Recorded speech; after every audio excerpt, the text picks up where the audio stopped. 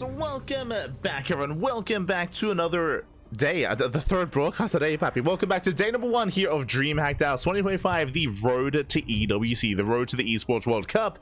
Welcome, I'm of course live VIP with you. I'm joined by these amazing players, by my plushes as well, and by the lovely people in the chat. Welcome, welcome one and all.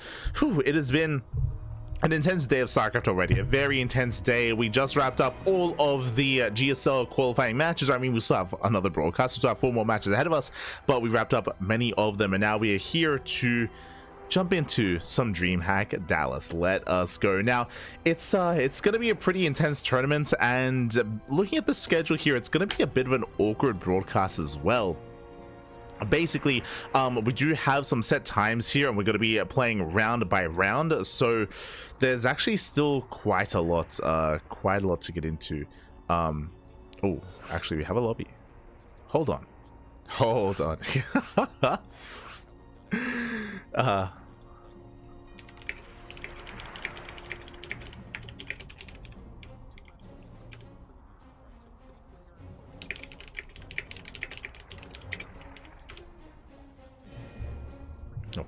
Sorry, just mentioning some of the players. But we are just getting things ready here for our first round. Exclamation mark be in the chat to have a look at the bracket yourselves. The bracket is live, the bracket is stacked, the bracket is pretty intense, and there's going to be a lot going on. I believe, have to wait for matches to become available to us, so it's going to be a bit of a slower start to the event and to the broadcast. Let us switch our scenes over and catch up on the bracket itself.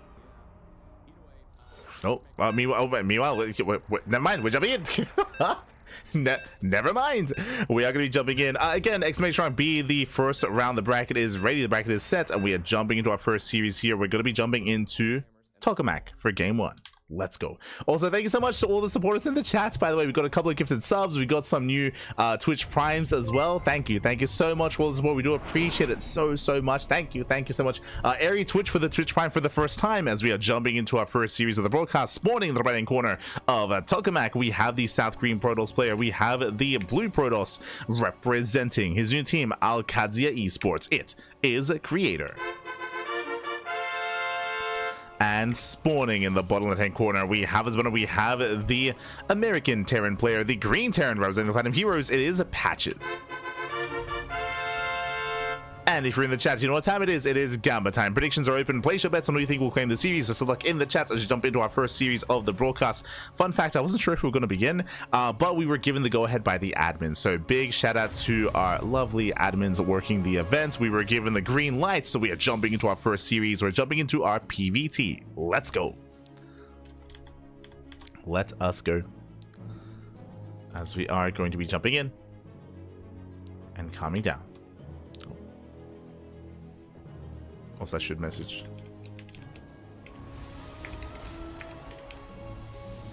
I should control tab. There we go.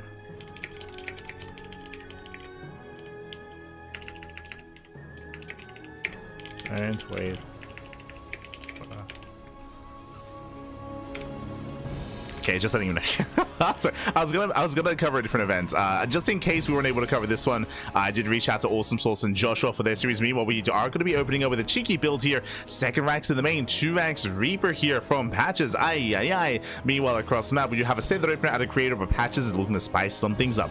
Of course, again, the bracket is stacked, and we have so many players lined up here in this tournament. The best of the best in the world are here. The best from Korea, the best from Europe, and even some NA talent as well. The best of NA. Patches, let's go. So we do have our setup here. Oh my god, what are we going for? We have 2x Reaper back at home, but we have a proxy factory across the map. Patches, what's happening? Let's go. I'm ready for some cheese. I'm ready for some chaos. I'm ready. Welcome creator to NA. Welcome him to America, Pappy. Let's go, Pappy. Let's go. As we are setting up the proxy again, back at home, standard opener creator. He does scout. He does confirm the ranks, and a single gas. He doesn't know. He doesn't know. He doesn't realize how much danger he's in. He has seen a standard opener. For all he knows, creator. Creator. He believes that Patch is playing standard, playing normal. He's expanding, but he's not. He's anything but. And the Reapers are building up. Ideally, Patches needs to deny the scout. He needs to make sure that the scout does not occur. As Reapers are amassing, Adept does move in and does scout 3 Reapers already. And it's going to be shut down. Oh, the first Reaper does fall. Nice pickup. One Reaper gets picked up, but Last Adept doesn't go down. Back at home, what do we have to defend? Shield batteries on the way. Twilight Council as well. Creator, he's getting ready. He's gearing up. Back at home. Meanwhile, Proxy... double factory? I was assuming like factory into starport into a drop, but no, we're going to double Cyclone production. What the hell's going on? Greener, just for you, Pappy. Just for you. Let's go. Let's go. Again, I do apologize for being a little bit frazzled at the start of the broadcast. I was just messaging a bunch of people and trying to figure out what was going on. So I do apologize. Meanwhile, double factory, double tech lab, mass cyclone. One base all in, mass cyclone. Okay. No, going to tank. So cyclone is tank production. There is that hidden SCV potentially for starport. Okay.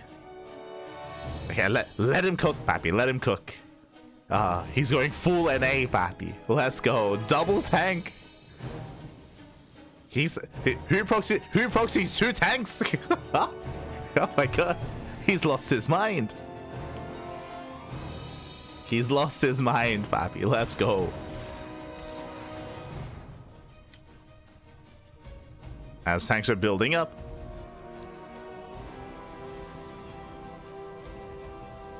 Where's Creator dipping in? Oh, does it forward, takes on the first Cyclone.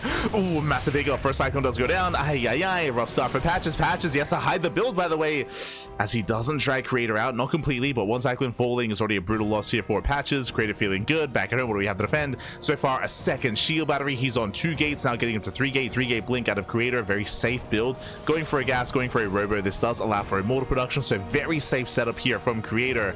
And Patches, he has yet to pull the trigger. He's still building up for a 4th tank. Proxy Depot, let's go. So waiting for a 4th tank. Cyclones are building up as well. So Patches looking to move out.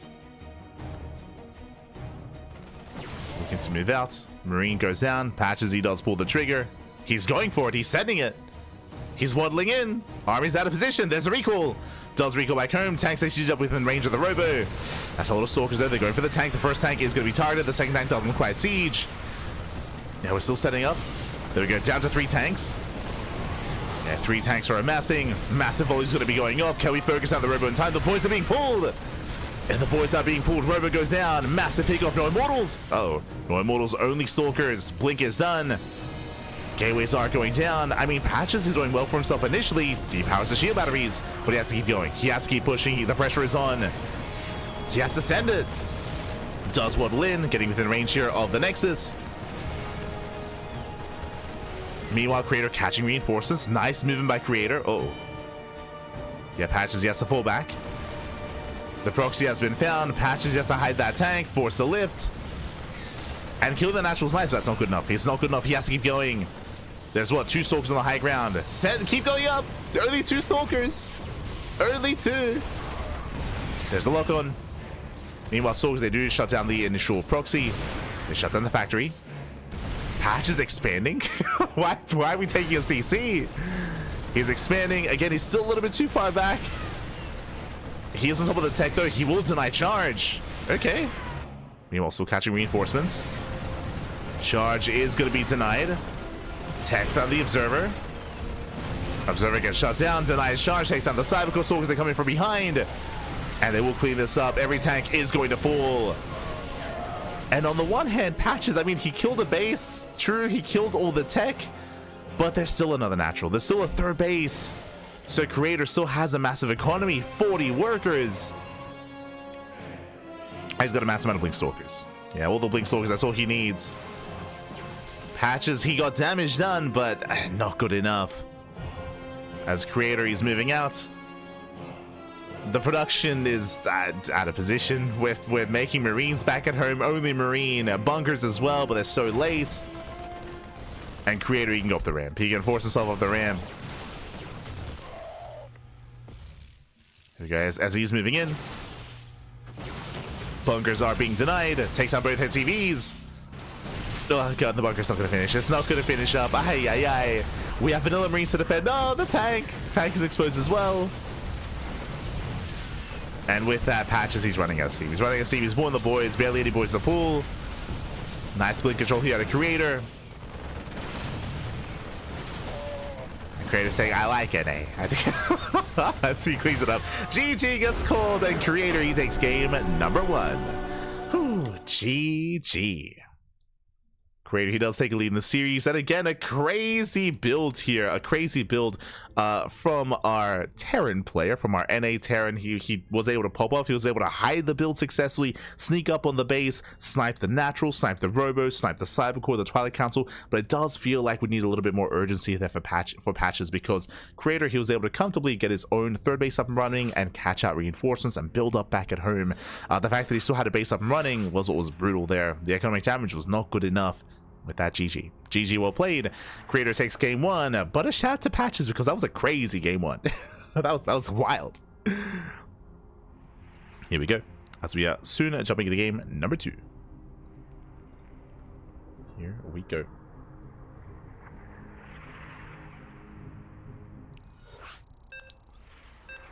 We are getting ready for game 2.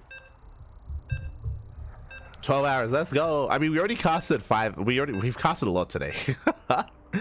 Hello, Bunny, hello. But yes, we were just live earlier. We had like a 4-hour cast doing GSO qualifiers. And then we had a 1-hour break, and now we're back. Now we're back with some DreamHack Dallas. And spawning in the bottom right-hand corner of Persephone, we have the South Korean Protoss player, the Blue Protoss. Representing Alkadzia Esports. Leading the series 1-0, it is a Creator. And spawning in the top left-hand corner, we have the green Terran player representing the Platinum Heroes from Land of the Americas. It is Patches. All right, show us what you got. I'm ready for some nonsense. I'm ready. Send it, Pappy, send it. As this time, the problem here is that now Creator's on notice. Now he's like, okay, I'm locked in Persephone with a madman. I'm locked in the creator of this map. True, for those who do not know, Patches, he is, of course, a very well-known figure in the community. He is a map maker. He's a map and a player and a tournament organizer as well. And Patches, he actually made this map. He made Persephone. He's the man behind this map. Let's go. Patches, he does make a lot of maps, and he does put a lot of effort, a lot of time, a lot of passion into said map making. So it's great to see him actually playing against Creator on his own map. Let's go. This is where, like, Patches, he like hid like a he hid like a gold mineral patch like underneath one of these tiles that he can like open up, and like he can something crazy like that. He's got like some crazy creator tools. He's gonna need it against Creator. Let's go.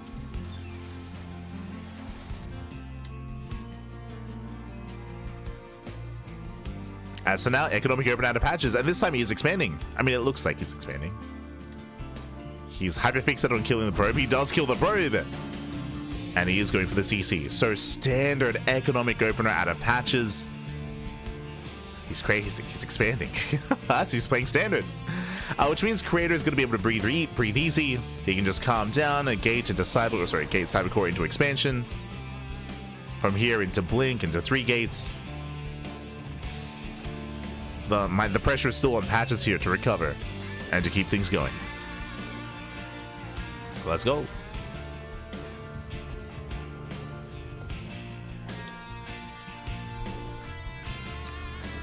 As the bunker is being thrown down, Patches hiding over on the right hand side of the map does peel off. Let's go. Is over on the right. 2 racks opener back at home. 3 racks. Oh, okay. This might be a fake CC. We've seen this from Patches before, actually. As Patches, he's not making SCV. Okay, he's making SCVs. But he's setting up with 3 racks. We could even go up to a 4th racks and go for a 4 racks all in. That is an option. We can see Creator, he's scatting. Creator, he's trying to figure out what's going on.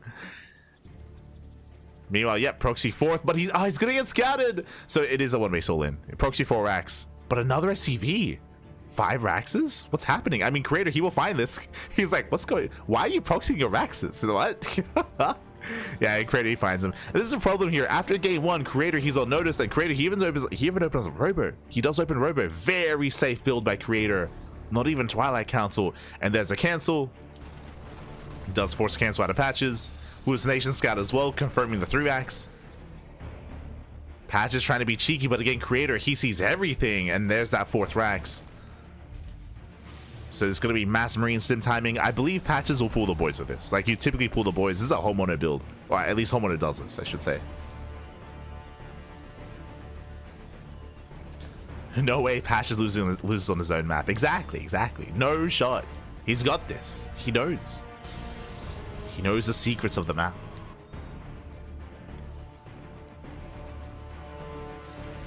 As he's building up.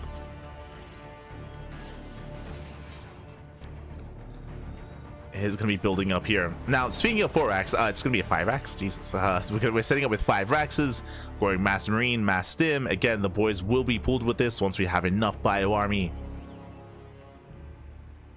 But the problem is Creator's playing so safe. And because Creator, he already saw the initial 3 racks. How do you counter this? What's a hard counter? Colossus. So Robo opener into Bay into fast Colossus. That will be enough to shut this down. 1 Colossus is all you're going to really need here. So really safe and really nice setup here from Creator. Again, this build just hard counters bio play. So I appreciate what Patches is doing, but again, this Colossus, it's gonna reign supreme.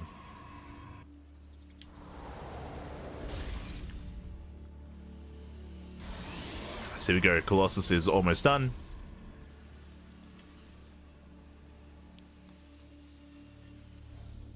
So Colossus is on the way.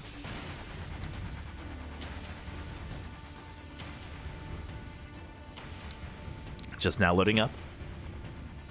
Boosting across the map. Oh, Marines, they stim in. They get 1. They get 2. They get Bird Stalkers. Nice catch here out of Patches. Very nice catch. Remember, there's no blink. There's no blink for the army. The Colossus going for a drop across the map. Creator, he's not at home to defend. But he can always recall. He can always recall. Patches, he's committing. He does heal up after the stim. I do love to see it. Drop into the mineral line. SCV's going to be going down. And Patches, he commits. There's 2 shield batteries, there's force fields as well. We got some slow lots.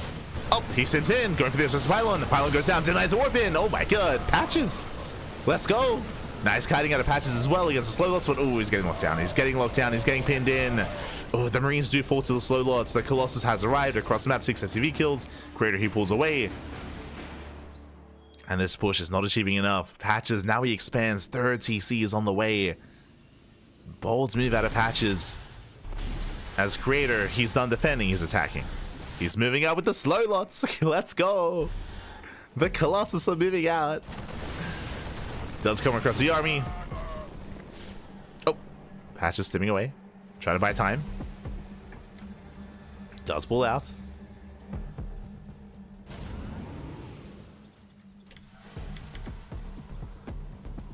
Does pull out. Creator going back into the mineral line. Roasting on more SCVs. Denying mining. There are marauders, thankfully, to defend. As the army gets cleaned up.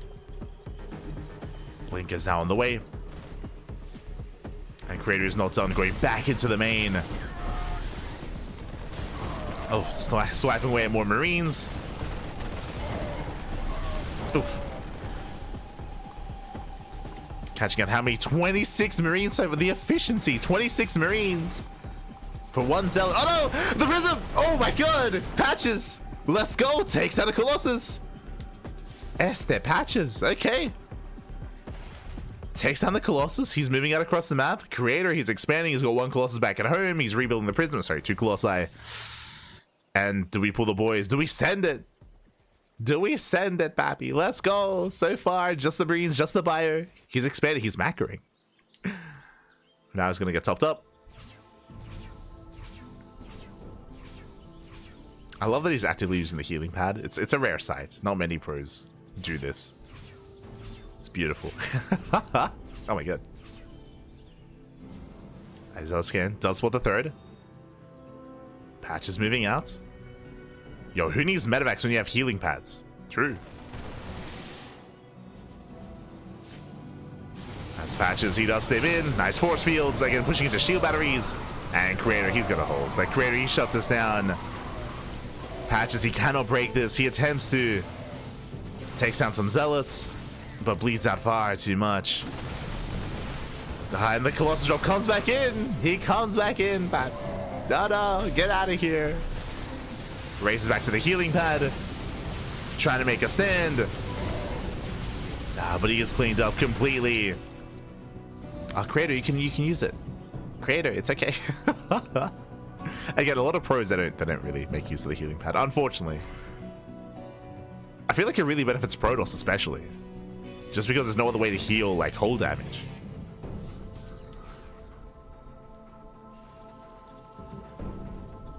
This Creator, he pulls away, takes another expansion, being more defensive back at home. Is setting up.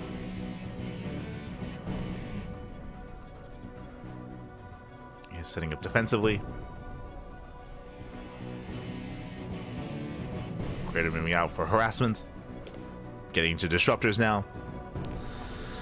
And Patches, I mean, sure, he's on 3 bases and he's working towards potentially even a 4th base, but he's bled out so much supply. The problem here is the army size alongside the economy as well. He's still not fully saturated. Creator getting a 4th base, getting further ahead. Patches, he needs more. Needs to find more damage is what I mean. As for now, he is going to be pinned back at home.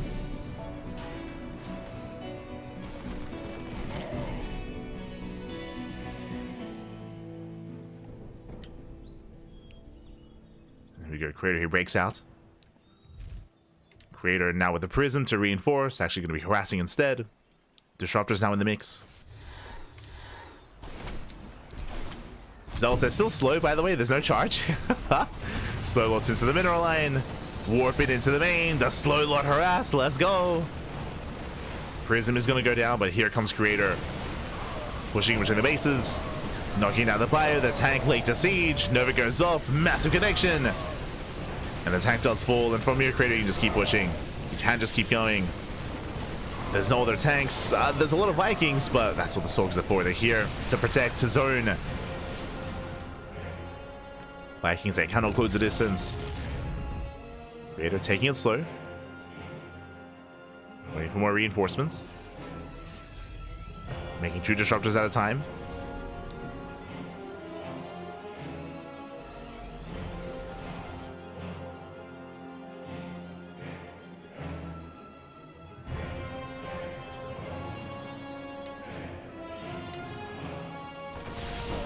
So we go. Creator pushing in. Creator, he does push in. Does hit the 3rd. There's one tank on the high ground, but there's no saving the space. Yeah, there's no saving the expansion. As Patches, he does get into the main, but we have a defensive warp in. Creator, oh! He does force this back. Medevac barely escapes. But Creator, he pulls away. Denies the 3rd, containing Patches on 2 bases. And Creator, he can just, I mean, he can still force his way in. There's not much to stop him. Yeah, there we go. Nova's brutal connections, the splits are not there. GG gets called, and Creator, he will take the series 2-0, taking down Patches, knocking him down to the lower brackets. GG. GG, well played. Creator, he will claim the series. Again, some spicy builds out of Patches, and I do appreciate it, especially game 1 was crazy. Game 1 was out of this world. But GG, well played, and Creator, he will claim the series, will advance on. Shout out to Patches, of course, for competing, and again, Patches is still in the tournament. It is double elimination, so he will have another chance in the lower bracket, but last he is knocked down to said lower bracket. So GG, well played. With that, congratulations. And with that, we are now getting ready here for our next set of matches. Looks like HeRoMaRinE takes down... Let's go. HeRoMaRinE, again, he cheeses the hell out of Hearthstone. Hearthstone is knocked down into the lower brackets. Looks like Patches also knocked down to the lower bracket as well. And now we have to figure out where we're headed next. What are our matches remaining? And where are we going? Oh boy. Let's find out. Let us find out. As we can switch our scenes over and catch up on the brackets. Again, it looks like we don't really have any many other updates, at least not yet. But we can switch on over and figure that out. Okay, from the top. Again, we still have, I believe, Laid-Off versus Billy Zane. They're still mid-series. Again, HeRoMaRinE took down HeRoMaRinE 2-0. That was on the main stream. Creators took down Patches 2-0. That was on our stream, of course. And I was looking at Awesome Sauce versus Joshua. I believe they should have wrapped up by now. They should have.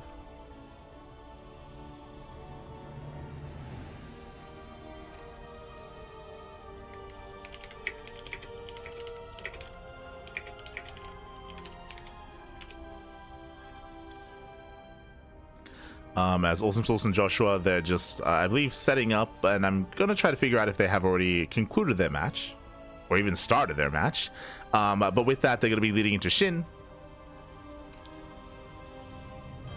Likewise, we have Shotgun versus Falling Ninja up against Showtime in the next round. M King versus Skillless. I believe they are wrapping up. And we have Future versus Lunacy. I believe that is going to be up next on the mainstream. So mainstream, they're covering Future versus Lunacy, so we cannot touch that. We have Sasori up against Pike Tyson when he goes up against Cure in the next round. Oh boy. Here we go. But right now we have some downtime. We're just trying to figure out what's going on, and again, we might jump into Awesome Sauce versus Joshua. I'd love to see Shin versus Creator. Like, the potential Shin versus Creator looks like a very, very solid matchup, and I would love to indulge in that. Likewise, the potential of Future versus Cure looks like fun. Showtime versus Skillless. Like, there are some big names down here, and from my understanding, we are going to be concluding upper bracket round of 32, 16, and round of 8 as well. I believe that is going to be today, at least for bracket A and bracket B. And C and D. I believe that is the plan. Or at least A and B. Yeah, for all four groups. All four groups. We are looking to progress. But we might have some downtime just because we're waiting for matches.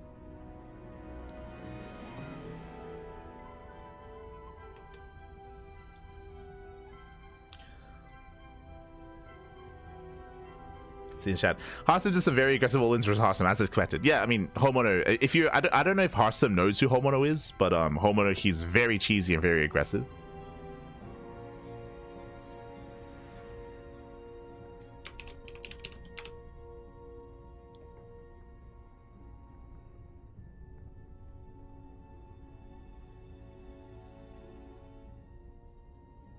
I think HeRoMaRinE never watched a Ducklings stream. He got stopped by HeRoMaRinE. I know. Yeah, it's known that HeRoMaRinE is hyper aggressive, but I know that HeRoMaRinE doesn't play in a lot of online tournaments, so HeRoMaRinE might not be familiar with HeRoMaRinE. Might not know him.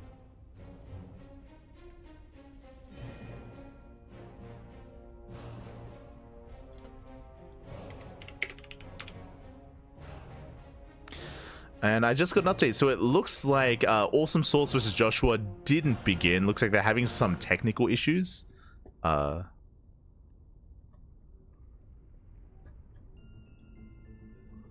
So there are some delays. So it looks like basically there are a bunch of delays when it comes to the bracket, just because there are some PCs that are having some issues. I don't know the details. I don't know any specifics. At least we got our first match. So I have confirmation. Awesome Sauce and Joshua, they've yet to begin. So we might just jump into their series, follow that into Shin, and then follow that into Creator. That might be the plan.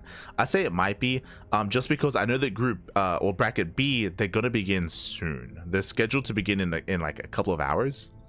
And I do want to catch Dolan versus Jumi, because I believe the mainstream has Geralt versus Foxer. So Dolan versus Jumi is going to be available to us. That's all we want.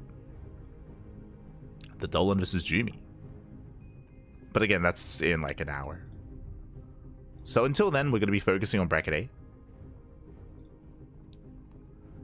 And tentatively, our next series should be Awesome Sauce versus Joshua. I mean, maybe Sasori versus Pike Tyson hasn't begun yet. Maybe.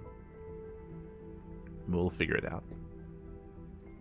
But yes, there is a 2-minute delay. 2-minute delay.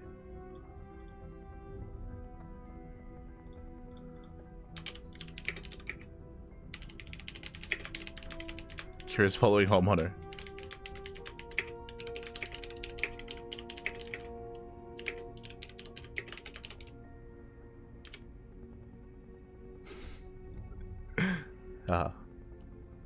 HeRoMaRinE, he hasn't macroed in 5 years. Oh no. But yeah, for now it looks like we have some downtime, so we're going to be going on a short break, and then when we come back we will have Awesome Sauce versus Joshua potentially. That looks like the next setup.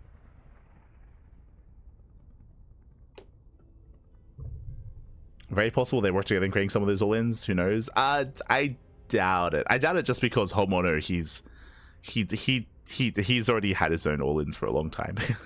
Like, it's not, I don't think it's anything prepared. It's like a standard HeRoMaRinE all-in. So, yeah. I mean, I would imagine. I haven't seen the games.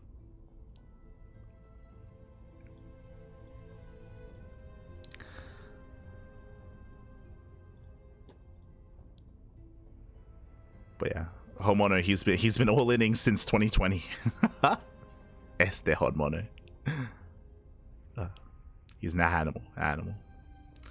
But yeah, so I do apologize for the downtime, and I do apologize for the lack of updates on the bracket. But again, apparently there are just a bunch of delays when it comes to the offline event. It wouldn't be an offline event without delays, you know, especially in the open stage where you have all these PCs and all these players all playing at once. It can be quite chaotic, and some of the PCs require updates, some Windows updates, or something else when it comes to peripherals. It happens. We do have permission to restream the mainstream. I guess we could like react to Lunacy versus Future, but yo, Lunacy, look at his hair. Qualifier, but that is pretty much about it. He played in a best. Let's go. So they've just Lunacy versus Future, they just started their own best of 3, but I'm okay just going on a break. I think it's nice taking things slow initially. Just it's gonna be a long day. So it's okay.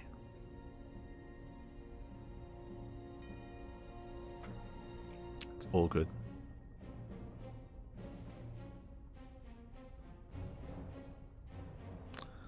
May as well set up.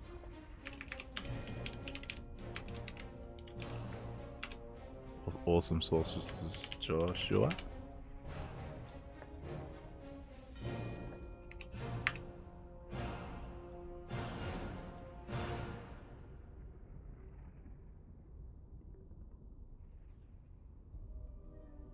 Oh, the downtime. 5. Yep. No, it's yeah, it's really kind of cool to see these guys kind of showing up, like I say, with the EWC season start, and everyone's kind of getting that kind of gameplay. I mean, actually, yeah, we can just co-stream. we have permission. May as well, Pappy. May as well. What's going on? What's going on over on? Bam. Over on the coast. And we get ourselves, yeah, the Reaper Hellion gonna get over on the mainstream. And dangerous when you get that chance to hit those probes a little bit. Yeah, he's targeting down the Hellion though. Hellion does fall, and the first Reaper will not be far behind it either. Nicely managed here actually by Lunacy. A little bit of panic for just a second. Loses a I have to remove my own overlays. There we go. Difficult to prevent that from happening, as this is just going to be a good old Stalker follow-up. So I didn't get to see the openers so far, but for those who don't know, Lunacy, he is a pretty unique player as well. He's not as cheesy as HeRoMaRinE, not at all. Like HeRoMaRinE, he's known, everyone knows that he does nothing but all-ins. Lunacy does some unique builds as well, so bear that in mind. Future, I would imagine, has some experience with Lunacy, I would hope.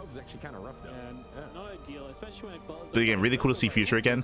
For those who don't know, Future, he was actually in Korea recently. I say like last year. Like, he was in Korea, he was practicing, he was training. He was in the team house with Clem and with Estrella and with Trigger. They had like an NA team house in Korea, and Future was improving a lot in that time. But it's been a couple of months since then. Meanwhile, it looks like a relatively standard opener out of Future. Likewise, Blink from Lunacy. Coming down as well with that medevac. The probe and the pylon will see this medevac entering the natural though, so you can begin to prepare a little bit. The Stalks are all in the main base because this is kind of the more odd location to fly in from. But yeah, the Stalkers get here. WoodMine burrows up, is going to fly off for 1 probe, goes down, and now we've just got the attack in the main base to deal with 2. Looks as though Lunacy's going to deal well with that. WoodMine even unburrowing. Going to burrow now, forces 1 more probe pull, I imagine. Oh, well, he gets the Stalker for his troubles at the very least, and another worker will end up going down there too. Not quite flawless here for Lunacy, right? Not yeah, quite so far pretty standard setup. I mean, 4 probes going down is not ideal. Not ideal. A little bit more damage than I think he really was supposed to, but ultimately, this is now pushed back. But you can already see it reflected here in the supply count at the bottom, right? We already have a third Nexus, I guess, for Lunacy, but Okay. Future is certainly the one with the And larger as much as army I at would this love to point in continue time. this, I mean, again, check out the mainstream. The mainstream, they're over. They're covering Lunacy versus Future. I was just poking my head in, and again, we can, you know, co-stream. We have permission to co-stream and check out the matches that are happening there. But we have our first series. Let's go. So I was just doing that while we were waiting for our match to finish up, but here we go. We have our players ready. We have our fresh best of 3 and spawning in the top right hand corner of torches. We have the purple Protoss player, the purple Protoss representing Root Gaming. It is Awesome Sauce. And spawning in the bottom right hand corner, we have his opponents. We have the red Zerg player, the American Zerg. It is Joshua, aka Hydran. And if you're in the chat, you know what time it is. It is a Gamba time. Predictions are now open. Place your bets on who you think will claim the series. Best of luck in the chat. Best of luck in the chat. Again, our players did have some issues when it came to starting their match, but now we are here. Now we are ready. And I'm excited to jump into torches of all maps. Now, I'm very unfamiliar with our players. Now, Awesome Sauce, for those who do not know, he is an observer, or at least he was an observer. I believe Awesome Sauce, he used to do production for Root Gaming, and I believe he did observe a BlizzCon a couple of years ago. I mean, it's been a long time since we've had StarCraft at BlizzCon. True. I think maybe the last BlizzCon or the second last BlizzCon that had StarCraft, Awesome Sauce, he was observing. So big shout to Awesome Sauce. It's pretty awesome. Pretty awesome. So again, Awesome Sauce, kind of like how last game we were covering Patches, and Patches, he's a map maker and he made Persephone. Here we have, you know, an ex-observer, and again, he's done his own work behind the scenes production wise in other StarCraft events, and again did a lot of work for Root Gaming as well. So really cool to see these more old school people from the community still playing and being a part of Dallas. Really cool to see. So much love to Awesome Sauce, much love. Got a lot of respect for him. He is a Protoss, and I'm expecting aggression out of him, but again, much love to Awesome Sauce. As for now, we do have a gas hat pool opener here. Joshua, he is a bit of a lower tier player, bear that in mind. Is a bit of a lower tier player here, and he is reacting to the probe. He is going for an inefficient opener here. No expansion yet, so this is a rough start for Joshua. It looks like he's planning to go for a 1-base all-in. Okay. So we have a 1-base all-in setup here from Joshua. At least it should be. The problem with this opener and the problem with this start as he kills the probe is that the probe saw everything. The probe saw everything it needed to here, is aware of the Roach Warren, is aware of the tech on 1 base. Everything's been seen, and Awesome Sauce just has to play it safe. Just has to play it safe. Safe and sound is going to be a Stargate opener out of Awesome Sauce back in the main. Playing standard against our gate, cyber expand into Stargate, into Oracle. And Joshua now expands. And again, this is a very late expansion. Expansion for my co-stream? Is there a...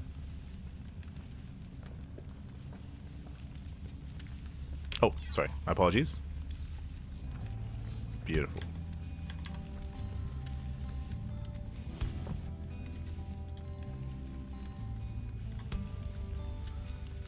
So here we go.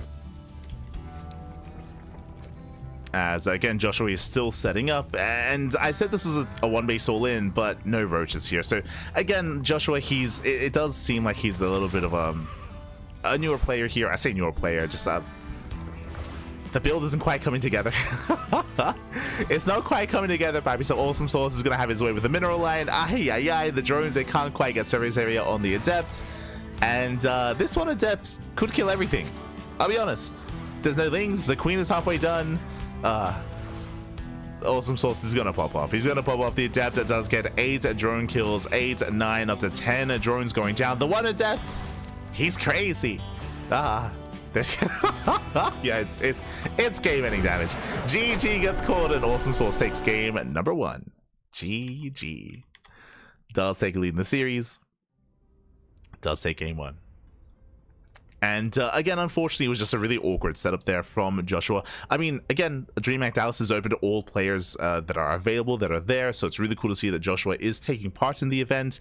This is the open bracket, of course, but this is where you can have some big names, like some big pro players, face off against some otherwise lower tier players instead. But it's also a good way to be a part of the community, be part of the scene, you know, meet up with everyone as well. I'm definitely envious of everyone at the event. It's really cool so that you can interact with players, with other talent that happens happens to be there as well. I know that Fear Dragon is going to be at the event, live at the venue. So yeah, really cool to see them all coming together here. And best of luck to Joshua coming into our next game. I'm hoping that we are able to have a little bit more structure to the build.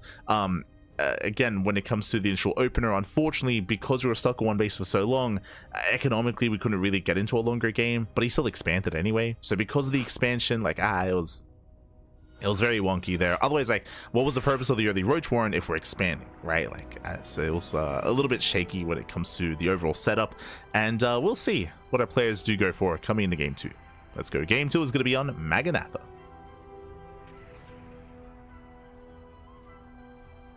Awesome Source is playing Protoss, so the observer can build observers. True, true. He likes watching. He likes it. He likes it. Exactly. But yeah, again, big shout out to Awesome Source. He's got his own kind of mark in StarCraft 2 history, for those that are aware, of course. When it comes to observing, when it comes to production. And of course, still in StarCraft. As we're now getting into game number 2. And spawning in the top left-hand corner of Maganatha, we have the purple Protoss player. We have, representing Root Gaming, it is Awesome Source. And spawning in the bottom right-hand corner, we have the red Zerg player. We have the American Zerg. Yo, 15-15? Yo, we know what we're doing. Kind of. It is Joshua. Yo, let's go. Have we watched Lambo's video? Kind of. The Overlord is a little bit late. But okay. So 15 pull into what should be our standard natural base timing. So earlier spawning pool here out of Joshua. We should not be taking a gas with this. We can go for earlier lings, a little bit of earlier aggression. But this is a gasless start. Okay. We're popping off. Behind this, of course, Awesome Source going into his own standard opener. Probe Scout is coming in. The hatchery is placed before the probe arrives, thanks to the initial extractor trick and thanks to the earlier timing. But so a couple of things here when it comes to this opener. This is very efficient. The opener itself, going for 15-15, able to make more workers, able to make an earlier queen, able to drone up and take a faster base. I mean, it can be a more efficient build, but the downside here is that late gases means late link speed. Oh, speaking of, we have no gas with this build. We can't go into roaches like this. What are we gonna do? No. Okay, we're getting there. We're getting there.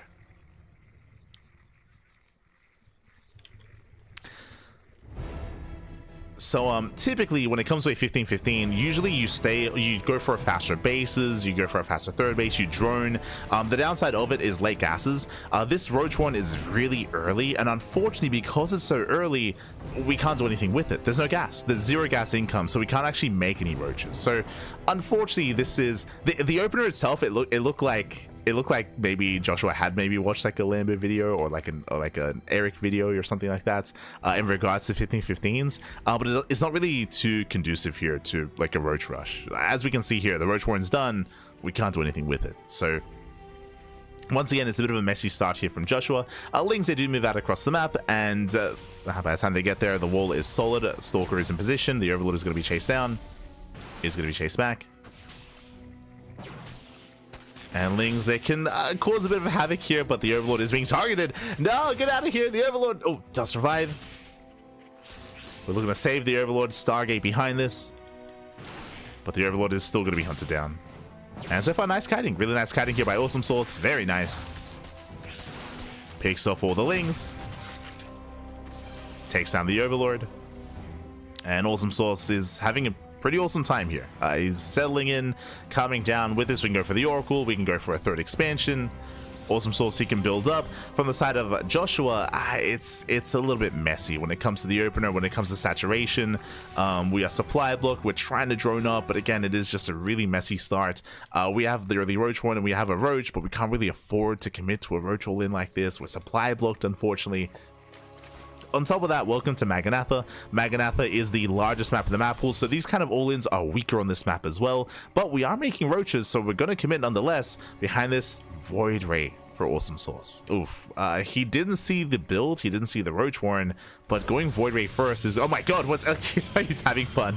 Void Ray opener into Sky Toss. He's an animal, Bap. He's an animal. Aye, aye, aye. Let's go.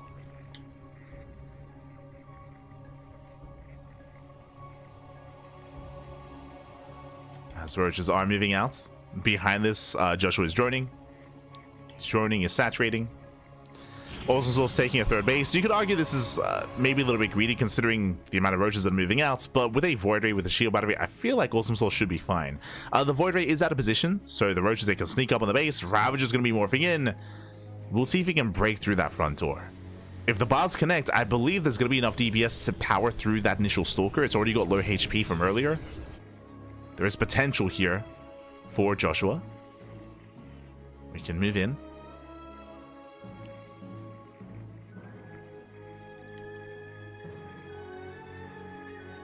Meanwhile, Tempest production has begun.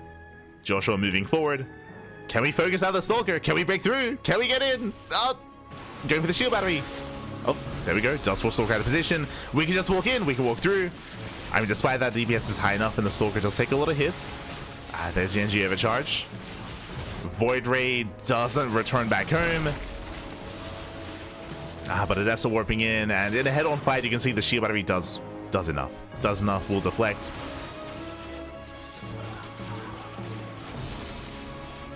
One Adept does go down. And we can wreak havoc here, but unfortunately, we have limited anti-air. There's one queen. Sorry, there's two queens. There's two queens. Tempest is revealed. Rushing into Sky Toss. We have more Roaches on the way, but this is not good enough. There's not good enough damage here. I mean, even if the base goes down, it's still not good enough. Files up. Hey, they do connect. Not bad. they do connect. Let's go. Harnessing is in the dark. Roaches, they waddle in, but they're going to be cleaned up. And from here, researching Tectonic Destabilizers, second Stargaze. Bit of a supply block here for Awesome Sauce, but he breaks out, and he's amassing more Tempest. And here comes the Tempest move out. And we don't really have the economy to sustain a Spire. I mean, we can't afford it, actually, because we're banking up so many resources. So we could throw down the Spire instead of going for the Hydrogen. I mean, Hydrogen does finish faster than a Spire, for those who do not know. Hydrogens are less effective, but they're a good, like, kind of knee-jerk reaction to something like Sky Toss, if you scat it late. The tech is exposed, though. That's my concern. As Tempest are moving in. Meanwhile, no additional queens, no spores, only two queens to defend. Oof. And the Tempests have arrived. No. It's 2021 all over again. It's almost like I'm getting like proxy Tempest PTSD. Oh, we pull the boys. Let's go. The boys are being pulled. Joshua, send it, Bappy. This time commit into the mineral line. Go past the wall. I believe in you. Let's go. As queens are going to be falling. Send it, Pappy. Just go in. Go in. Yeah, Tempest is just wreaking havoc in the main. Void Ray in the natural. Roaches have arrived. He's going for the shield battery. I mean, he will break through. Eventually. Does break through the shield battery. Does push into the natural. From here, you can go into the mineral line, you can just get some damage done. Eventually, the Sky Toss will kill everything, but Hydras are amassing. Does force a recall. Does force a recall back home. And this first Tempest is going to go down. It's left idle. You can do it. Let's go. Oh my god. Tempest does get away. And across the map, the Roaches, they break through and they get some damage. They get 7 probe kills, which is nice, but unfortunately not good enough. Again, back at home, there's barely anything here. There's 22 workers. The economy is really being sustained. Boys, they're pulling back.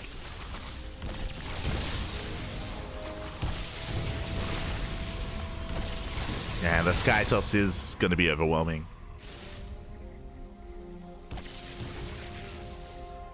See, this is where I hope that Shin is watching.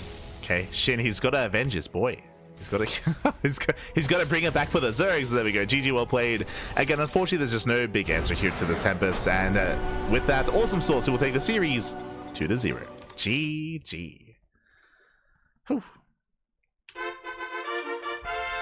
GG, well played, Awesome Sauce. He will claim the series. And of course, if you're in the chat, by the way, I do want to get ahead of it just in case. Of course, Joshua, he is a lower ranked player. He is gold. He is a gold league player. So, you know, much love to Joshua, because even though he's gold, you know, he happened to be in the area, or maybe he even traveled. Big fan of StarCraft, part of DreamHack, part of the open bracket, did take part and is going to be a part of the event as well. He's still in the tournament. He's still knocked out the lower bracket.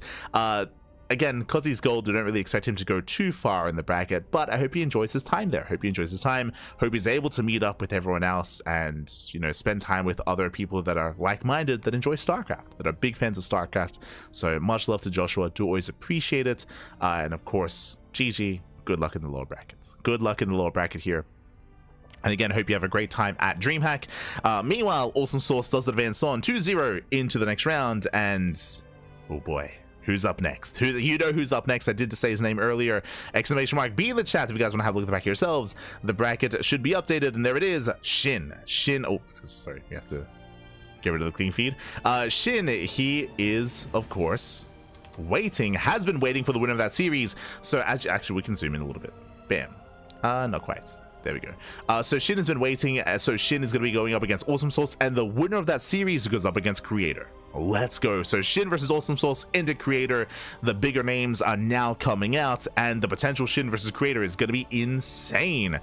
I'm looking forward to it. Let's go. As we're working our way towards that match. Meanwhile, we have some other updates. Shout out to Sasori. Sasori takes down Pike Tyson 2-0. Sasori up against Cure in the next round. Future is up 1-0 against Lunacy. Best of luck to Lunacy. I hope he's able to make a series out of that. Best of luck. So, meanwhile, Future is warming off. Skillus takes down his opponent Imp King 2-0. And it looks like Showtime is still waiting for his opponent. Showtime is still waiting. Looks like Maru is still waiting as well. So we do have some delays in the bracket. As I mentioned before, there was some issues earlier when it comes to some of the PCs, some of the setups, so that may have caused some delays, and I mean, it even delayed our match, for example, as well. But the bracket is progressing. We're getting there. We are getting there.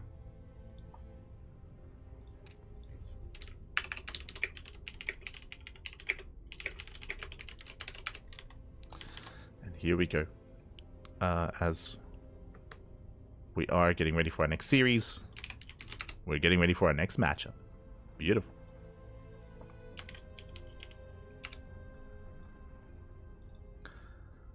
As Veto's are underway, and again, Shin versus Awesome Sauce is going to be right around the corner.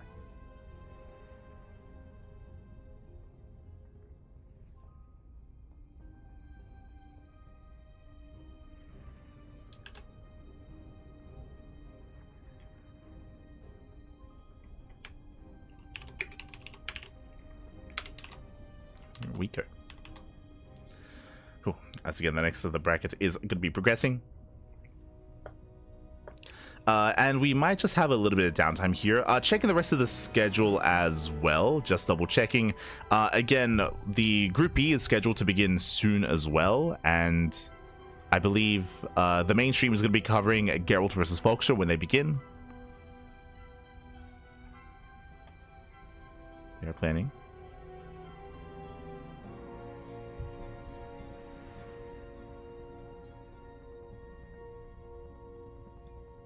So we're going to be having some downtime. So we're going to be going on a short break, and when we come back, we'll have our next series. We'll have Shin versus Awesome Sauce. See you soon. See you soon after the break.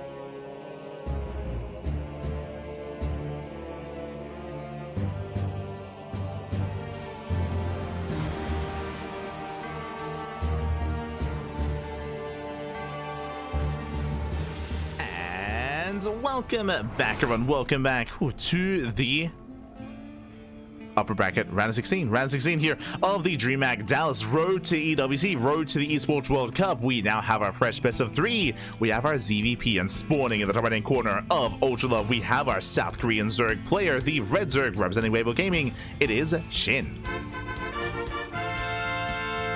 And spawning in the bottom left-hand corner, we have Zoun. We have the American Protoss player, the Pro Bowl Protoss, the ex-observer himself for Root Gaming. It is Awesome Sauce. Let us go as we are settling in. And if you're in the chat, predictions are now open. Place your bets on who you think will claim the series. Best of luck in the chat as you can get your gambit going against Shin. He's one of the big names to make a deep run in this tournament, and we'll see if he can make it through further into the upper echelons, into a qualifying match. Oh boy. Here we go. Likewise, Awesome Sauce, he's warmed up. He's ready to go. I didn't mention Awesome Sauce's own rank, but he's Masters. He's a Masters player, but he is here nonetheless to see if he can try to get a cheeky win over Shin. Let's go. He's here for that pro gamer experience. Awesome Sauce, what do you have for us? What do you have in store? Let's go. That's usually kind of what these early rounds entail. If you saw previously, Patches, he was popping up. He had some crazy cheeses, some crazy proxies, some crazy all-ins against Creator. Alas, they didn't quite work out, but there was potential for sure. Likewise, I'm sure that Awesome Sauce has something special as well. For now, Hatch Gas Full. We do have our standard opener out of Shin. Likewise, Awesome Sauce going for a Gate Expand. Gate Expand into Cybercore, standard opener out of our Protoss. Nothing crazy yet, nothing too wild. Also good options. Yeah, we'll definitely once we wrap up some of these matches, we'll try to have a look at what series are available to us and where we head and where we go.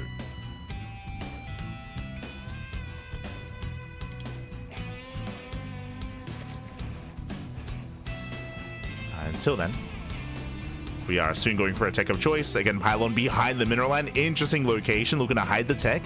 Stargate, Twilight Council, or Robo, what do you have for us? Show us what you got. Meanwhile, Shin, happily droning, takes down the probe. Behind this, he pulls out a gas, and will expand and take a third base. So standard play here out of Shin, just hatch gas, pull it into a third.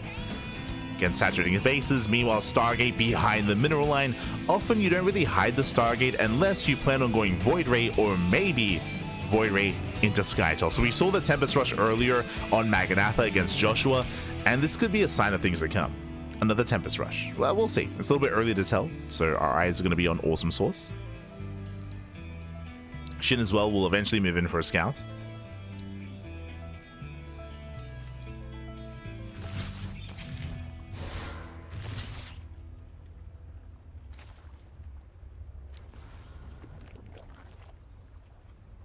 As Awesome Sauce, he does poke in. Behind the Stargate is done. We're expecting a Void Ray, but we'll see if we open up Phoenix or even Oracle. Okay, never mind. Oracle first out of Awesome Sauce. Interesting. Does open up Oracle. Based on the rally he's keeping at home, there is a build where you can go Oracle like this and make a second Oracle and bank them up back at home. Hope that your opponents, because there's no Oracle, skips the Spore and then catch them off guard with double Oracle. That is something you can go for, but we'll see as he's rallied across. Okay, he's rallied across the map. Behind this, third base is being taken. Awesome Sauce building up into the mid game. Lings hits a delay, but that's what the Oracle is for. As Lings are going to be forced back. Shin, he now confirms Oracle first. He confirms the Stargate. And back at him, he's getting ready. Spores are now on the way. Queens are amassing as well. Shin droning, saturating, setting up, building up into a longer macro game. That is going to be a bit of an earlier Twilight Council out of Awesome Sauce. My eyes are on this probe. If he goes for a Forge, this should be plus on and Blink. Otherwise, we could be cheeky here and going to Charge or going to Glaive Depths, but it's a Forge. Awesome Sauce, he's trying his standard macro play here against Shin. Okay, let's go. So it looks like plus on Blink Stalkers. Again, a standard setup out of Awesome Sauce. Okay, I see you. Eva Chamber on the way from Shin. It should be fast plus on melee. Lings, they do hit the third base. Stasis does connect, but only on 3 Lings. Okay, comes in for the surround. Oracles, they race back home. And Awesome Sauce will defend. He does deflect, he does defend. Plus on melee typically means Ling Hydra out of our Zerg player, so we should be delaying or even just completely skipping Roaches. So no Roach Warren yet. And just building up into more Lings. Behind this, yeah, as we mentioned, a plus on the Blink Stalkers. And Shin, he attempts to scout a little bit further. You have a new queen. God, every time. Show me those skills. God. God damn it, Shin. It happened earlier today when we were casting his GSL matches. Este Diva. Every time. There's a certain amount of players out there. Shin is one of them that they use Diva, and every time I do this to see their POV, Diva chimes in every time. Fun fact: Inexorable uses Total Biscuits. I think Astrea uses Whitera. Astrea does use Whitera, which is really cool. Not many people use Whitera. I know that Vindicta, he does like to mix it up. I think Vindicta right now is using Castra Park. It's always fun to see how certain players have their own, you know, personality or style showed in that way.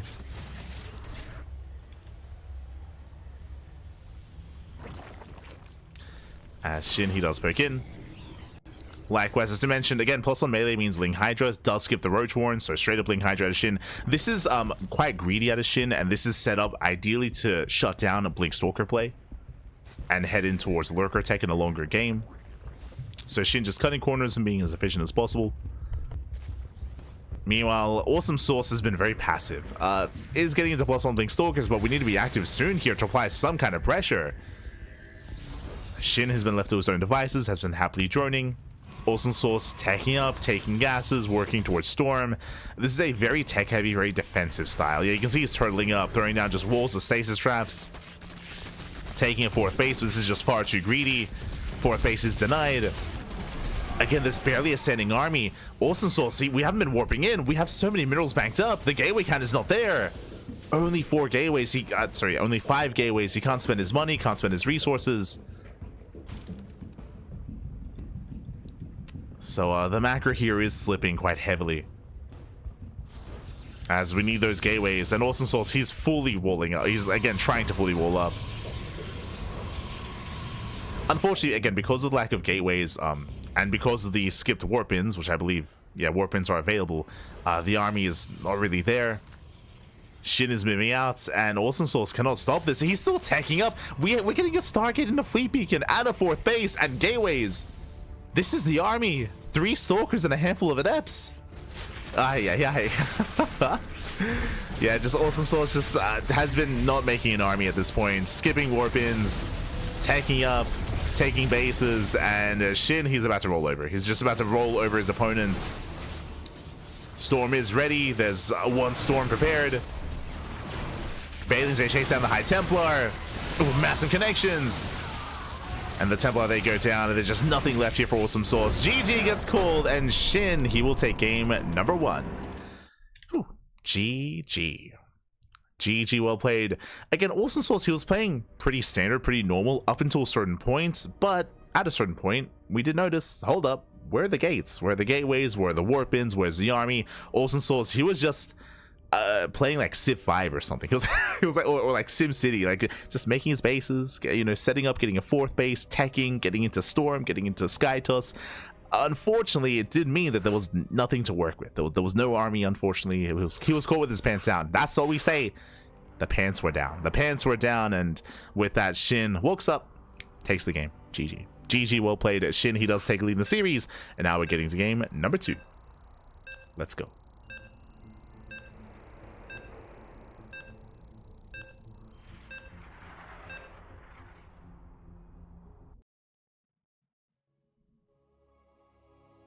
I consider buying the Diva announcer just in case any of my games ever get casted. God damn it. Every time. As morning in the bottom left-hand corner of Persephone, we have the South Korean Zerg player, the Red Zerg, representing Weibo Gaming. Weibo Gaming, and 1 game away from advancing on into the next round, it is Shin. And spawning in the top left-hand corner, we have as opponent, we have the American Protoss player, the Purple Protoss, representing Root Gaming. It is Awesome Sauce. Here we go. She just went to Dazzle Play so I can cast my idea. You should if you're in the area. Recommended. Again, envious of those that are nearby enough to go to like a Dallas or an IM Katowice or a DreamHack Valencia or one of these big StarCraft events. Envious. Especially if you haven't gone to one before. I would say, you know, do so while you can, especially if you're a big fan of StarCraft. I would imagine it would be worth it, for sure. To meet up with people, to enjoy an event like that, enjoy the atmosphere, the experience, for sure. For now, Hatchcast full standard open out of Shin. Likewise, we just have Awesome Sauce going for a gate expand. And again, like when it came to the overall opener and the build, like it was fine. Like Awesome Sauce, he was, you know, getting into a Stargate, Oracle, third base, defending, like everything was fine. Just didn't warp in. just didn't make units, pappy. Just wanted to make buildings.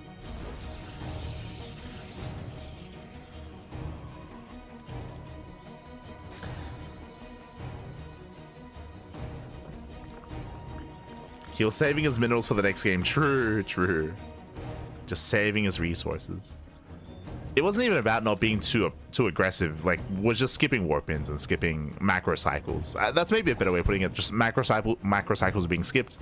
So the army was just lacking there for Awesome Sauce. But here we go. We can settle in.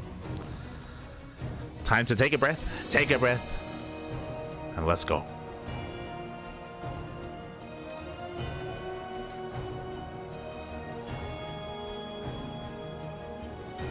The PSA if you're out there playing StarCraft. Just wear a belt. Tighten up.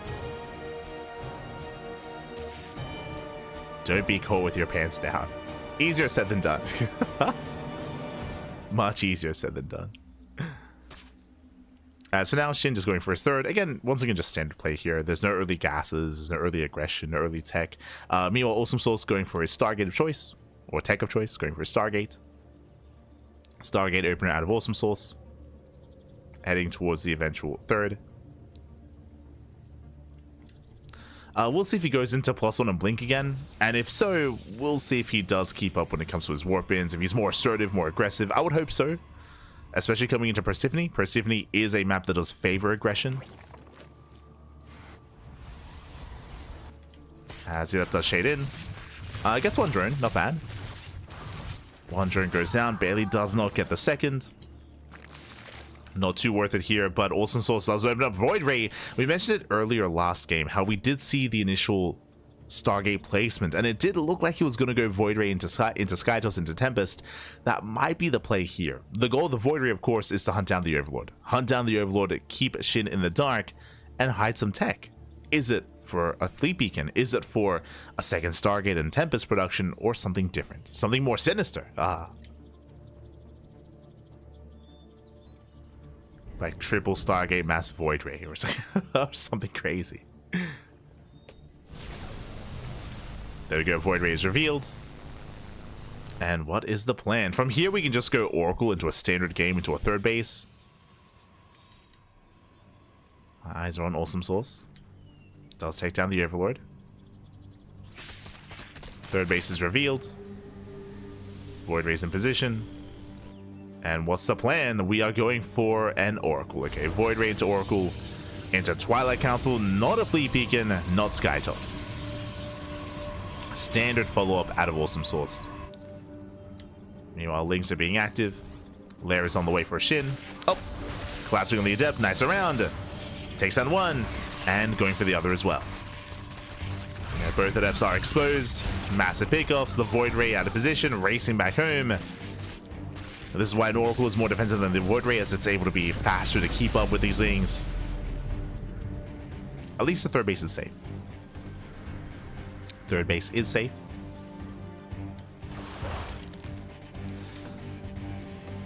As Awesome Sauce is moving out. Behind this Shin, this time going for a Roachhorn, playing safe. Last game we just rushed into Ling Hydra. This time investing into Roaches.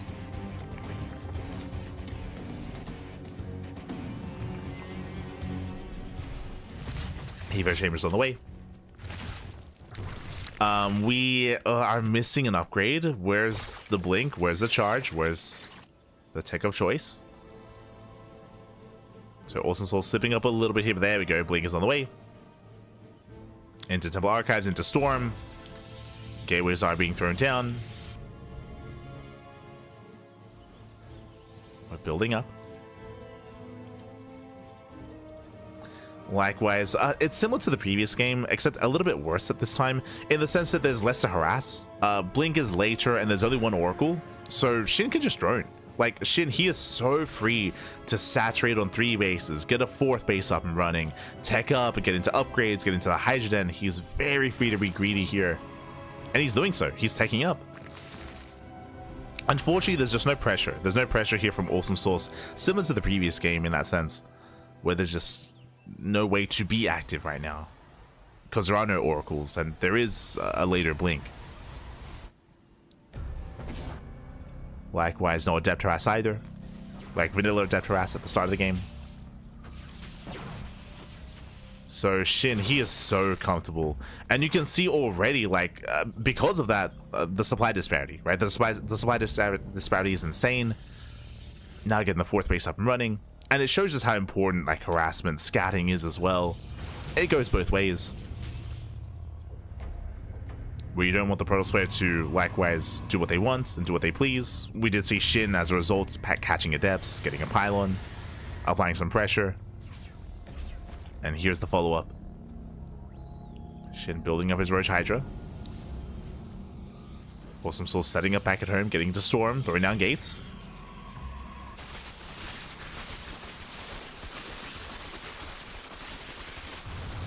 And Shin is getting ready for his push. Awesome Source, unfortunately, his gases were a little bit late here, and he is lacking a way to spend his minerals. Charge on the way. More gateways just now being thrown down. But Shin, he's here. Yeah, Shin, he's already here. And now all that greed from the early game, it's now reflected here in the army supply. As Shin is pushing in, knocking down those rocks.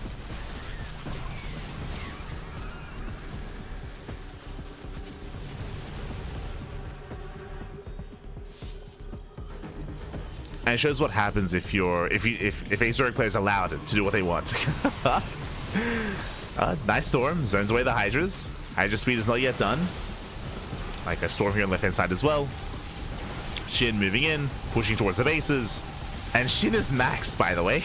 It's crazy. He's on 73 workers, he's maxed out. GG gets called, and Shin, he breaks to the 3rd base. Snowball's out of control, and Shin, he does advance on to the next round. GG. GG, well played. Shout out to Awesome Sauce for competing here as well, for going up against Shin. Not an easy opponent whatsoever. I was expecting something cheeky, just like we saw previously, like going into, like, you know, Fast Tempest, into Fleet Beacon. But no, shout out to Awesome Sauce. Like, standard play. Like, he went for standard builds, Stargate into Blink, of course. But unfortunately, both games, he wasn't really too active. He wasn't applying too much pressure. And both games, Shin, he could just do whatever he wanted. He was just happily droning, saturating, building up on 3 bases, here building up on 4 bases, and then maxing out. Like, that was a fast max out there out of Shin, and again, he was just able to overwhelm. Really impressive play there by Shin. And shout out to Awesome Sauce for, again, taking a different approach. Like, in my mind, Awesome Sauce and Patches are similarly skilled players, and if you remember, Patches against Creator, he went for mass cheese. He went for just mass cheese, mass aggression, just pure all-ins and shenanigans against Creator, which was a lot of fun. Here, Awesome Sauce had a different approach. Here, whipped out his macro, wanted to compare himself to his opponent, to Shin, and kind of see how he would fare, and see how Shin would also respond as well, and how he would look, which was scary. It's terrifying. GG, well played, congratulations. Shin will claim the series, and with that, Shin does advance on to the next round. Exclamation mark, be in the chat, have a look at the back yourselves. Up next is going to be Shin versus Creator in the upper bracket quarterfinals. Let's go. Again, the bracket is slowly being updated as we speak. Maru, he's just now starting a series against Billy Zane that leads into Hon Mono. Meanwhile, Showtime just took down Shockin 2-0. Showtime also going up against Skillus, Future going up against Cure. But I believe that we are not starting the quarterfinals yet. I believe the plan is to go over Group B instead. I believe that is the plan.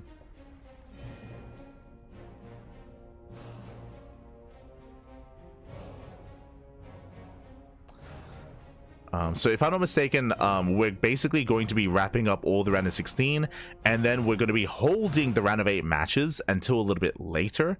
I'll have to double check the schedule though, but I believe that's the plan. And Group B is beginning. You can see here, Bracket B, Geralt versus Foxer is currently mid-series. They're being covered by the mainstream. They're in Game 2. And I believe they want to cover Dolan versus Jumi after they wrap up Geralt versus Foxer. I believe that is the plan.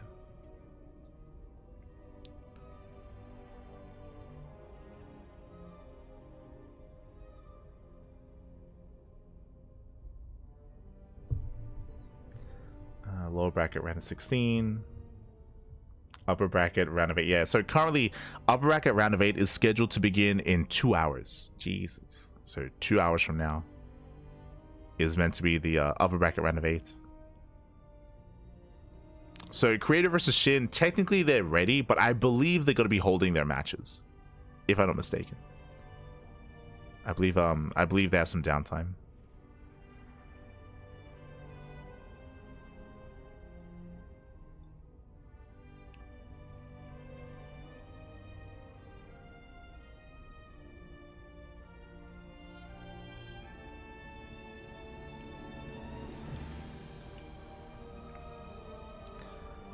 But I don't think Group B is set up yet.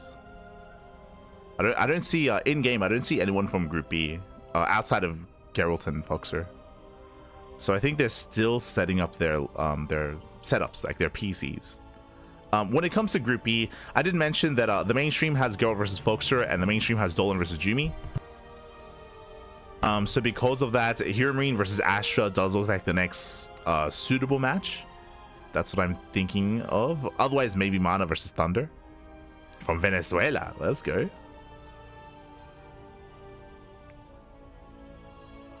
Meanwhile, I guess there are some lower bracket matches that are soon going to be beginning here. They're still setting up though. But yeah, I can see the Group B players logging in. Yeah, they're logging in. I can see Mana. I can see Jumi.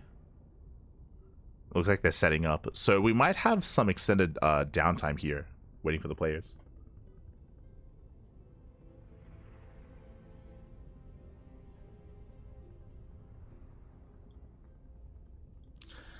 I see someone asking in the chat, all 4 groups today. All 4 groups are being played today, but they're not wrapping up today. Only half of them. As in, I should say, we're only progressing up until the top 4. And then that we're going to be wrapping that up tomorrow. So the groups will be wrapped up tomorrow, but we are going to be going through the first couple of rounds of the upper bracket and lower bracket here today. And there's a lot of matches. A lot of matches. So I believe the plan is to stop at upper brackets round of 8. Sorry, upper bracket round of 4. Round of 4, that's where we stop.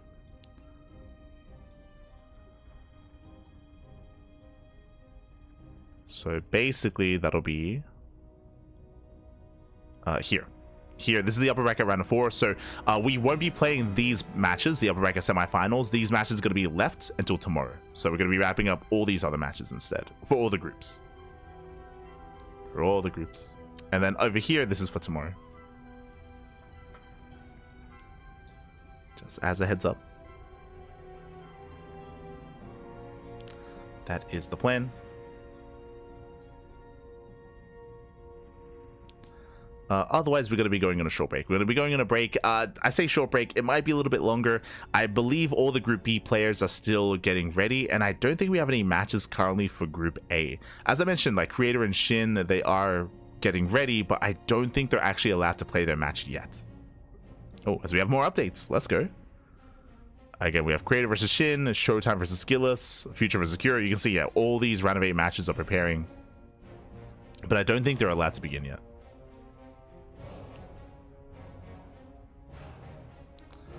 So until then, we're going to be going on a break until we figure out what's going on and we figure out what match we have next. So again, we're going to be going on a short break. Check out the mainstream in the interim. Of course, the mainstream, they have Geralt and Foxer, so check them out. Otherwise, we'll see you guys after the break. See you soon. See you soon.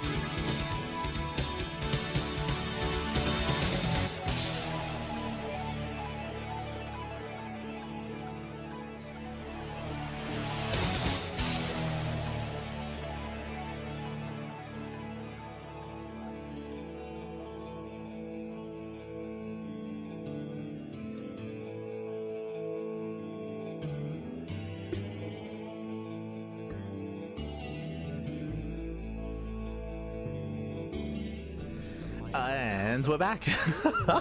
And we are back. So I did open this up earlier. I am referring to the main stream. Did open up earlier. We have a lot of downtime. It looks like Group B is still setting up, so we have a lot of downtime here before our next series. So may as well jump in. It does feel like the tail end here of game number 2 is. Again, both armies are maxed out. 140 army supply. Foxer versus Geralt. Let's go. Kind of army, whereas Geralt has the money to keep rebuilding and going again. So every time he drops like storms, it's really good for him.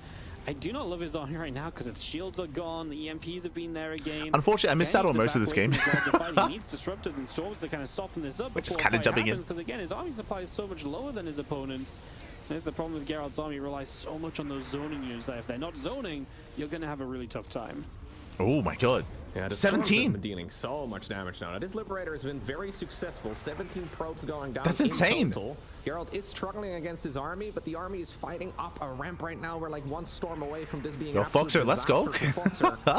He does still have a lot of resources though, so he can easily replenish this. Another nice snipe with the High Templar being gets one, gets two, three. Move commanding into this army as well. He gets 3 disruptors. It looks like eventually the Terran is forced to leave, but that was a lot of units going down. A big reinforcement of Dark Templar. Massive win for Geralt because he's got so much more economy, right? So anytime he's going to completely knock that army supply away. From as they're speaking on this, I mean, Foxer, he's still down 55 SCVs. Start paying the price of just not having traded well enough. Geralt has won fight after fight in this game. But that was insane. Like, that was insane damage out of Foxer. He fought really well for himself, but he has no economy. As they're pointing out, like, he has no economy. You know, you give the Protoss too long and you play against this really complicated army, and Geralt made it complicated because of the way he moved the army as well. He's been great at like coming in with different directions of High Templar, and so I don't think Foxer's ever felt comfortable in any of these larger fights, even when he has the target firing. Oh my god! Than his Protoss opponent. He got another disruptor and 2 Archons. And this is one of those difficult things for Terran. When do you decide? It doesn't matter. The DTs. In the main fight, the invisible man going toe to toe with that of the Protoss, but look at how much damage he can't be stopped in the meantime, and he is mining still off of 80 probes, so he can easily replenish these lost units, trying to buy as much time as possible, hitting the opponent in the face wherever he can. Dark Templar being split. Yeah, I missed out on the start of the game. Apparently, Foxer was in a really good position, and Foxer was ahead, but like it slipped away. As quickly as he can. Again, he lost his economy. He never rebuilds. Have been so good this Foxer. So many massive storms. They've been game-changing. I mean, Storms repeatedly able to get massive clumps of units that disrupt are very nearly deadly there. As we take a larger fight, Geralt is going to start losing. Like, again, when it comes to these main fights, Foxer's been playing so well. Like, he's been micro and controlling the main fights really well, but he has no economy. And I think it's fair to say that this is going to be a very comfortable final end few moments, at least, on the side of Geralt. Down to 7 SCVs. Yeah, Geralt has a massive army somewhere. I'm looking at the minimap. I'm trying to figure out. Again, Foxer, he had some really strong moments here, at least from what we've seen. Around the map. When he gets it all together, though, but no SCVs, no economy. Have plenty to stop this Terran army. There's now also god coming up too, which I love. Another big storm. The storms. Foxer is gonna have storm nightmares tonight. This is not good. He goes another 2 Nexi. Yep. Maybe that's not what we need, Geralt. He did the same thing in the previous game. He's fine. he can mass expand. He's fine. Stage in the game, and I think we should opt for 4 more. Geralt taking more bases. I mean, army for Foxer still looking kind of scary. Still kind of scary, but it's low HP. There's barely any medevac healing. He's just going to be able to swarm with the Zealots, and then this army just has to run, which is not ideal. The Zealots will tank. Oh, the Rocks! See, in the middle of the fight, Foxer, let's go. Foxer trying everything he can, but he has been defeated. Geralt played his way right back into this game. You're not gonna win that fight, SCVs. GG. So. GG. He had to fight for that second match, but he got the job done in the end.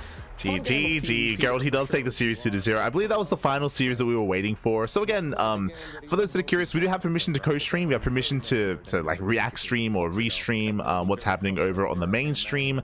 And then we're covering Geralt versus Foxer. For those that are curious, again, Group B is still setting up the players. I mean, the players are still setting up their PCs. They're still getting things going. So because of that, we actually don't have anything to cast. We have nothing. We have nothing to cast right now. So we're just catching up on what was happening over in the mainstream. So GG. Shout out to Geralt. Again, I mean, Foxer, he had some really nice engagements, really nice fights. He was fighting well for himself. Just again, he was lacking SCVs, was having a hard time keeping up with the harassment, with the Zealot run-bys, with the DT counterattacks as well. GG. Crazy game. And Geralt, I mean, he thrives in the late game, right? We've cast a lot of Geralt as of late, taking down players like Bjorn and Cure. Like, Geralt has been looking very strong in PvT. This is his matchup where he thrives in the late game. So I look forward to seeing more of Geralt against some of these big Terrans in the group. We'll get there. Again, this is Group B that they're currently covering, and we're still waiting for players to get ready. Still waiting for our players. Is there a mainstream? There is. There is a mainstream.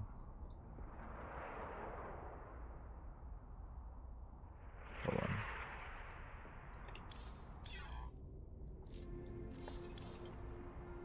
I know, we should just have a command for this. I know. Man. Got you in the chat. We got you in the chats. But yeah, I guess now that we don't have a game, and now that the mainstream doesn't have a game, now like I don't now what do we do? We're just waiting for players. I think we're waiting for the green light to start the round of 8. Looking at our bracket here, you can see that at least in Group A, I think we have everyone ready. Maru, he just finished his own match. So as we refresh. For those who are curious, Maru, he just took down Billy Zane 2-0. So it's going to be Maru versus Homono, Creator versus Shin, Showtime versus Skillus, and Future versus Cure. The upper bracket is ready, but as I mentioned before, I believe that that these players are not allowed to start yet. I believe they're scheduled to begin like in another hour or so, like an hour and a half. So I would love to cover Creator versus Shin. I should also emphasize this round of 8 is going to start at the same time, so we have to wait for the mainstream to pick first. They're probably going to go for Creator versus Shin. If that's the case, I think our next pick is Showtime versus Skillus. Like it's either Creator versus Shin or Showtime versus Skillus. We'll cover one of them, one of the two. The lower bracket is progressing slowly, but I guess we could try to jump into that. I think Awesome Sauce just took down Falling Ninja 2-0. So up next we have Awesome Sauce versus Patches. Actually, that looks like fun. Like, yeah, you know what? Let's go. No more downtime. Patches versus Awesome Sauce. That looks like fun. Okay. That'll be our next series. At least until, you know, Group B starts. But Jimmy versus Dolan is about to begin. I kind of want to co-stream that. It's tempting. No. Like, Jimmy versus Dolan is about to begin. It looks so good. I gotta be there for them. I'm so torn. Jimmy, he's on Streamer Zone.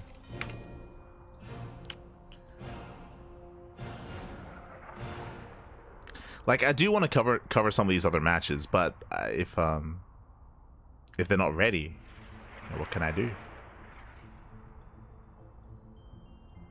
What can we do?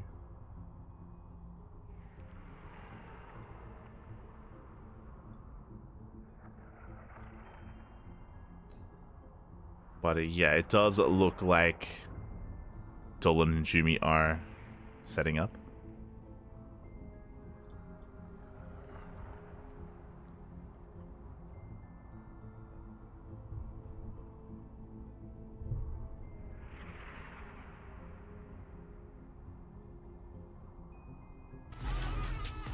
Oh, they have some downtime.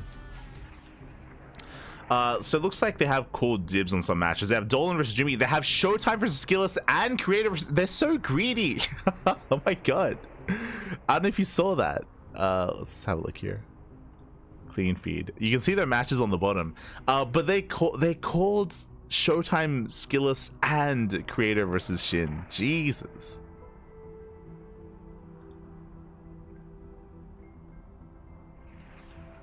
Please stream Spoon and Ghost Dog. I no promises, no promises. Oh my god.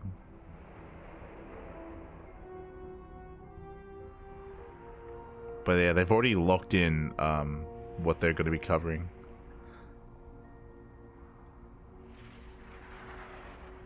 They're locked in.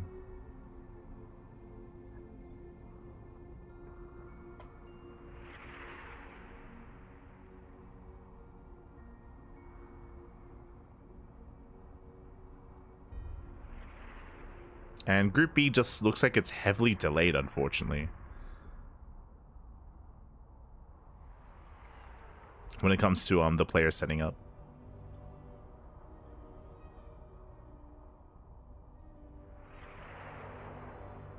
All right, what do we do? Patches versus Awesome Sauce or Jumi versus Dolan? What's the plan? It's a handful of Spoon fans here. Let's go.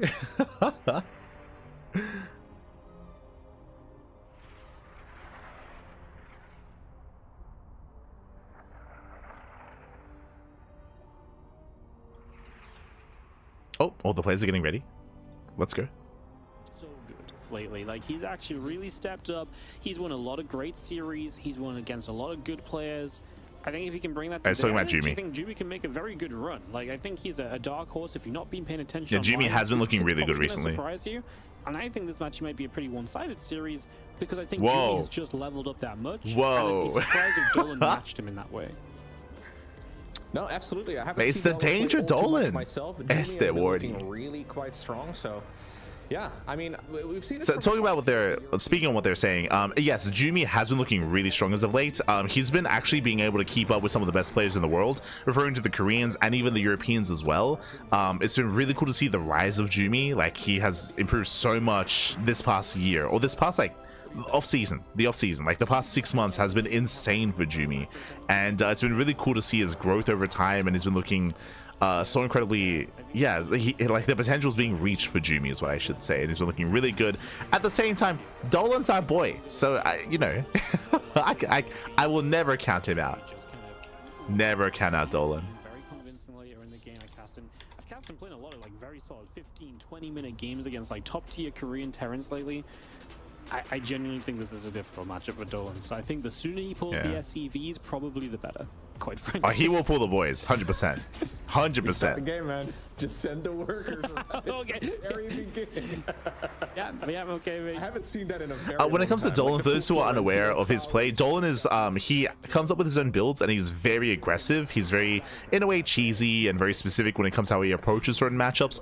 I would say that Dolan can cause an upset. Obviously, Jumi's a favorite. Jumi, 100%. He's the favorite player, but I want to believe in the power of Dolan, Pappy. I want to believe. Make a series out of it, Pappy. Let's go. Practicing Again, there's a reason why they wanted to cast it. players over the years, just very solid macro players across the board.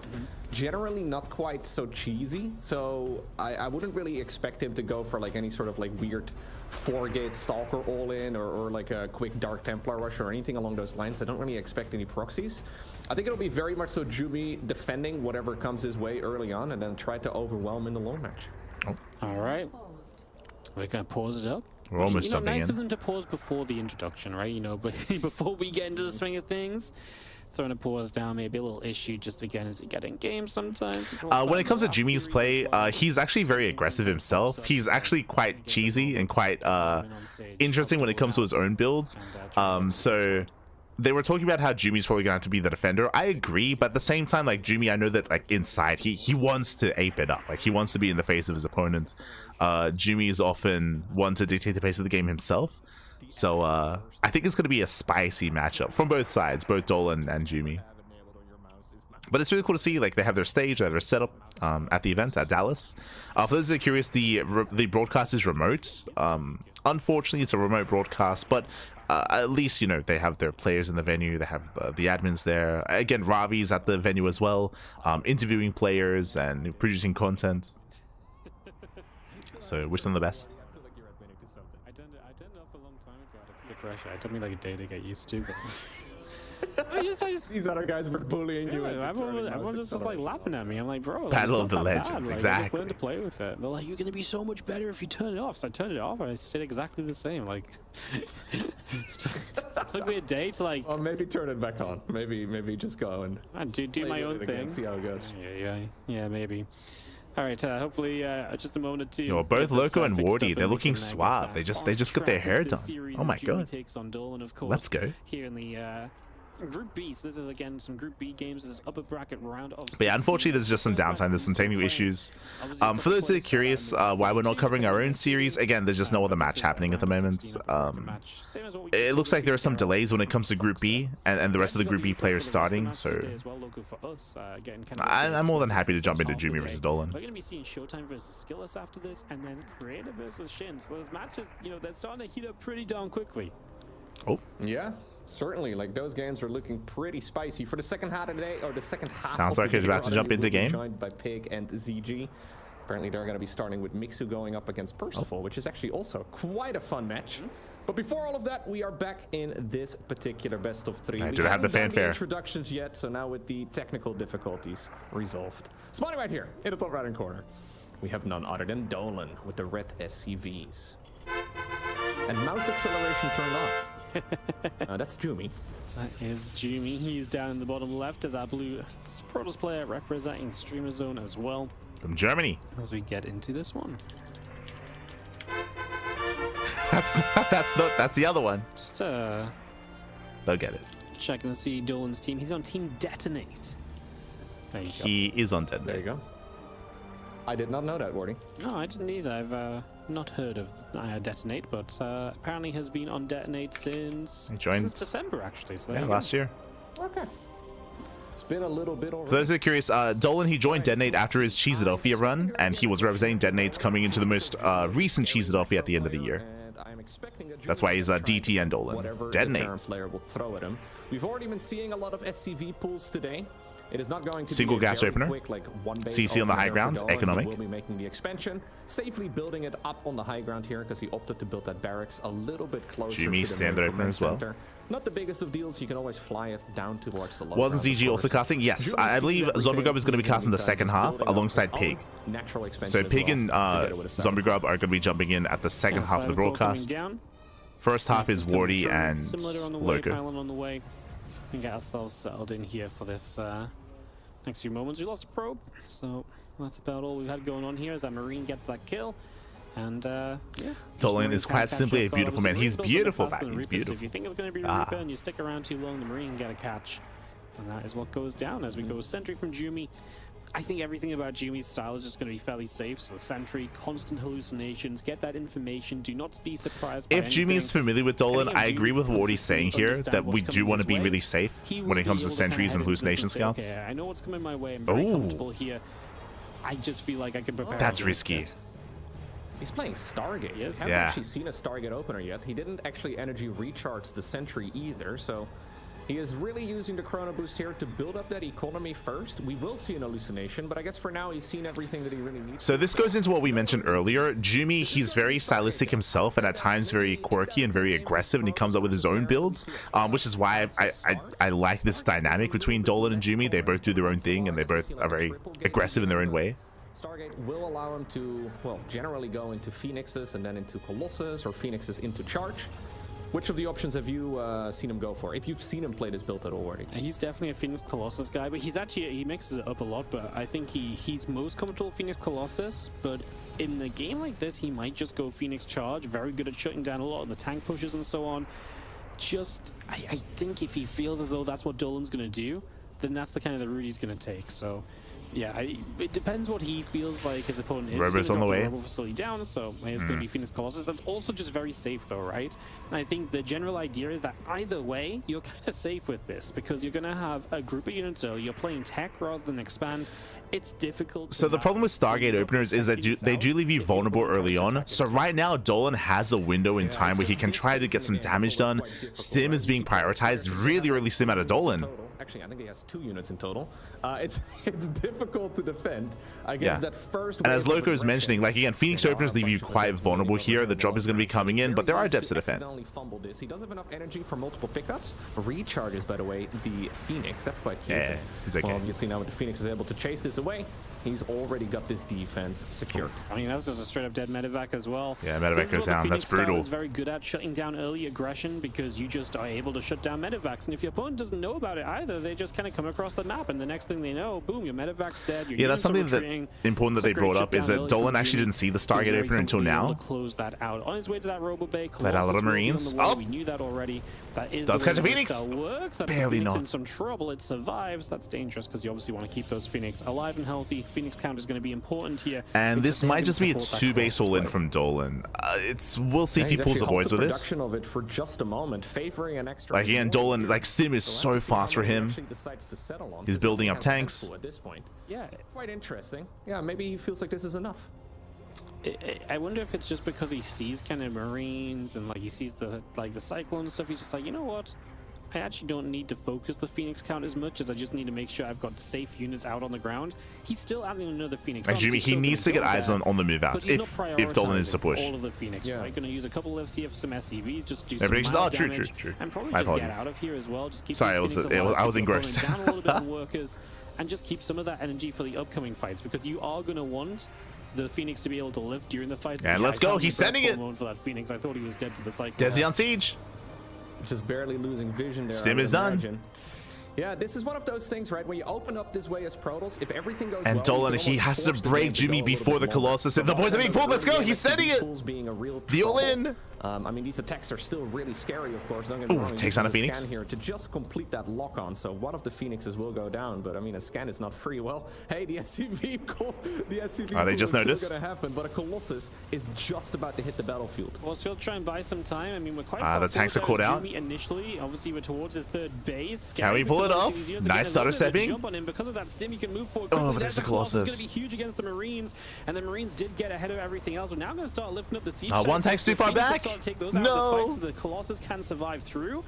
Can we actually get rid of the siege tanks though? As Jumi the Immortal goes down. Trouble. He is not quite going to have enough, and the third going down. I think that's a case of Jumi attacking in a little bit early.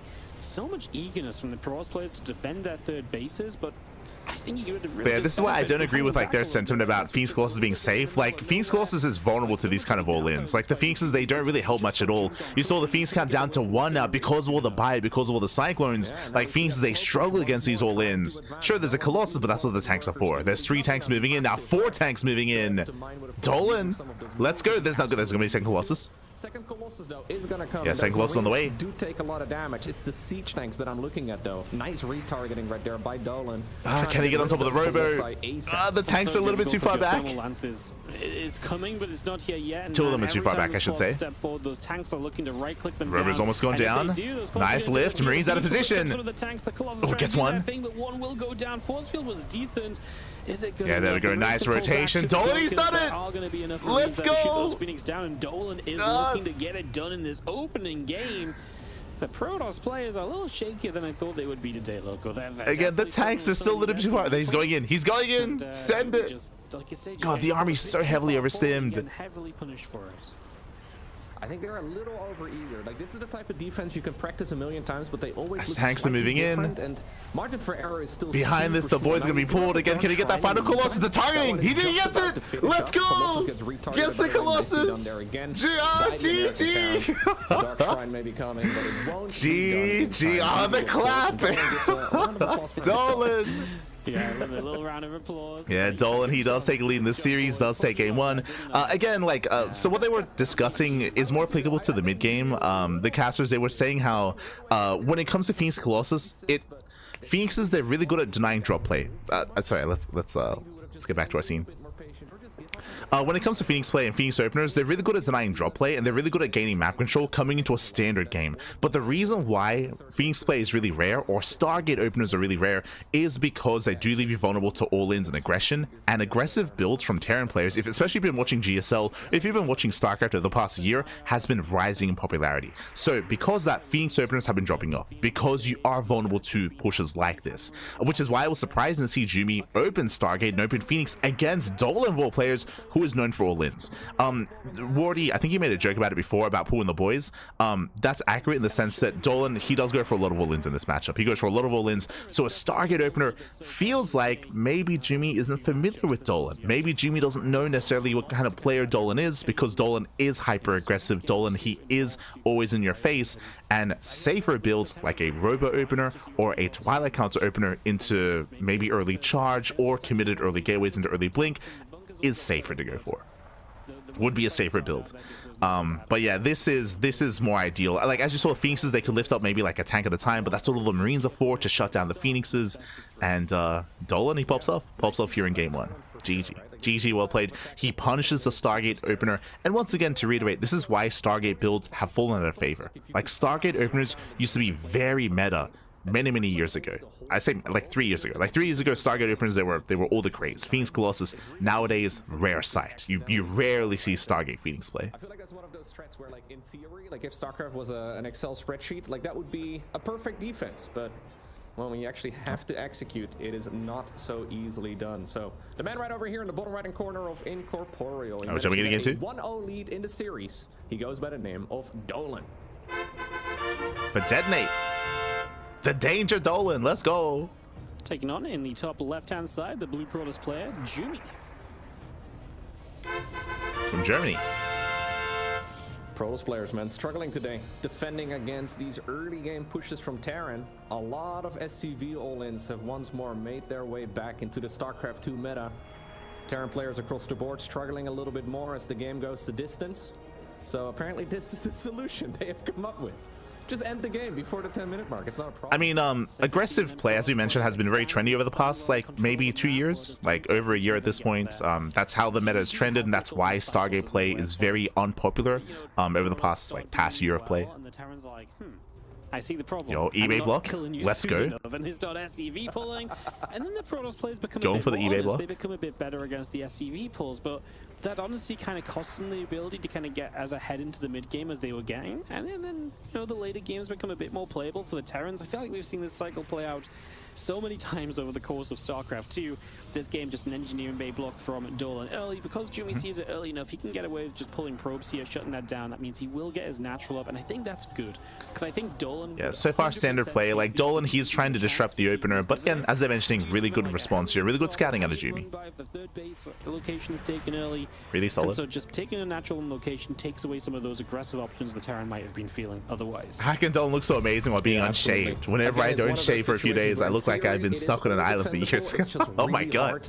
Calm down, buddy. Calm down. And this is one of those threats, right? Where, like, it's just if you Dolan. look at the absolute cream of the crop of the Protoss players, that they duck more genetics. often than not do defend against it. I mean, again, we had the GSL finals where Hero also did get attacked like that many times.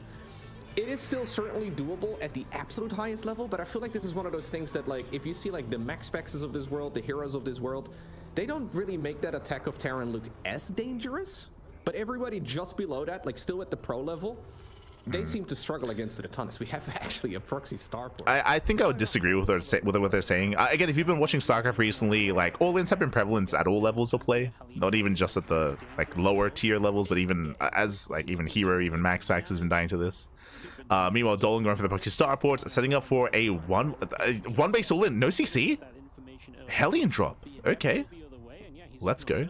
What he's looking for here, Zell and the Adept on the other side.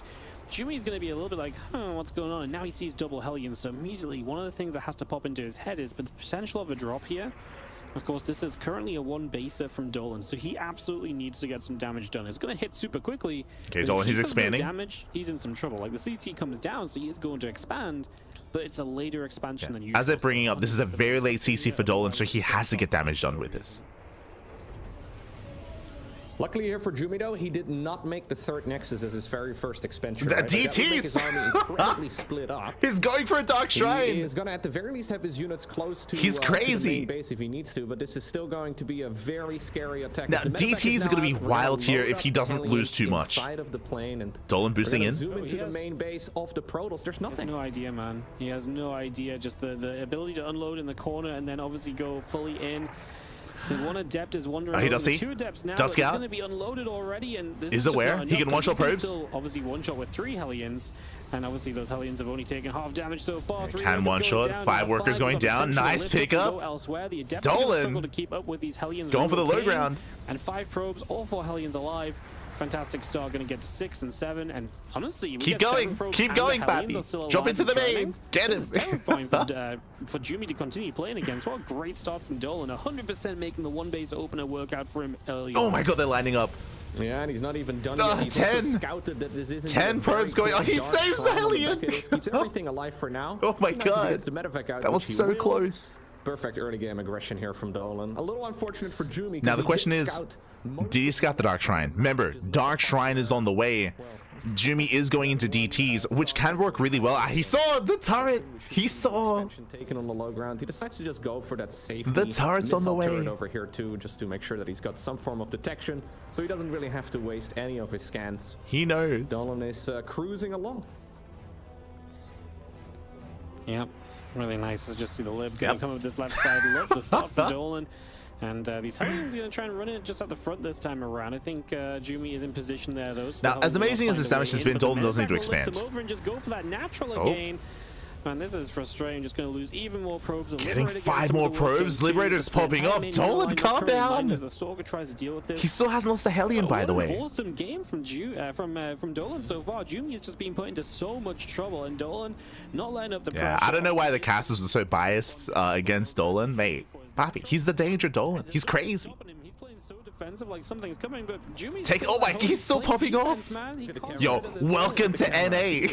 Oh my god. He's bouncing. Welcome to Dallas. Well, Jumi, enjoy your time. Oh no. Get away. Yeah, he is feeling Yeah, you can see Jumi on the cameras looking a little bit frustrated. Even sees this warp in now too. I mean, there's a Raven. DD into the main. Man, I love being. Ooh, do we have a scan? I love being proven wrong, and that's exactly we have a what scan? Dolan has done in this game for me, right? Like, he's just. Okay, Raven. He just came in Yeah, and Raven was is like, out. You know what? You don't think you've seen much of me? I'll show you what.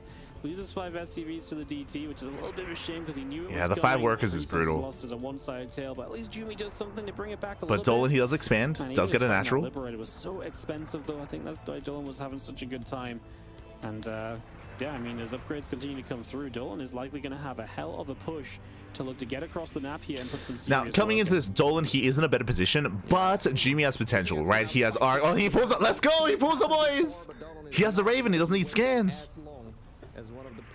Send it, Papi. Send it. He is going to be trying to see if he can force, well, the Go GG all at the this way. point in time. And even though both of us were assuming that this was going to be a 2-0 win for Jumi, it looks like we may very well see the exact reverse. Jumi desperately trying to get some sort of value. Logo and Wardy, they have to watch more He's StarCraft. moving through the center of the map right now. Oh my god. This will be a very difficult thing to hold, especially on this map, right? Because the area over here. I'm going hard on them because Dolan's my boy. I have to. He's our boy, Papi. Doesn't actually need it, as it's just going to go down anyway. The Duckling himself takes down the Archon. Oh no, it doesn't save the Archon. GG, let's go. Dolan. The 2-0. Oh my god, Dolan. Calm down. Any different to what I expected coming into this. I really and the respect did as not well. expect Dolan to look And the so respect. convincing. Jumi to look so shaky. GG. Again, the off-season Best Terran in NA. Point into Jumi being, Look at him honestly, go. for me, a contender to have like some Much love. upsets in this bracket, not getting Much knocked love out to Dolan. into the lower bracket after round 1. Yeah. No, I think we can see some of the GG, well played. Dolan does take the 2-0. Now, to be fair, as much as I'm a big fan of Dolan, I was expecting an ace match. I was expecting a game 3, not quite to be as one-sided. So, very well done. Congratulations to Dolan as he does claim the series. And that's a big start. That's a big upset, I would say. As much as a fan of Dolan I am, Jumi has been on fire as of late. But I would say, based on this series, it looks like Jumi... It feels like he wasn't too familiar with Dolan. I'm specifically referring to game 1. Like, game 1 Stargate opener is crazy against Dolan. Like, you would never go Stargate opener against Honmono. I'm not saying that Dolan is as chaotic or as aggressive as Honmono, but again, like Dolan, he's known for his all-ins, he's known for his cheese, he's known for his unique builds. So that was a crazy start from Jumi, and it did kind of set a tone for the series here. GG well played. Dolan does claim it. Dolan does advance on, and we are still waiting for other matches to open up for us. So we're still waiting to see what becomes available. Looking at the rest of our schedule here, I believe the mainstream is going to be covering Showtime versus Skillus, and then Creator versus Shin. So it looks like, especially because Group B has yet to really, like, Group B is still not really going. I don't think. Yeah, Group B, it's still not really progressing. So because of that, we have an option. We can either follow the mainstream and co-stream Showtime versus Skillus and, you know, kind of like react to it and commentate over it, or we can jump into Maru versus Honmono and Future versus Kira. TVTs. It's less than ideal. In general, mirror matchups aren't amazing. Very often people aren't too fond of mirror matchups, but they are available to us. So, I mean, Mara versus HeRoMaRinE is going to be really short. It sounds like fun. It's going to be a really short series. I kind of want to see Cure versus Future. Not going to lie. I kind of want to experience what they have to offer.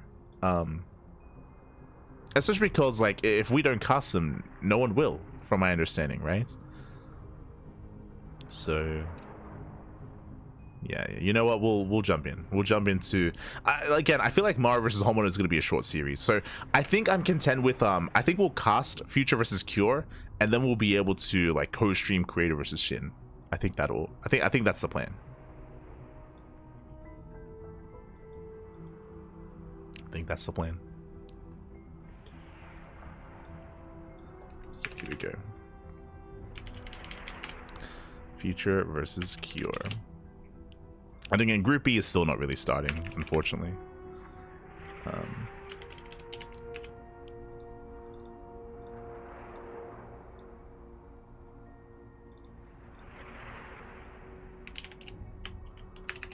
Keen to cast you versus Cure. Cure Team Liquid. Okay, yeah. So we'll cast Cure versus Future. It does mean that the only series that won't be casted is going to be Mara versus HeRoMaRinE. But that's going to be a short one. That's like HeRoMaRinE. He's very cheesy, very aggressive. It's gonna be like a 10-minute best of 3 that goes to the ace match. It's crazy. Let's see, Cure.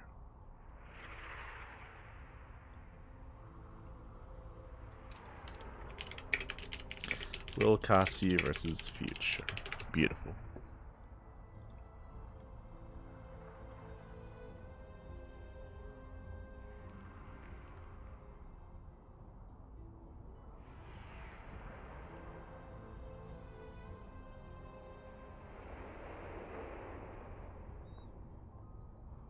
Bias casting. True.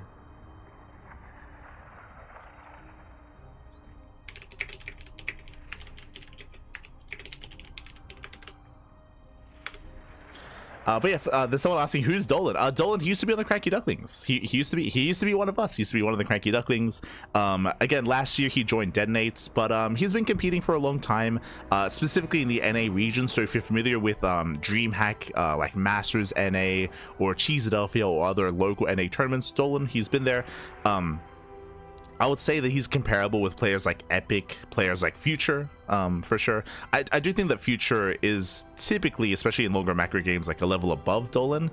Dolan is a little bit more aggressive, a little bit more aggressive and chaotic.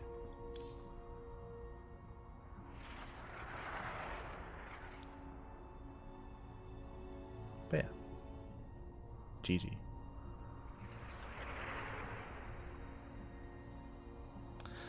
GG.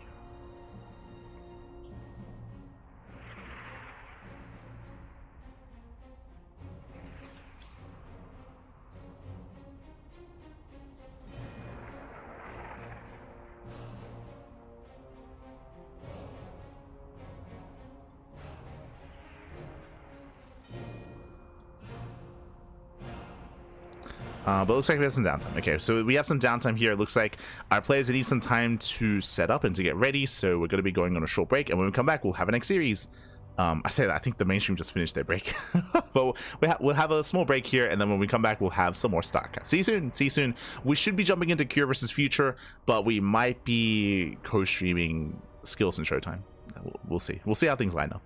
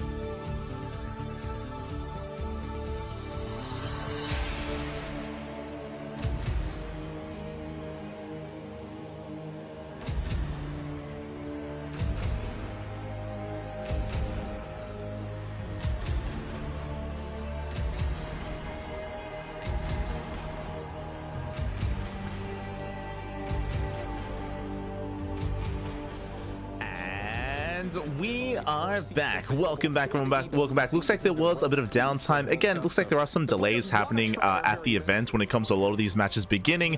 But it looks like Spirit and Showtime, Skills and Showtime, looks like there are some PC issues, so their match is going to be held, and we're actually going to be covering Creator versus Shin first. So Creator versus Shin is going to be the first match ahead of us here, and then Showtime and Skills is going to be delayed. And Shin made it there like the last second, the last moment he was able to come through. Look, they're communing. Final qualifying spot, right? So Skills looking shaggy. His hair is longer. Oh my god. Matches, like an epic best of 7. It was like really felt like a grand final of a tournament. And he made it through in one of those last chance. But yes. So Creator and Shin, they're going to be prioritized instead. We're going to be jumping into that PVZ, and of course, we're here to co-stream. We're here to co-stream that initial PVZ. We're here for it. Let's go. Let us go. Looks like some of the other matches are beginning, and I know there's a lot of Spoonmaster fans out there. I feel a little bit torn, but at the same time, I did want to be here for Creator versus Shin. I want to be there for that matchup. Feels bad, man. Feels bad. I know I'm torn, Bappy. I'm torn. Back in the day, we had some esports villains in the StarCraft 2 scene. I'm sure some names can pop into anybody's mind that's been watching for some time, but I think across the board, most of the pro gamers at this point get along very well. It turns out when you want to practice, it's very handy if you, well, have competitors that like you, that actually want to play with you as well. So most of the guys get along very well, and obviously, most of them have known each other for years, right? I mean, Showtime has been playing this game for as long as I remember. Skill is maybe not quite up to the same, duration, but also many, many years at this point. Yeah, it's good to see them always being friendly here. I'm just hearing what they're saying. They're just discussing Showtime and Skills.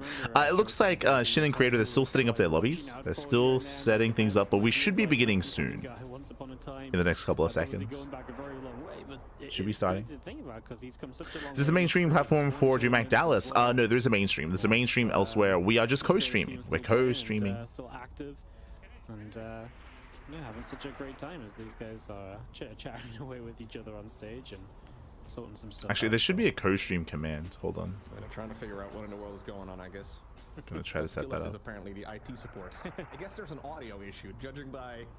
Yeah, he's trying to test whether or not his headphones are working on his audio setup. I think that's what's happening. If I were to make a guess, final answer, Wardy.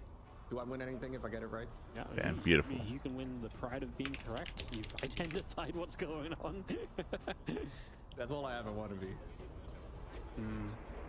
All right, well, we'll obviously be giving this a few moments as... Oh, I should fix that. There is a clean feed. Some issues. We were obviously told we were going to maybe go into Creator versus Shin, but maybe they're not quite ready. We don't quite know right now. Maybe it seemed like these guys were going to be ready and then the audio broke again.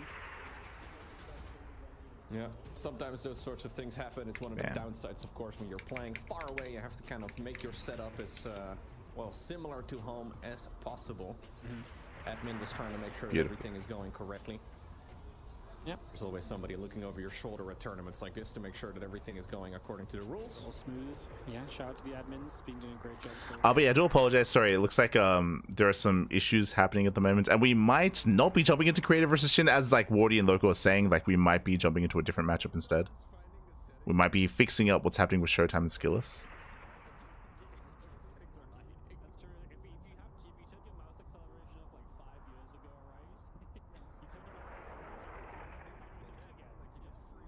Yeah, it's you go across and suddenly there's mouse acceleration. Hold the You're downtime. the first one using a computer.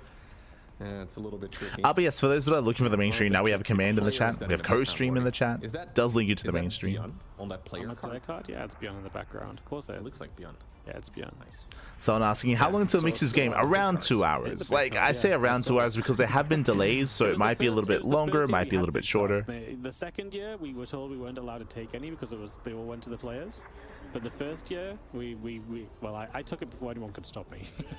You didn't ask? Nobody said you could take it, but you did. He knows I have it because he signed it. So, like, he knew I had it. So if anyone was going to stop me, I feel like it was going to be... Fun fact, we do have the hero player card. Yeah, to be fair, like, loads of them were left over the first year. I remember they were, like, being handed around the hotel lobby and all sorts. Anyways, we got Creator and Shin up on stage and on camera now. So we are going to be going into this PVZ while Skills and Showtime swap PCs or something along those lines. So it's like we do have Creator versus Shin. Into this Protoss versus, we have them. Get the camera set up to switch on over here, as Okay, looking very good lately, isn't he? Look at that haircut. Let's go. Yeah, he's ready with his rain jacket, dude. If it starts raining inside, In Dallas. hey, he's gonna be very dry. Last year I just messaged Cure. Fun fact: I just messaged Cure about his TBT, like Cure versus Future, and apparently Crank is with him, and he's like, "Hey, I'm Crank." Let's go. Crank, of course, he's the Korean caster, but looks like he's with Cure. Looks like he's in the player pit. Glad to hear.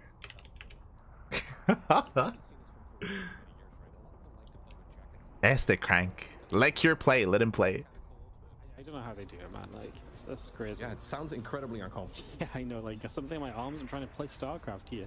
I honestly, I feel like such an old man talking about trying to play StarCraft. It's like anything is slightly wrong. It's just like, oh, grumble. Can't possibly play StarCraft. So we're locked in. This. Well, most of the players play without shoes on, right? It's very common if you're walking around an esports event to just see shoes. Yeah, most players take off their standing right next shoes. to the desk, 100%. because everybody plays from the comfort of their home without shoes on. So to be wearing a jacket whilst not wearing shoes feels really weird to me, but maybe I'm overthinking it.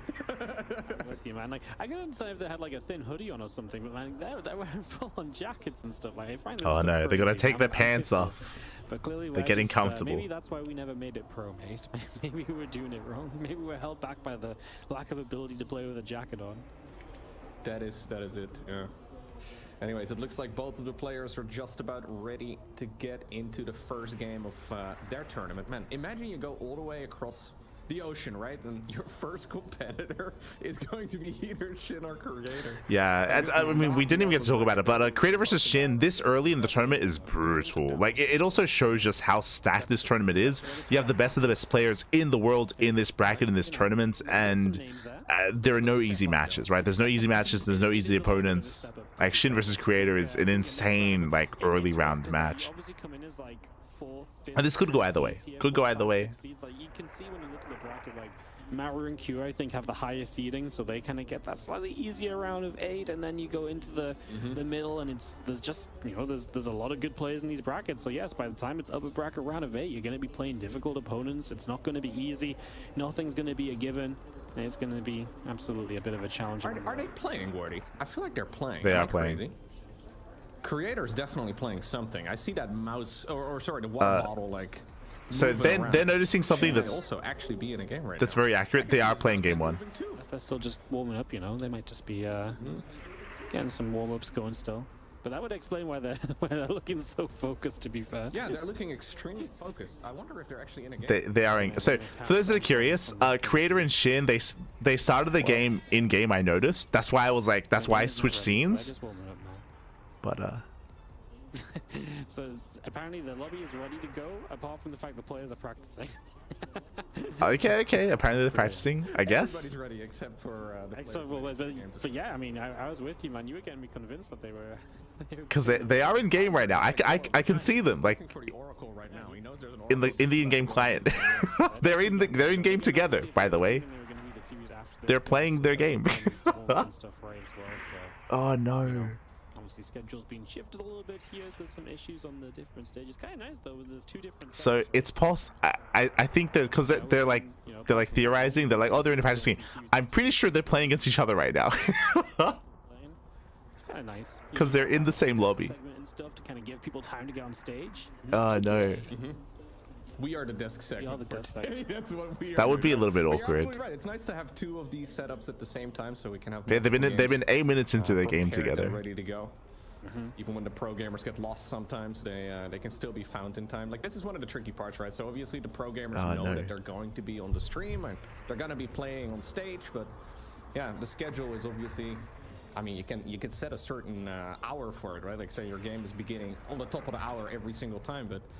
Well, we go from game to game, and sometimes the matches go a little bit quicker than the schedule that the players were given actually set. So, Getting on stage with pants on in 2025. You're crazy. True. Did this channel cover Mar versus Billy Zane? We did not. We did not cover Mar. So I'm gonna get a little bit of Google Translate. Yeah, quick little Google Translate for it. I was like, oh, okay, yeah, I'm ready. You can play.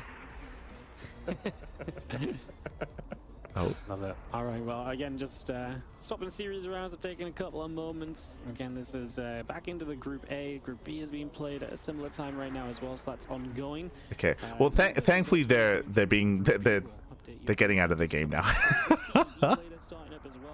Thank God. Be a lot of continuing great games throughout the day here as well on the road to So update is Creator and Shin there. Qualifier for Thankfully. tournament. Much prize money on the line. They paused their game. This weekend is absolutely those 4 We're settling in. EWC, that is what most of these players are absolutely aiming for. There's a couple guys already qualified. They're here for the money, they're here for the practice and the experience, but the majority of these guys, they want to just qualify for EWC, no doubt. Yeah, we said it before. At this point in time, for the Esports World Cup, only Clem, he's qualified because he won the EWC last year, and then Hero because he, well, spoiler alert, won the GSO Codes. It's been a week or two. We're good. Yeah, it's been a little bit, I guess. Yeah, they're out of game. They're out of game. Those are the only 2 players currently qualified. We're good. So practically everybody we see, they are not yet in the biggest tournament of 2025 for StarCraft 2. So they need to be practicing. But yeah, I hope so I just realized, so because the production is a little bit different here, they must be getting interviews at some point, right? Because what we're seeing here is that I don't know if they have a translator, because the production is being done remotely, and I do know that Ravi's going to be there interviewing at least in English, but do they not have a translator? I mean, they have Crank. True, Crank is there. Yeah, Crank might be the translator, unironically. Are they going to use Crank as a translator? I'm talking about like winners interviews for like qualifying matches and for day 3 as well. I would hope so. I would hope they have someone like Crank or something to provide that kind of production value.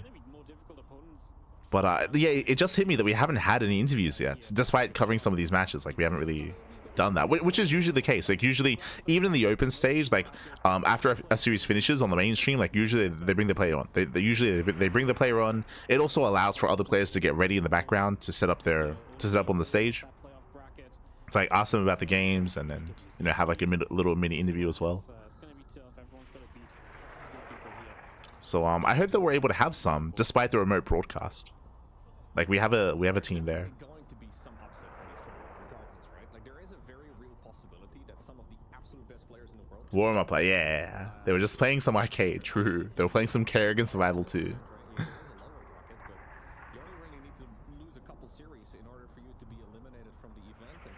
Well, I mean, best of 3s are pretty brutal too. It's a super punishing bracket, right? Because obviously, we've probably had a few phases of tournaments in the past, right? In the past, we had like DreamHack. Looks like Mana versus Thunder this beginning. So you lose 2 and you're out, but if you lose 1, you get in a new group. You can lose 1 and still advance from the next group again, right?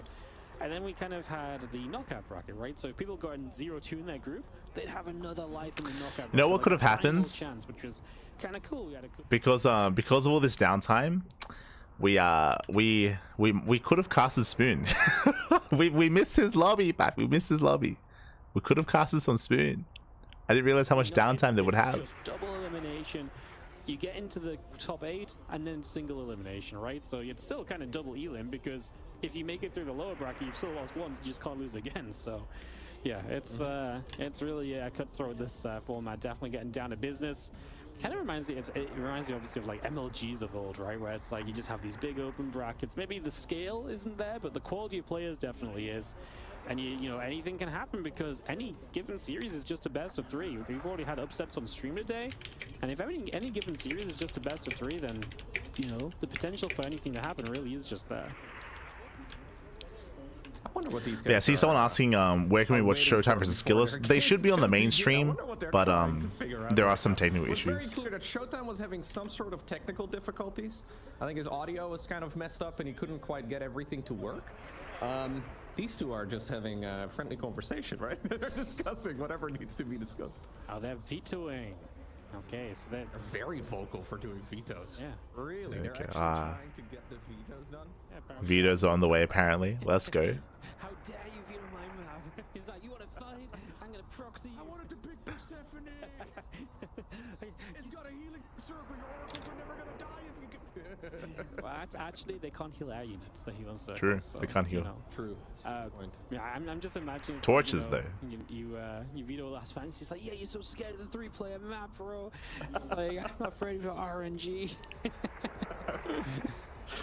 I don't think either of these two is too keen for RNG to decide these series, but Understandable.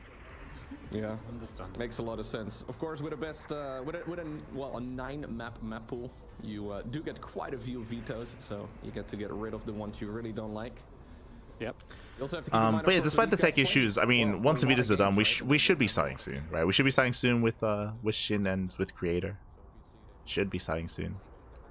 Unfortunately, because of all this downtime, we could have totally casted Spoon. We could have could have casted him. Oh.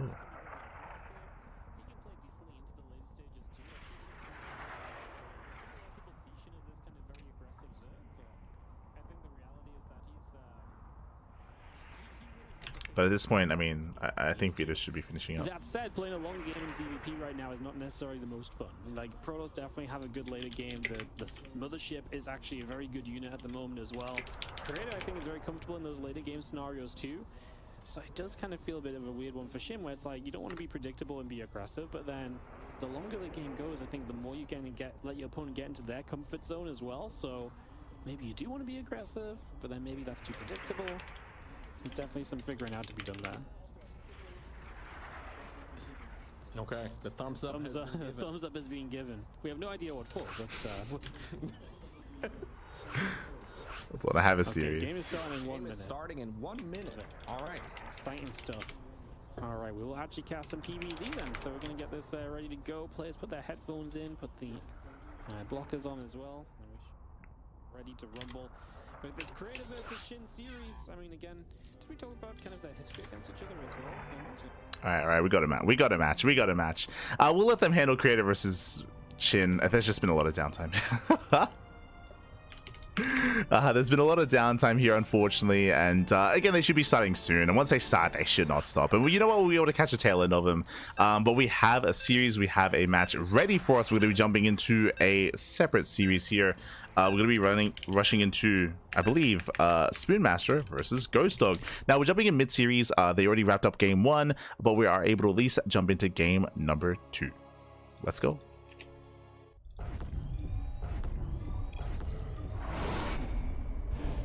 Bam, beautiful. And spawning in the bottom hand corner of Pylon, we have our American Protoss player, the green Protoss representing Born Ghost, who lead the series 1-0. It is Spoonmaster. And spawning in the top left hand corner, we have as well, we have the American Terran player, the orange Terran. It is Ghost Dog. They're calling Dolan upset. Must take umbrage. Oh no. Not like this. But yes, you know what? We have a lobby available. We are jumping in mid-series. We could have covered game 1. I know. We could have covered game 1, but we are here at least for game number 2. And the mainstream isn't going anywhere. We'll be able to jump into Creator versus Shin once they get their matches underway. We'll catch up. We'll catch up with them. Until then, we do have our initial PvT. Now, we didn't really know what happened in game 1. I'm not really too familiar with these players either. Not familiar with Spoonmaster, not familiar with his opponent, with Ghost Dog. Meanwhile, we are going for a double gas opener. Okay, double gas opener out of our Terran player. Now, they had a pretty long game 1. It was very long from my understanding. It was very long and very intense. Did go the way of the Protoss. But we'll see how this series does unfold. Likewise, predictions should be closing in the chat by now, so you can get your Gamba going while you can. We'll just be settling into our match. Settling into our game. Of course, we're getting into Group B. I know it says Group A or Bracket A on the screen, but it is Bracket B.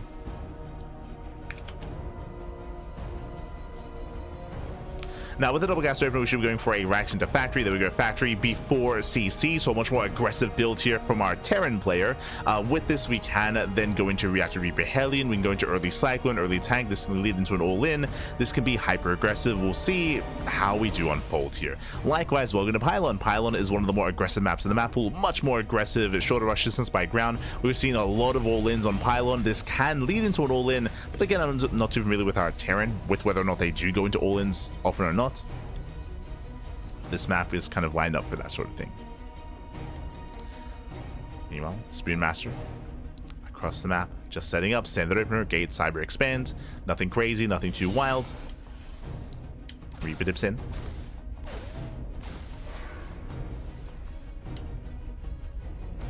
And we do have our 1-1. Jesus, okay. So rack to expand into CC, into Starport. No early add-on, going for an early HeRoMaRinE instead. Interesting. HeRoMaRinE is rallied out across the map. Meanwhile, Spoonmaster going for the Twilight Council opener back at home.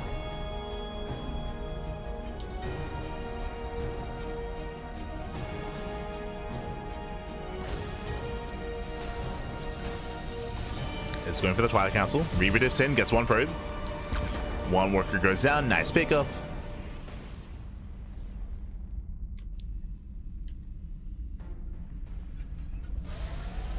Does catch a probe.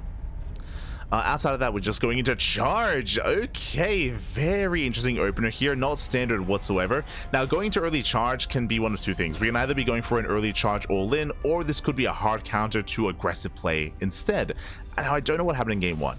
In game one, if there was an all-in, then we might see Spoonmaster trying to hard counter that. Again, charge will be amazing against an early tank push. And we can see a tech lab on the way. It is going to be initially double HeRoMaRinE, dropping across the map. Into add-on swap, not into early tanks. From here, we can go into Raven, we can go into Cloak Banshee. It is going to be a Raven follow-up, okay? Standard follow-up here out of our Terran player. Nothing too crazy, nothing too wild. Again, the early charge is what's catching my attention. As the Reaper Scout is attempted. Does confirm the gateway counts. So far, a 3-gate setup. HeRoMaRinE drop into the mineral line. And so far, Spoonmaster does pull away. Does pull away in time. Does catch a Stalker. Gets one probe. Oh no! Oh, the workers, they do stack up. And the mine shot does go off. Ooh, doesn't retarget. 2 probes going down. That could have been so much worse. But only 2 workers. 3 in total. Oh yeah, 4 in total. 4 probes going down. Spoonmaster does expand. Meanwhile, Ghost Dog back at home, getting to his own 2-1-1 setup. Tank production underway, and building up into a longer game state. Nothing crazy so far out of our Terran. Sure, there's a mine drop. There's going to be some Raven harass as well. As Raven is staying back at home. But outside of that, we're settling in.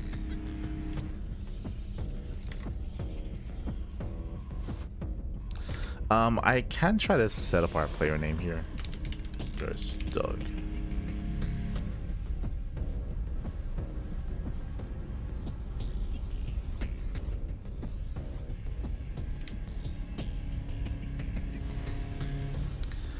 But Spoonmaster, despite going for the early charge, hasn't really done much with it here. So again, a really peculiar opener out of our Protoss player.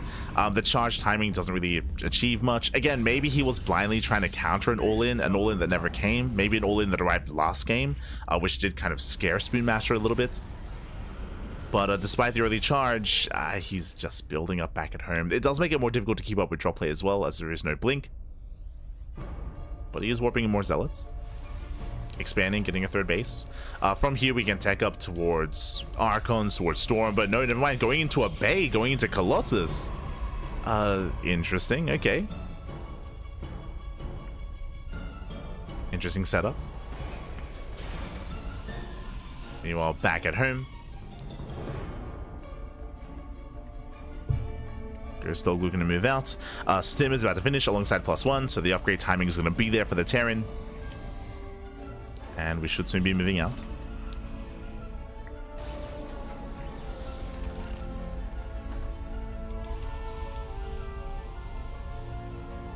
As we do see a 3rd base on the way. Ghost Dog waiting for reinforcements. Chargers are spotted. Is aware. As Spoonmaster trying to catch reinforcements. Last going to be shut down. Yeah, forced to recall. A lot of Zealots do fall. Brutal pickoffs here. Ay. Zealots do go down. And again, the early timing, the early tech, I should say, from our Protoss player just hasn't really been worth it. Now catching up, getting to blink, +1. Colossus production has begun.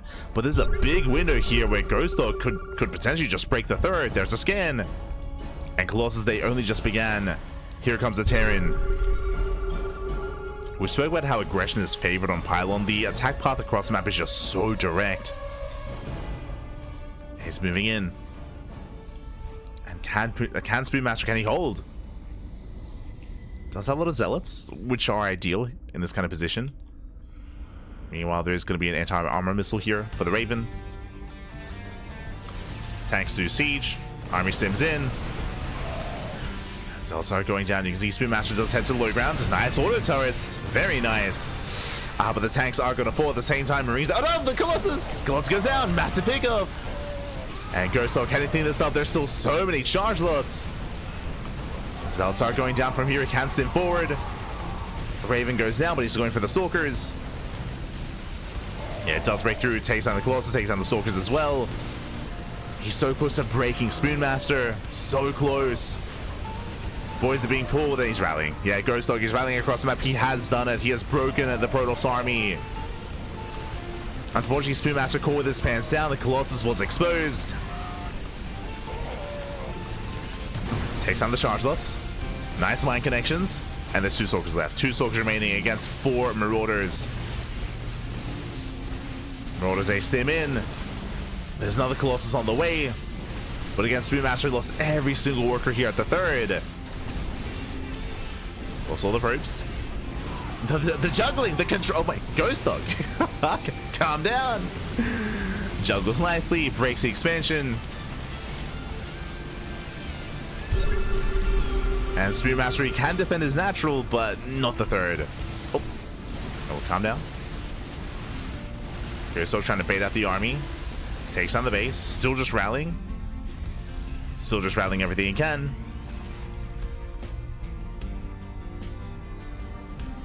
Spoon Master struggling here on 2 bases. I mean, pushing into this is not going to be easy. There's a shield battery, there's sentries, there's force field, so we just drop into the main. We just ignore the main army. Going for the tech. Sentries, they try to respond, pushing up a ramp into Wither Mines. Yeah, mine just going up. As it looks like our Terran player doesn't really have enough here. Takes down the sentries though. Oh my god. Jesus. Takes down the sentries. Takes down the Zealots as well. The Colossus is exposed. Out of range. Ace stimming in. Yeah, he stims in, chasing him down. Spoon Master trying to make his final stand. But he barely cannot. More boys are being pulled. Oh. Does pull the boys. He's holding on. He's surviving.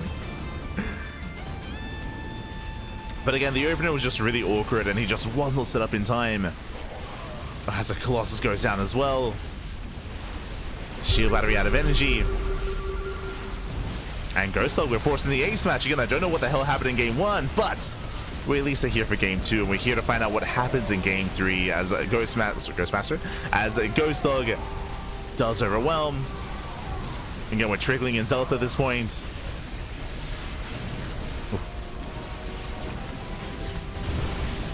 As more boys are being pulled. Oh god. Spoon Master, he doesn't want to tap out. Fighting till his last. Oh no. Behind this Ghost Dog taking another base, getting a 4th base, getting an expansion. His macro is still solid, impressive, and GG gets called. Ghost Dog does take game number 1. Oh, sorry, game number 2, tying up the series 1-1. GG. Whew. GG, well played. Hope you get to discuss Cure versus Future and or Homeowner versus Maru. If you were here earlier, we were intending to cover Cure versus Future, but unfortunately, it looks like their matches aren't starting yet. We were going to be covering it, but looks like not for the time being. They might become available later. Oh. As with that, GG, well played. We're now getting ready here for the ace match, and we'll see how this story ends. We'll see if Ghost Dog can bring it back, win 2 games in a row, or if Spoon Master can recover. Let's go. As we are loading into ley lines.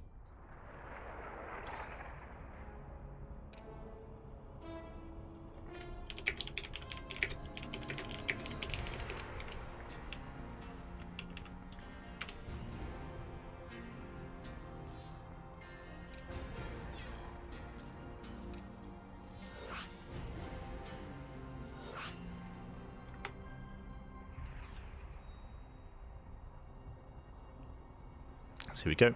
We're getting into game 3. Game 3 is going to be on ley lines.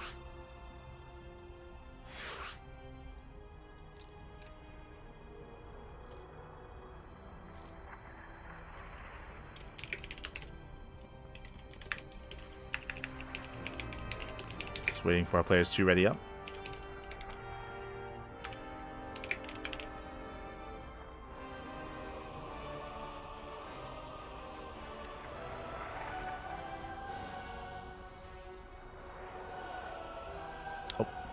Beautiful. So just catching him in the chat. It looks like both Shin and Creator, they have begun their own series, and we might be able to jump in after we wrap up our own. As we are getting to our matches. Looks like Mana does take down Thunder 2-0, and the bracket is progressing. But someone was asking about Kira versus Future and about Homeowner versus Maru. Again, a lot of it does come down to when they do begin their matches, just because we're ready for them, and it looks like they are not available at the moment. So I don't know when they're going to be.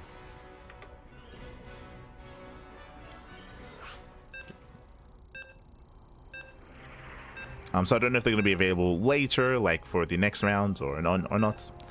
But ideally, I do want to cover Future versus Cure, but it comes down to how things line up. Fingers crossed. Fingers crossed. Again, the schedule does seem to be a little bit more of a guideline than anything. Ah, they've changed colors. Let's go. God damn it. Beautiful. Spawning in the top right-hand corner, in the top right-hand corner here of ley lines, we have our American Protoss player, the green Protoss representing Born Gosu. It is Spoon Master.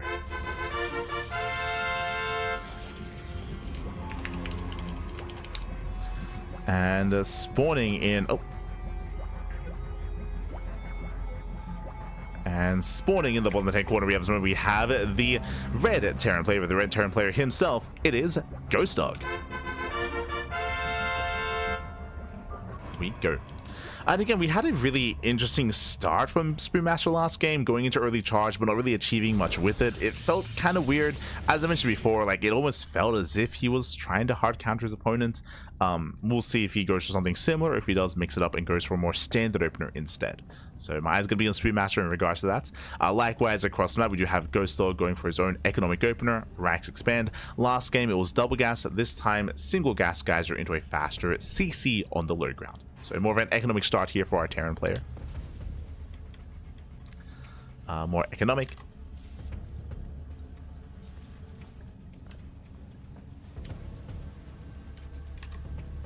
As we embrace our next series. The winner of this series does go up against Hero, which is going to be terrifying. As Hero, he's waiting for the win of the series. That leads into Dolan eventually as well.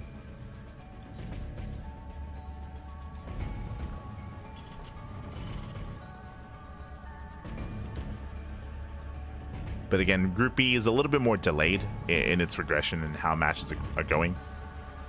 I don't know if there are issues with some of the PCs, or maybe there's like some updates that they have to go through. But I'm sure things are going to kind of clear up as the day progresses. I'm sure.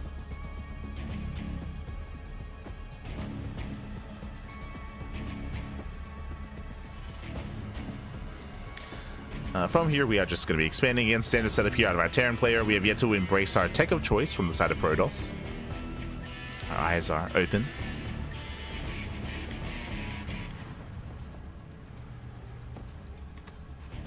Alright, damn, there we go. I just realized I wasn't showing the logos.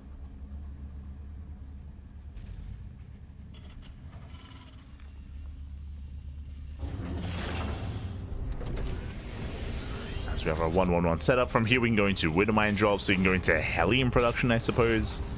That's speaking of, okay, Reactored Hellion. Reactored Hellion added Ghost Dog. You know, our take-up choice from Spoonmaster is going to be a Twilight Council once again. We'll see if he goes into charge. I'm hoping he doesn't. I'm hoping we see a Blink-based opener instead, but our eyes are on Spoonmaster. As he does waddle in. Again, for those that are curious, this is a round of 32 match in Group B. So really early round in Group B. But again, there was just a lot of downtime with the other series. So we're happy to switch on over. And again, we'll catch up with Creator and Shin after this. We'll catch up.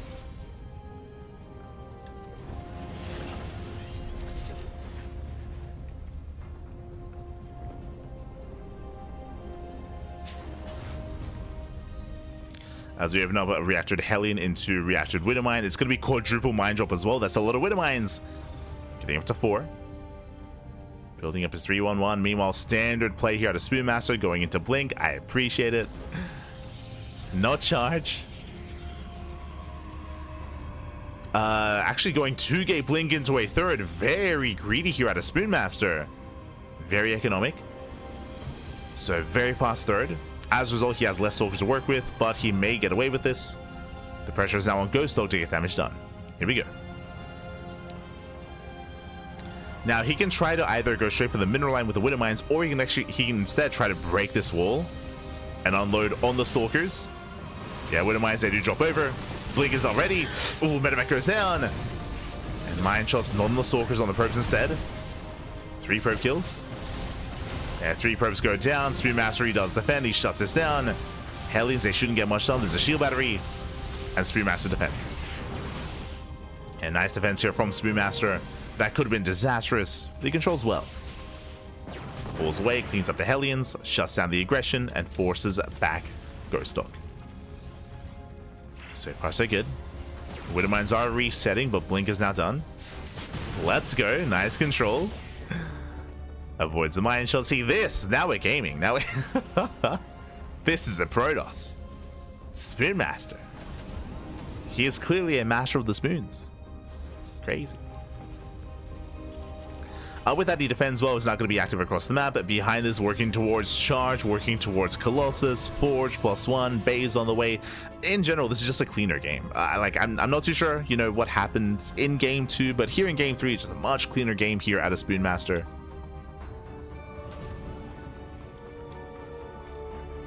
Now moving out. Likewise, pokes into the natural. The tank is a little bit too far back, cannot support the bunker, or I should say bunker is too far forward. The bunker goes down.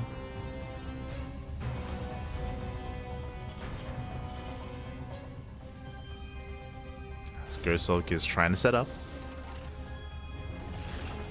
Likewise, Stim is on the way. Building up his bio. He has cut tank production here at 3. And as he scans, he sees the Stalkers. He does move out. Bold move. Does move out. Do we have any observers? There is one, but it's back at home. Stalkers poke in. Observer in position to scout. As Ghost Dog, he does sneak out across the map.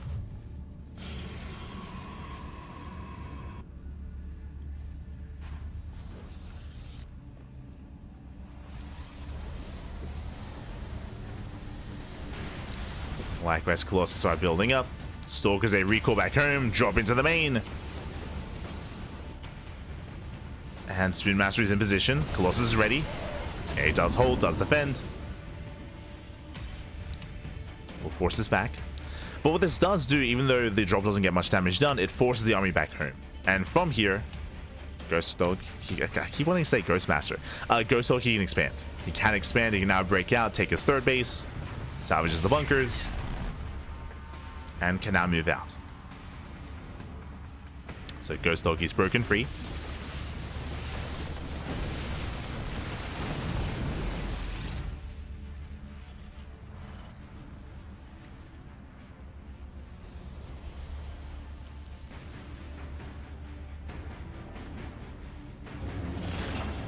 Has broken free. Third base now being taken.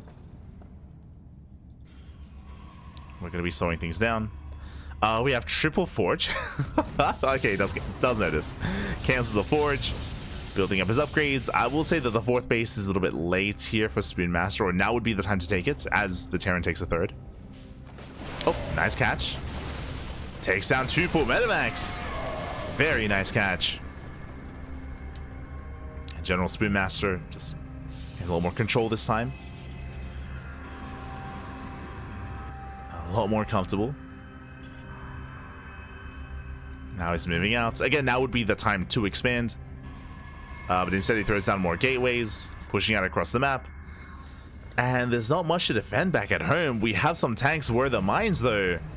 Yeah, no factory production. The reactor is there, but no widow mines. Likewise, no bunkers, no defensive setup.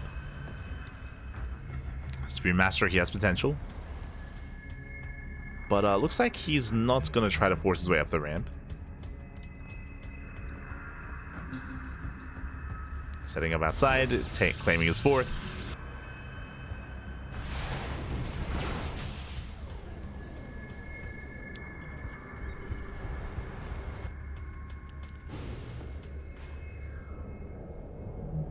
He's claiming his fourth base. Likewise, Ghost Dog dropping across the map. Ghosts have right for EMPs, but there are still so many zealots here. And what's dangerous is just how open this area is. Like, how to deal with all these charge lots is usually SimCity, bunkers, depots, widow mines as well. There we go, depots now on the way. He has to create some kind of obstacles and terrain here to disrupt those charge lots. He does recognize what he needs. But Spearmaster, he does push in, takes down the first tank. He gets one, he gets two tanks. Yeah, second tank goes down, third tank as well, all tanks full. Vikings, they get one Colossus, but only one. There are just so many Stalkers. Colossus, they stand strong. And Spear Mastery is overwhelming. At the same time, we get across the map. We're still getting into the mineral line. Probes are going down. The entire mineral line, actually. And we're just committing. We're just going for the all-in. 23 probe kills across the map. He recalls. Oh my god. He recalls back home. I don't think that was necessary, but does recall. Ghost Dog, he survives, he defends. Does cripple the economy. And this is a little more manageable. Yeah, a bit of a move command here as well. Archon Zelsa going down. Spoonmaster consulting his army.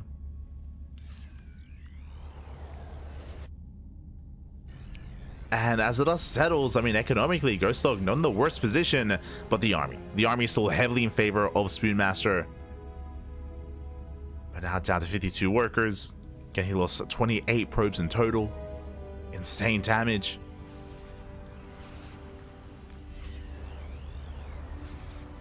Again, I would say, just because so many workers had already gone down, at that point it would have been worth just committing in and at least killing a base first before recalling to equalize some damage. But because he didn't, I want to say that Ghost Dog has a chance. But never mind. If Spoonmaster was passive. Wait, it's pushing in once again. Takes down the depot. Going for the CC. If we pull the boys, Ghost Dog, he might be able to engage, but there's still two Colossus left over. Yeah, massive swipes coming in. Going for a warp in as well. 8 Zealots at a time. Storm is almost done.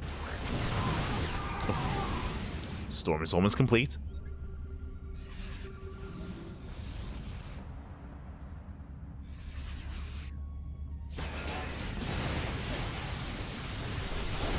Oh my god. A brutal storm. Storm pops off. Spearmaster jumping into the main. Going for a mass 11 Zealots at a time. And here Spearmaster is in control. Collapses into the mineral line, takes down the SCVs.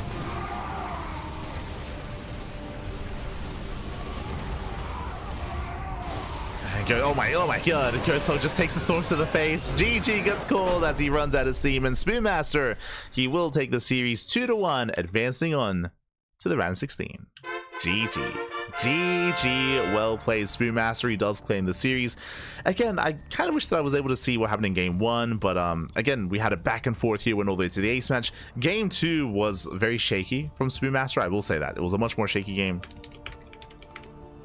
And definitely looked a little more, uncomfortable there from the side of Spoonmaster. But here coming into game 2, we saw him get a little more comfortable. He was able to build up, get into Blink, shut down the opener, embrace his 3-base saturation, and was looking very, very in form. GG. GG, well played. GG, well played. With that, congratulations, Spoon Mastery will claim the series, and now we can catch up with what's been happening on the mainstream.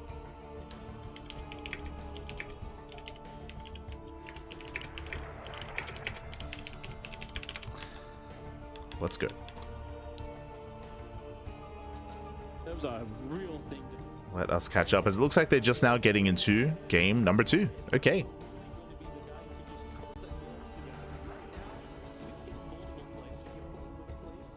They're getting into game 2. We're here to catch up. Later on, we get to watch Cero play like an absolute robot, and we're like, So I was like, oh, it's been a year since I played offline. Oh well. Okay, we missed game 1, but they just started game 2. Possibly. Maybe he'll be human too. I don't know. But So we have Creator. Creator is up against Shin. So far, Game 1 was on Maganatha, I believe? It's Question mark. wild to talk about, because obviously this is probably one of the longest periods in which a lot of these players haven't played offline for as well, right? So it's definitely a bit of a story, and I can only again say that that last game was a perfect example. Ooh, Twilight Council opener. Now, if you've been watching Creator as of late, especially in GSL, you know that he's very fond of glaive adept openers. Has been very fond of glaives. Cleaner. They've looked much smoother. And yeah, crazy games happen, and people. So there should be glaives out of Creator, I would imagine. You know, such a confoundment of mistakes. Yeah, really crazy to come out the other side. As a hatch goes down on the third base, Link Speed, Hatchery, Queen all coming up. Twilight Council building. And I'll get rid of that locus. That's a little uncommon, I guess, these days. I mean, we mostly see Stargate openers. Creator, though, is somebody who likes to go for example, glaive to depth. He's forgetting one of the probes in the gas, but it may actually be intentional, because he's mining with 4 in total. Yeah, so I don't know if they were watching the GSL qualifiers, but Creator, he has been going into glaives quite a bit. There we go, glaives are on the way. There it is. A couple seconds late on it, but he's still going to be able to get it down nice and early. Shin currently does not know what he's playing against, right? But there's a few tells. So first off, you expect the nexus of the Protoss to go down at about 350 or so at latest. So that not going down is already a pretty big tell that something weird is happening. And then secondly, he would expect an Oracle to be flying across the map right about right now. He's looking for that. He's got vision. He's trying to figure out whether or not there is a unit flying. Getting up to 4 gates. All of these little tells of nothing, right? Like the tells that there is nothing going right now for Protoss may just give him the information that he's looking for, because he needs to be prepared against the glaive. So coming up in the next 10 seconds, we should be seeing a Roach Warren out of Shin. Much anymore. Creator used to have a really mean 4-gate glaive adept. I do Yeah, want there to it say is. that Shin's been pretty susceptible to it as well. Obviously, that Overlord Roach Warren's on the way, on time. On the natural too, so there's just So Shin, he much knows. you can piece together. Roach Warren starts, and I would say that's so within a good timing to be able to deal with this. You see these adepts out the front. Prism going to be out in a moment, and we are going to go. Obviously, Prism will move across the map. We'll get another warping of adepts. We start to attack. We'll see what we can do as Creator will take the Watchtower, but nothing there to kill. And a Spore Crawler starting up just in case there's a DTs as well. Just that preparation, and also you can maybe use it to zone out the Prism a little. Yeah, he just wants to be safe against everything. We have seen a lot of Safe out the weird coverage deals on from point. Protoss lately. That series that SOS played in the GSL comes to mind, where right now 2 Tempests pop up and you're like, wait a second, that's not what I expected at all. This is just going to be good old glaive to depths though, so these units get a straight up attack speed boost from that research. And they are As a reminder, this is not an all-in. So far, nice around here with the Lings. The Queens, they zone away the Prism. That Shin currently has. He gets a good wrap around. Not bad. The Queens are dealing a lot of damage too. Follow-up warping. You know what, let's say shade into the mineral line. Oh, boys being pulled. Going around. The Zergs really start struggling against it, but so far so good here for Shin. Yeah, he's gonna lose some drones though, and obviously he's starting to 5, control this. 6, Immortals 7 coming up drone back at kills. home. Oh, It's this is getting out of important hand. Make sure those immortals are available in case Shin counterattacks you. I like that recall. Keep a few adepts alive because it just gives you a bit of buffer as well in case Shin completely commits to a counter. Dark Shrine also lovely because right now Shin is not on a lair, and if he fully sends it, this is actually going to get kind of wild, right? Because if he full sends and then there's a DT Shrine, that would be absolutely huge. Now, the Overlord is not currently spotting that Dark Shrine either. So Shin is not droning. that information, and Shin... Ooh, I mean, Shin, he does get supplied though, so he can't drone, but... really feels like he's going to get ready to go. 5 Overlords on the way. Yeah, Shin, he's got 35 drones. He's going all in. He's still gonna send it. StarCraft. Extremely messy StarCraft. Shin needs to be going into a lair here in a moment if he wants to be safe. Obviously, he will have detection in the No, he's not gonna let. He's all in. He's all in. Looks to me like he is ready to be the aggressor. Now, Dark Templar are obviously great offensively, but you can still use them to... So what they're discussing regarding the lair is that DTs defensively, because there's no lair, there's no mobile detection, there's no way to deal with DTs, and they're a way to just hard counter a hatch-based all-in. So Creator, he needs a little bit more time, and then DTs, they will end the game, or they can end the game. I mean, he's moments away from getting the first warp in by a bit of time. Sentry, pull back, force field, yeah. Nice force field. Just give yourself a few moments here, and like you say, DT warp ins will... Shin, he is delayed. A pretty heavy closer on this. Now moving into depths at the same time, they hit the mineral line. Creator playing great in that regard. These few units are very nice damage. There's a DT warp in, put that on towards the Roach Ravage, and you're going to DT's warping in, Shinny starts droning. Units on the third base go down. Creator running away like that was not ideal, but he can't die here because of the DT. Like, the DT will eventually start playing cleanup, and Creator's going to recognize, hey, this is pretty nice for me. Like, the DT's just Shin, he now notices he has to back off. You'll have a good time. Going for the third. Okay. Can he get the third Nexus? Still going better, though. I think this is still going better for Shin than it ever was supposed to. Creator warped in. I think it was a Stalker and a Sentry right when he finished the Dark Shrine. So he must have had a few of those structures on cooldown. Nice target firing, but the base is going to go down. Let's go. And that means that Shin is still going to be able to do a lot of damage despite not being able to detect the Dark Templar. Now, in the meantime, there were... Okay, now you have to back up. This is still free damage. No. There we go. There have been, in the meantime, though, been a bunch of adepts on the other side of the map just shutting down workers, and that may honestly save Creator here, who... Ooh, trying to hope the lucky Biles will hit, but... Yeah, the fact that he's done that much damage to the economy of the Zerg on the other side, I think ultimately makes this pretty good. We have some Dark Templar juggling, Wardy. Yeah, it's actually very nice. Yeah, it's a really shaky position here because Shin, he's taking free damage. These DTs are getting out of hand. They can still get out of hand as well. Lair is only halfway done. Creator did lose the base, but look at the worker counts here. Creator, so he still has a decent worker or economic game state, decent worker count, and now soon to retake his third. Because Shin gets rid of the third base, that's huge for him. But he is an all-in Zerg, right? Like, he only just now started to lair. He started up drones during this, so for all the damage you take as Creator, you're actually kind of okay because it was such a commitment on the side of Shin. I still like this position for Shin quite a bit, though. Even though this has been a bit funky for Lair him. he's going for the mutas. Let's go. Spire? Spire is on the way. Okay. Shin's like, you know what? Perfect. I went for like a 7.5 minute lair. Let me build up a Spire as well, just to try and see if I can... Well, really put the nail in the coffin. It's a dangerous decision though, because it's a quite expensive one. But he decides to it's go very into a risky link going push for the and Spire. Roach speed at the same time. Creator can't really be going for an attack though, right? Like he's going into the Robo Bay here. He's just trying to play survival himself. So I think he's going to be able to get away with the Spire. Yep, and that's amazing. If you get to go into like mutas or something right now, then it's going to be very nice. So right now it comes down to scouting. Ooh, hallucination moving in. To play with. This Here we go.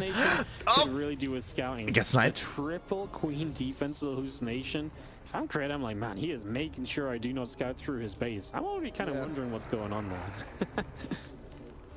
Yeah, second hallucination for at this point, could it be, I don't know, swarm hosts? Could it be a knight as worm? What do you... There's again 3 queens. He sees the third, doesn't check the natural. It doesn't work.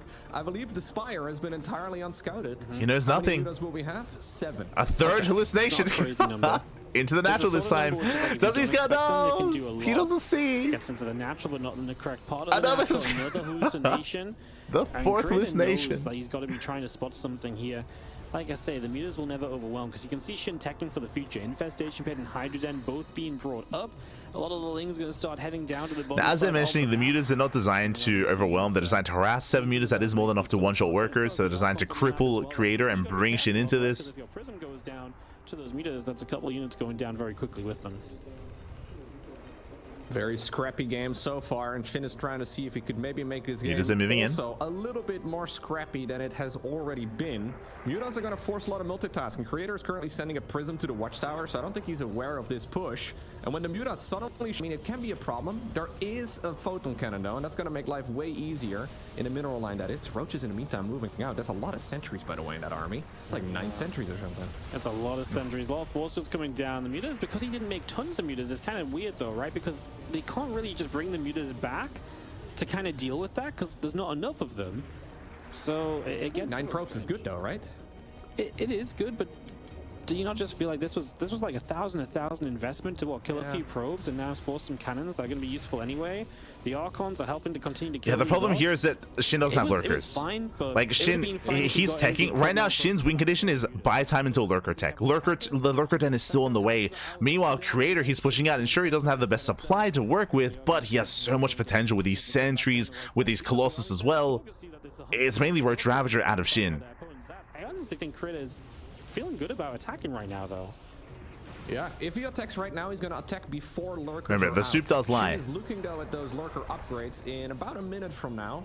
So Creator does have a timing window that's closing, but he doesn't. Yeah, Creator's pushing in. He's going for it. This is always tricky. Most of the time, mutas are not going to be the only unit Zerg makes. Keep in mind though, this is still like a maxed out Zerg. This is an awful lot of Zerg units, even though it's all relatively low tech. I mean, there's a ton of force fields. If you can get, yeah, like maybe slice this army in half, try to take half of it down at a time, might be doable. It's super awkward as well because this fourth base is tucked away. Like that fourth base just sort of sits there. It's a really weird position for it to be in. So you can kind of see that you get pushed right back into a corner. Muta's trying to get the prism. Creator protects it. He's going to start diving forward, and he is going to have that army kind of positioned in the top right, just hidden away. And I actually think and the force fields are brutal. Force fields are brutal. Lurkers are being denied. Great force fields from him. All those sentries being put to work right now. And Shin, he just wasn't ready. He just needed more time. Not got a lurker on the map, if not mistaken. A couple Colossus going to have to be juggled or so here, but we're actually going to lose the prism. Oh my god. Just going to walk those Colossus back. Sorry, prism's right in the back. I'm just seeing things. It was hiding right off the camera. That's not your Yeah, fault, nice kiting there by Creator. He's just completely shutting this down. Again, even though Shin was up 40 supply, it didn't matter. GG gets called. Just the sheer amount of units. Wow. Honestly, very well done right there by Creator. Much cleaner game than the first match of this best of 3, but he obtains the victory 2-0 right there over Shin. And Shin is not going to be happy with that result. GG. Again, it was a little bit scrappy, a little bit messy.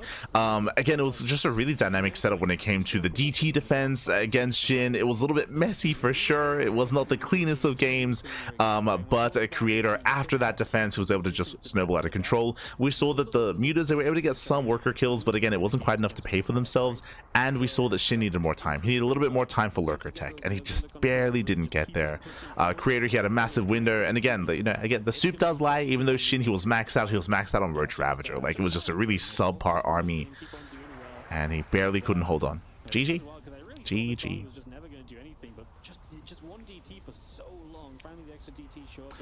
When it comes to the other matches that are going to be ongoing, so Shin, he gets knocked down to the lower brackets, and Creator does advance on into the upper brackets, into the further rounds. But we still have some more matches ongoing. Actually, I think right now is a good time to catch up on the bracket itself.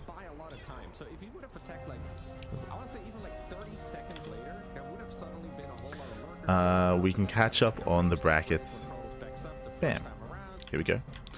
When it comes to the bracket itself, we've had a lot of updates. A lot of updates have been going on. So here, coming into Group B, it looks like suddenly we have all these updates coming in. Rogue is up against Mana. That looks like a spicy ZVP. They're currently mid-series in Game 1. Looks like they're being covered by Steadfast. Meanwhile, we have Gabe. HeRoMaRinE is up against Zoun. They haven't started yet. I would love to cast that. From my understanding, I don't think they are scheduled to be covered by the mainstream, so I would love to jump into that PVT. Meanwhile, we do have Geralt still waiting for either Reynor or Big Daddy. We have Dolan still waiting for the winner of Hero and Spoon Master. Meanwhile, when it comes to Group A, Future Cure hasn't begun yet. I mentioned before that I did want to cover that TVT, but I'm not too sure what it is, but they're a little bit more delayed. I would love to cover that TVT, but just to feature some of these other players, but we can't yet get there. Now, when it comes to Creator's next match, so Creator, he's advanced on to tomorrow. The upper bracket semifinals that Creator has made it to, that is not going to be played out today. That's going to be played out tomorrow instead. So Creator, he's done for today. He's done for today. Mara and Hormono, I believe they have just begun. They did just begin. And Showtime versus Skilless is going to be on the mainstream. Now, at this point, I'm going to deviate from the mainstream, so they're going to be covering Showtime versus Skilless. As I mentioned, Rogue and Mana is being covered by Steadfast. Cure and Future, I would like to feature them, but yeah, we don't know when they're going to be in. So up next on the channel is going to either be Future versus Cure, or is going to be HeRoMaRinE versus Zoun, which also looks really good. Looks like a really good match.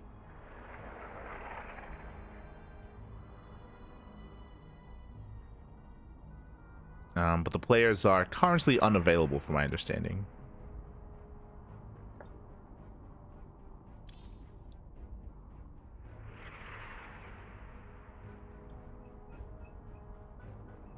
Yeah, they're currently unavailable. We have the potential here versus Dolan, true. I mean, I'm here for my boy Dolan, unironically. I'm here for him, for sure, but I would like to feature some of these other players, if at all possible. Because from my understanding, I believe the mainstream, they're going to be covering Showtime versus Gillis, and then they're done with Group A and B. So, like, now is the time to cover as much A and B as possible.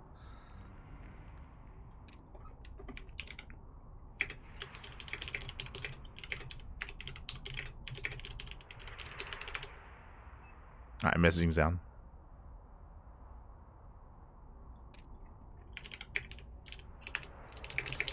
Cast your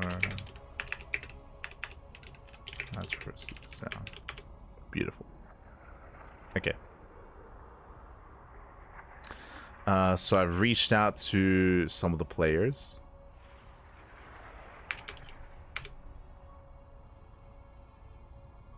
Again, Future and Kira have been chilling for a long time. Zoun and HeRoMaRinE. He's on mouse, team, vitality. So we're going to be going on a short break. I don't know how long it's going to take for Zoun and Gabe and for Kira and Future to start their matches, but I would want them to be our next series. I would hope that we're able to catch them. I would hope so. Por favor. Just catching him with the chat. Home beat Harsam? Of course he did. I mean, yeah. Come on, it's a pretty good player. It's a pretty good player.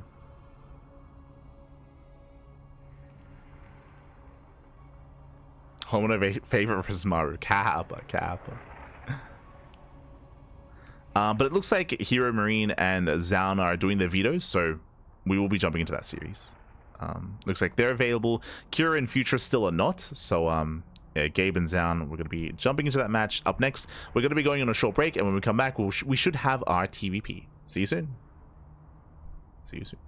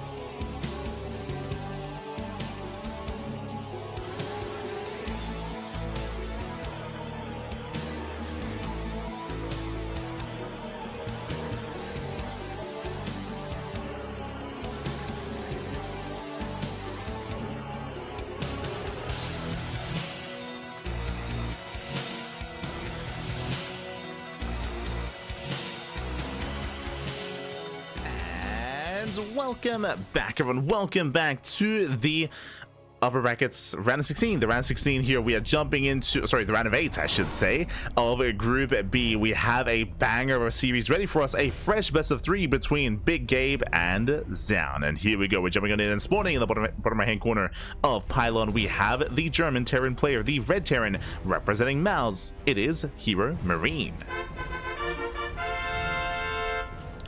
And spawning in the top left-hand corner, we have the blue Protoss player representing Team Vitality. It is Zoun. Here we go.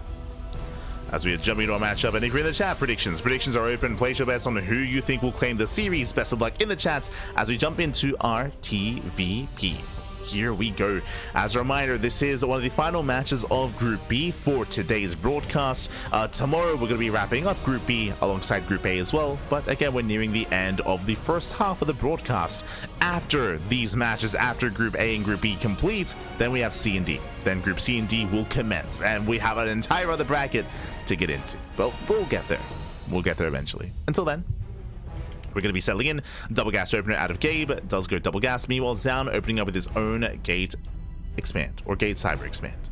Now, when it comes to our players, coming into this, I haven't really seen too much of Big Gabe. What I do know is that recently he has been playing in more open tournaments. If you remember, for a very long time, he was not really fond of the idea. Announcement of EWC, he wasn't really playing in the online open weeklies. But after EWC was announced, then he decided to devote more time and started committing more, playing in the Monday night weeklies. And I think even playing like in a Wardy Monday every now and then. So it's really cool to see Gabe just indulging more and competing more in these open tournaments as he's been gearing up and getting ready for these big plethora of offline events that are now upon us. And we'll see how he compares to Zoun. Zoun, for those that are unaware, Zoun, he failed to qualify for GSL Season 1.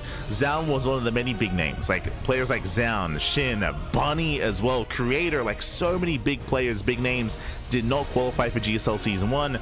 Zoun is one of them, despite the fact that he's a really good player. Like, I would say Zoun is top 3 Protoss in Korea, just behind Hero and Classic. Just behind them, I would place Zoun. So for him not to make it into GSL was an upset. It was crazy, it was brutal, it shows how competitive GSL is, and we'll see if he can recover, and we'll see if he can redeem himself here at Dallas.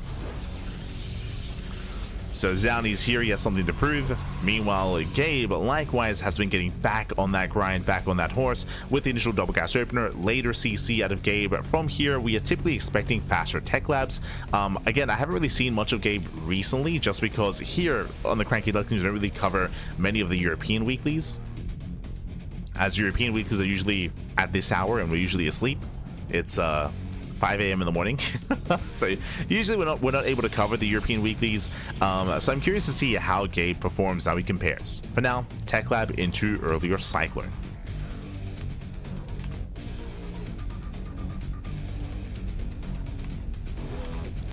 Is going for the earlier Cyclone. Meanwhile, Blink based opener here out of Zoun. So far getting into his 3-gate setup. So 3-gate Blink, very safe play here from our Protoss player. Likewise, Gabe is setting up, massing up his Marines. Thank you so much, by the way, to Scafleg. Thank you so much for the Twitch Prime, or for subscribing, I should say, for subscribing for the first time in 2 months. Thank you so much. Do appreciate it. As we go for the add-on swap, we have the initial drop across the map, so Marine Cyclone into Cloak Banshee. Now we see the purpose of the extra gases. Hallucination does confirm. Nice scatter here out of Zoun. He's fully aware of the Cloak Banshees coming his way. But what about the drop? The drop does slip in, but thanks to the 3-gate opener, do have extra Stalkers, an extra setup, and Zoun, he is somewhat in position to defend. There we go, he reacts in time. Going for the Cyclone. Nice control there, nice micro out of Gabe.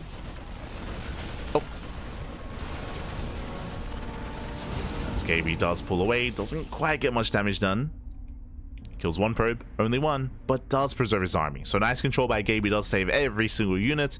He does pull out, does pull away.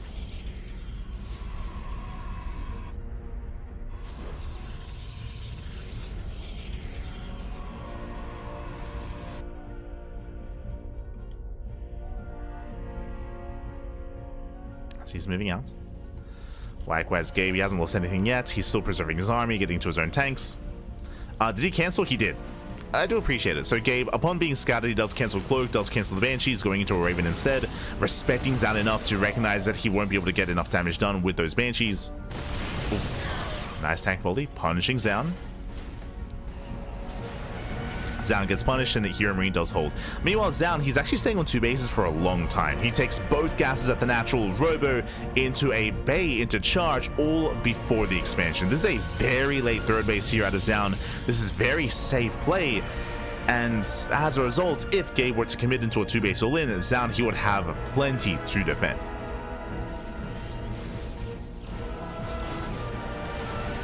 So Zoun, he's setting up.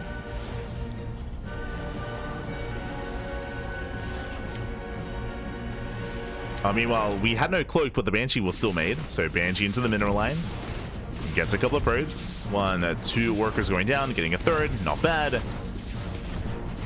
Stalker's now being forced to warp in. 5 probe kills for a vanilla Banshee. Very nice damage.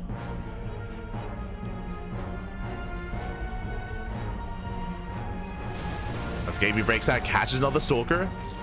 Nice pickups. Picking up 5 workers. Banshee gets away. Stalkers go down. Nice small wins here for Gabe. And do you see what I see? There we go. 3rd TC. Command center is on the way. Gabe, he's not going for a 2 base all-in. He is expanding. He was just very dedicated on 2 bases. But now we're building up towards a longer game set. And again, this 3rd base is late for Zoun. But the advantage is that he already has Colossus. So he's very secure. He is very secure. Gabe, now he breaks out, looking to expand. I see Azura in the chat, the biggest Zoun fan. Let's go. Azura. Yeah, of course. Want to go over Zoun and Gabe. Gabe, he does breakouts. And remember, behind this, he's expanding. And he shouldn't quite commit here. He has no interference matrix. And again, he's pushing into 2 Colossus. So Gabe, he will threaten the pylon, but he can't stick around. Scans, sees the setup, sees the army. Reinforcements are on the way. Again, he wants to get that Cybercore and get the hell out of here. Cybercore goes down, Gateway as well. Does scan, and he unsieges. He has to pull out. Races back home.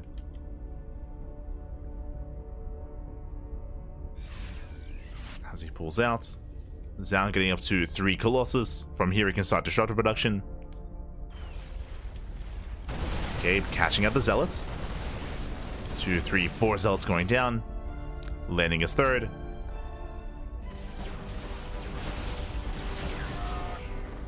And we're waiting for Zoun's push. He's got his 3 Colossus. What are we waiting for? The Prism. Prism is on the way. Dark Shrine as well. And with the arrival of that War Prism, Zoun, he can now break out and try to strike the 3rd base of Gabe. Speaking of, has Zelnaga.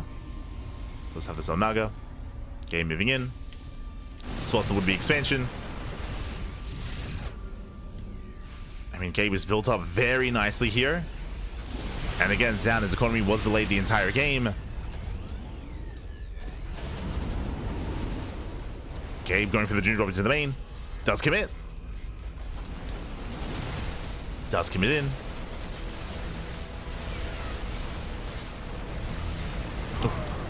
Likewise, auto turrets on the way.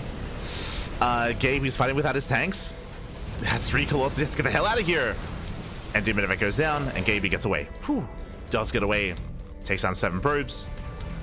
Zoun expanding on the right-hand side. A very isolated base. Very abusable.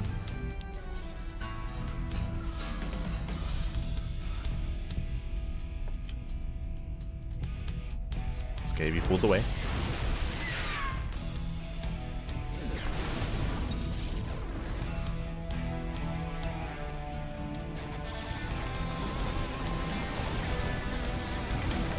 As Gaby drops back in, heads for the main base, will snipe the main. Massive pickup. Yeah, Zoun completely out of position. He's racing back home. The main goes down +2. Can he deny? Takes down the Immortal. Immortal goes down +2 as well. Massive pickups. Blinks away. We'll lose 1 medevac, but that's worth it. That is worth it for Gabe. Snipes the main, the production, the upgrades, and the Immortal as well.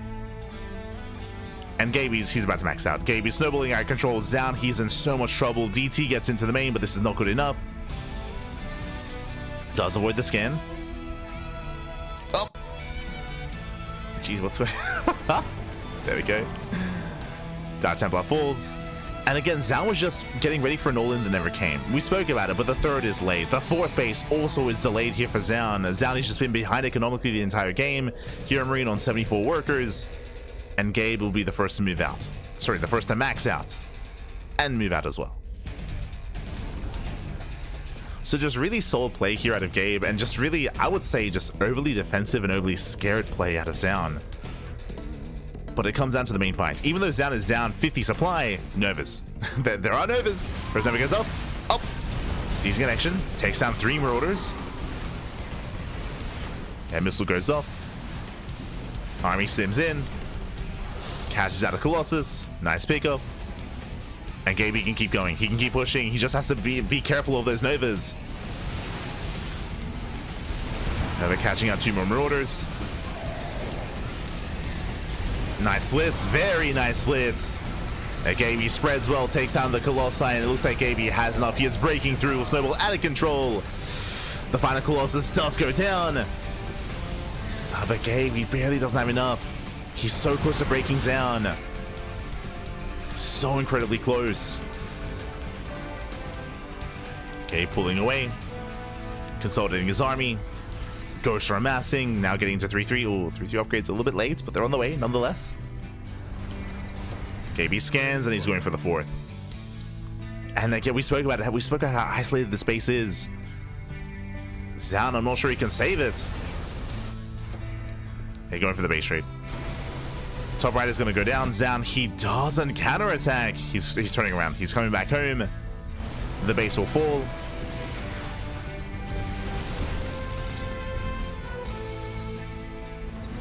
Zoun going for the Hail Mary play. The Novas are going up. How he notices. Gabe, he sees. He knows. Does spot the disruptors. Gabe is going to keep this going. And all he has to do is deny the 4th. You can see Zoun double expanding. That's how desperate he is. Getting a 4th and a 5th base at the same time. Meanwhile, Zoun has built up his disruptors. 5 disruptors. That's a lot of Novas. A lot of Novas here for Zoun. Does snipe the Ghost. Nova going up. It does graze the army.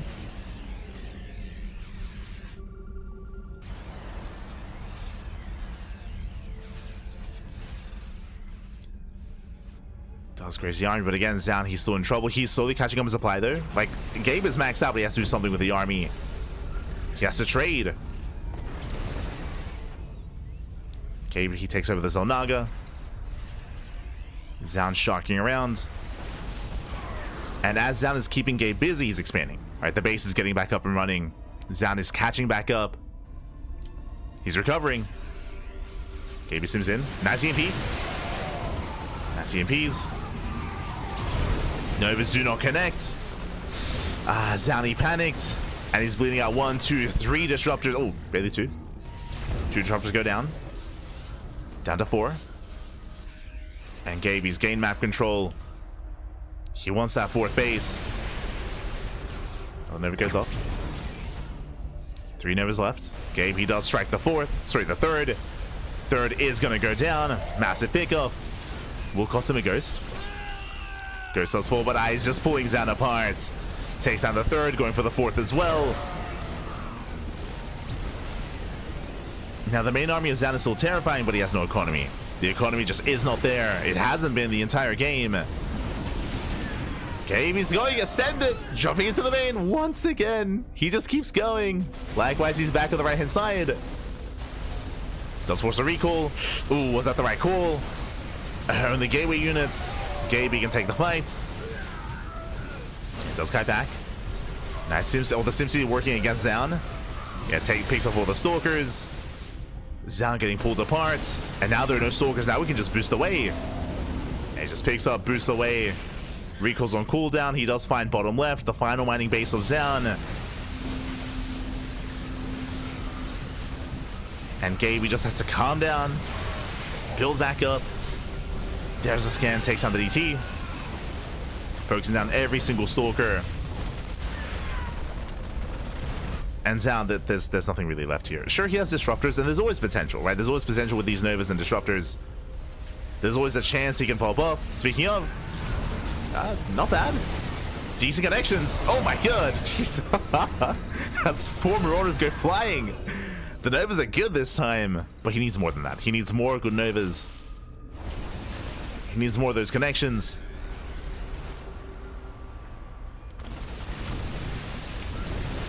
Not like this, so 1, 2, 3 Disruptors that go down before the Novas connect. The target flying at the game takes on every single Disruptor. The Novas, they just can't connect. GG gets called, and HeRoMaRinE will take game number 1. Whew, GG. KP does take a lead in the series, does take the first game, and is 1 game away from making it through into the next round. Remember, this is a best of 3, by the way. Best of 3, not a best of 5. Gabe takes a lead and is 1 game away from claiming it. Oh boy. Uno mas, papi. Uno mas is all he needs. And game 2 is going to be on Tokamak.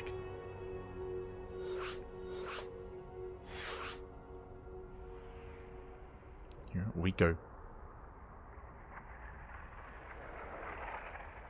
Finally, a proper TVP. I mean, as we were trying to emphasize, like, because this is day 1 and because of the open bracket, there are some, you know, some lower tier players or like a little bit of a skill disparity.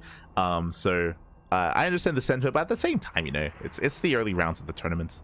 Moving forward, though, as we're getting into the later rounds, that's where like the big names are facing off, right? Your Creator versus Shin, your Future versus Cure, your Gabe versus Zoun.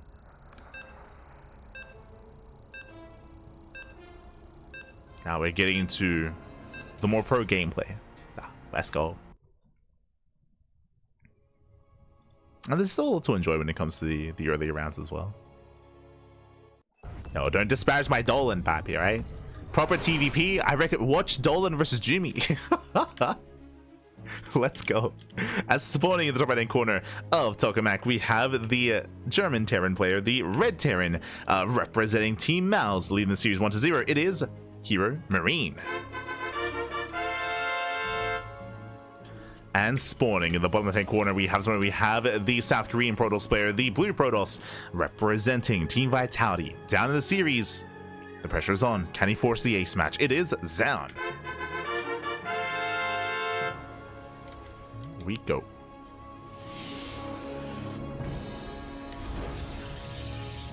Crazy how Protoss getting outplayed, and yet with 1 good fight they can still win.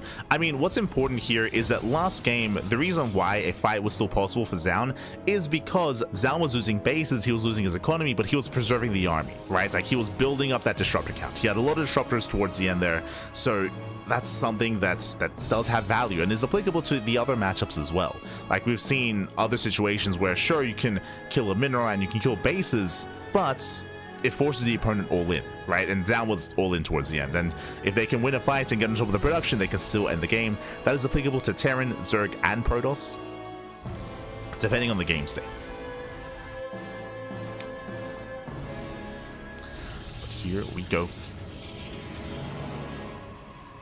As for now, we're going to be settling in once again double gas opener. Now, if you remember, this double gas opener last game led into attempted cloak Banshee play.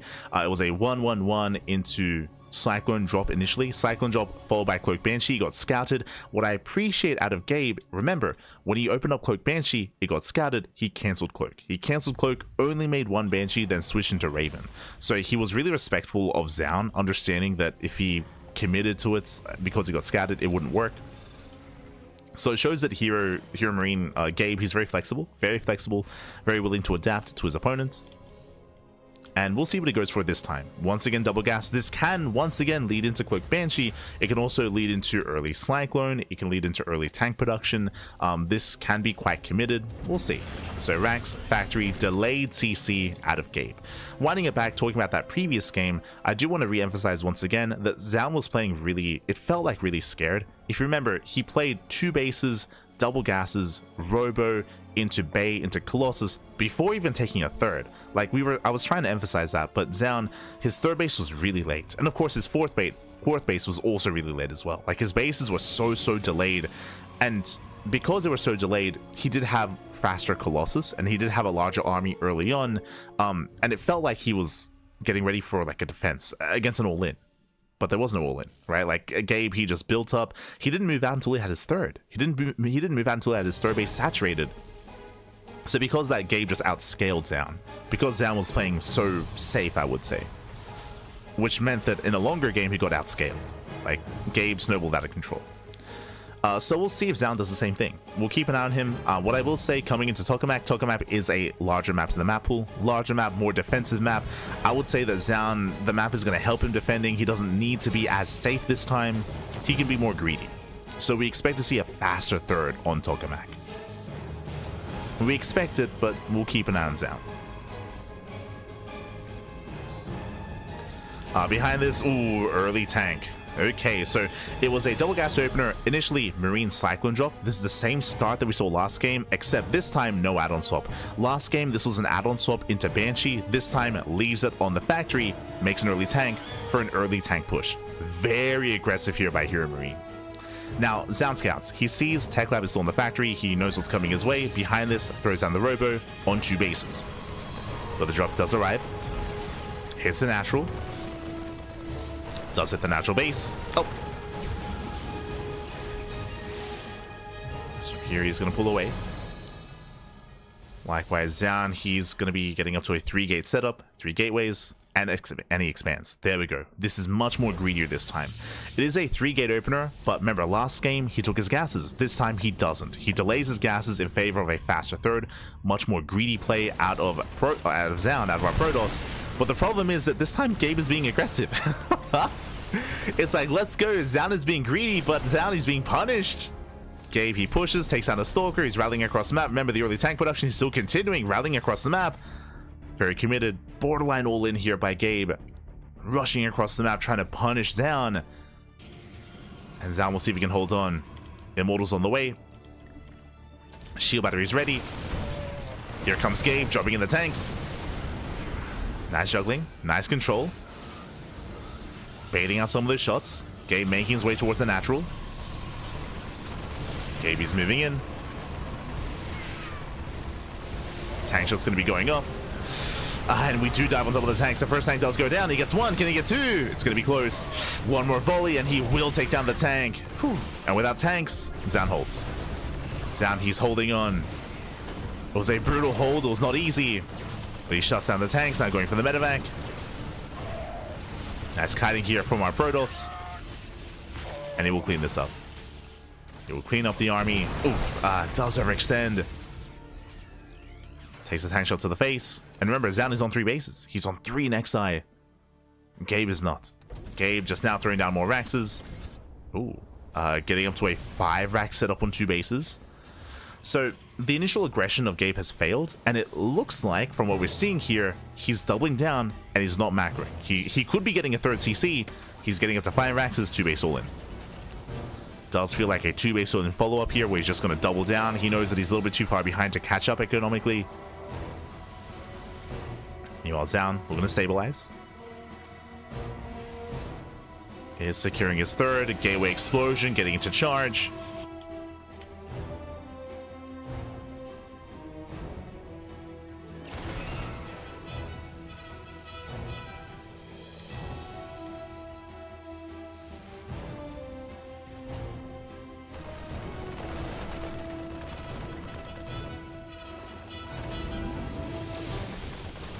As the hallucination does come in, he does not see the Raxes yet. Uh-oh.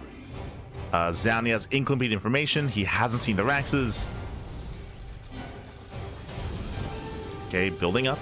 Does get spotted. He's spotted by the Observer. The Observer sees the medevac as well. Does spot the drop. Zoun responds. Okay, he pulls away. Trying to break out, waiting for his upgrade. Stim is on the way. Combat shields +1. And Gabe, he might pull the boys with this. We'll see if he does commit. We'll see if the boys are pulled. KB scans a third, sees it's fully saturated. Destructive production has begun. It's all or nothing for Gabe.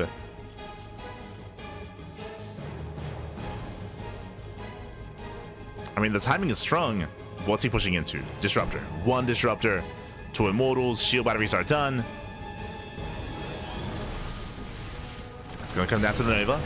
Going to come down to the engage. Nova goes off. Does connect with 1 tank. Not ideal. Okay, pushing forward. The tanks are actually quite far behind. The tanks are very far back. Zoun building on more zealots. Tanks are pushing forward. Just now sieging up. They do siege in time. Yeah, now we commit. Zoun, he's going for it. Nova goes off, takes down the window. Oh my god, graze the army. Does graze the army. But Gabe still has so much bio. Another Nova. Takes down a Marauder. Gabe, he's running out of units, running out of Marines. Stalkers are going down, but the charge will say we'll defend. The boys are being pulled, and Zoun, he holds. He cleans up all the tanks. Oh, the mine shots are brutal. It's a messy defense. But Zoun does survive. Whew.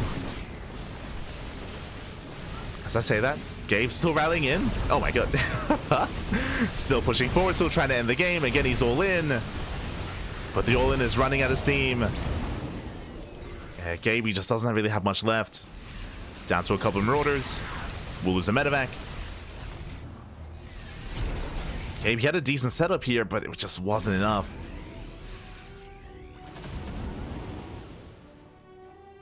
Does still have a large army. I mean, he was so close to breaking through. But now going for a split push. Dropping into the main.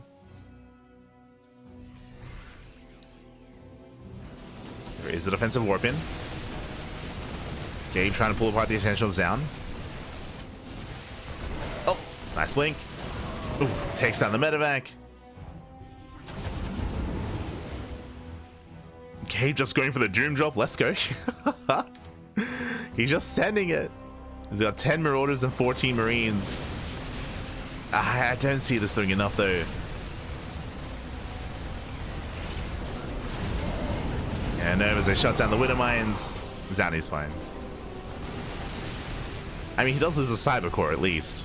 Meanwhile, Zoun is getting a 4th base. HeRoMaRinE is still doubling down, still refuses to expand. I mean, he can't. He cannot expand at this point. But Gabe does have a massive army. He's got freedom. True. He's got the Dallas buff. Novas, they do not connect. Gabe, he stems in. Yo, if at first you don't succeed with the 2-base all-in, just double down. Just double down. Just commit to the 2-base all-in even harder. Just keep going. He has broken the base. Broken the expansion.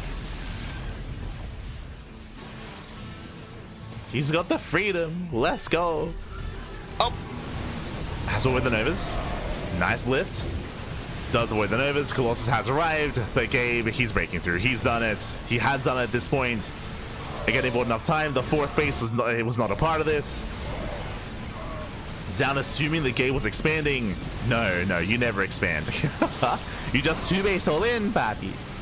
Gabe, he was watching Hon Mono. He knows. He knows the power of the all-in. Oh, as leading out a lot of units. But the Liberators, oh my god, they just pop off. They punish the Colossus.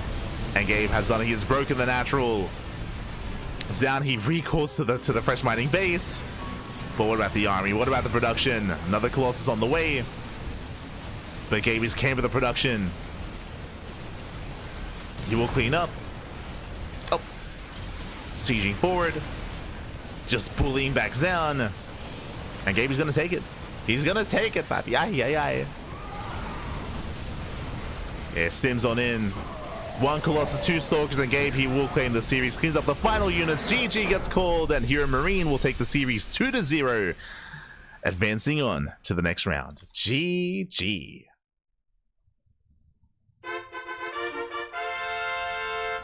GG, well played. HeRoMaRiNE, he does claim the series 2-0 against Zoun, getting a little bit too greedy towards the end, taking a 4th base and expanding. Meanwhile, his opponent was still 2 base all in. Of course he was. Like, again, like Gabe, he just doubled down after the first failed aggression, committed to the 2 base all in, and Zoun, it looks like it caught him off guard. It looks like he was expecting a longer game, expecting Gabe to back off and to try to transition. But no, we just double down, Pappy. We just double down. GG, well played. That congratulations. Oh.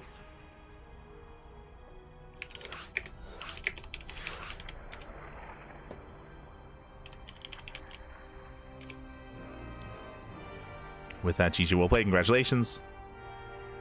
Ooh.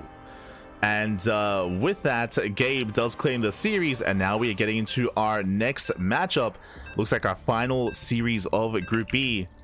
Geralt versus Reynor. Let's go.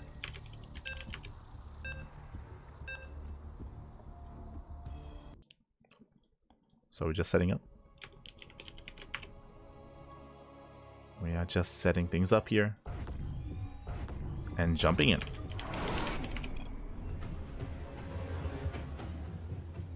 And again, this is a fresh series. And spawning in the top right-hand corner of Tokamak, we have the Polish Protoss player. We have the red Protoss representing Streamer Zone. It is Geralt.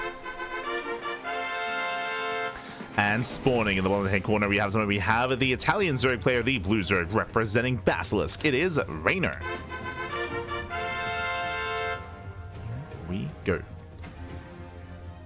So as we're setting up, and if you're in the chat, predictions are now open. Place your bets on who you think will claim the series. Best of luck as we jump into our fresh best of 3. Coming into this, Reynor is going to be the heavy favorite, but Geralt, he has been improving a lot here over time, and we'll see how Geralt can compare to Reynor. It is going to be a mountain to climb for sure. Reynor is one of the favorites to make a deep run in this tournament, but Geralt, he has traveled far and wide, all the way from Poland, from Bologna, to compete in DreamHack Dallas. He's here to make it through the group stage. He's here for that playoff bracket. Let's go. Let us go.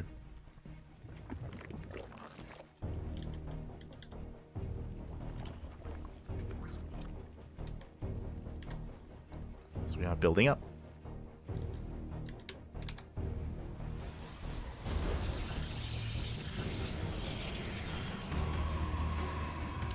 So we have initial setup here, so hatch a gas pool out of Reynor. Likewise, Geralt going for his own gate expand.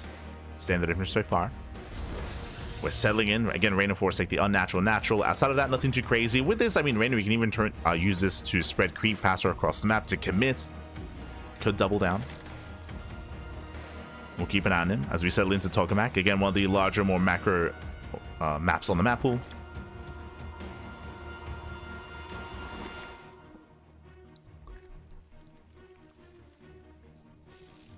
And we'll see if we do embrace a longer game. I feel like that's typically where Geralt thrives, in a longer macro game. If he can max out, if he can get into Sky Toss, that's where Geralt can look at his best. He's not too aggressive and too assertive in the early to mid game, but we'll see. We'll keep an eye on Geralt. Meanwhile, Reynor, of course, he was spending a lot of time in Korea this year, competing in GSL. Did have a solid performance, making it through the qualifiers into the main event. Reynor did well for himself. And now he's here at Dallas. I know that Reynor, he was lost in the Rift for most of this year. True. He was he was lost in the Rift, but he's back. He's back. We found him. We found him. Oh no. Spending too much time with Teemo and Mr. Yi? I don't know the League of Legends characters. He was in the jungle. But he's back.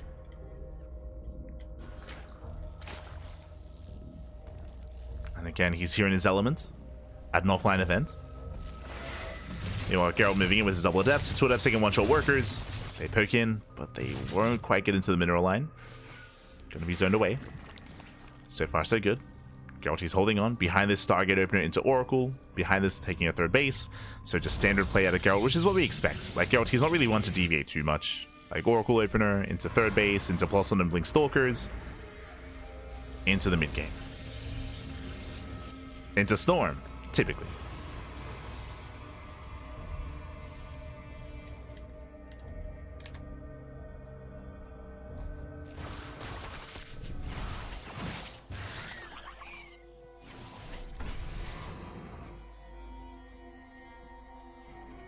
Reynor does move out.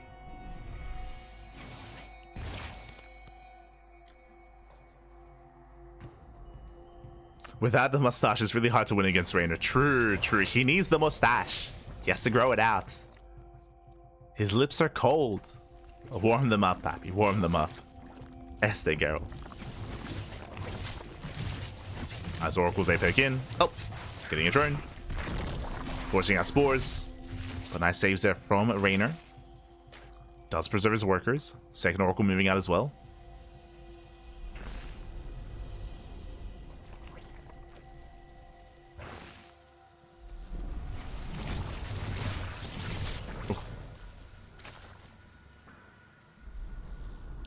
Not streaming Future vs. Cure. Future vs. Cure still has yet to begin. I said this before. I was, I wanted to cover it. I was keeping my eye on them, but their match was more delayed. So we're jumping into Reynor versus Geralt.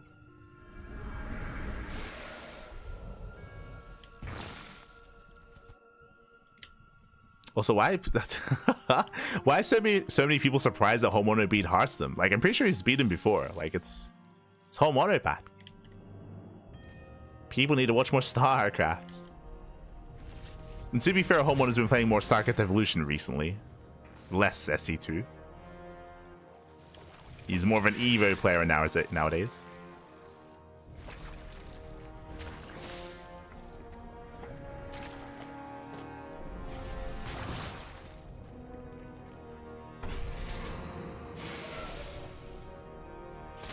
As Ling's able to collapse in. Decent trades here from Geralt, saving those adepts, saving whatever he can, I should say. And again, we're working towards Blink. Blink is on the way, +1, Gateway Explosion.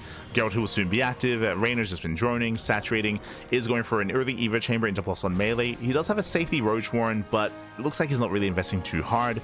Looking to be going into Ling Hydra. Oh, my apologies. I assume Ling Hydra, Ling into Muta. Cheeky move here out of Reynor. If this gets scouted, Geralt can shut it down, but unscouted, this can overwhelm. Like, hidden mutas here in ZVP can just straight up end the game. So the pressure is on Geralt to scout to figure out what the hell is happening and what's going on. Adepts shading in. Shades into the mineral line. Not bad. 2 drones going down. Gets a third. 3 drone kills, mining time as well. Nice damage here out of Geralt. But it's not about the damage, it's about the scouting. As Oracles, they're looking for a way in. They are zoned away. Geralt, he sees nothing in the bases. Nothing yet. Back at home, building up into Storm. He's got to blink Stalkers. Like, he does have some anti-air, don't get me wrong, but he has no stack defense. Like, his mineral lines are so exposed. And the Spire's almost done. Spire's almost complete. The other concern is that Reynor may just go mass Muta, as he didn't even get Overlord Speed. Sorry, Roach Speed, what I meant to say. Speed has not been researched. So he's going to double down with as many mutas as he can. There we go, 12 mutas on the way. And he might make more than that. Just mass Muta out of Reynor.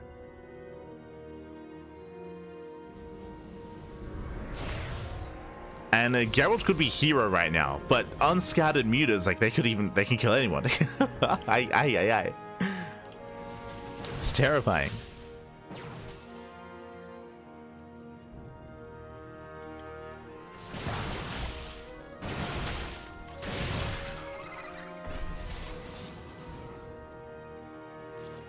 So we go, mutas they have hit the field, they're skirting around the edge of the map, they're going for the main, and Geralt, the pants are down. Straight up. The pants, they're all the way down, Bobby. They're all the way. He sees nothing.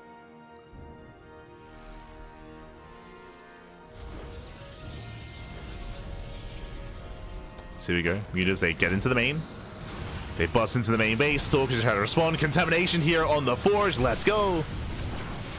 Catching out 3 probes so far. A nice response here by Geralt, minimizing losses. Does recall in time, keeping up with the mutas. Impressive. Oh, but they still find damage. Yeah, 5, 6, 7, 8 probes going down. Lings, they attempt to push in towards the bases, but massive stasis. Geralt, he's holding. Nicely done. Again, despite not having any stack defense, he keeps up. He maintains his bases. He defends all 4. And he's turtling. He's turtling up quite nicely here. Shield batteries, cannons, stasis traps. I mean, the map is helping. We spoke about this at the start of the game. This is what we referred to when we say that Tokamak is one of the more defensive macro maps in the map pool. It's this. Choke points at the 3rd, choke points at the 4th base, and also rocks in between the bases as well. So you have a very secure 4-base setup. More cannons, more shield batteries. The turtle is real. Geralt doing his best Showtime impression. Let's go. Mutas head towards the main. Cannons are done. Phoenix is in position, but ooh, late reaction. One Phoenix goes down, gets 2. 2 Phoenixes do fall. This is a bit of a more brutal response here from Geralt. Rough response, what I meant to say.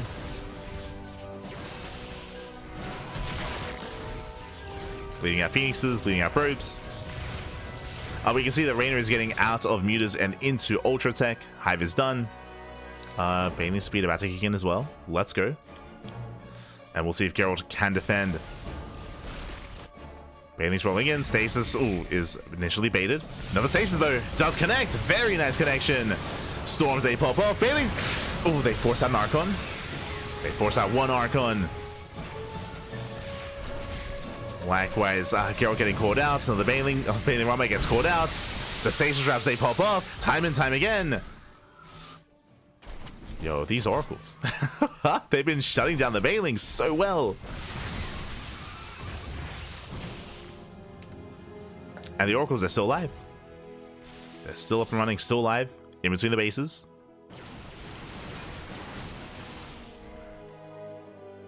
Geralt defending beautifully.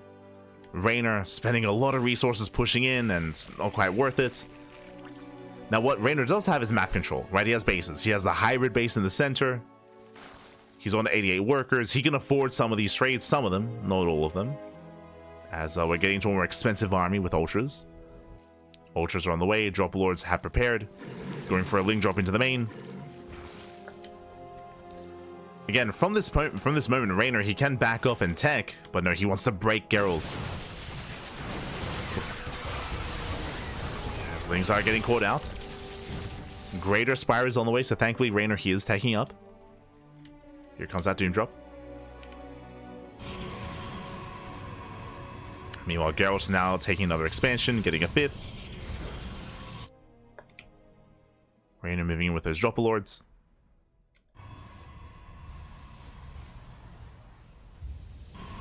Going for the main. The main base has is looking quite exposed. I mean, there are Tempests somewhat in position. Ultra's moving in. Stage traps, they do collapse here on the Lings, at least. Ultra's right through, nice cloak. And Geralt, he will defend the main army. But what about the Ling drop? Lings, they bust into the main. Not much to defend. Ultras are going to be going down. Oh my god. Force the Link back. Ultras are being cleaned up. They do get a kill in the expansion though. And Lings are wreaking havoc. 7 probe kills. Not too many actually. Does recoil in time. Geralt, he defends. He shuts down the Drop Lords. And Geralt holds. Geralt, he is holding on. What's important though is that Geralt, he doesn't have a base. He does need a 5th.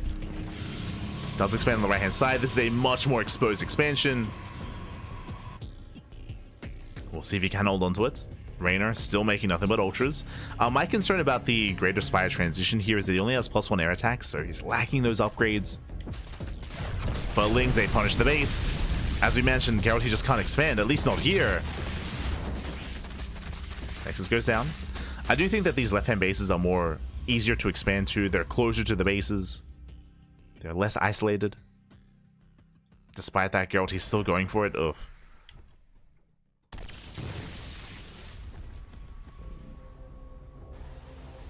Geralt, he is so spread thin, trying to take this expansion. Like, this center goal base, or the base on the left-hand side, is just right next to the 3rd.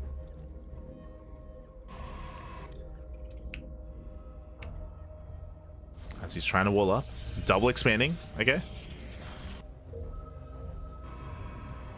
Does double expand. Lings, they should deny the right-hand base. That's a kill. Oof, that's a kill, not a cancel. Meanwhile, Geralt, he has his maxed out army. How many Tempests? 7 Tempests, only 4 High Templar. Lack of High Templar is concerning, but it's mainly Ultras to begin with, as that was another kill. Okay, slows down on the Ultras. Ultras are coming from behind, but they cannot engage. These are expensive losses for Reynor. They are expensive, leading out a lot of Ultras. You can see Reynor just burning through his gas bank. Ultras are expensive.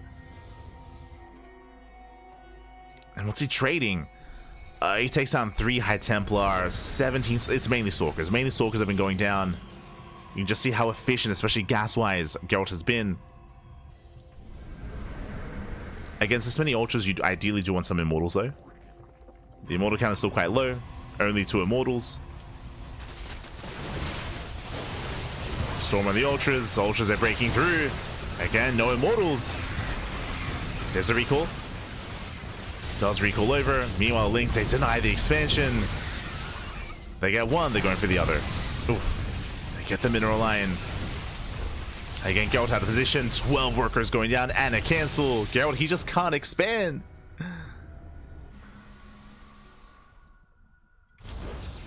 Oh, shout out to the Bardling.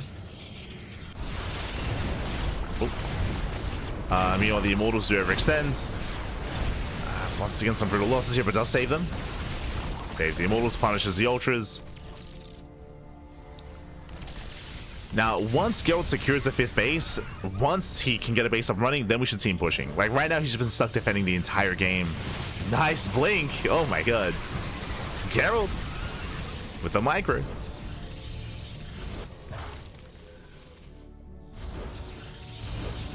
But once he can establish his base, then he can start being active, start pushing out. Reynor, again, the bank is non-existent. He's been aping a little bit, just like ramming his head against a brick wall. And the wall has been solid for the most part.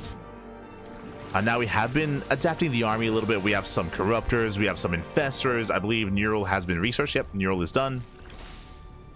So Reynor, now he has a more complex army. And the purpose, the goal of these run buys for Reynor has been to cripple the economy, which hasn't really been working. But now we can take these main fights. Or at least he's looking to. Now with Corruptors, with Infestors, he can try to fight head on. Now getting to +3 air attack. Flyer attack. Double Lurker Den on the way.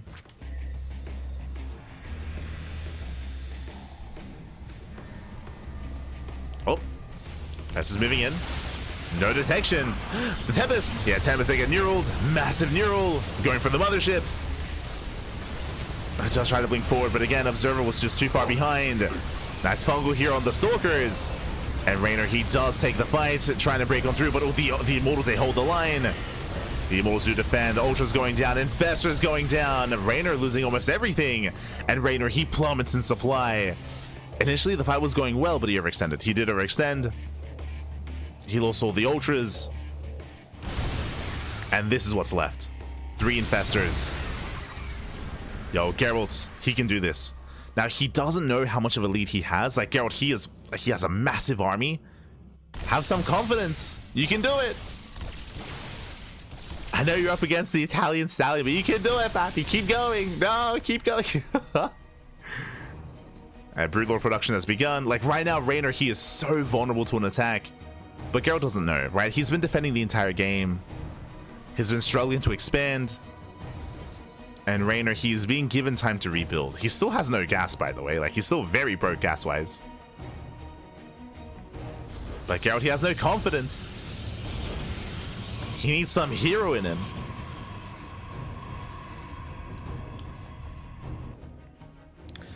So with this, Reynor, he can build back up. Now he's got his Broodlord Infestor. Again, there was a window in time where there were no Broodlords ready, but now they're done. Now the Infestor count is rebuilt.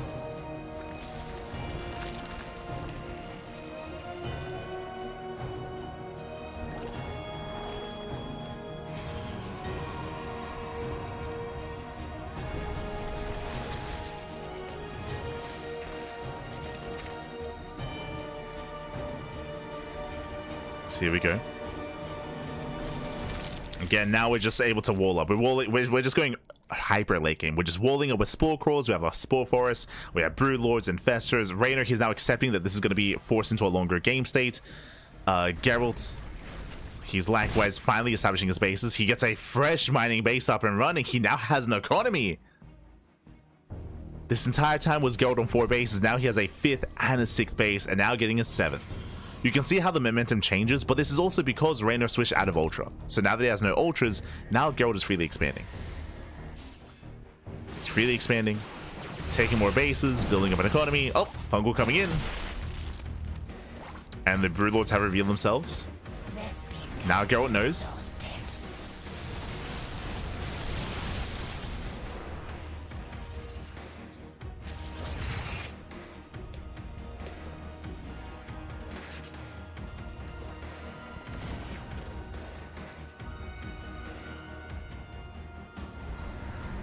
Geralt, he's building up. Building up. Nidus on the right-hand side. Again, still playing it slow. Fungal's coming in. Catches the High Templar. Ooh, brutal pickup. High Templar getting called out. Very nice neural. Catching out 3 High Templar and the Archons as well. Ay, ay, ay. Now, when it comes to the army composition, what do we have? We have 9 Tempests, we have 6 Immortals, a couple of High Templar. As we saw, you have to be very careful with those High Templar. You have to have, you have to have some of them back, some of them forward to feedback. Ideally, you have them in 2 groups, as you don't want to get caught out like that. Likewise, of course, Tempest reigns supreme. Nidus into the natural, within range of the cannon. Oh, Corruptors, they commit. They get 1 Tempest. Oof. Take some storms to the face. Nidus is denied. Now, the reality is that, yes, this army is terrifying, but a Nidus and Mass Lurker into one of these bases can end the game. There are 4 Lurkers. Like, only 4. Not too many. Speaking of Lurkers, they push in on the right-hand side. They're trying to force a reaction. Storm's coming in. Tempest responds. This is a little bit dangerous. In fact, he wants the Tempest! He wants them! Okay, here come the Stalkers, thankfully. Stalkers coming to respond. They protect. Geralt, calm down. Hero likewise being active on the left-hand side. Nidus on the right. Geralt poking forward. He's got how many? He's got 10 Tempest.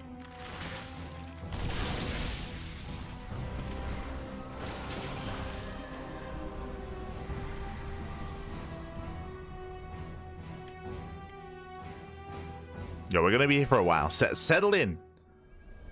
Stop boiling some water. Make some tea. Get some. Hydrate your Hydras. Yo, we have the Phoenixes from the start of the game. They were left earlier in the main. Geralt, he does not F2. They've just been chilling. Likewise, Nidus gets spotted. Geralt, he responds.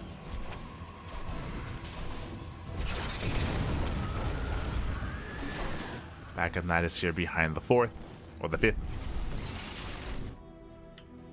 Reynor, likewise, he's shocking around looking for the Tempest or any stray units. Speaking of, he does find them. He gets 1, he gets 2. Very nice snipe. Takes down 2 Tempest. Again, slow and steady. Just a couple units here and there. Reynor, he's now building up a bank. So is Geralt. Likewise, Geralt looks like he will deny top right. He should be able to. I say that as he moves out. Reynor's moving in. Geralt, he's distracted.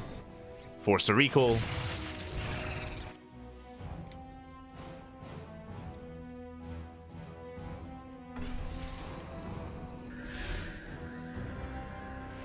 You want another Nidus into the main. I believe this is unscouted. Oh, it barely is. Geralt, he's all over this.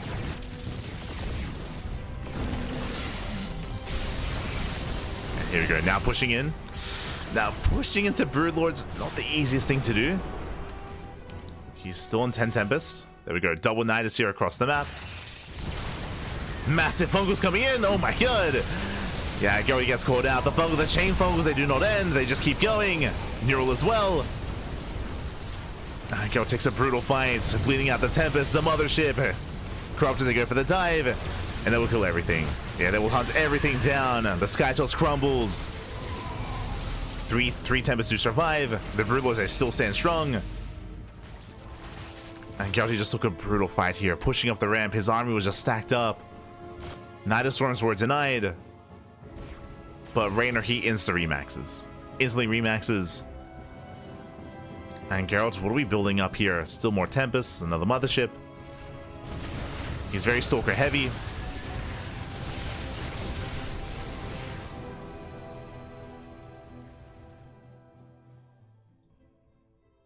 And finally, Geralt, he rotates over to the space. So the space should have been dealt with like much earlier. Now should be going down. Nice lift on the lurkers. Reynor, he responds. Reynor now pushing into the Protoss.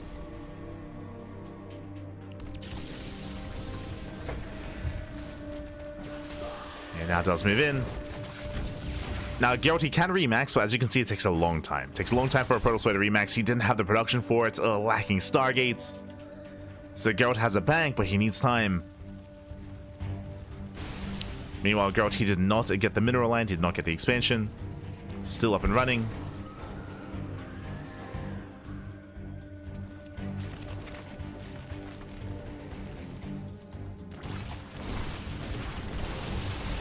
Pushing into the Broodlords, something he cannot do.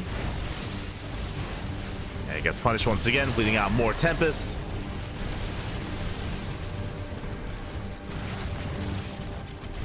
Tempest going down. Zoun is dealt with.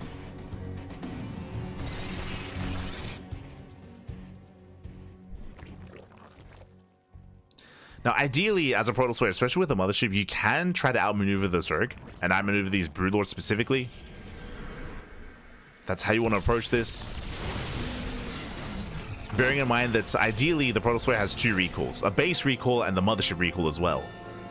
So, in an ideal situation, you can maybe recall into one of these fringe bases, knock it down, and then recall back home, or just back off.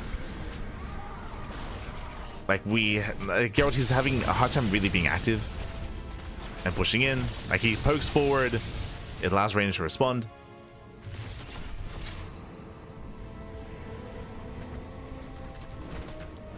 Like Geralt's been very passive this game, very passive, to his detriment at times. I say passive, just really defensive, maybe a better way of putting it. Very scared, very reserved.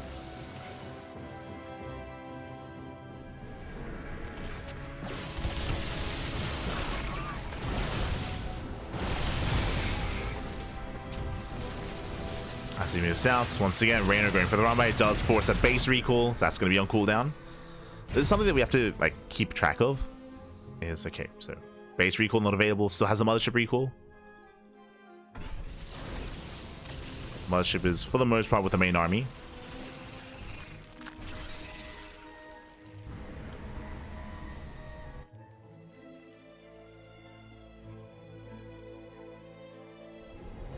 Like, I feel like this is the 4th time that Geralt has tried to engage here, and every time he's dragged away by something. Nice lift.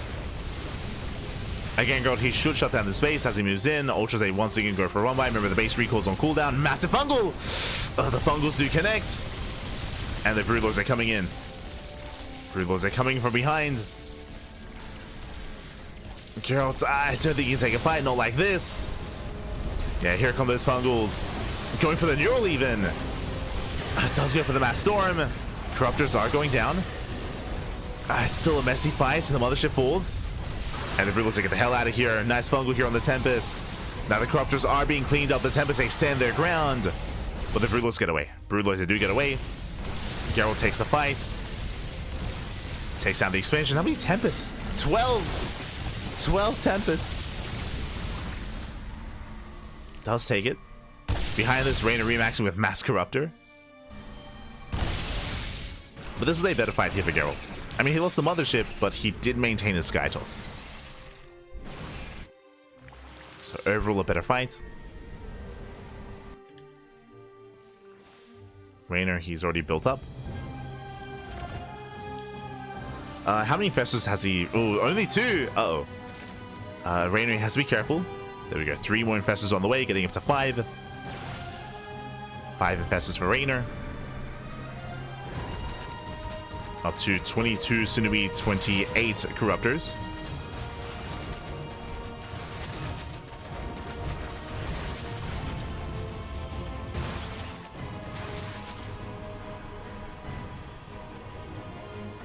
Geralt, he's running out of resources. Like, Geralt, he needs a base. And that's what we're fighting for here. Does need the expansion. Reynor comes in from behind. Oof. Catching out the probes.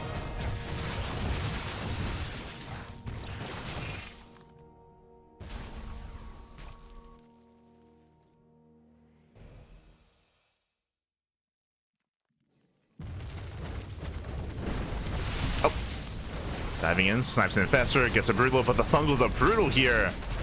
There's a recall. Does recall back home. You want Reynor going for the dive. Going into storms. Yeah, plenty of High Templar. Ultras, they cannot engage, no detection. Decent engage here from Geralt, but he does bleed out a mineral line. 16 probes go down. Now moving in. Fungal goes off. The chain fungal. He's going in. Reynor, he dives. Where are the storms? Storms mainly on the infestors. And with that, Ultras, they do pop up. Ultras, they collapse into the High Templar. Corruptors, they will barely win the fight. Going for the Mothership. Mothership does go down with the Tempest. There's still plenty of... Oh my god. The Tempest, they survive.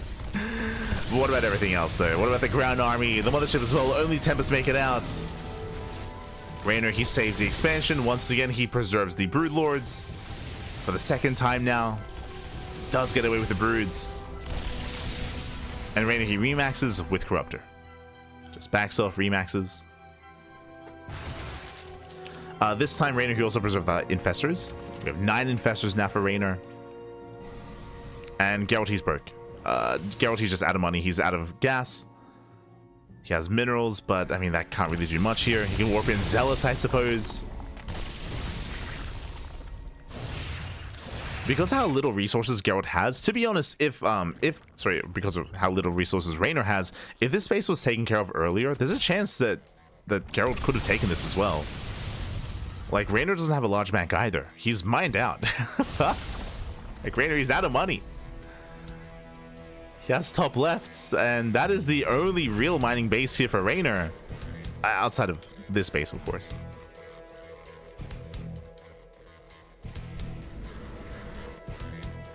But yeah, Reynor has brought himself back into this. I mean, in saying that, I mean, before we got into this kind of game stage, Geralt, he was able to take a really strong fight and had momentum. If you remember, he didn't push, though. He didn't attack. Geralt, he had his moments. He had his opportunities.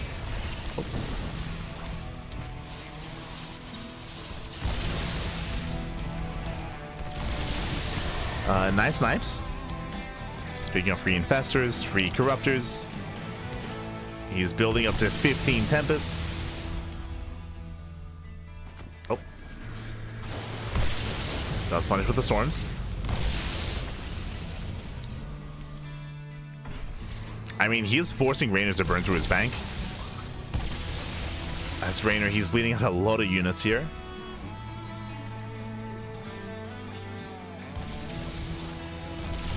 Oh.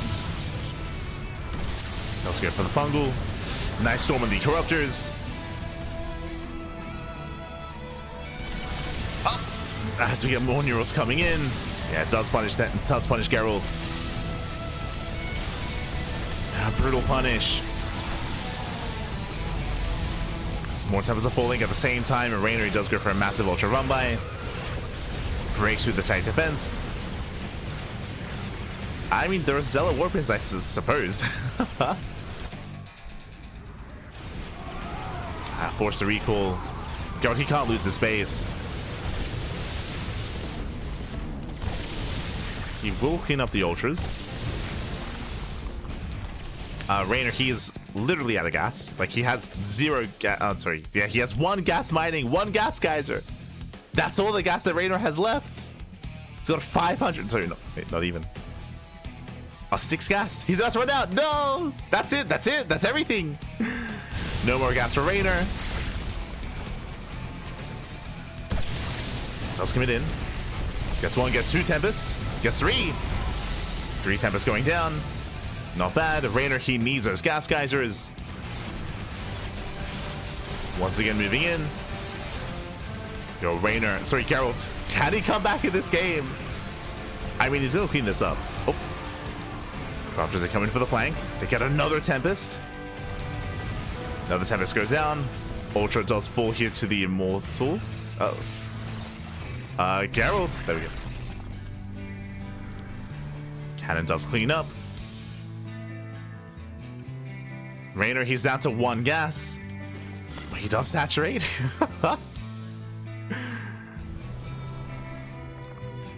Does saturate. So he has some income. Once again, oh, the Ling run true, the Ling remax. Ay, ay, ay. Yeah, Ling's are all he needs. This would have been so much more efficient than the Ultra run buys, by the way. But just go for the Ling run buys instead. You're overcomplicating it. Nice feedbacks. Very nice feedbacks. But there's no more supports. No Storm, no Archons. And Reynor's done it. Reynor is finally done it. GG gets called. And Reynor, he will take game 1 in the series. That was game 1. GG, well played. Reynor, he will take a lead. Again, Geralt, he had his moments in this game. Definitely, especially early on when Reynor was just ramming his head against a brick wall with his Ling Ultra, if you recall, where Reynor, he plummeted in supply. He was down like 50 supply compared to Geralt. But we spoke about it at the time. Geralt, he just wasn't really very confident, just because he was defending purely the entire game. It did feel like he was lacking a lot of confidence, lacking a lot of confidence to move out and to be aggressive and to be active on the map, and with that it did allow Reynor to recover, to rebuild, and then to force out a longer game state. Likewise, we did notice as well that Geralt had a really hard time harassing the fringe bases, he had a really hard time harassing and really hard time specifically dealing with the center right base for so long. It felt like there were a lot of opportunities, but whenever Geralt tried to push in, there was always like a Ling run by, an Ultra run by, and Geralt would overreact to it. He would react with his entire army pulling back, allowing Reynor to mine from that base even further, and we saw that game state towards the end. Clearly, every bit of gas and every bit of minerals counted, and if Reynor had lost that base any earlier, then maybe Geralt wins it. Maybe he takes it.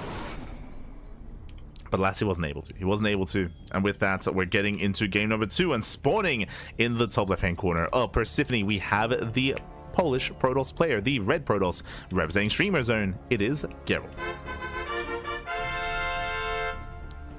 And spawning in the bottom left-hand corner, we have the Italian Zerg player, the blue Zerg, representing Basilisk. It is Reynor.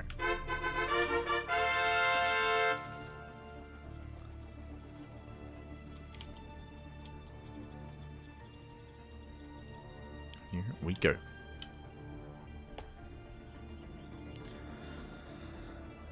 Good early defense by Geralt. I would agree. I do think that Geralt, he had really solid like early to mid game when it came to defending, fortifying himself. Remember, he didn't even scout the mutas, and he had some crazy defense against the muta play as well. I was very impressed by the early to mid game. Geralt, he was in a better position early on, but alas, did fall by the wayside. Reynor, he recovered, maxed out, embraced that kind of late game setup. And here we go. Here we go. With that, we're now settling into game 2, and we do force the unnatural natural, forcing Reynor a little bit more uncomfortable. And welcome to Persephone. Now, we spoke about Tokamak at the start of the game, like an hour ago, but Tokamak is one of the larger, more macro maps in the ladder map pool. That is true. It is more defensive, especially on 4 bases. The 5th base is a little bit more out there, and we saw Geralt struggle to get a 5th, but Alas, it is more secure on 4 bases. Here on Persephone, smaller map. Smaller map, shorter rush distance by ground, shorter rush distance by air. The bases are a little bit more isolated, a little bit more spread out, and you can be more aggressive here on Persephone. Aggression is favored on this map, so I do not expect to see the same kind of game state. If Geralt were to be hyper defensive and try to turtle up on 4 bases and try to max out, I would say that he would have a harder time on Persephone. So we'll see. We'll see how Geralt does adjust, because I don't think that defensive style is going to be anywhere near as effective on this map. As there are more attack paths, more attack angles, more ways into the bases. For now, though, we're joining up.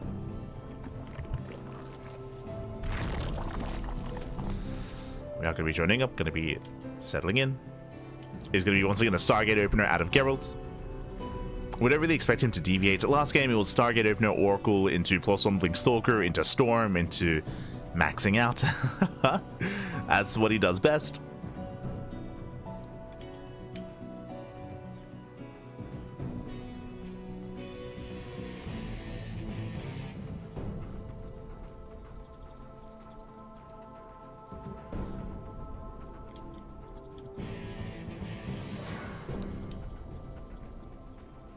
Again, we'll see if Geralt does deviate, if he goes for any earlier attack, earlier Twilight Council.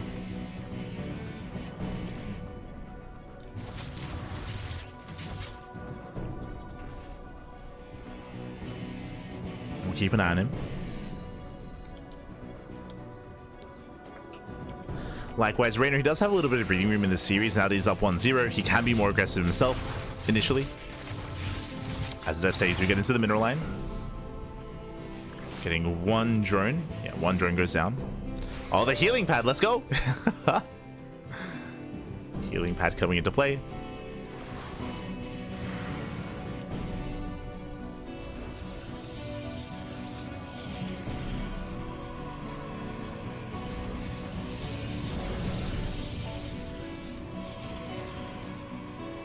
As things they do threaten a run by. So far, Geralt is in position. Oh, yo, meanwhile, shout out to Volts in the chat. God, yeah. Thank you so much. Thank you so much for the subscription for 2 months with Twitch Prime. Thank you. Thank you. Do appreciate the support. As always. Do appreciate it. I hope you enjoy the content. I hope you enjoy the StarCraft. Hope you're enjoying. As we are only halfway through the broadcast. I mean, kind of. I believe Group C and D should have begun by now. Or at least Group C. But we're wrapping up Group D. Sorry, Group B, I meant to say. It's been a long day. It's 6 a.m. in the morning. We started casting yesterday at 8 p.m. so it's almost been 12 hours. Almost 12 hours. For those that weren't here for it, we were casting the GSL qualifiers yesterday, and the stream went down for an hour, so that's why the stream says we've only been live for 5 hours. But the stream did go down in between, so we can set up the delay. So we've been casting for almost 12 hours, man. Yeah. We're getting there. It's been 10 hours so far.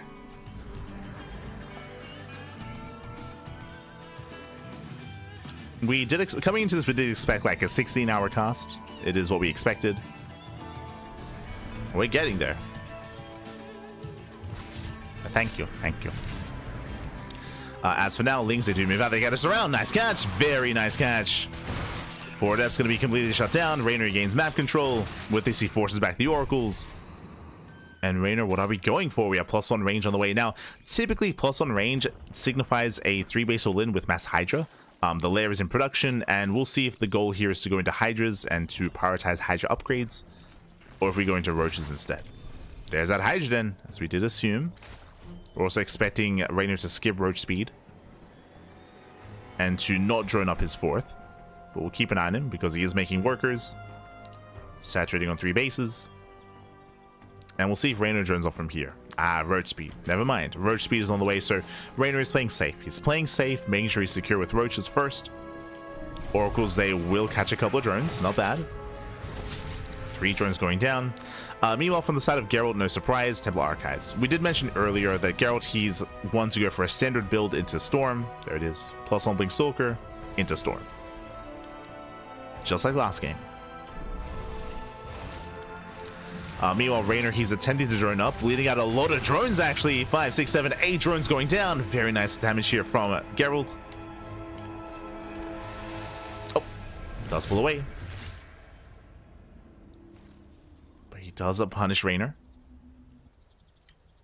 Nice damage. Saves all 3 oracles. Behind this, claiming a 4th expansion. Reynor moves in to deny, but oracles are ready. And the Lings are shut down. We were praising earlier how Geralt, he was able to keep up, if not exceed, Reynor when it comes to the early and mid game, when it comes to the defensive play. And so far, doing it again. Ooh, Overlord speed. Overlord speed. So, Reynor, he bled a lot of drones. He did bleed out a lot of workers here, and he's not droning. He's not droning up his 4th base. What do we see? Dropper Lords. Overlord speed screams Dropper Lords. Reynor, he's committing. He's going to send it with Ling Hydra. Let's go. It's all or nothing for Reynor. We did mention how aggression is favored on Persephone more than on other maps. Geralt trying to wall up. We'll see if Geralt can replicate his defensive success, just like last game. We'll see if he can replicate that. Behind this, Stargate, Fleet Beacon going into Sky Toss. Reynor, there we go, going for the drop. Now, Reynor is teching. Infestation bit. This does tell us he's working towards Hive, working towards Lurkers. There it is. Lurker Den is on the way. But this is still quite dedicated. There's a lot of Hydras in here.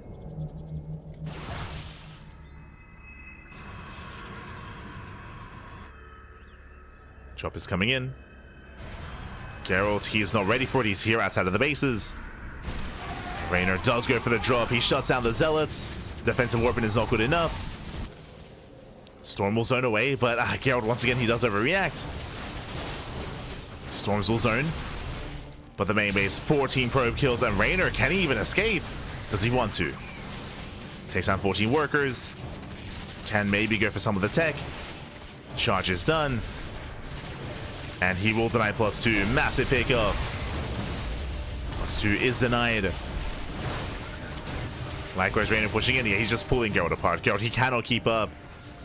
High Templar going down. Mineral line goes down. Better storms. And Geralt, he's paying attention to the army. When Geralt is present, he can defend. He will shut this down. Oh. Takes down the full Overlord. And Geralt holds. Oh, Geralt, he does hold on. Now, behind this, Reynor has been droning. Reynor, he fully droned up on 4 bases. 86 workers here for Reynor. Spire is on the way as well. Hive is almost done. It may not look like it, but Reynor, he is ahead. Like, supplies do lie.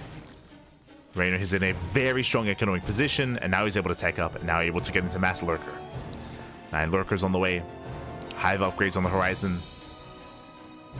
And Geralt, he has to lick his wounds. He has to he's stuck at home defending.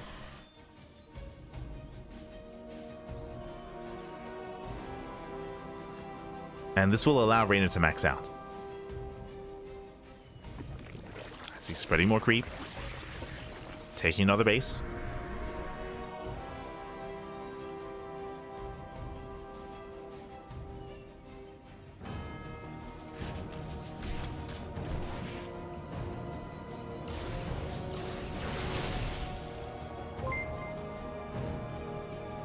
Go. Yo, shout out to A-Digger. Thank you so much. Thank you so much, A-Digger. Gracias, papi, gracias. Do appreciate it. Do appreciate the Twitch Prime. Hope you enjoy the content, hope you enjoy the casting, hope you enjoy the StarCraft. Hope you enjoy. So we are building up. 12 hours, that's passion. We're getting up to 16. That's the goal today. That's what we expected, I should say. I think the most we've ever casted is 17. I think 17 has been our max.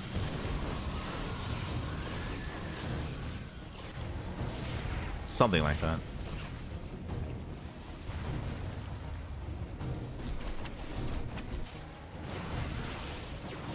But usually it's like ESL Masters days, right? Like, for those who were here during like the COVID era of StarCraft, we would often be the official B stream for like ESL Masters, like OCE/rest of Asia, Taiwan, Hong Kong, China, Europe, and NA, and it would all lead one into the other.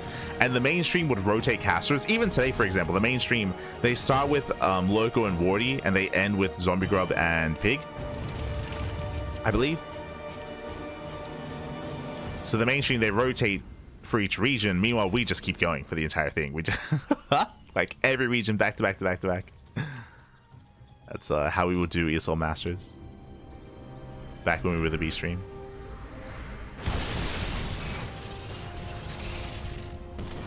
Meanwhile, Geralt, he is fully fortified, by the way. Jesus. We spoke about how it would be more difficult to pull this off, and Reynor, he did find damage early on. But mate, we got cannons, shield batteries, massive walls of stasis traps as well. We spoke about this last game, doing his best Showtime impression. But this time, Reynor, he's teching. Like, Reynor, he's learned. This, like, remember last game? He spent like 10 minutes ramming his ultra head against the wall of cannons, and it just was not working.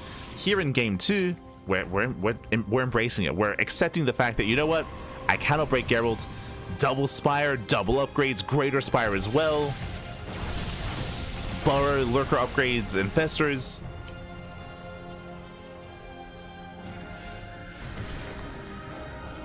Like this time, Reynor, he's look at this. Wolves, the spine crawlers, spores. Reynor, he's like Geralt. He's earned his respect. He's like, you know what? I can't kill you. It's not gonna happen. I know this. Let's go. Reynor, he's accepted his fate. He knows he cannot kill Geralt. He's not gonna do it. So we're embracing a longer game.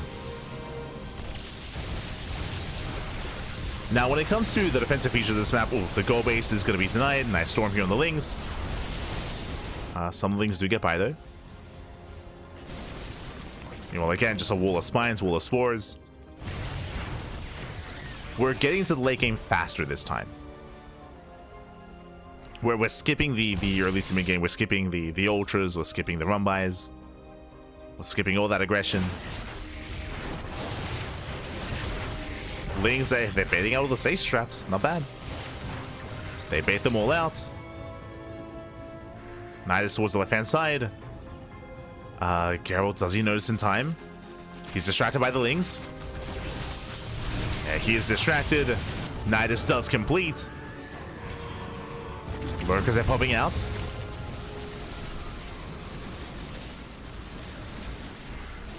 Oh.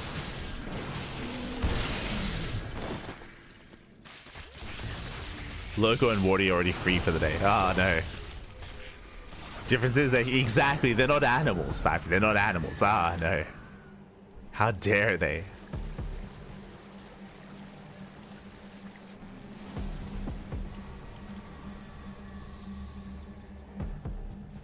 SMH my hedge. As Nidus Worms are completing. This is keeping Geralt busy. Now, as is being kept busy by these Nidus Worms, Corruptors. Corruptors are on the way. And remember, double Spire. We should be getting into double 2-2, double upgrades. I would say the creep is lacking. That's the one criticism I have of Reynor. Like, the tech is fine. The bases are solid. He's on a solid drone count as well. But the creep, it's not really connecting the bases here. So Reynor, he doesn't really have much of a map presence, not the same way as last game. But that's also because of the size of the map, right? The map is smaller, so there's a little bit less wiggle room. Shout out to the Nidus Worms, though. Nidus Worms are still keeping Geralt busy. Geralt taking top right. Nidus on the left-hand side. This does complete. Queen's coming in as well.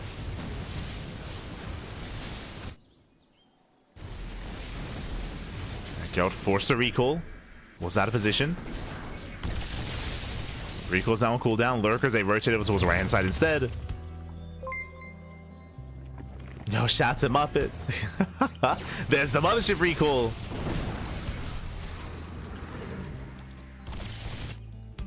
Nidusing back and forth, recalling back and forth.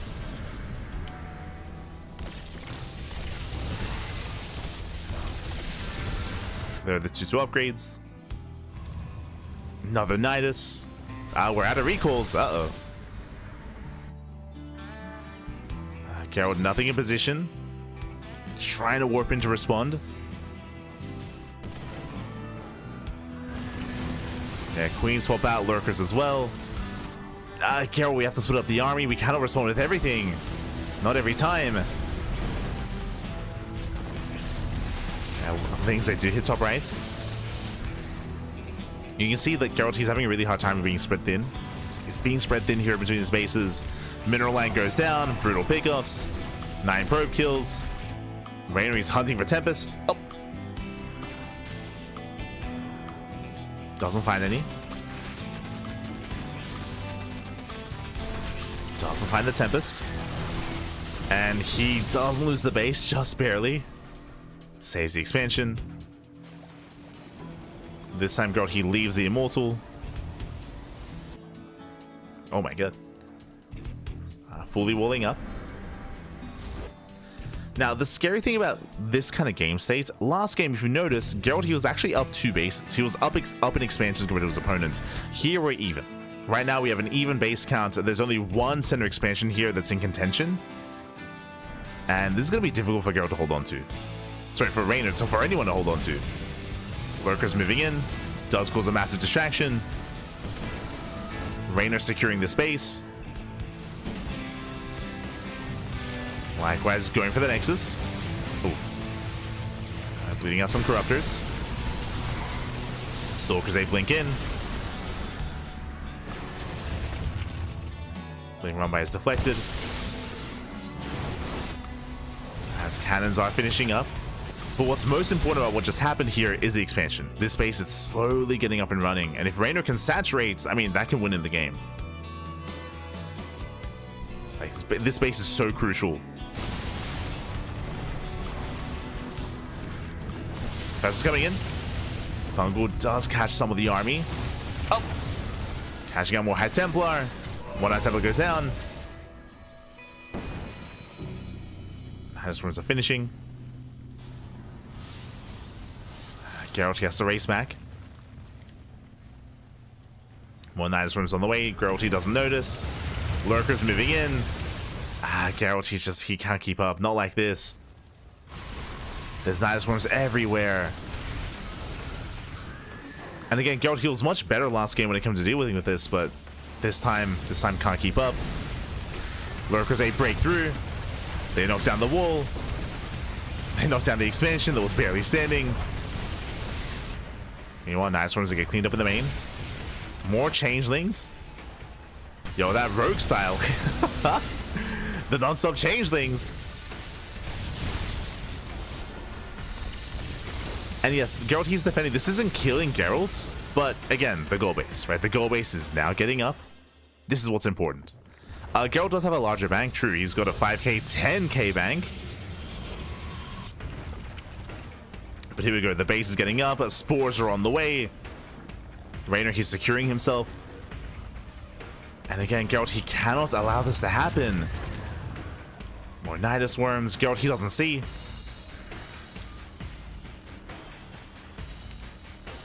Now, when it comes to head-on fights, we have 28 Corruptors. 28 Corruptors against 11 Tempest. Letting run by the left-hand side. The base gets spotted. Oh, Corruptors coming in. Zoning Storm. Oh, Lings, they break into the base. And there's no recall. Yeah, there's no recall available. Geralt out of position, and this does cause a massive distraction. Geralt, he races on over, and that means that Reynor, he's securing himself. He's securing the space. We need more spores. More spines. Another base goes down.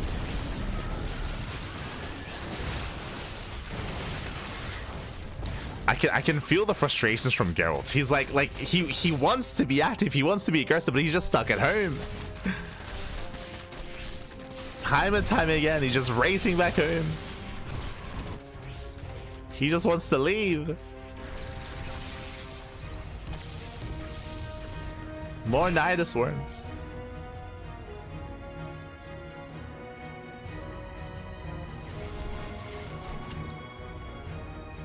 Okay, better response. Shuts down the Nidus with only oracles. Meanwhile, there we go. Another line of spores. Center left just cannot get up and running. Another Nidus into the main.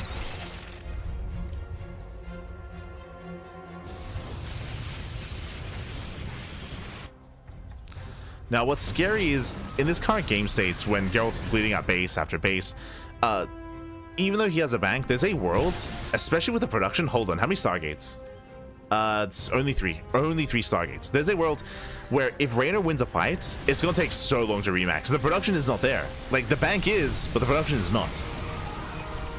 So that is a scary thought for Geralt that has played him in the past, where he's got 15 gateways, but he's only got 3 Stargates and 2 Robos. Like, the lack of production is a concern if a fight goes poorly. If you lose too much too quickly, like, the remax will take so long here for Geralt. The bank may not matter. Does recall back home.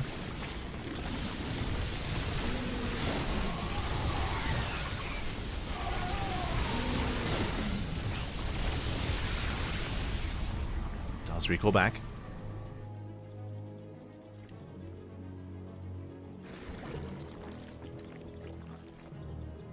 More spores on the way.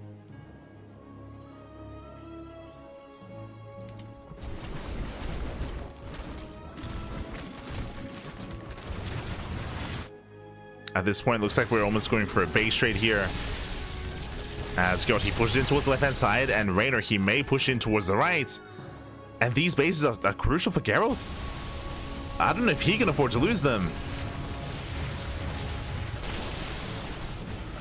There is no recall. There's no base recall. Geralt. Because there's no recall, it might just be worth going for another expansion. Geralt, what's the plan? Again, recall is not available. It's a late reaction. It's a late response here. Late decision from Geralt. The base is going to fall. Geralt looking a little bit indecisive of what he wants to do.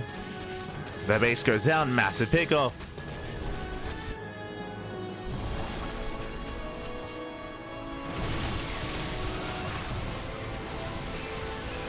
Broodlords are in position.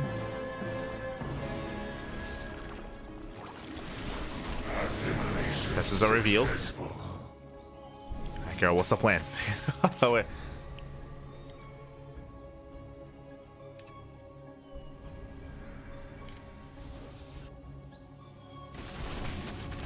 As Reynor does defend. Does retake the base. Oh my god, Jesus. How many changelings?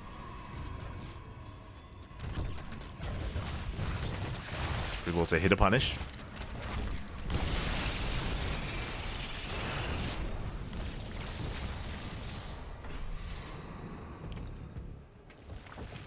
You know what, God, he rotates with most of his army.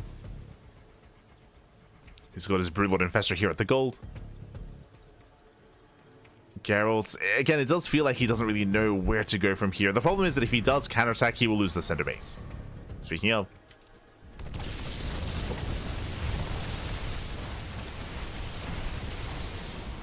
Does get the revelation off.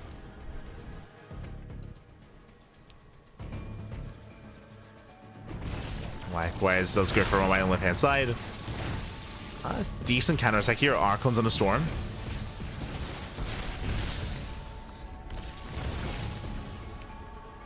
And boy, we have 7 infestors. They're no longer with the main army. Infestors going for a counterattack. The infestors without this main army is dangerous. These Tempest, they can pop up. Things they run in. Geralt, he responds to the run by.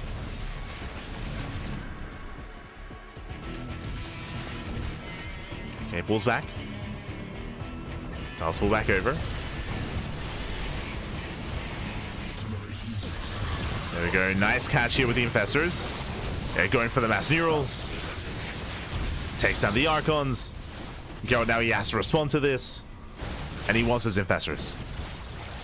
Yeah, Reynor has to get the hell out of here. Geralt forced back. There's the recall. Does recall over. And after all these trades, after all this harassment here, Reynor now has a large bank. Has a larger bank, I should say. The gas bank is there. The minerals as well. Base goes down.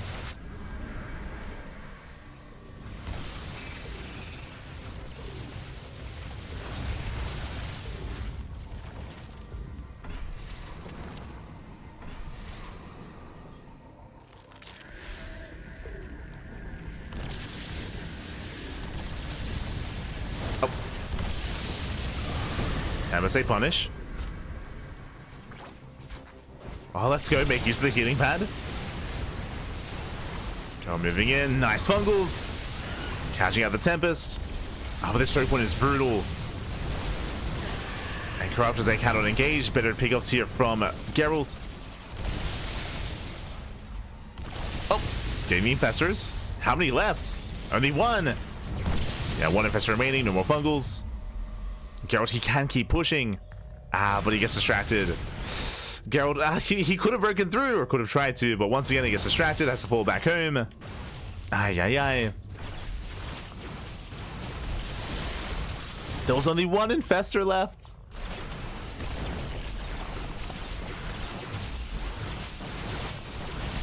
But he's forced all the way back. And Geralt, he's running out of a mineral bank, which is something that I didn't expect here for Geralt.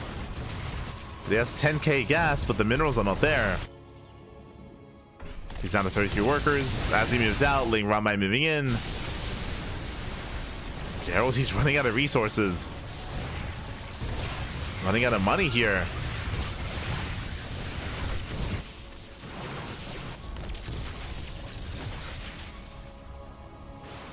Oh, pulling back home.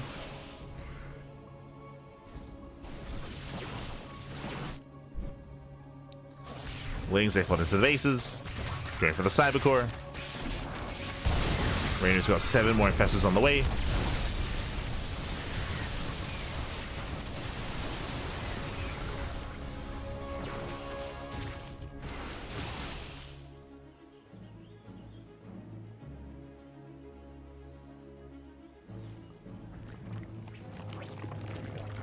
I appreciate that now Reynor is spending his mineral bank. He's like, you know what? I have all these minerals. May as well make some side defense. You could argue that we could have had some here as well. As Geralt, he will get an expansion. Takes down a base.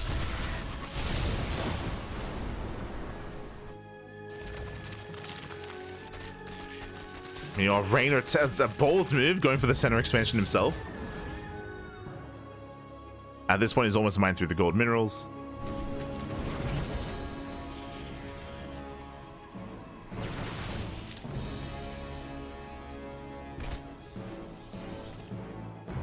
Geralt's moving in. Reynor not quite in position. That's a lot of Infestors, though. A lot of Infestors. Catching out mainly the Mothership. Corruptors, as you go for the snipe. Nice pickup. Mothership goes down. More fungals coming in. Storms do punish. Another HeRoMaRinE. This time, Geralt's somewhat in position. There we go. Cleans up the Lings. Nice defense. Geralt just bringing it back. You know, Reynor double expanding. So HeRoMaRinE does move in.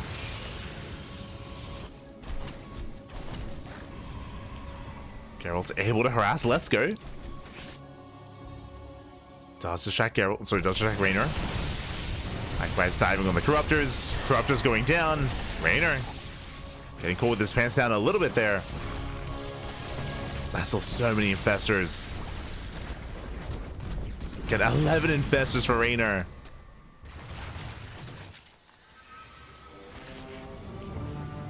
As the High Templar goes down.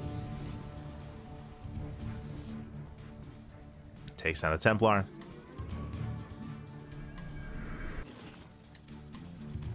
Yeah, at this point, it might just not be worth fighting for the gold just because it's already mined out or about to. Bottom left is going to become more important.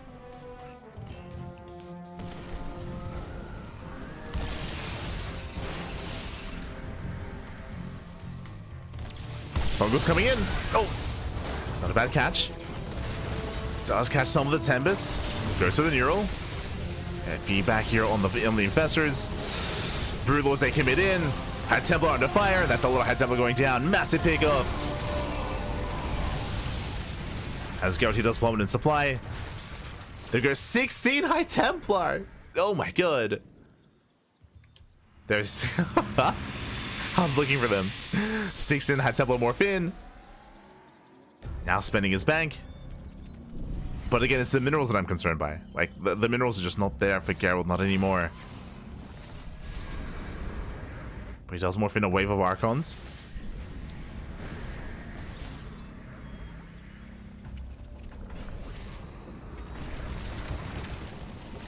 Okay, let's go.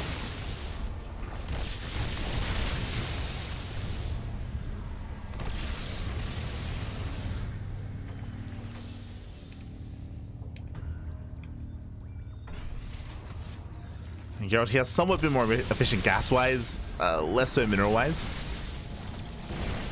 Oh, likewise collapsing in, bleeding out one Tempest. The High Templar getting caught out though. Nice. Oh, the Corruptors are the storms. The Corruptors take a lot of storms to the face. Corruptors they melt. Better fight for Geralt. Yeah, much better engage. Corruptors are barely standing. We have 11 more Corruptors on the way. Force a recall. The ultras do force a recall. We spoke about it, this space doesn't really matter as much yet. There's no more minerals here, just gas. Gas is important. But the base is going to go down. Meanwhile, Reynor, he has a fresh mining base here, bottom left. He does have a fresh expansion.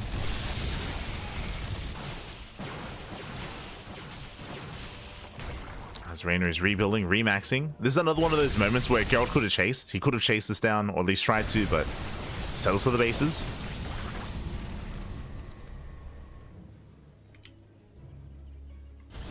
Reynor going for a run by. Geralt, he rotates. Catching out the Corruptors once again.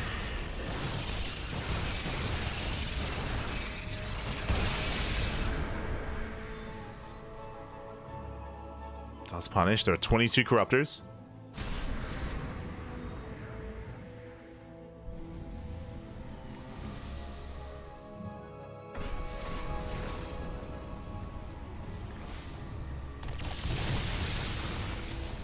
It does have the army. A lot of this comes down to the Infestors, whether they can catch out the army, catching them out with those Neurals. Revelation does have eyes on the Infestors. At least they did. At least they did. Infestors moving in. Geralt pulls away. God, he's retaking his bases. He has a larger bank than before, at least. Likewise moving in, catching out some of the lurkers. As Geralt moves in, Reynor once again going for the run by. There is a Nexus recall. Does go for it.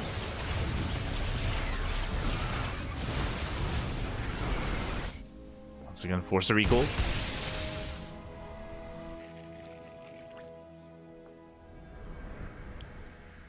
And this is still quite tense. It's still quite tense here between the two players. This can still go either way. Likewise, Reynor still long distance mining.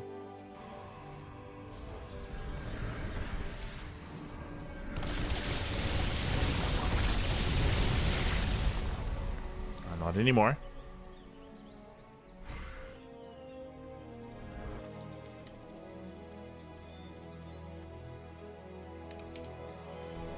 Meanwhile, Geralt, he's still only on 3 Stargates. Only 3.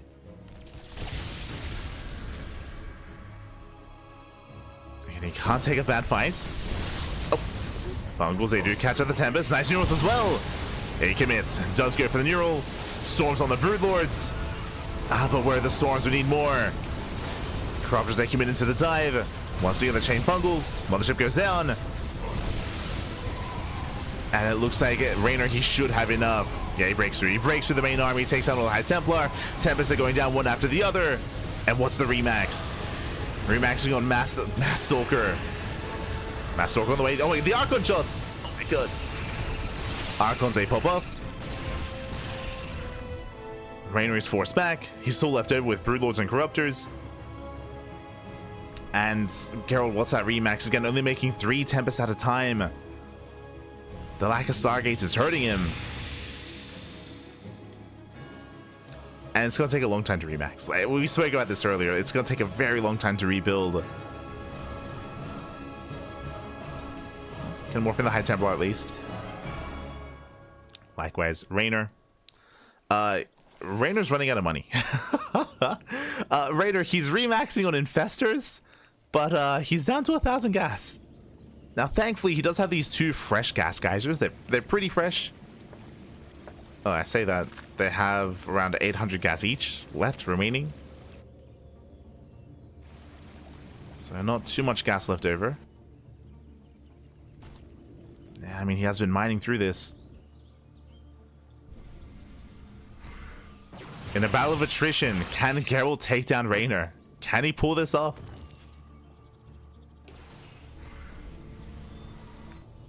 Still making more Tempest.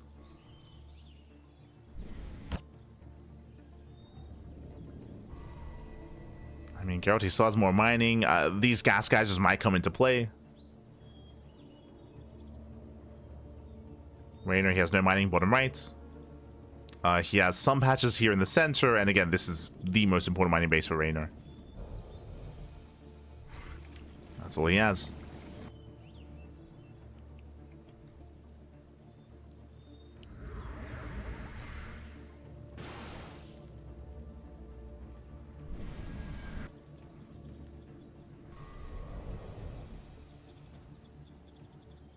As Geralt, he's almost remaxed. Like, this entire time has been remaxing. Making 3 Tempests at a time. He's getting there. He's getting there.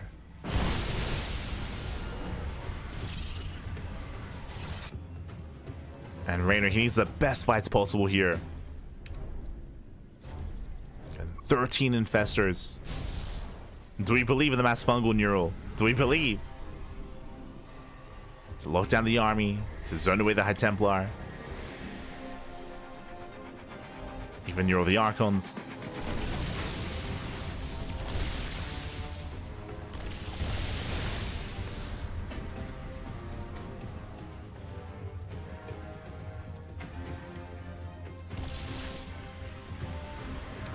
That is 14 Tempests. That's insane.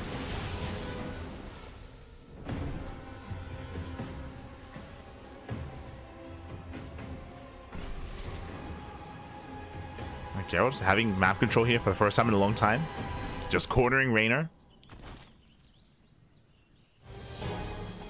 Geralt looking for a way in.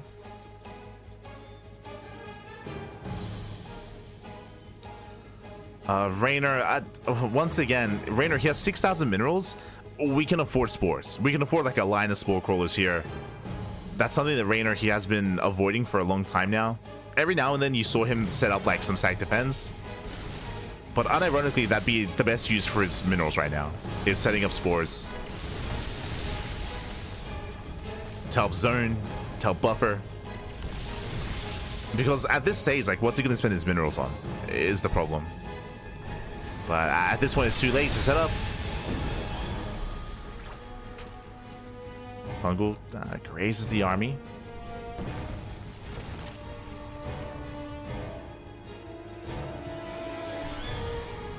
Reynor, he's like, just you wait for the Ling Remax. I'ma kill all his buildings. Okay. Fair enough.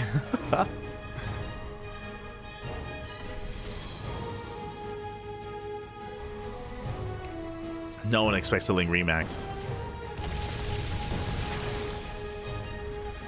There's nothing in production tab, so we're just gonna keep it on units. Just keep it on the units. Geralt taking those gas geysers. Let's go. Mining whatever he can.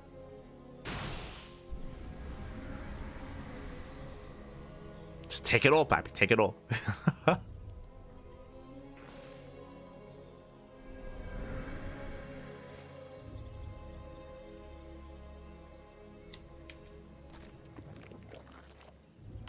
Jesus.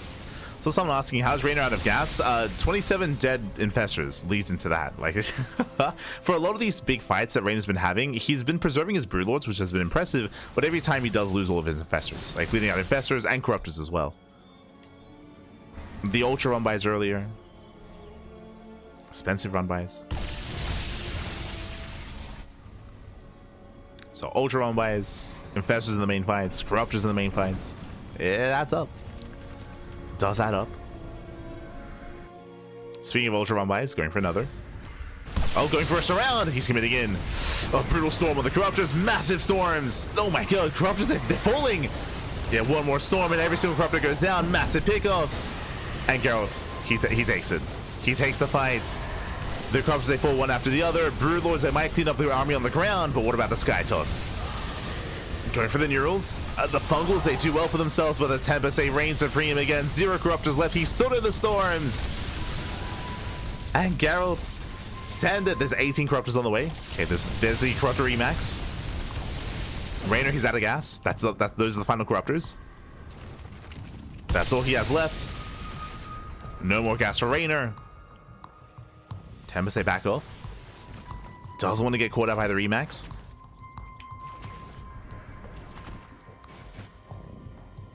Geralt, he pulls away.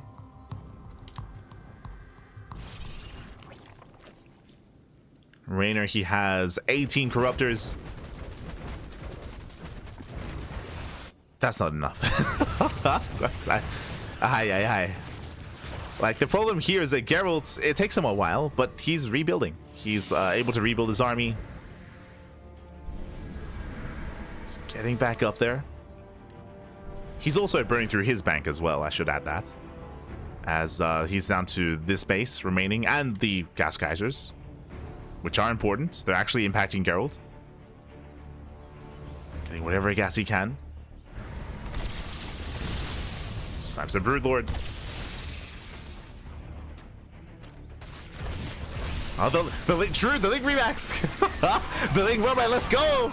Yo, we joked about it earlier, but unironically, denies the gases. The Lings, they're popping off.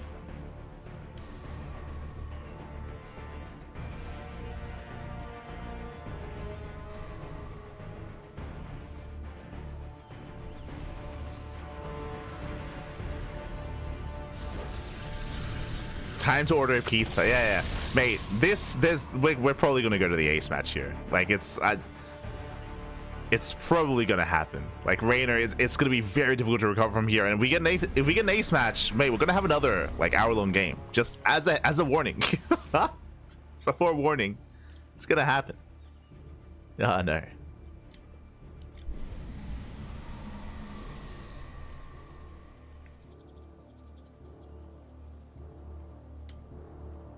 This is when we find out the next game is going to be on Maganatha. It's like, oh god. I don't know what game 3 is going to be on, but Maganatha would be brutal. Let me tell you.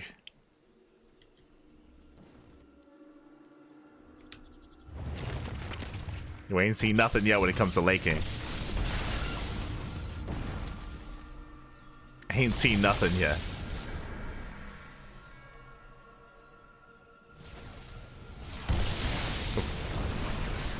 As we're coming for the surrounds, there's a cloak.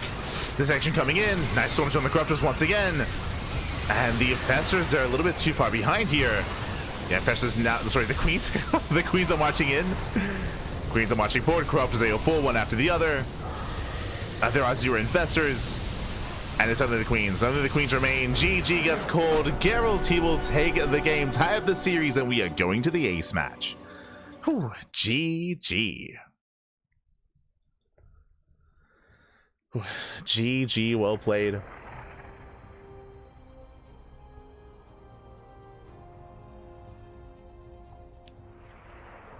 Oh. GG, well played. As we are setting up. As we are going to be getting into the ace match. Not like this. Not like this. But yes, here we go. We're going the distance here. Again, a very intense back and forth. We did see that Reynor, he did embrace a longer later game far earlier. Did embrace a longer and later game. And he was more willing to just set up and go into the late game as well. He did a great job when it came to run buys, counterattacks, hitting the bases and buying more time, claiming the gold base as well. Like, there was some good moves there for Reynor. But we did mention how a lot of the fights went actually quite poorly for him. Less so regarding the ultra run buys, but like every big engagement we saw the infestor count completely reset. Likewise, he was never able to quite reset the tempest count. He was never able to quite get the engagements he was looking for. Like, the main fights were going fairly well for Geralt, all things considered. And likewise, he was able to at least maintain his bases. Eventually, was able to keep them up and deny bases of Reynor, bottom left, for as long as he could. GG. GG will play it in the end. Reynor, he ran out of steam, ran out of money. And we're going to game 3. Let's go, Bobby. Let's go. Yo, I'm afraid to look. Is the tournament over? Is everything else finishing up? Like, are we... What's happening everywhere else? What's going on? Oh, no. Okay, so we have updates here. Dolan took a game. Let's go. Hero, he took down Dolan 2-1, but it went to the ace match, so a big shout to Dolan. Gabe took down Zoun. We already covered that. Mana took down Rogue. Big win there for Mana. Again, Mana, he's been popping off. He's been a beast as of late, so shout to Mana. Does take the series 2-1 over Rogue. Go versus Reynor, of course, mid-series. Group A should have concluded by now. Yeah, Maru takes down Homono 2-0. Showtime over Skills 2-1. Cure over Future 2-0 as well. Which means that brackets C and D should be progressing. Yeah, they've only just relatively started, so we're not too far behind on our stream. Like, it looks like the first round of C and D they're still ongoing. So we still got plenty of StarCraft ahead of us tonight. We're only halfway through. Only halfway through. We'll be going over the other brackets once we wrap up.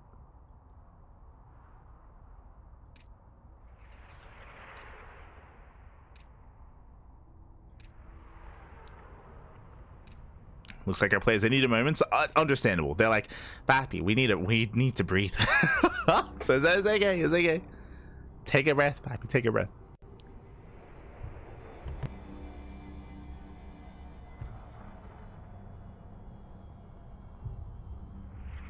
Geralt could have 2-0'd him if he wasn't so indecisive. I think, again, I don't blame him for not having too much confidence in game 1. But hopefully that changes coming into the ace match. He needs that confidence back.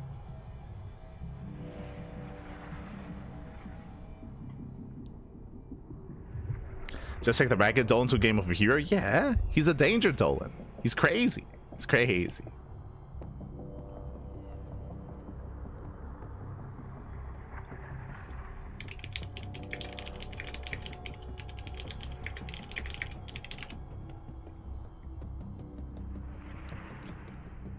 Just catching up. When it comes to the other groups, what do we have? Percival took down Mixu 2-0. I said this before, I do want to cover Bunny versus Estrella. I think that's going to be a banger of a series. Potential Lambo versus Classic, potential Beyond versus SOS. A lot of really good matches in the upcoming groups. Likewise, what else do we have? Yo, Trigger versus Spirit. So yeah, a lot of really good matches ahead of us. But looks like we're gonna go on a short break. So we're gonna be going on a short break. We're gonna be going on a short break. Again, I don't blame it. Our players, they need a moment. They need to breathe, Pappy. They need to breathe. So they do need a moment here. We're gonna be going on a short break. When we come back, we'll have the ace match of Reynor and Geralt. See you soon. See you soon after the break.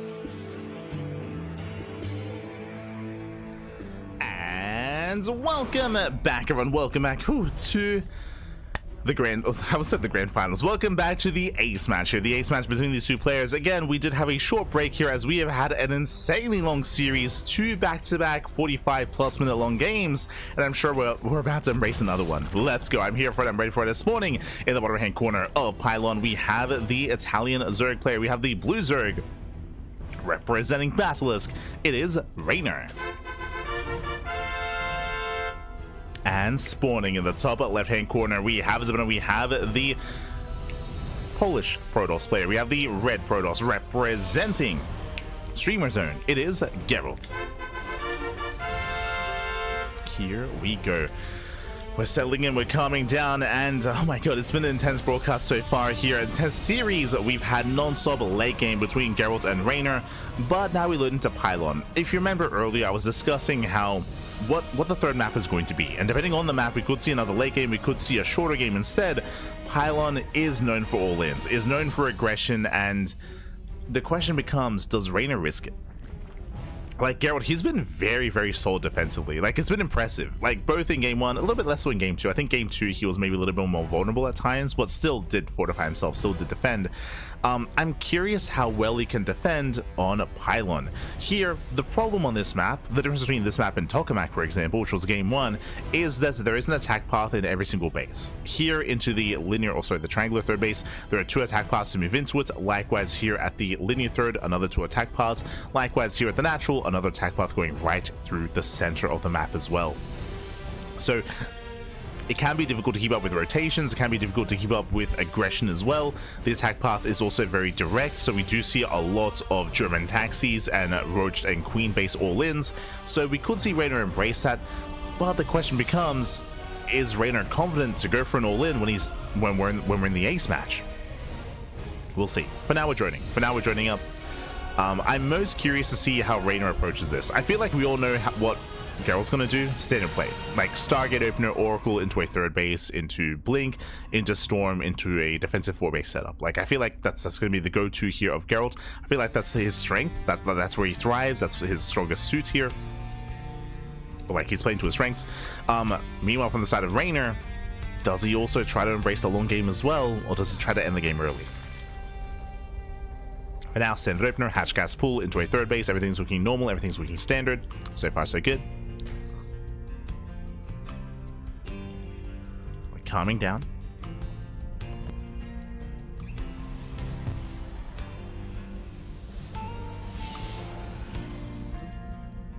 Currently 34 degrees in Dallas. Oh, let's go. I think I did see the players sweating. I think I saw Skillus, like Skillus and Showtime. They were getting hot and heavy. Haha.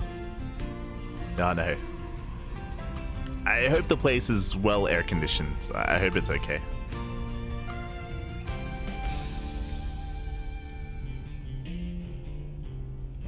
Aye. As Reynor is claiming a third. First Oracle moves out. Geralt's getting his own third base as well.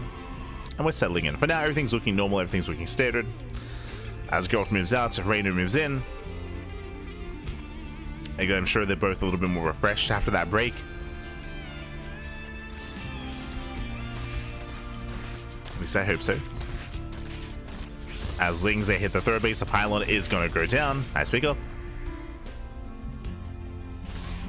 Takes down the Pylon. Bearing in mind that this is the final series for these players today. Like, this is their final match. After this, they can both just calm down and go back to their hotels or just bathe in some ice. They can just take the rest of the day off. This is their final series, but they're going to be back tomorrow. They will be back.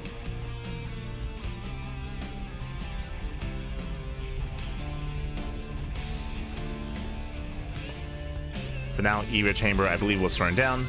Yep, Era Chamber in the main, +1 melee. Once again, going into Ling, or setting up for a Ling heavy composition into Ling Hydra. We do have the safety Roach Warren. Lings, they get us around. Nice catch. They shut down the Adepts. Blink is on the way, +1. Again, standard follow-up is to be expected. And so far, Reynor's droning. Reynor is droning, saturating. No major signs of aggression yet. If you recall last game, it was like, it feels so long ago. But if you remember, last game, Reynor, he was going for drop play. If you recall, he went for a Doom drop into the main, if I recall correctly. He went for like a Ling Hydra drop. He was going for drop play. He was being hyper aggressive early on with Ling runbys and Hydra rotations.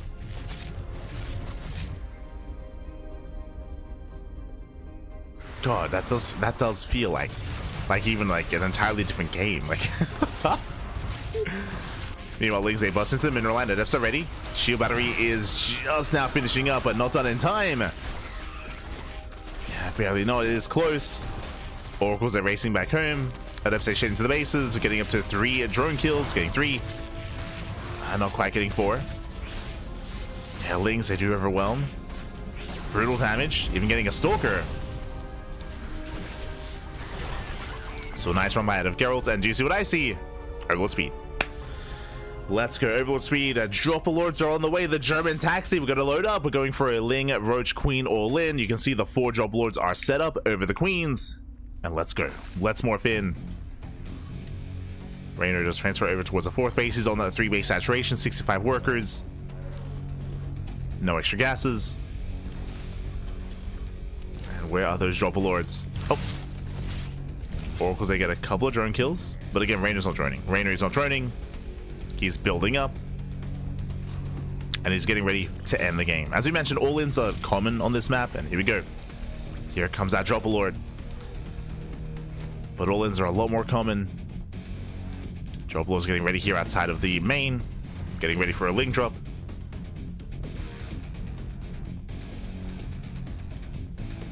And here they come.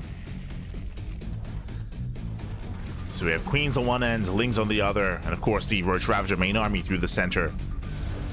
I mean, well, Geralt taking a 4th, now is not the time.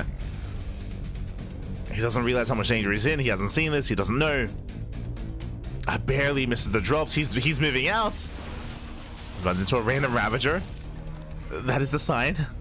He's like, wait, he's like, hold on a minute. Storm is not done, Hydraulic gets surrounded, massive pickup, and Reynor, he's here to end the game before we can enter the late game. He's like, I'm done. Get me out of here. I just want to get some rest, papi. Get me out of this PvZ. And here we go, Lings into the main. Main army breaks the 3rd. And Geralt, he just wasn't ready. He just wasn't ready. The pants are down. He was not expecting an all-in. Storm is not done. And Stalkers are falling left and right. Reynor, he's done it. He has done it. The all-in has worked. We were curious, does Reynor have the balls to all-in the A smash? The answer is yes, especially on Pylon. Especially on Pylon. We spoke about it. GG gets called. Reynor, he will take the series 2-1. He avoids the late game, and he will advance on into the next round. GG. Whew. GG, well played. We're done.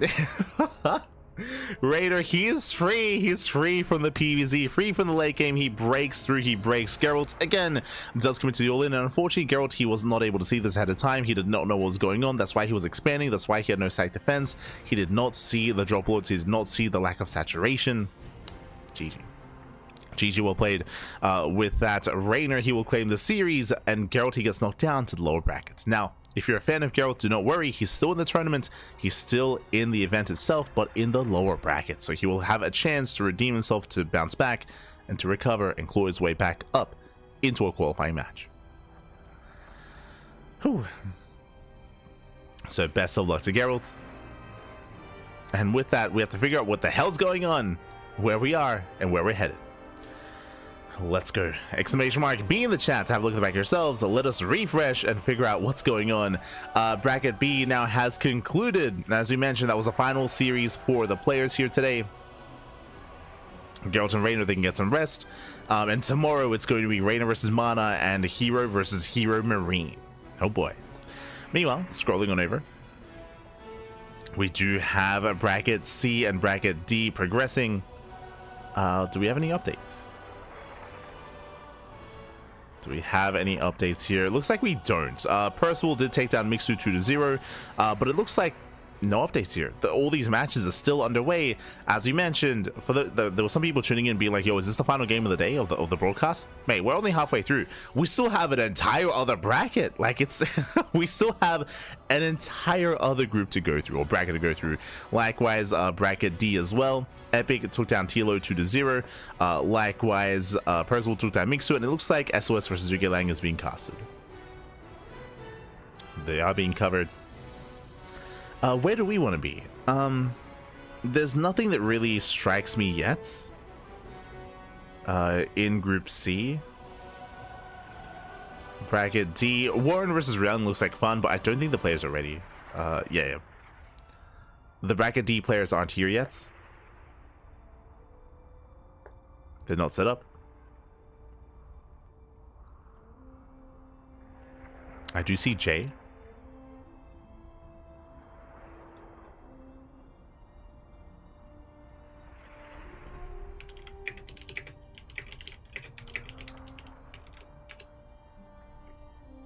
So we'll slip into some DMs.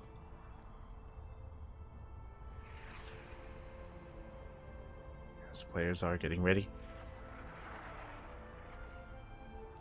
Yeah, we're just being informed that apparently Jay and Lambo, they just got here. And they need time to set up. So yeah, it looks like the group is just now getting underway. The bracket, I mean. The bracket is just now getting underway. So we have an entire bracket to go through. We're only halfway through the broadcast. We're how many hours in? 6. We're 6 hours in. 6 more hours to go. Let's go. Let's go. Well, thank you so much, Edgar GG. Thank you so much for the $4 donation. Thank you, Papa. Thank you. Do appreciate it. Do appreciate it. Take a sip. Glasses, glasses.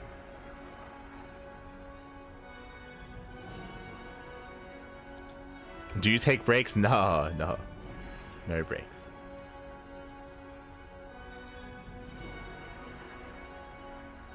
Anyone know what time games start tomorrow? The same time as today. I believe the same time as today, so if that means anything to you.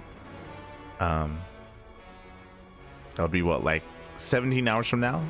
If I'm not mistaken. Oh, I could double check on Team Liquid. Yes, just under 18 hours. So 18 hours from this message, we're gonna be live with day 2. 18 hours time. Yeah, I think Thorn did say it.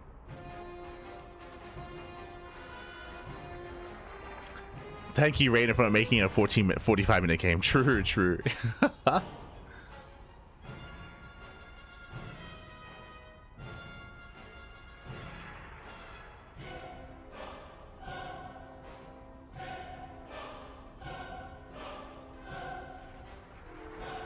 Is the Renovate casted probably live from the events? Should be.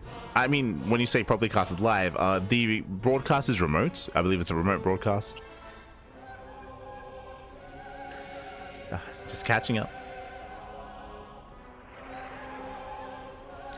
But with that, we are going to be going on a short break.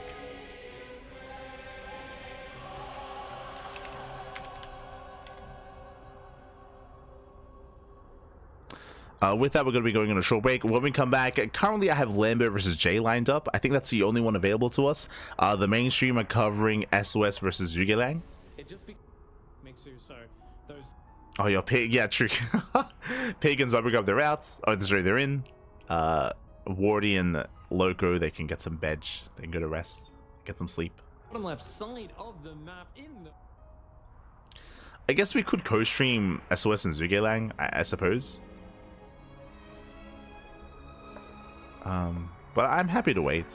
Like, it was a really intense, like, best of 3 that we just covered. I wanna take it easy on my throat. Take it easy.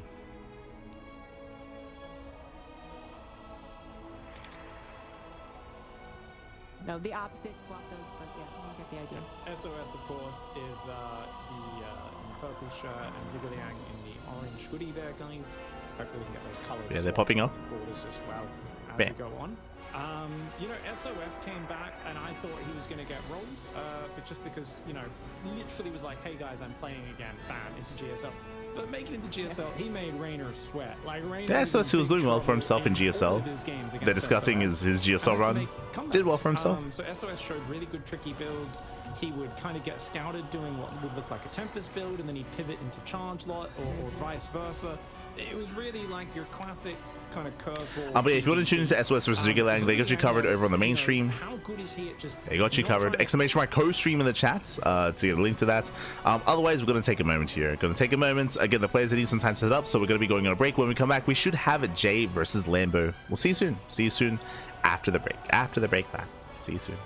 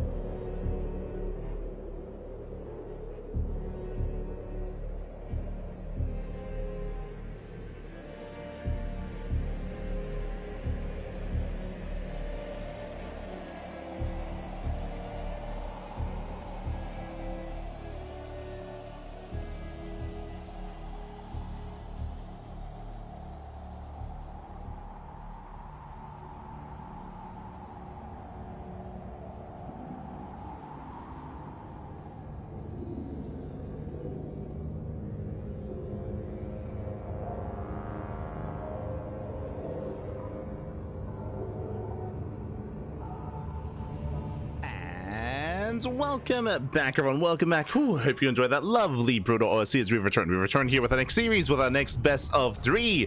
Whew, we were just keeping our eye here on our players. They are finally ready, and we are jumping into our fresh series and spawning in the top right-hand corner of ley lines. We have our German Zerg player, the Red Zerg, representing Shopify Rebellion. It is Lambo.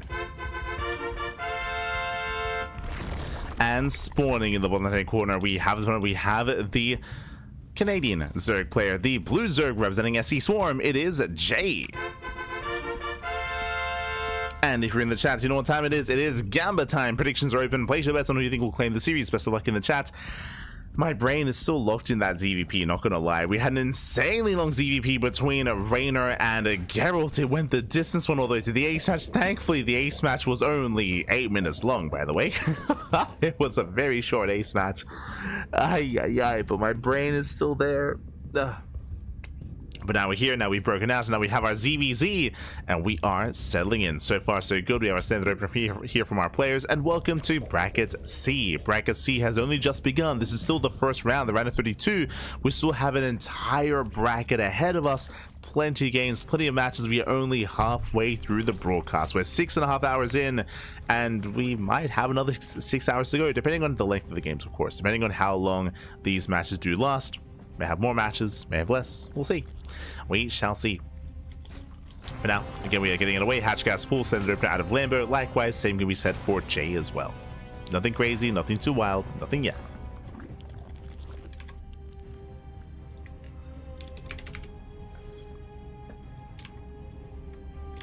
Here we go. For the time being, though, do you see in the chats, are the semifinals played tomorrow? Yes, the upper bracket semifinals are tomorrow. Yes, yes. They are going to be played out tomorrow. So we're done with Group A and B. They're wrapped up for the time being. Never speak of them again. At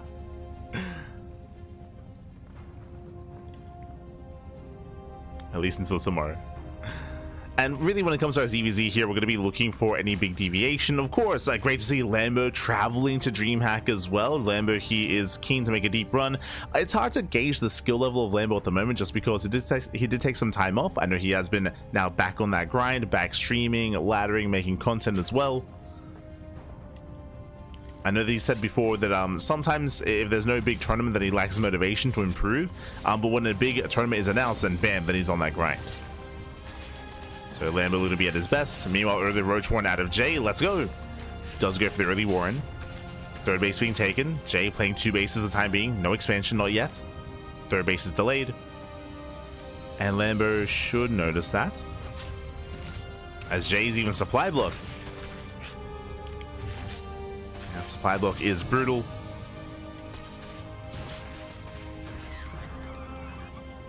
And from here, he will eventually break out. There we go, getting ready to amass roaches.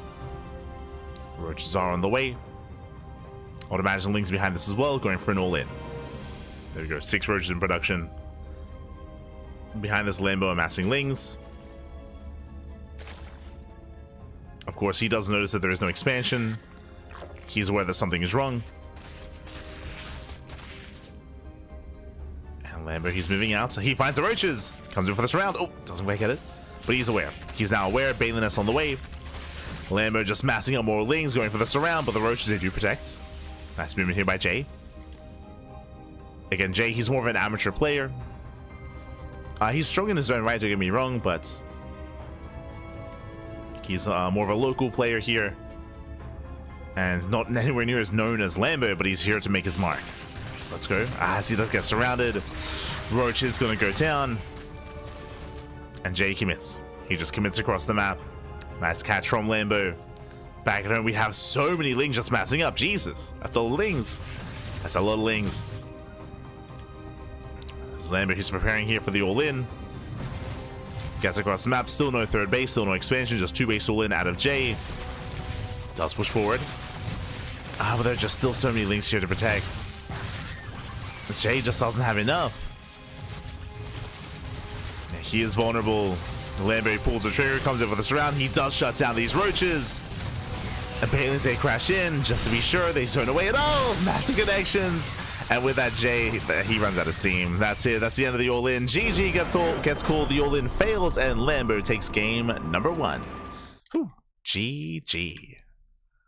Yo, a game that doesn't last 45 minutes? Like, are players feeling okay? What's with... Ay. Let's go. GG, well played. Lambo does take a lead. Again, Jay, he attempted the 2-base all-in. Unfortunately, Lambo, he saw it ahead of time. He was able to respond, able to react. Massing up Pure Ling is all that he does need to shut that down. Likewise, he was also able to just wait at home, able to build up enough of an army to get the full surround as well, able to catch reinforcements, and Jay, he just ran out of steam throughout the course of that all-in. And we'll see how he'll approach things coming into game 2. Do we attempt another all-in? Do we attempt a different all-in? We're here to find out. Let's go. We're here to find out as we are loading into Ultra Love. Did he compete in the Monday Night Weeklies? He might have. Jay, he plays in the Pigazor Mondays every now and then as well. If you're referring to Jay. But here we go. Spawning in the right hand corner, we have our German Zerg player leading the series 1-0, representing Shopify Rebellion, playing his first matches of DreamHack Dallas. It is Lambo. And spawning in the bottom hand corner, we have his opponent. We have the Canadian Zerg player. We have the blue Zerg representing SC Swarm. It is Jay. Hopefully Group D is moving along while this moves. We'll see. The initial setup does take quite some time, so there are delays when it comes to setting up the groups and setting up the players.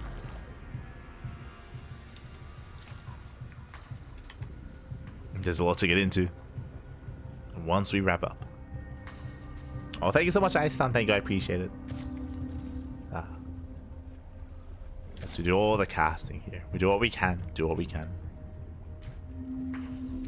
Of course, our next broadcast is going to be GSL qualifiers in 12 hours. In 12 hours time, we're going to be live once again with some GSL qualifiers. So I'm going to make sure I'm well rested for that. Once again, tomorrow we're going to be covering the GSL qualifiers and then leading into more DreamHack Dallas content. That will be the plan. So GSL into DreamHack.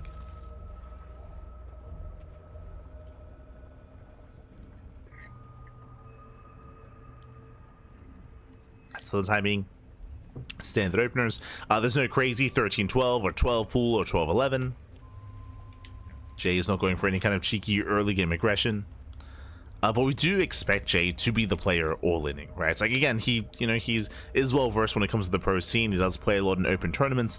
But he is going to be the underdog coming into this.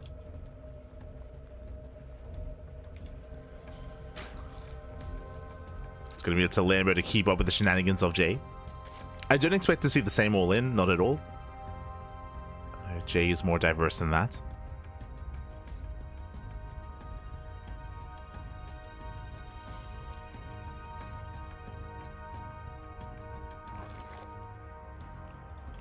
As Lambo, he pokes out. Meanwhile, Jay this time does expand, does get a third. Everything looking normal. Everything looking standard so far. As our players are expanding.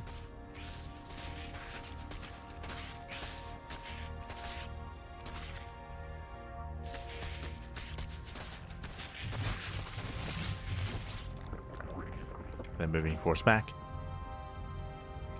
Being forced away. Lambo, he's going to be the one to be the aggressor instead. 16 Lings in production. Oh my god. 16 Lings on the way. Jay is droning. Lambo is not. Okay, the turns have tabled. Lambo is going to be the aggressor. Eva Chamber on the way for Jay.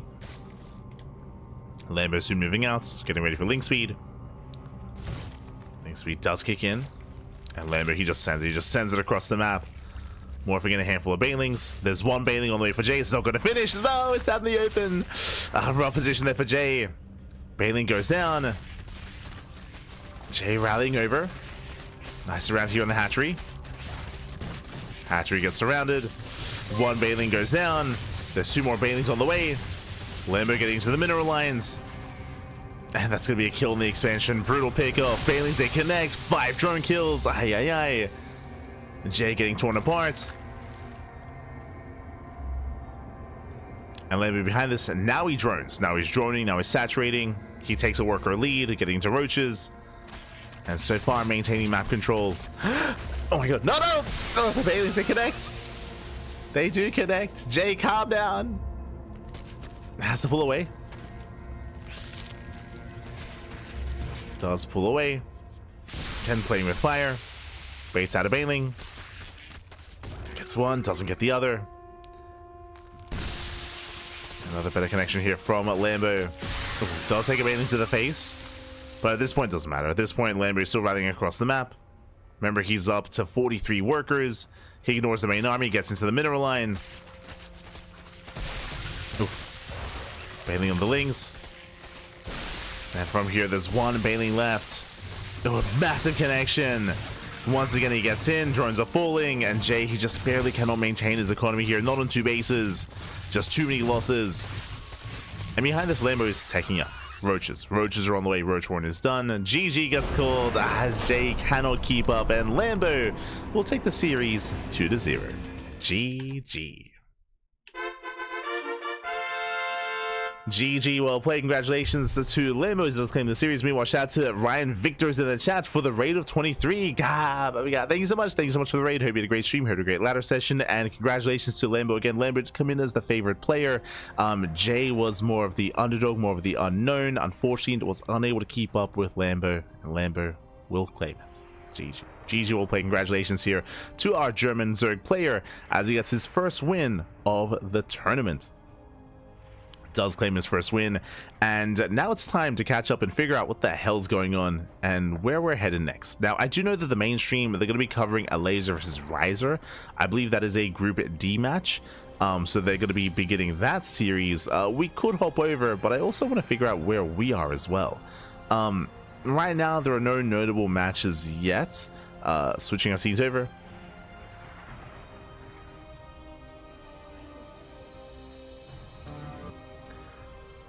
Can catch up. Again, we have Lambo taking down his opponent, or taking down Jay 2-0. Classic still waiting for his series. Bjorn still waiting for his series. Estrella still waiting for his series, and Bunny also still waiting for his series. So a lot of these players are still waiting for their matches to begin. And even then, it's still a ways away until any of these matches really get underway. So I can say the same thing for Group D as well. A lot of matches still ongoing, so now would be a time to catch up on the mainstream. May as well as they're getting into a Laser versus Riser. Riser, another notable player from the NA region, and I know that Laser has been playing a lot of other games, a lot of AoE, a lot of Age of Empires. Age of Empires has been the name of the game for Laser for quite some time. So you know what? Let's catch up. Let us catch up.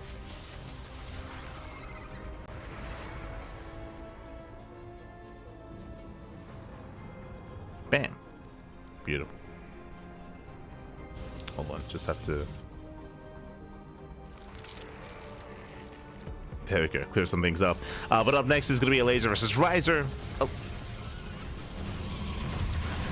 As we're getting into game one, so far a Laser being hyper aggressive. Actually, now we missed out on the early game, unfortunately. But Storm, I believe, is finishing up for Riser, if not already complete. Laser is just coming to an all-in. Yeah, we came in just as the Laser was all-inning. Let's go. Does get across the map. Again, we have a couple of Immortals on the way. Nice juggling here with the Archons as well. But Riser, again, he just barely cannot keep up here. Not against this kind of army. The Storm was a non-factor. Not against these Roaches. Another Immortals on the way. But there's only so much Soul the Immortals can do. As a Laser, he will break through. He will break the expansion, break the natural. GG gets called, and Laser takes game one. GG. Oh, you can hear the casters in the background. But GG, well played. Alas, Laser does overwhelm, does take the first game. And again, we'll try to keep up with game number 2 as well. We'll try to keep up. But right now, when it comes to in-game matches, I have my eyes open for any kind of free lobbies, but at the moment there isn't really anything available. So we'll be jumping into a Laser versus Riser, game 2. Game number 2. A Laser versus Riser. Group D. Team Liquid. But yeah, Laser, he's been spending a lot of time not necessarily competing in StarCraft. Because of that, I would say the Laser, I'm not really sure what his form is going to be looking like coming into this tournament.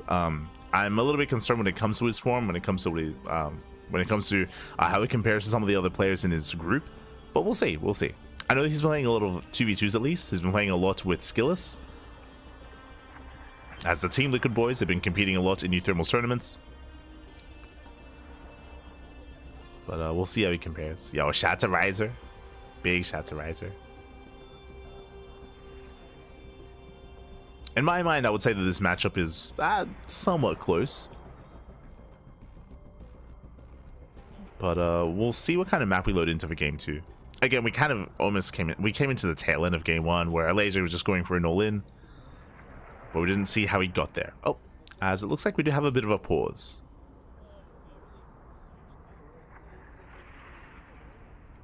Have a bit of a pause. Meanwhile, I've got my eye open on I've got my eyes on the in-game chat just to see if there's any other matches that are soon to begin. But when it comes to Group C, sorry, Bracket C and Bracket D, I think we're just waiting for the first round to the first couple of rounds to wrap up, and then we can like jump into some really spicy matches. I said it before, like I'm looking forward to like Astray versus Bunny and things of that nature. Zoun versus Bunny has begun. That's gonna be a spicy one. It's gonna be good.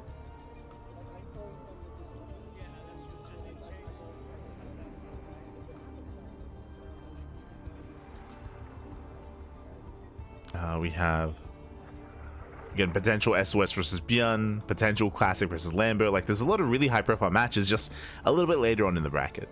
A little bit later on. Now we'll get there. We'll get there.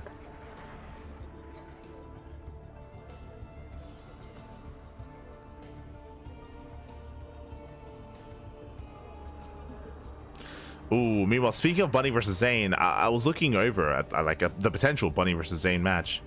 But it looks like they are being held for the mainstream, which makes sense. Does make sense.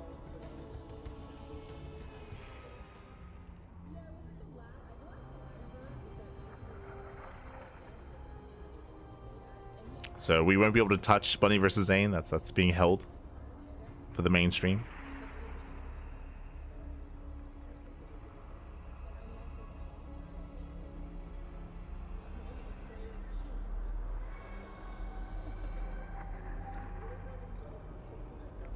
Is being held. The mainstream, they might actually have some extra games as well. They might actually just post up. Just because it does feel like the group is a little bit slower.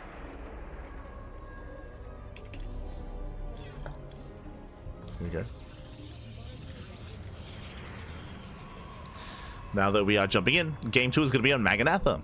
Again, largest map of the map pool. Bottom right to have, of course, our player representing Team Icebound. It is Riser. Yo, do we get the zoom? Yeah.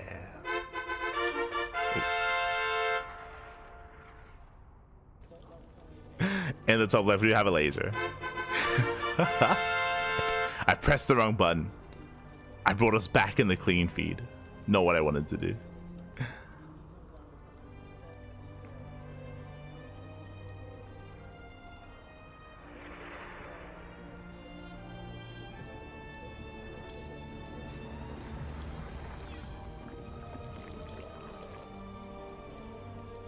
Here we go. Getting to our second game. Loading into Maganatha, I would say that because the map is so large, all-in's going to be a little bit deterred. A little bit, you can still commit, but the map is going to be working against you. So typically you don't want to double down and go for these big all-ins. Again, we missed out on the start of a Laser versus Riser, so we don't really know how a Laser got there. I guess we're about to find out. So far, standard openers. A Laser, for the most part, he has been known historically for being really greedy and droning up heavily. Just mass droning, as a result losing a lot of workers. But really fixated on saturating and droning instead. and just enduring all the damage.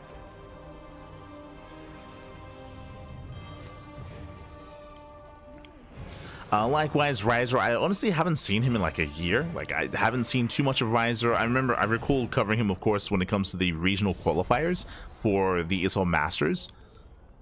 Would often cover him in the, likewise in regional events like NA Apprentice. But it's been a while. Meanwhile, here we go. Stargate open out of Riser. Standard play so far. I don't know how in-form Riser is, but again, we're going to find out. Last game, it did seem pretty standard from what we saw. It looked like Stargate to Blink into Storm, which is the meta. It's the go-to. Maybe Laser can some practice with the manager. True, true.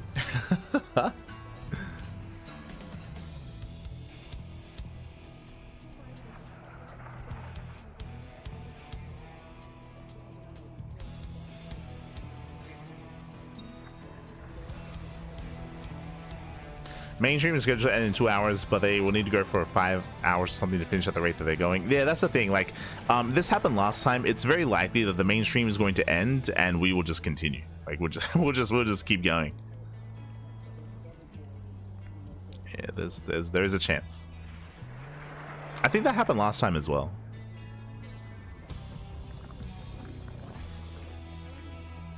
Which it'll be okay. We're not going anywhere. We're locked in, Pat. We're locked in. For now, we do have the the Robo follow-up. Interesting. That's a Robo before Twilight Council. This is not normal. This is not standard. With this Robo, we can go into early Immortal production. We can go into an early Bay, into early Colossus, which is a very old school style. Curious. Meanwhile, Laser, that is a 4-minute lair. Well, oh my god. That's a very early lair timing out of a Laser. Meanwhile, Robo into Twilight Council is spotted by the Overlord. With the early lair, a Laser, I'm curious if he plans to go into gases, into fast Spire, into fast Hydras. I mean, the lair is so fast, that was a 4-minute lair timing. We'll see. Can go for Drop Lord play, I suppose. There's that Roach Horn. 4:30 Roach Horn timing. A Laser taking a 4th base already. Getting a 4th, taking his gases. A Laser is droning up hard. We spoke earlier how a Laser is known for being greedy, known for cutting corners and droning up insanely fast. It's kind of what we're seeing here. Just mass droning. Oracle being used defensively instead. Game 1, it feels like it set some fear into Riser. Oh, it's going to be a delayed Archon drop. Okay. The Robo now makes sense. So delayed Archon drop out of Riser. Meanwhile, we do see a Laser going for his own Drop Lord play. Now the initial Overlord, the lair timing makes sense. So early lair timing into early Ling drop. The Lings, they sim into the main. And probes are going down.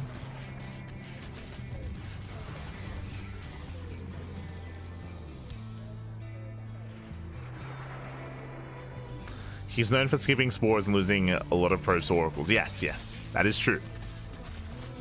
He will skip spores, lose a lot of drones, but he'll still be ahead. Also, German taxi.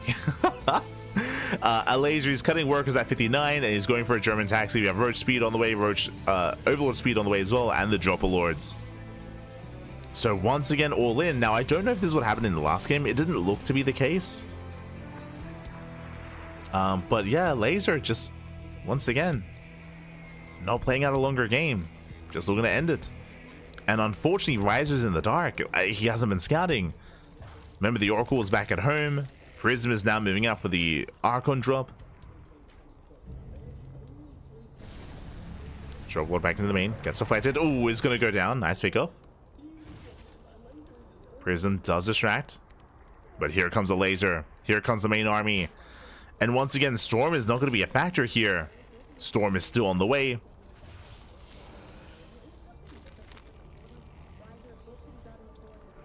Ay.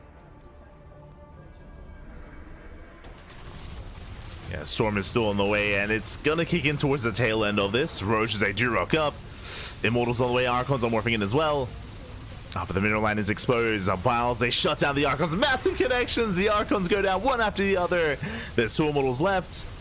Down to 1. And this is not enough. It's not enough at this point. A laser, he has arrived. And again, Riser was not ready for this. He was taking up. He was getting a second robo, building up into Void Rays, taking into charge. Again, Storm was a non-factor. Storm doesn't help. Not against this. Not against this kind of all-in. And Riser caught with his pants down. GG gets called. A laser with the back-to-back 2 base all-ins takes the series 2-0. GG. GG, well played. Again, a bit of a shorter series here. Riser does tap out. A laser. We wanted some macro. But he does claim it 2-0. GG, well played. We'll claim it. And again, we are slowly progressing through the bracket, but I feel like there's still a lot to catch. There's still a lot to progress. Let's have a look here. Also, shout out to Zoun and Pig. Again, they are covering today. Covering the second half.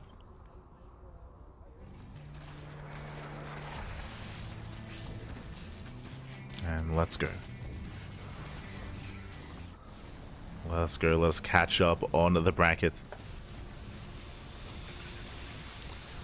Okay, no updates.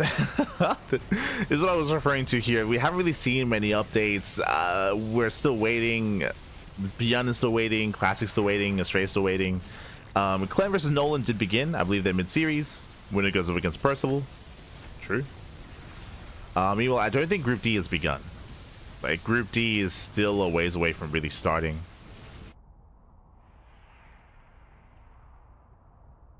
I don't think the players are quite set up for that.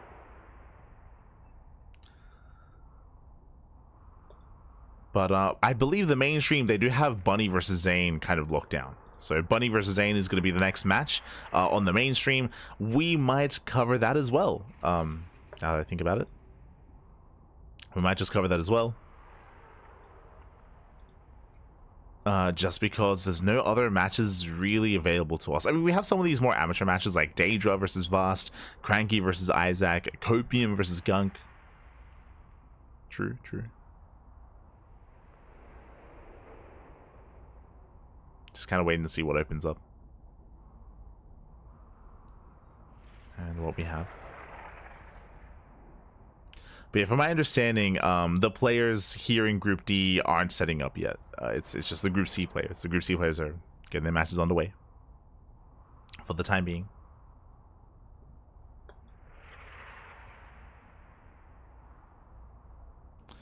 So there is a high chance. There's a high chance that that the mainstream ends and we just keep going.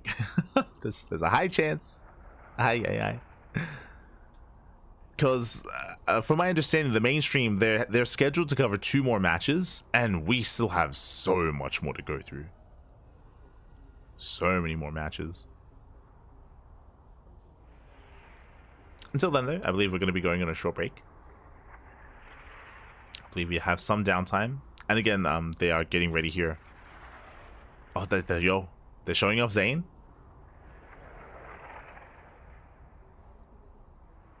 There we go.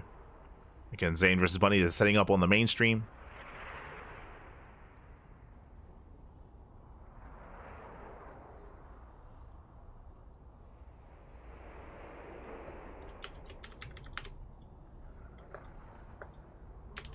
Zane, there was a time where he was a pretty strong competitor, actually. But that was many years ago during like the rest of Asia, like the Oceania / rest of Asia kind of era of StarCraft. Back when they had their own region.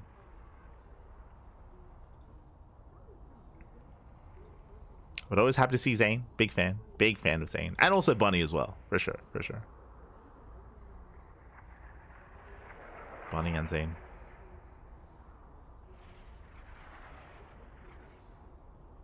Yeah, as the bracket is still progressing. Still ongoing. Is Group D today? Yes. Yes, Group D is today. It's just they haven't really started yet.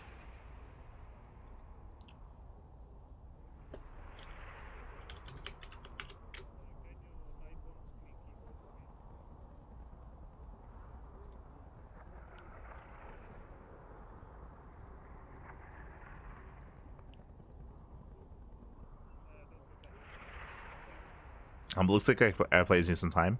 So I think we're going to be going on a short break. A short break, might be short break. Oh, actually.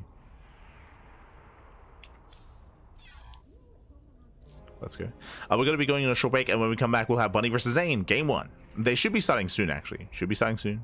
Shouldn't be too long. See you then. See you then. See you then.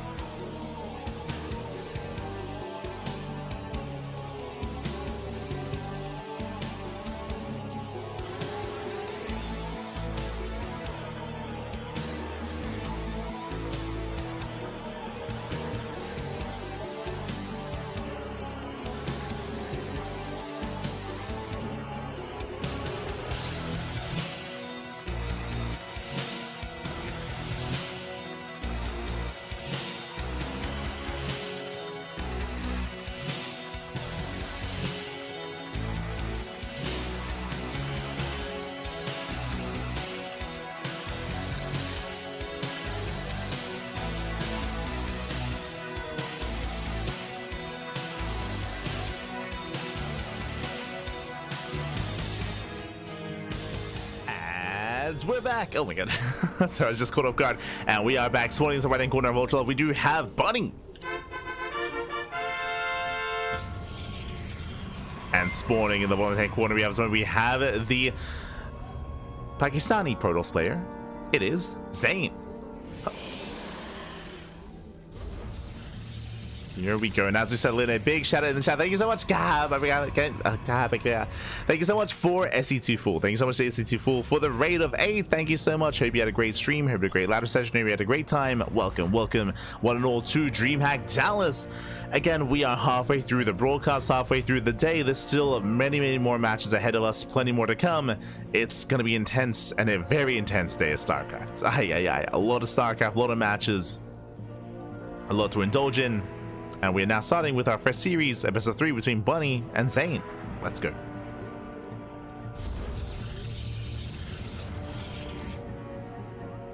But yeah, the groups are a little bit behind schedule, but still good.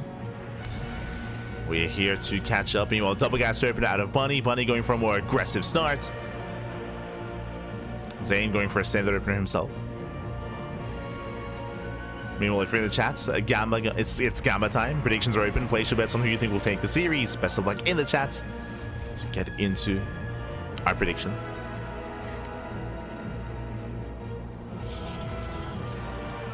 I think the best thing about the final day of Dallas is that we should be well rested for it. Like, my plan is to sleep right up until the event itself. It's gonna be beautiful. It's gonna be insane. Out of this world. Until then, we're settling in. Now, with the initial double gas open, it means that Bunny will have a faster factory, delayed CC. With that, he can go into Reactor Reaper Hellion, he can go into Committed Mind Drop, he can go and transition into Cloak Banshee, into early Cyclone, early Tank. Meanwhile, Zoun being cheeky. Let's go. Zoun is known for one thing and one thing only. He's known for DTs. Oh my, I forgot. I haven't casted Zoun in years. It's been far too long, but yes, I remember Zoun. He's known for DTs. He's going for a Twilight Council opener, and I feel like he should be going for a proxy Dark Shrine. Let's go. We're here for it. We're ready for it. Show us what you got.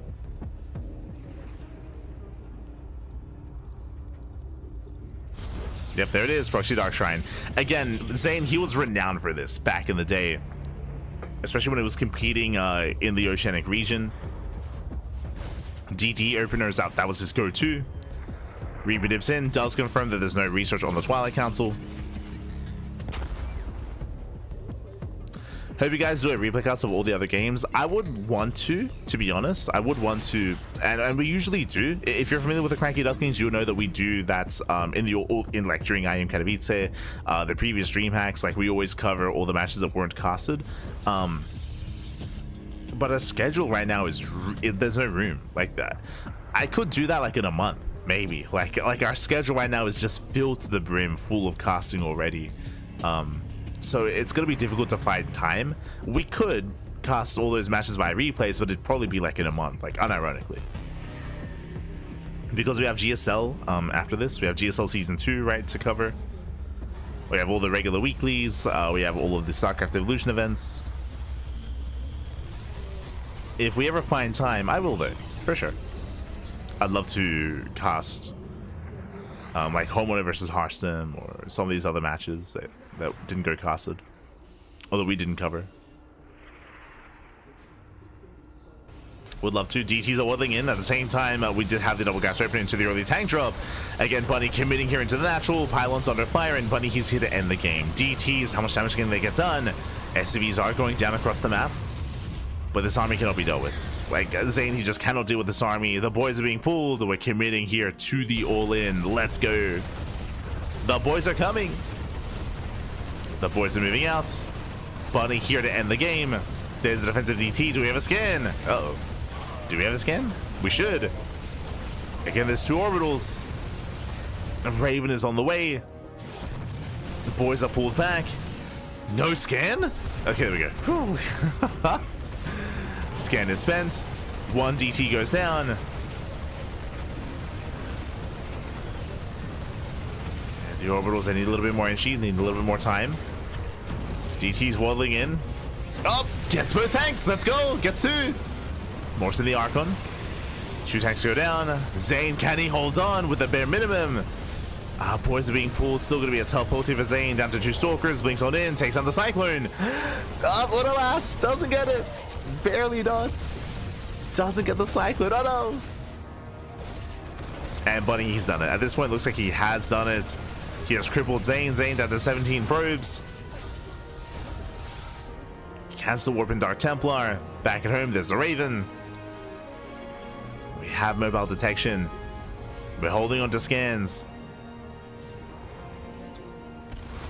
Again, it was a chaotic game state thanks to the Dark Templar, but Zoun, he's not gonna have enough. Runs into the Raven. Oof.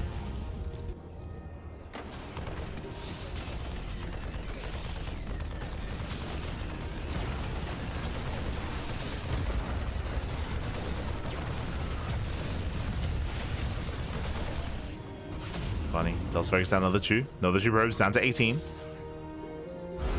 And down to 18. GG gets called. Zoun runs out of steam, and Bunny takes game number one. Whew. GG. Bunny, he does take a lead in the series, does take game one. Again, a very chaotic game, and shout out to Zoun for once again doing what he does best, going into DTs. I don't expect to see that again, but at the same time, that's what he's known for. Like Zoun, his signature move is to go into Dark Templar like that, and did actually cause a lot of chaos, did make things quite tense towards the end. In the end, of course, we had Bunny with scans, with the Raven. He was able to barely hold on despite losing the tanks. GG. GG, well played. And we'll see what Zoun has in store for us coming into game number two. We shall see. Oh. Meanwhile, looks like Group C is getting underway. Looks like Clem's series is progressing. Astrea's series is progressing. which means there must have been an update for Daedra versus Vast. Oh, and this series leads into Australia potentially. Okay, true. Does lead into him. I wouldn't be surprised if the mainstream wants to cover Australia though, so we'll see who gets priority, or we'll see what they go for.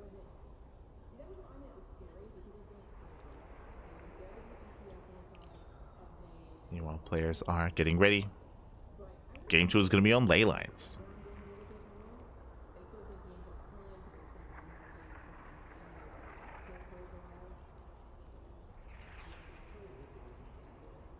Guess there's no time for replays. GSL Season 2 coming right away. Much more thrilling. I wouldn't say it's just that. I mean, we're already committed to covering GSL because of all the qualifiers that we've covered and that we've casted. As I said before, I would want to cover all the replays just if we had time. And we might, like, it just be like maybe in like a month or two. Like, again, we cast twice a day, every day already. Like, we didn't. But here we go. In the top right hand corner, we have Bunny for Team Falcons. In the bottom left, we do have Zoun, our Red Protoss. Let's go. But it just comes down to our schedule. Like, unironically, we're booked up for the next month. It's very jam-packed. With GSL, with Kung Fu Cup, KSL. But as always, if there's time, I will. We'll more than happily embrace a replay cast. Bunny means business. He does. No chill. No chill.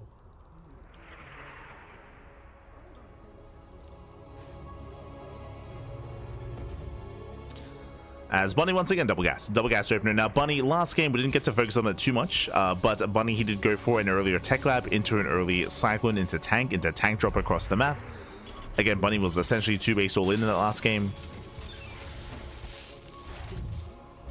Not saying that this has to lead into the same builds this time, but once again it is double gas, so this can lead into early tank drop again. This can lead into Banshees, can lead into Reactor Reaper Hellion, but aggression's going to be on the table here. Going to be aggressive from the side of Bunny. Zoun, he's aware. He's aware, tasing away at the mineral line, being as annoying as possible.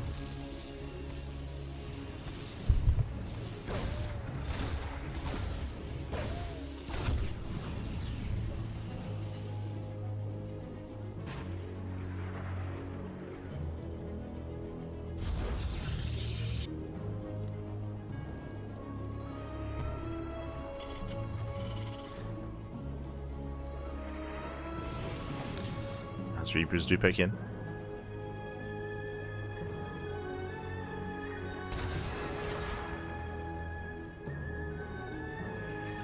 I'm doing it again. Okay. Proxy gateway. Proxy gateway across the map. No tech yet. There we go, going for a 3-gate setup. Very committed here from Zoun. So he delays his tech in favor of extra gateways, in favor of early vanilla gateway unit aggression. So Adepts and Stalkers, they're going to be moving out. And the goal here is to break Bunny. Meanwhile, early Cyclone out of our Terran player. Cyclone either into add-on swap or into an early tank again.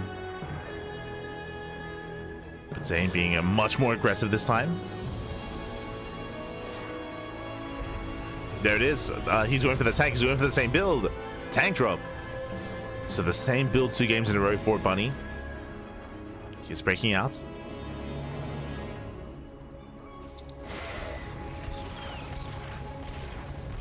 So let's find the Adepts. Oh, I assumed it was going to be a tank drop, but I believe that's a tech lab on the medevac. Sorry, on the starport. So he's not going into medevac production. Interesting. No early medevacs. No drop. Meanwhile, Marine's going to be going down. Boys are being pulled. He needs that tank. It has arrived. Tank moving down to low ground. Oof. Stalker goes down. Tank is sieged. And as you can see here, yes, it was a tech lab on the medevac on the starport. Not going into medevac, into Banshee play instead. Oof. Oh my god. Yeah, tank shots are brutal. 3 Stalkers go down. And we do see the Zoun, he is taking up, getting into Blink. Now getting into Blink Stalkers. But remember, Zoun, he was hyper committed early on. He has delayed Twilight Council, delayed Blink because of the 3 gates. So Zoun is in a worse position. And Bunny, he breaks out. He breaks out. Remember, he's been building up tanks since the start of the game. Is being aggressive. Might not be going for drops, but he's going for Banshees, and they join the main army. Here we go, Bunny, he sends it. He sends it across the map.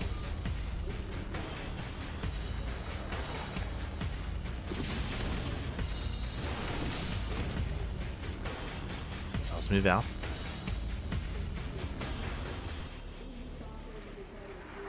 Head toward the bases, towards the main. Zoun trying to move from behind, gets punished. Takes down one of the Cyclones. Ooh, depowers Blink. Oh, no shot. Blink is denied. Boys are being pulled. Zoun, he's committing in. Can he break the tanks? He can. He gets one. And he should get the other one. Oh god, the Stalkers are getting punished. Every Stalker going down. This is not worth it. And Zoun, he fails to break this. GG gets called. And Bunny will take the 2-0. GG. Whew. GG, well played. Again, non-stop aggression there from Bunny. Commits to the all-in 2 games in a row. And I don't know if you noticed something, but the games that have been chosen to go on the mainstream, there's been a lot of all-ins. There's been a lot of faster and shorter games there. GG. GG. Bunny, he will take it. Again, non-stop aggression. I think that's partially why like the mainstream matches and the schedule has been like accelerated, because a lot of their games, especially these last like 3-4 matches for them, has just been all-ins. Just a lot of all-ins. But yeah, with that, GG. GG, well played. Oh.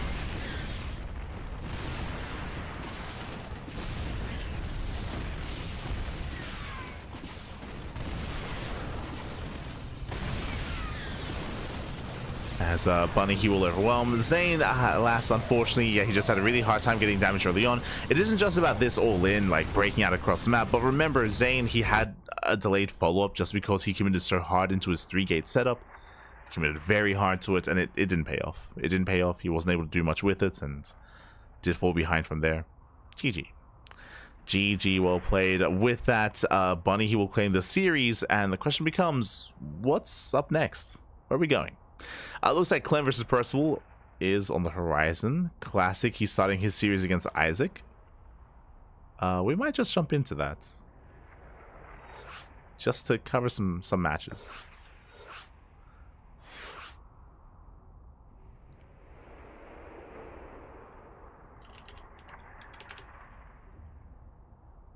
Oh, here we go.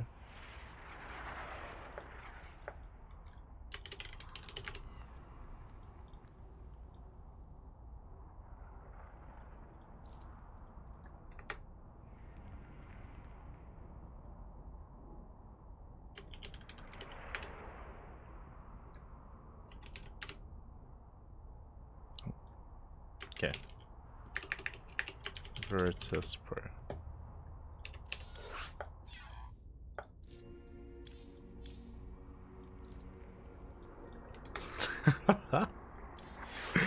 Alright, we're good, we're good. We have our next series, we have our next matchup. Classic going to be going up against his current opponents. Going up against Isaac. Let's go. As we settle into a ZVP.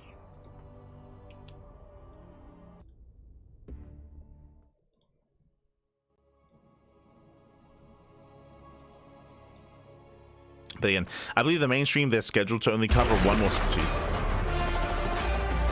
more series. God, that scared me. Well, we have our own matches. Here we go. We have a fresh series. We have a fresh best of 3.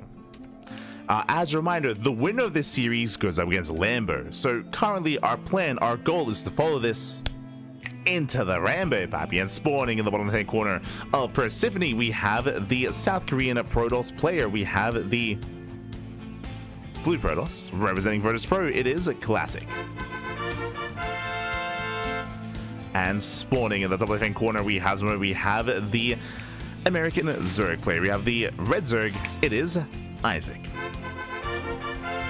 I'm not too familiar with Isaac, not too familiar, but seems to be a local player representing Clan U, Texas, University of Texas, I would imagine. Let's go. And we'll see what he has in store for us. We'll see what he has planned for Classic. Typically, whenever we see some of these more amateur players go up against the pros, we do one of two things. Either we test our metal and test our macro against Classic, or we look to cheese him the hell out. Let's go. I'm ready. I'm ready. Meanwhile, predictions in the chats, exclamation mark if you want to have a look at the back yourselves, but predictions should be open, so place your bets while you can, as they should be closing momentarily. Should be closing up.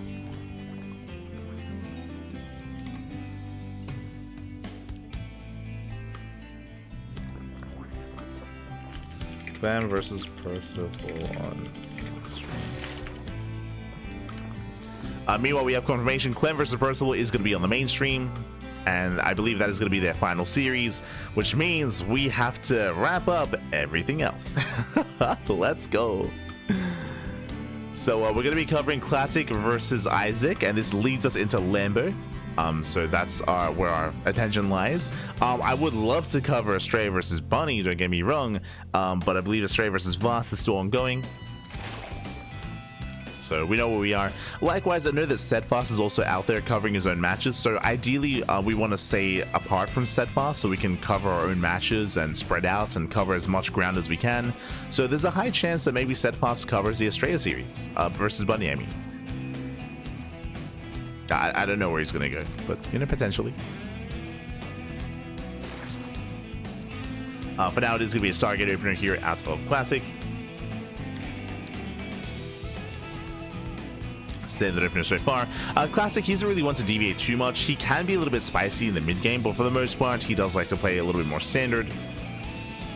Getting into a Stargate, into his Blinken +1, into a stream-based saturation. From Isaac, I'm very unfamiliar, so I'm ready to be introduced. So far, everything's been looking normal. Hatch gas pull into a third base. I mean, this is so far solid play. Solid play here by Isaac.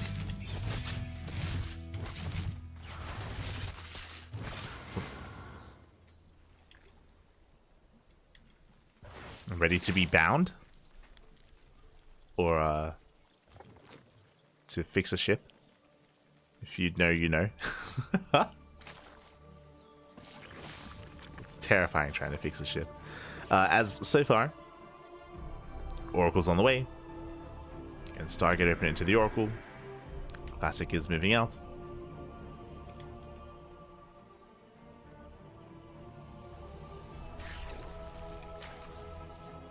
And we'll see if Isaac can keep up. Depths on the ground, Oracle in the sky. Hits the main, Spores not quite ready. And drones are going to be getting picked up. So far, 3 drone kills. 3 drones in the main. Classic expands.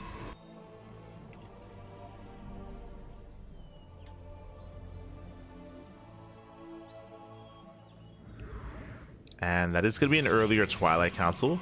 Meanwhile, Isaac going for a fast lair, a 410 lair timing. Very early here out of our Zerg player. Meanwhile, still no Spores. Oh, still no Spores. Gets punished for it. A laser, calm down. You're not meant to be here. Oh, yeah, we're just pulling Isaac apart here. Just punishing for the lack of Spores, lack of anti-air. That's going to be 12 drone kills already. Insane damage, and Classic is not done. Going in for more damage, more workers.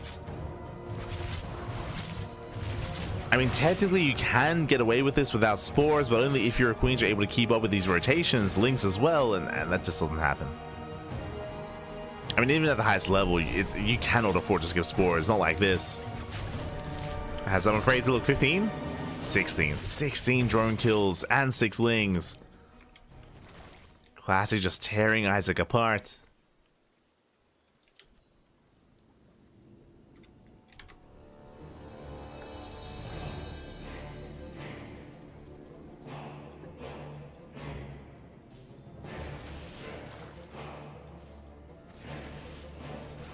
behind this.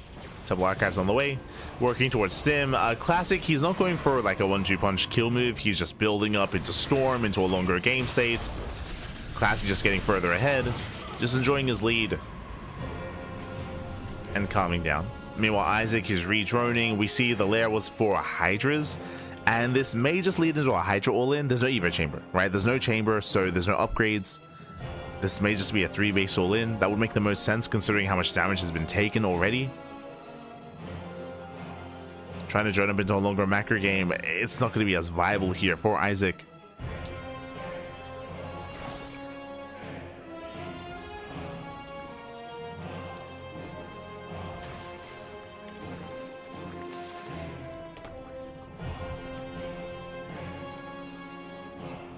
Mainstream with a 14-minute break. I mean, it takes a long time for players to set up on the stage. Like that's, yeah, they just weren't ready for it. So it just takes a long time. Makes sense. It's important to be understanding of that. That again, offline events, setups and matches take longer to prepare, especially if players like if it's short notice.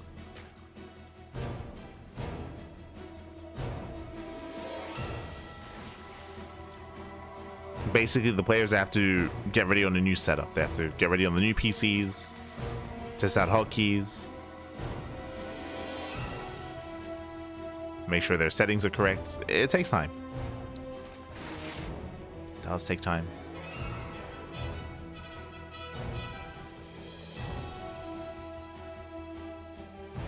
As again, Isaac, he should be all in here. His cutting works at 46. He doesn't fully drone up. No saturation here at the natural. It's all or nothing for Isaac. Storms, they pop up. He shut down the Lings. And Isaac, he just doesn't really have much left over. Again, he was crippled to begin with. He didn't really have much to sustain this army for more than early game damage. And the storms are just too much. Even without the storms, I just go down. GG gets called. Classic does overwhelm, and Classic takes game number 1. Whew. GG. Classic does take a lead. Does take the first game. Again, Classic coming in as a favorite player. We saw that Isaac, he was being quite greedy, is what I will say. Again, he was skipping spores, droning up, and didn't get away with it. He did not get away with it. He bled out so many workers. Because of that, the all-in was weaker than normal. The all-in was delayed. There just wasn't as many resources, just wasn't as many Hydras as it normally would be, and in the end, GG. GG, well played. Nope. Classic does take a lead in the series, and now we're getting ready for game number 2.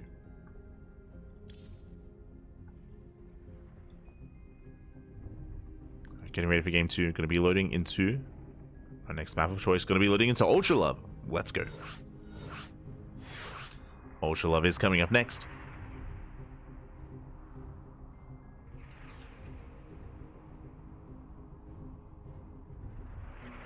And again, we'll see if Isaac has something else up his sleeve here. I'm hoping that maybe we get some spores. I'm hoping we spore up. You minimize losses. Fingers crossed, Pappy. Fingers crossed. I do see in our YouTube chat, this DreamHack feels like being back in the pandemic somehow. I understand the vibe, specifically just because there are no casters at the event, right? So there is kind of like a disconnect between the casters and the matches. I wouldn't just say that though. I would also say that there's no stage host, right? Like even when it comes to the open stage and the open bracket, if you watch last year's DreamHacks, even DreamHack was it Dallas? DreamHack Dallas? Even earlier this year, no, last year, sorry. Usually like there's a stage, like the players still get introduced onto the stage, and I was saying this earlier, usually there's interviews, right? Usually there's like some words with the winners of the matches as well. There's just a little bit more interaction between like what's happening with the production and what's happening with the players. Here it does feel like there's a bit of a more separation between that, which is a shame, which is a bit of a shame. I hope that changes coming into the playoffs. Again, like I hope that we have a stage host and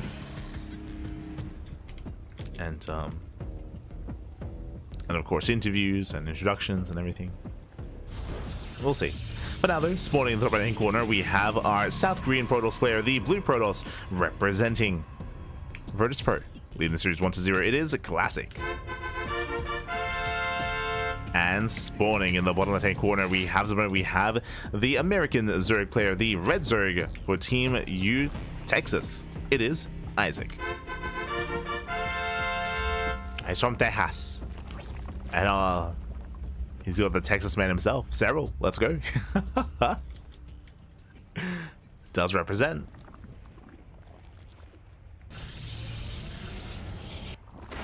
Some players are gearing up.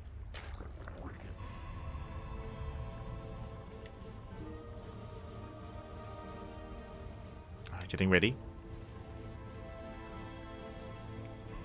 And again, last game, there wasn't really anything special from Classic. If you remember, he didn't even go for like a follow-up all in after he took a lead.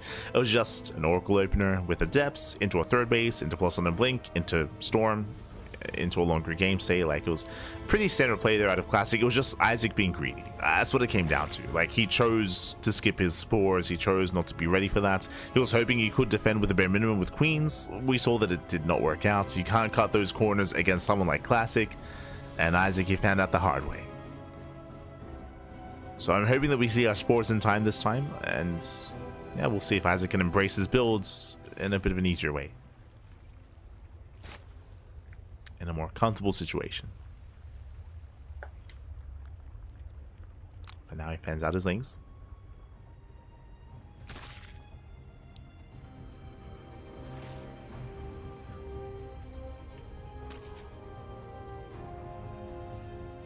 Does fan out.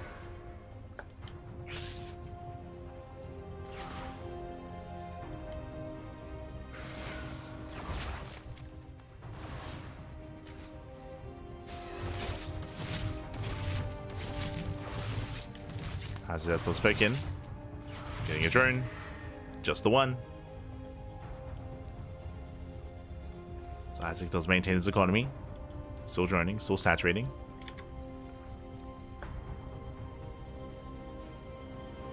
Do you know if we get to catch a straight game? I do not know. We'll see.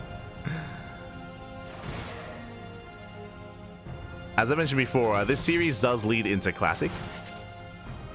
Sorry, it does lead into the Lambo. As that, oh, they do bust into the middle line. Drone's going to be going down, getting 1, 2, 3, 4, 5. Oh, God. 6 drone kills. Where are the lings, by the way? Isaac, he did skip his lings. There's nothing here. We spoke about being greedy against the Oracles, but now greedy against the Adepts. Lings, they do collapse in, but these Adepts are wreaking havoc. 10, 11 drone kills. The Oracle does hit the natural. Again, no spore. GG gets called, and before we can embrace the game, Isaac is pulled apart, and Classic will take the series 2-0. GG. GG, well played. Congratulations, Classic. You will claim the series. Isaac, unfortunately, he just wasn't able to really embrace his own game here, his own play.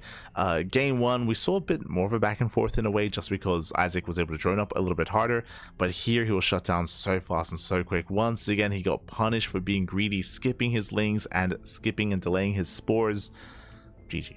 GG, well played. With that, Classic, he will claim the series, he will advance on. And we did mention it. What's up next? Classic versus Lambo in a ZVP. Let's go.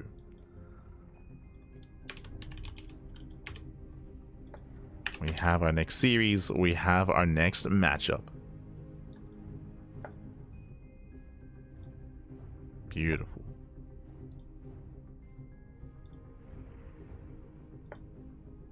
Just need a moment to confirm. But yes, Classic vs. Lamb is going to be coming up next. Australia vs. Bunny has not yet begun. There is a chance that we won't be covering that and won't be casting it. I mean, again, I would love to cast everything, but we can only pick and choose one or the other. And again, Australia, he is, I believe, mid-series currently. Oh. And I also have confirmation, looks like the mainstream, they're going to be covering Clem vs. Percival, and they are adding another series. So they will be doing another match. They will keep their stream going, thankfully. They might actually go for the Australia series. That might happen.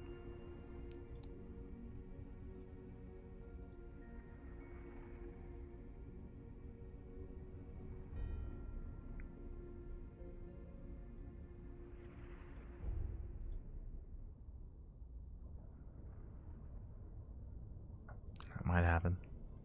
But until then, I guess we have some downtime.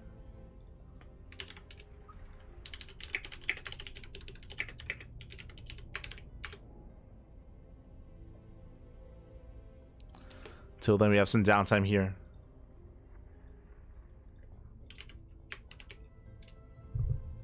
Okay. Enki is trying to team up. Enki is going for Beyond versus SOS. Ah, that's also a good series. True. Ah.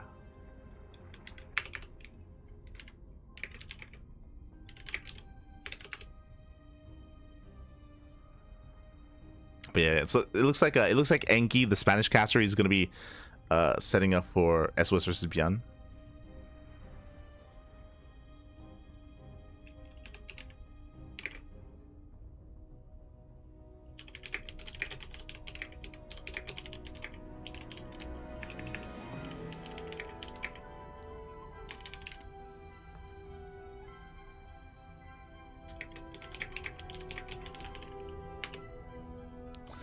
But for now, we're going to be going on a short break. Vetoes are underway, and when we come back, ooh, actually, I'm a little bit concerned.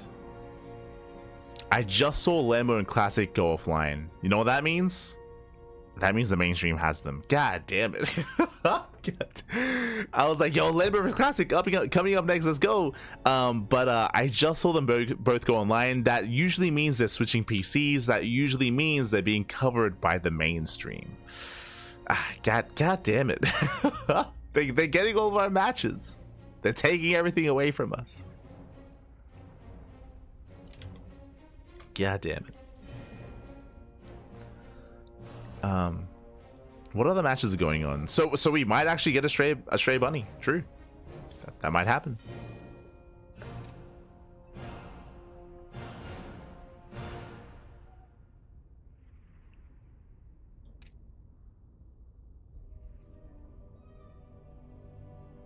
Stray versus Bunny might actually be on the channel. I guess for now we have to wait and see what happens with the mainstream and what's going on. So we're going to be going on a short break. But again, like seeing both Classic and Lambo go offline at the same time, it feels like they're probably setting up on new PCs. that's a bit of a spoiler for what's to come. That they're probably going to play on the mainstream. Meanwhile, Percival and Clem, they're setting up as we speak. They're getting ready for their TVP.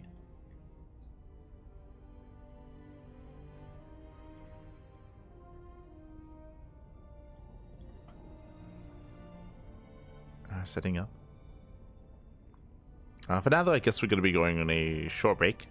Just waiting to see what happens. Waiting to see what starts. You're both Clem. His hair is getting long. Jesus.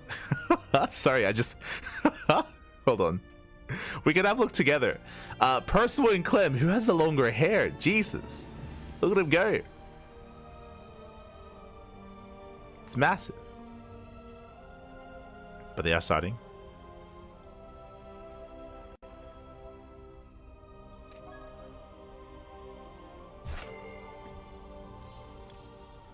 Oh, meanwhile, Vito's underway for Beyond versus SOS.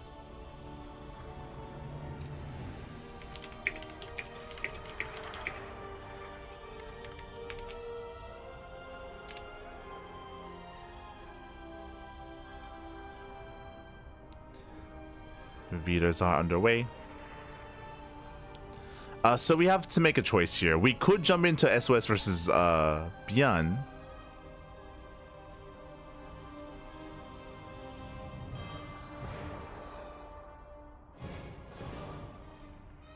Or we could wait for Bunny and Estrella. We could wait.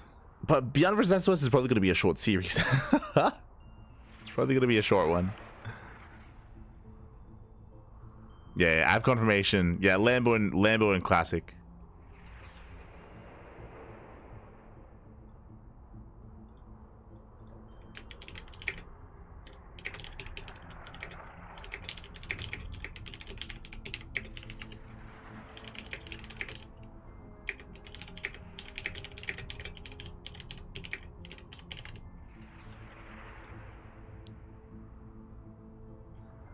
So we're just measuring steadfast.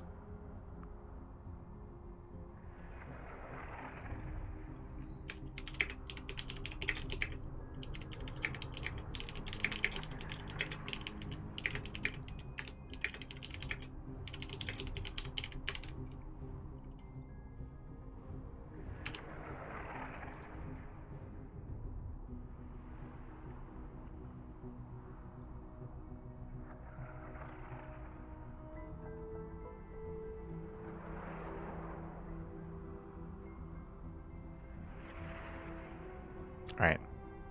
So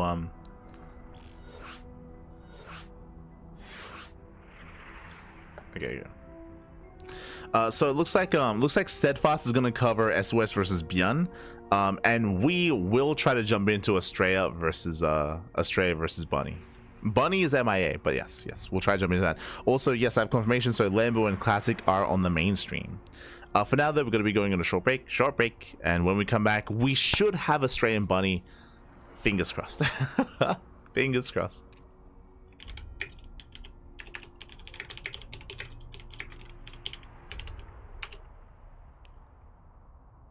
See you soon. See you soon.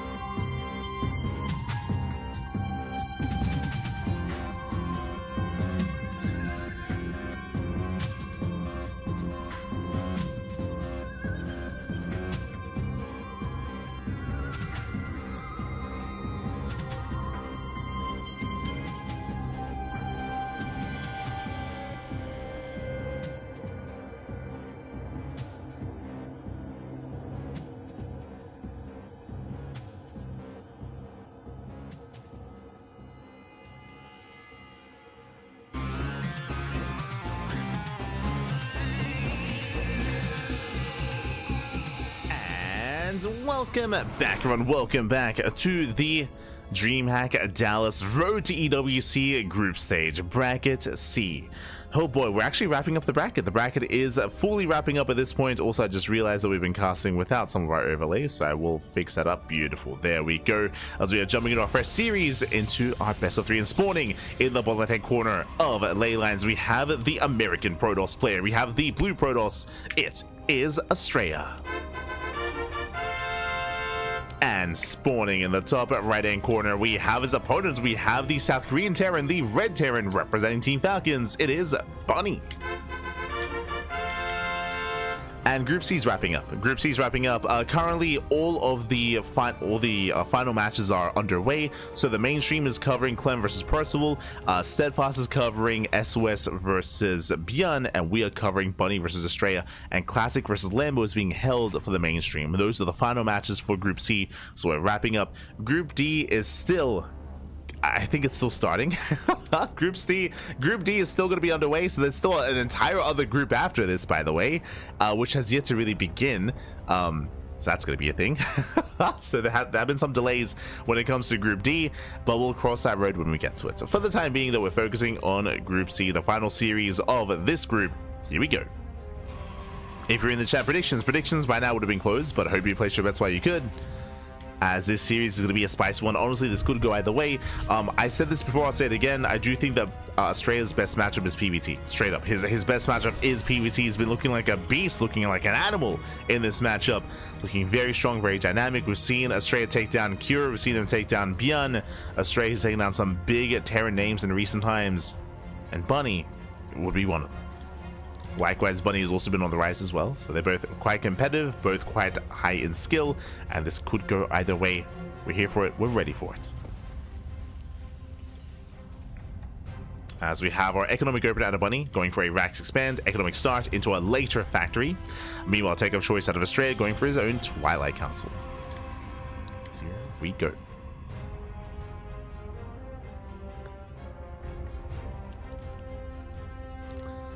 Twilight Council out of Estrella, going into Blink. Reaper has arrived. Threatens a natural, but shouldn't get much done. As you can see, Estrella hiding his probe.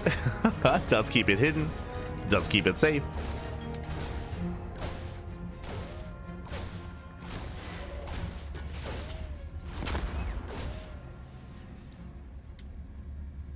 As Bunny's gonna be forced back. Oh. Meanwhile, proxy dot. Zane, is that you? We just saw this. Bunny just went up against Zane, going for the same build as Bunny. Sorry, as Estrella.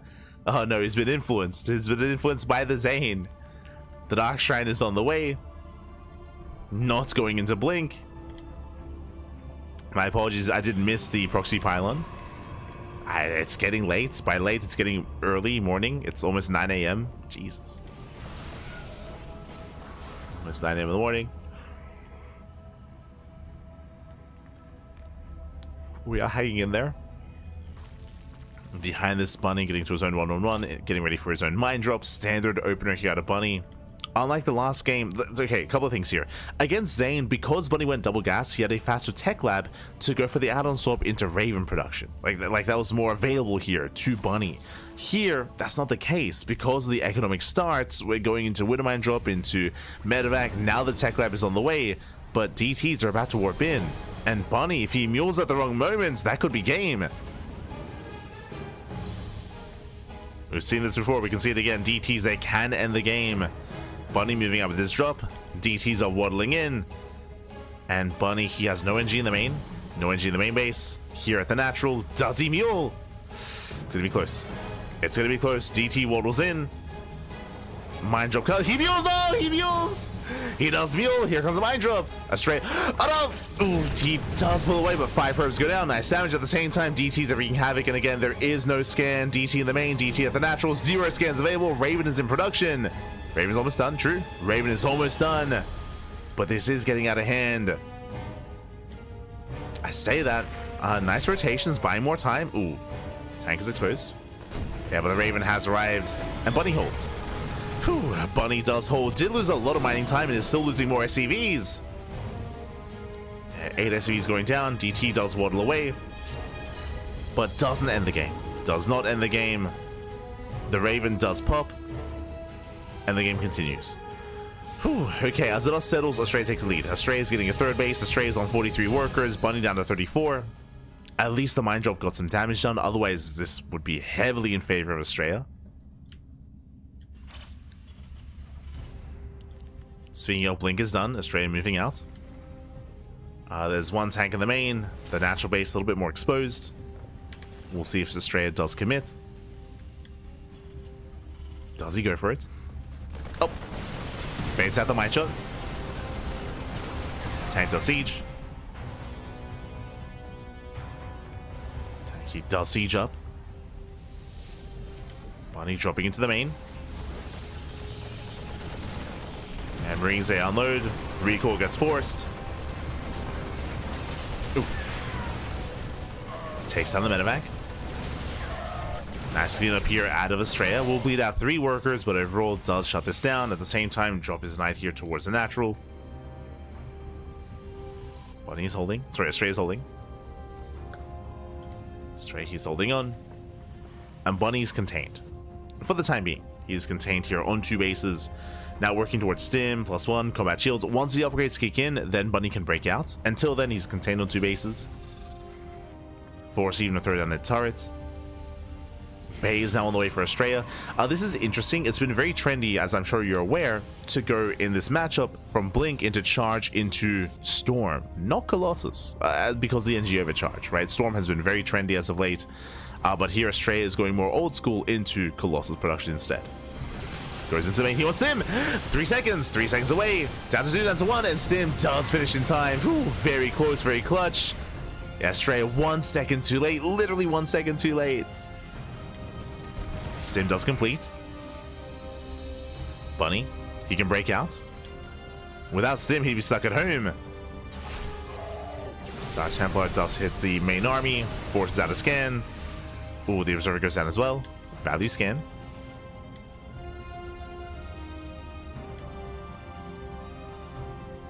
And here we go, the boys, we're just going for the all-in. The boys are being pulled, it's all or nothing for Bunny.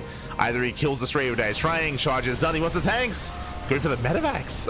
Instead, tank volley is going to be going up, but the tanks are still going down. Massive mine shots. Tanks do fall, but the boys are here. The boys are moving in. Oh, nice target firing there by Estrella, going for the Raven. Raven does survive. Force fields, they lock down the SCVs. But there's still so many Marines, so many Marauders. 14 Marines. Estrella, he evacuates. He has to evacuate, has to pull away. He abandons the third, taking a sword, catching reinforcements. Nice catch. Marines and Marauders. Picking up whatever he can. Oh, Estrella has to race back. He is racing back. There's 2 Widowmines with the main army. Colossus has arrived. Oh no! The mine shots! No! The mine shots! Oh my god!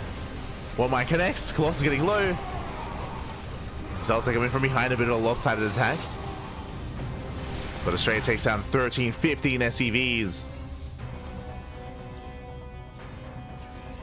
Bunny pulling away. Resaturating his natural. He's making SCVs.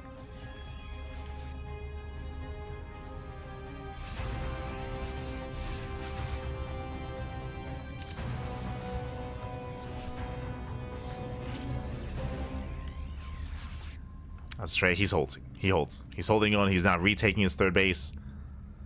Moving up with HeRoMaRinE, trying to keep up with the Raven. The game does continue. But Bunny's in a rough position. He lost so many SCVs there. He's down to 36. Remember, he pulled the boys. That was meant to end the game, and he didn't.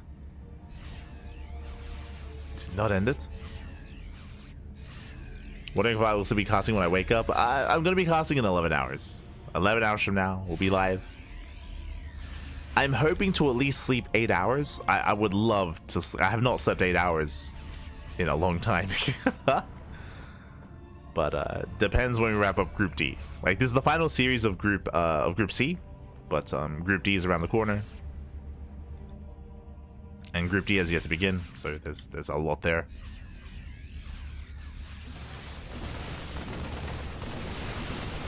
As the proxy gets found, Estrella, he knows the army's out of position. He just goes for the kill. Oh, might also. Nice whole position micro. Takes down the Widow Mines. No major damage, just picks off some of the depots. Estrella gets the hell out of there, doesn't want to get surrounded. Estrella does pull away. Estrella resaturating his 3rd base, long distance mining here towards the right hand side. Now, the army supply is still heavily in favor of Bunny, and he pulls the boys for a second time. He's crazy. Let's go. Just keep pulling the boys, papi. Just keep going. Stray getting a fourth. Ooh, that's not going to help. Fourth base on the way. Here we go. We have a wall of shield batteries. Stray, he needs time. There we go. There's a cancel. DT coming in from behind. Dodge template does strike. Does avoid the Raven. Like receiving in very nice force fields. Up with the Vikings. There are how many? 7 Vikings here for Bunny. The Colossus are very low. They're out of range of the shield batteries. Stray, he's getting caught out. Colossus goes down. Losing one, losing both Colossus. Again, the shield batteries, there's 5 of them. But the Colossus were out of range. It's a tough hold for Estrella, but he takes on 14 SCVs. Vikings force to land. Brutal mind connections. Mind just a solid. Oh, he blinks in. He's crazy. Oh my god. He does blink in, and he has enough. Yeah, he has enough. Estrella, he will shut this down. DT's in the mix. GG gets called. Estrella, he holds it. Estrella takes game number 1. Whew. GG. Estrella takes the lead and takes game 1.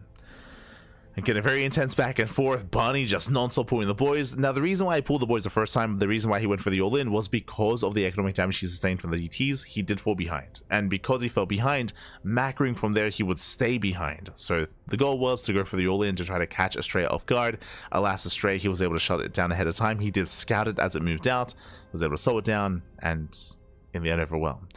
From there, Bunny made the decision for the second all-in. Again, like once the first all-in fails, you can't macro out of it. Or I should say, at this level of play, you shouldn't be able to. Your opponent should be able to punish you instead. And deny that. So with that, GG well played. Bunny, he committed, was barely not able to pull it off. And with that, Estrella takes that lead. Now we're getting ready for game 2. Going to be loading into Ultra Love.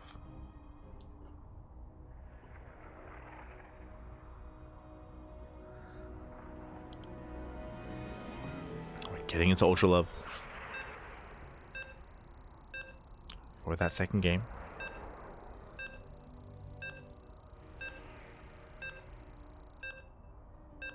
Thanks for casting. Oh, you're welcome. The original. You're welcome.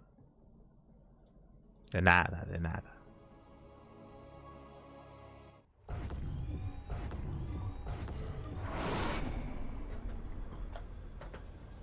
So we're getting into game number 2 and spawning in the bottom left-hand corner of Ultra Love, we have our American Protoss player leading the series 1-0 and 1 game away from advancing on into the next round. It is Estrella. And spawning in the top right-hand corner, we have the South Korean Terran player, the Red Terran representing Team Falcons down in the series. We'll see if he can bounce back. We'll see if he can recover. It is Bunny.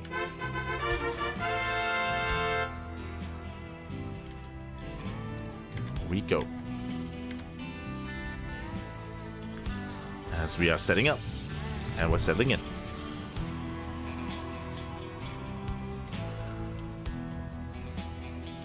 Go again, a cheeky build last game from Estrella to go for the initial proxy Dark Shrine, inspired by Zoun, I'm sure.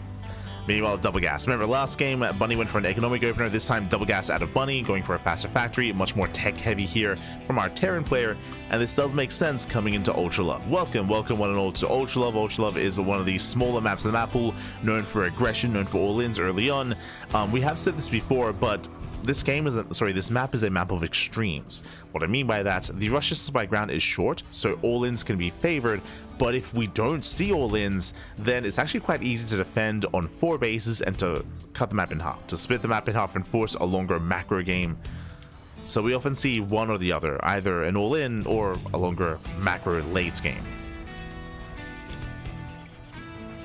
And we'll see which it's going to be. As Bunny does take his factory. Of course, Estrella is fully aware.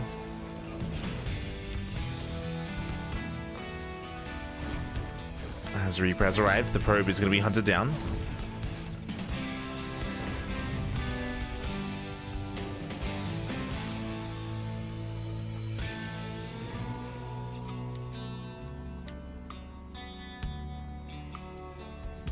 Bunny moves out, claiming a CC on the low ground. And we're waiting to see the tech of choice here from Bunny. Reactor on the racks. There's that 1-1-1. WidowMine first. Not rushing into the tech lab. Okay. I would imagine it should be WidowMine into tech lab into tank production, but keep an eye on Bunny. Go for a Cyclone. You can go for tech lab into add-on swap into Cloak Banshee.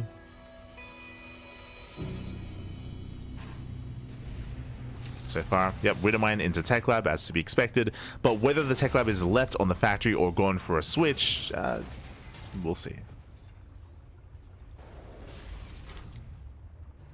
Starport is done. Medevac is on the way. No add-on swap. Not yet. Here comes the initial Cyclone.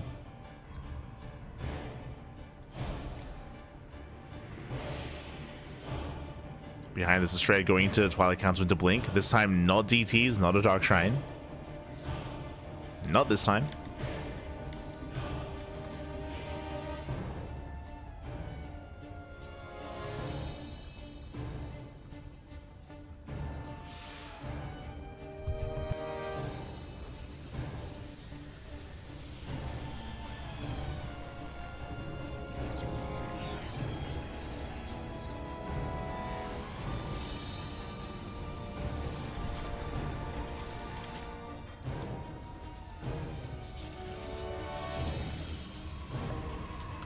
Here we go.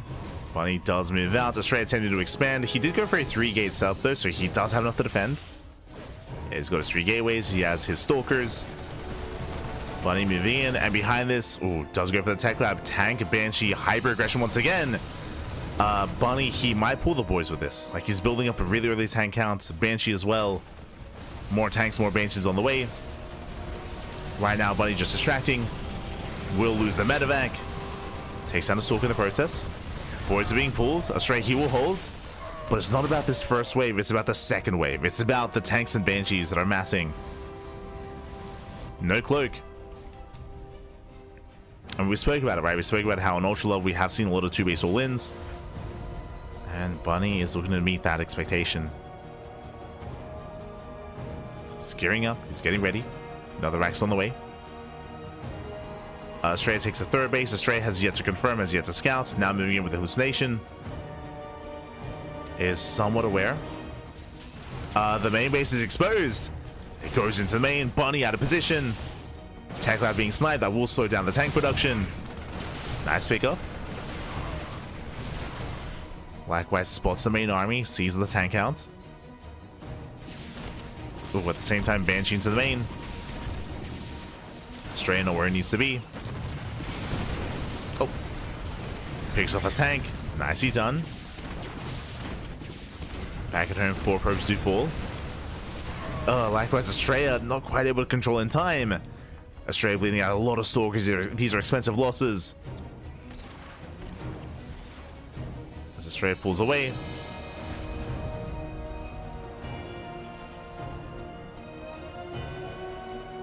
Bunny, 30, he's expanding. Let's go, 3rd CC. Not an all-in. This is committed. This is aggressive with Banshees and tanks, but he is not going all-in. He is expanding. I wasn't expecting that, I'll be honest. But let's go. We all stalkers intercept. Catching out more Marines, dragging back the army. Astray doing what he can to buy time. Little does he know that, again, Bunny is expanding. And Astray contently here, just saturating his 3rd. And she does hit the main, gets another 4 probes. A lot of workers have gone down for Astray.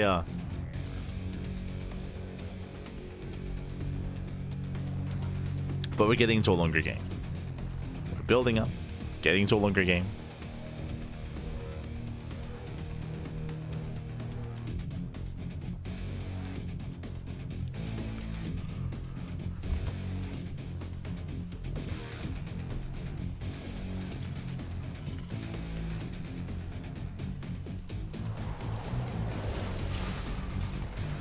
Let's see, we go. Bunny going for his 3rd. Boys are being pulled. Massive dive. Astray, he dives in. He gets 1. He gets both tanks. Massive pickoff. Tanks start going down. Mine shall say even force a bit of friendly fire. And Bunny, he will hold. He has plenty of Marauders. He does hold the line. But brutal losses here from Bunny. And with a low tank count, he's vulnerable. He cannot expand. He cannot expand. Not like this. Meanwhile, Astray with high ground vision, he can try to snipe Stim. Oh no, not Stim. Stim's going to finish. So is combat shields. Finishing up too quickly.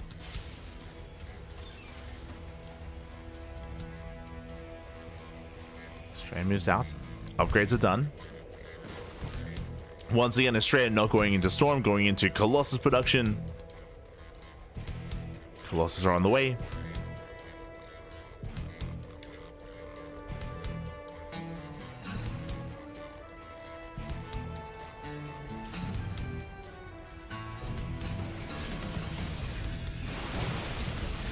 Astray kites back. Takes down the Marauder. That's kiting out of Estrella. Bunny now moving in, taking his third base. We're building up towards a longer macro game. Now, we did mention this before, how this map was a map of extremes, and we can head towards the late game. Like, we can get there. Oh. Bunny bleeds out a couple of SCVs. I mean, Astray, he's getting there himself. 70 probes. Astray with a booming economy.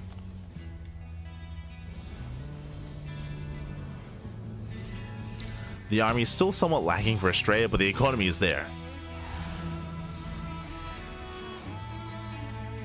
Astray does intercept. Oh. Alas, Bunny, he doesn't care. He just sends it across the map. Astray, he's vulnerable. Astray, he's not ready for this. Just trying to buy some time. Base is under fire. At the same time, Prism into the main. The game is getting chaotic. Zealous towards the third. Zealous into the main base as well. Fourth base goes down for Estrella. Gets supply blocked. But these Zealots are wreaking havoc. They're trading well. Bunny, he pulls back home. We does see the Colossus. He wants none of that. So he does pull away.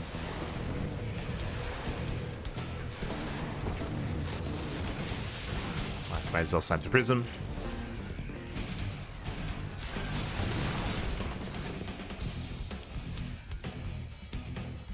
The game is getting a little bit chaotic here. Astray, he has 72 workers, but he's oversaturated, right? He's long distance mining from the would-be fourth base. Bunny down in workers, but now taking his third. Has more efficient saturation.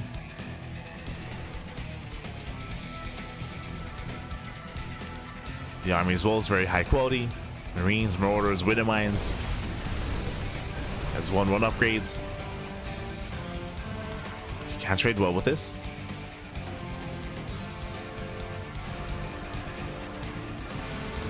Astray, he spots the army. Disruptors on the way.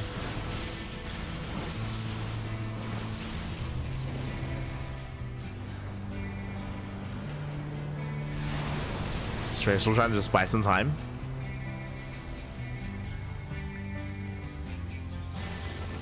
So I'll say dive into the mineral line. Shows that over. Oh. There it goes off. Does catch one Widow Mine. Oof. The other one does connect. Bunny going for the third. Estrella, does he have enough? He has to pull the boys. Boys are being pulled. Vikings, they just go ham. They get one Colossus already. They get one. They get two. And Bunny, I think he's just done it. There's no more Colossus. Marines, they can just stim in. There's no splash damage. 15 probes go down. Bunny at the same time, he's on a low SCV count. Bunny is all in. Oh, bold recall. And recall is denied. Zelta racing back. They do miss the reinforcements. Trying to collapse in. Catching out some of the army.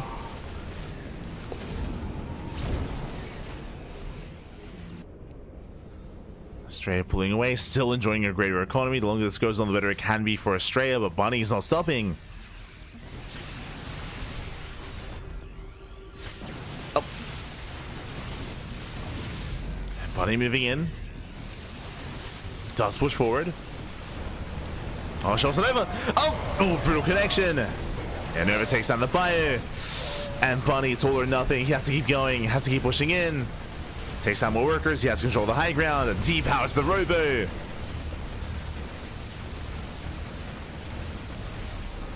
And Bunny can still look to end the game. But he's being overrun. He's overstimmed. Medevac's out of NG. Nova doesn't go up. Wait, the Medevac's are all going down. Oh my god, barely anything remaining. That was everything that Bunny had.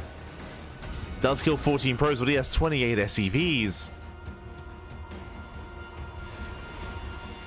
He doesn't have an economy himself.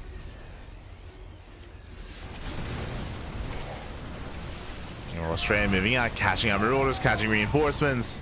And Australia, I think he's finally done it. It's been very messy, very intense, very back and forth. But Australia shuts down the bio, takes down the Medevacs. Heads for the final mining base here of Bunny. Oh god, the SCVs, the force fields are brutal. SCVs, they cannot escape. Oh, Australia running into mines. Running into widow mines. Stray doesn't commit to the fight. But Astray behind this. Okay, he has an economy. He has now a Colossus as well. Oh.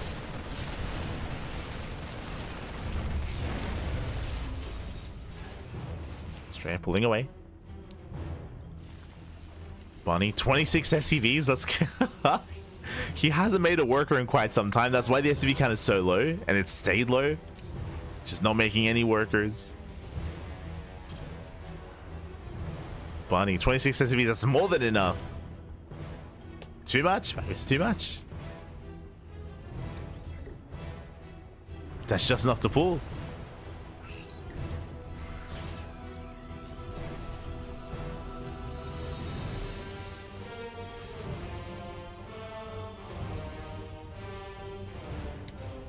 Bunny rotating over.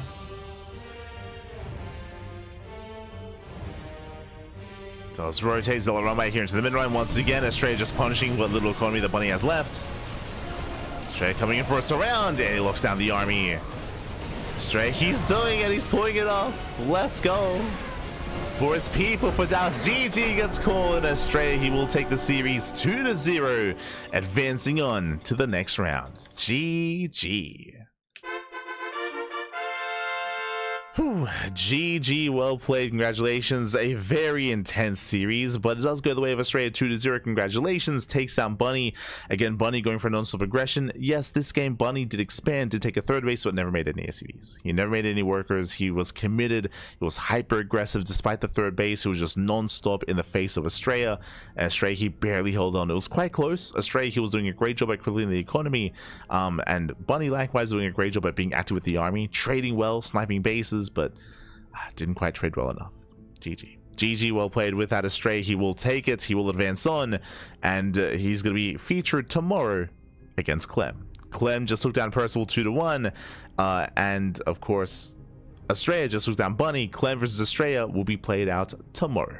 Best of luck. Best of luck.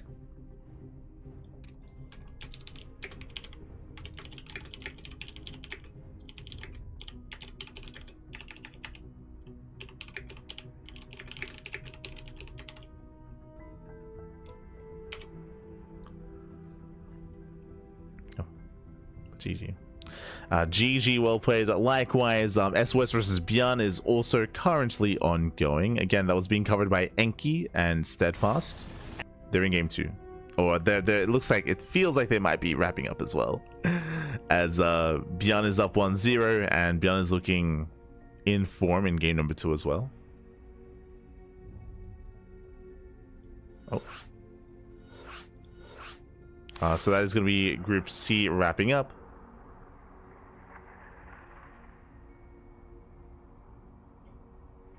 And we're now getting into Group D.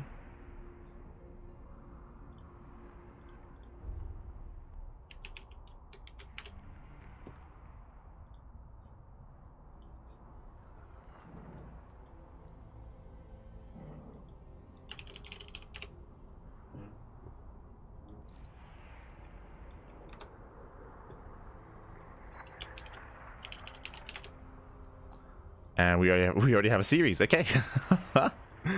We already have our series. We already have our match. Let's go.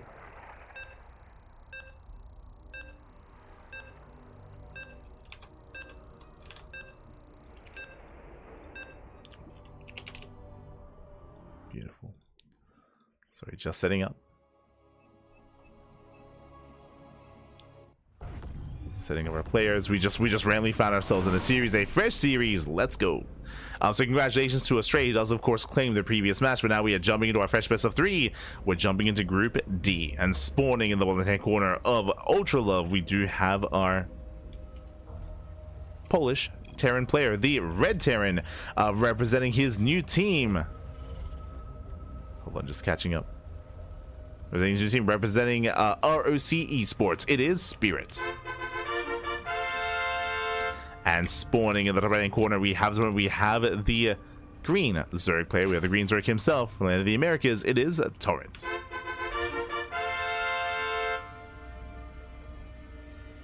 Here we go. Whenever you're in the chat, predictions, they will soon be open. Don't you worry. I just have to quickly set up our teams and set up our players. But yes, we are now hopping over into Group D. Again, Group C is wrapping up at this point. I believe that Lambert vs. Classic is still going to be taking place on the main stream. We have our Terran vs. Zerg. Here we go. So far, we are settling in. Again, it's been an intense broadcast already, and we still have an entire group ahead of us. Crazy, as it's just now starting. Just now beginning.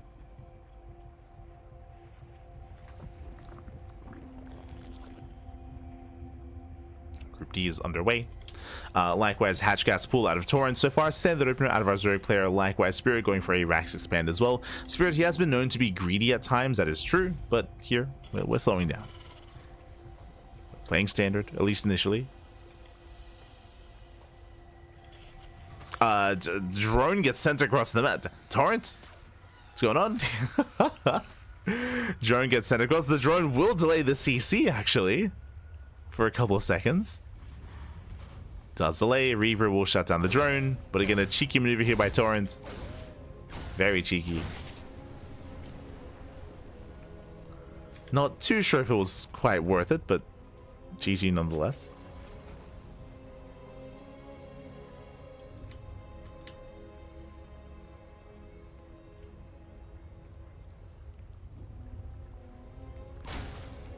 Spirit, he does threaten that natural.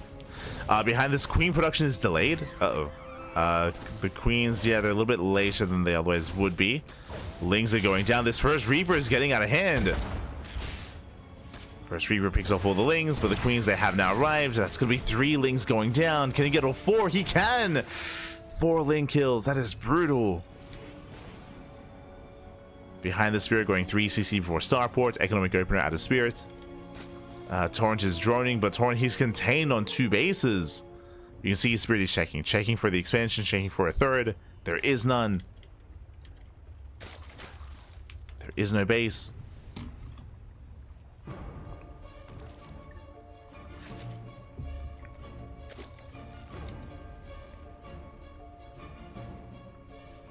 And from here, Torrent, does he go into a 2-base Roach Wall in? He's mining gas. He's mining a lot of gas, actually. This can lead into a lair, into a Roach Warren. One or the other. Technically a Baneley Nest for a Bane Bust, I suppose. As Spirit, he's checking. Again, as we mentioned, like, we should be seeing some kind of tech, and Spirit, he knows that as well. He's like, what's going on? Where's the Roach Warren? Where's the lair? What's happening? Reaper goes down. Torrent, he expands. Again, he has a plethora of gas to work with, but he's not spending it.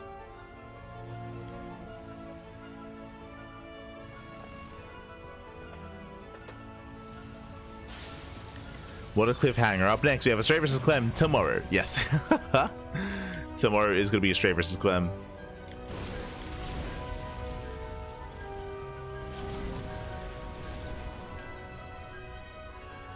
As we have the answer here, we have a lair alongside a Baneley Nest on the way from Torrent.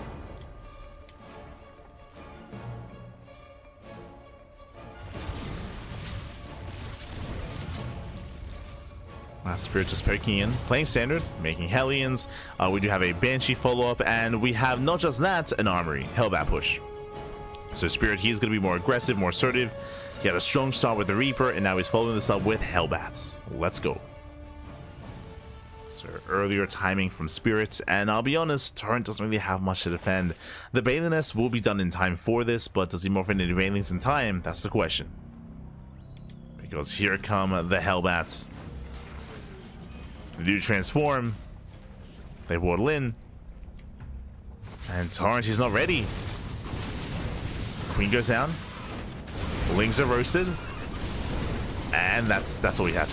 I mean, that's all we had left. There's no more Lings. There's 2 more Queens on the bases. The 3rd base has been broken, and Spirit keeps snowballing from here.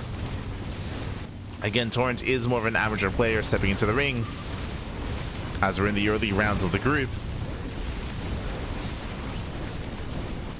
And unfortunately, was just not quite ready for this. Does not expect this to come his way. Didn't scout across the map, at 10 drone kills already. And now Spirit can waddle up the ramp into the natural. And waddle in. Things are falling. Again, the Banelings are too late. GG gets called, and Spirit, he overwhelms. He takes game number 1. GG. Spirit, he does take a lead in the series. Does take the first game.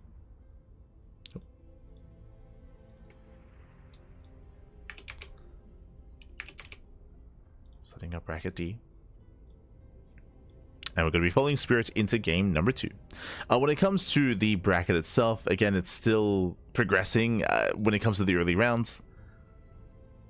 Likewise, there's not a lot of updates that I can see on it either. Okay, game 2 is going to be on Tokamak. Well, yes, we have confirmation. So Astrea, of course, took down Bunny as we did cast. Clem took down Percival. Bjorn took down SOS. And again, Classic vs. Lambo is on the mainstream. So we can focus all of our attention on Group D. All of our attention.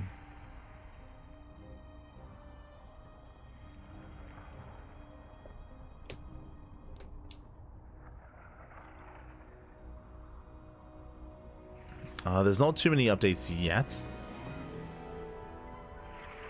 when it comes to the open bracket. I'm sure it's getting a little bit late in the Americas.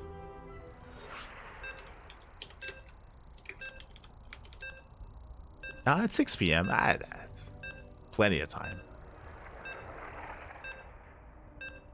Gumiho match when? Gumiho is not in this group. Am I crazy? He's in this group? Oh, no, he is. Oh, sorry, my apologies. We might be able to cast some Gumiho. We'll see. I'd love to, but it does depend on how things line up. I also not too certain how the mainstream is going to handle things if they do cover another series. Now, this morning in the top right-hand corner of Tokamak, we have the Polish Terran player, the Red Terran, representing RC Esports. It is Spirit. And spawning in the bottom left-hand corner, we have his opponents. We have the green Zerg player. We have the green Zerg player himself from the Americas. It is Torrent. We go.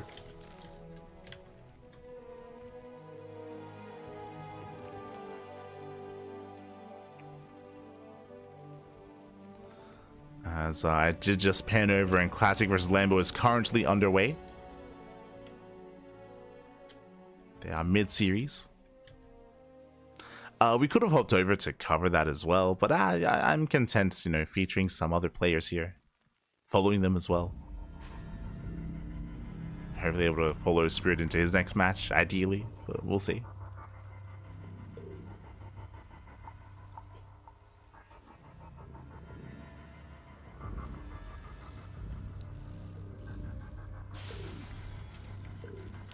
As now we do have our initial opener here. Hatch gas pool. So send set up out of Torrent. Once again, he moves out with the early drone. It's definitely been an interesting start here from our green Zerg. The early drone, I don't think it's worth it. On the one hand, it does delay the CC. We saw that, but only by a couple of seconds, and it's not worth losing an entire worker. It's definitely unique, and I appreciate it, but yeah, even here, it doesn't delay. Morphs in the gas. Reaver just ignores it. Marine is on the way anyway. And Spirity should be fine.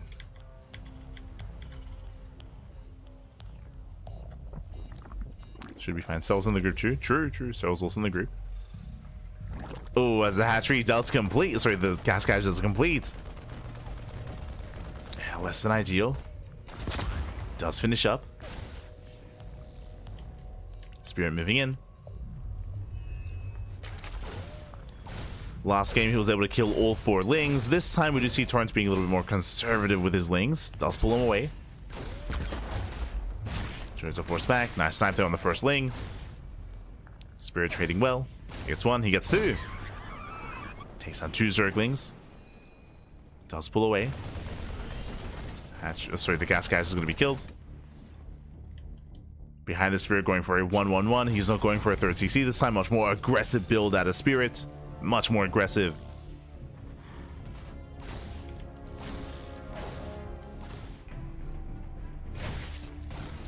But he's tested the defenses here of Torrent, and he feels like he can break it.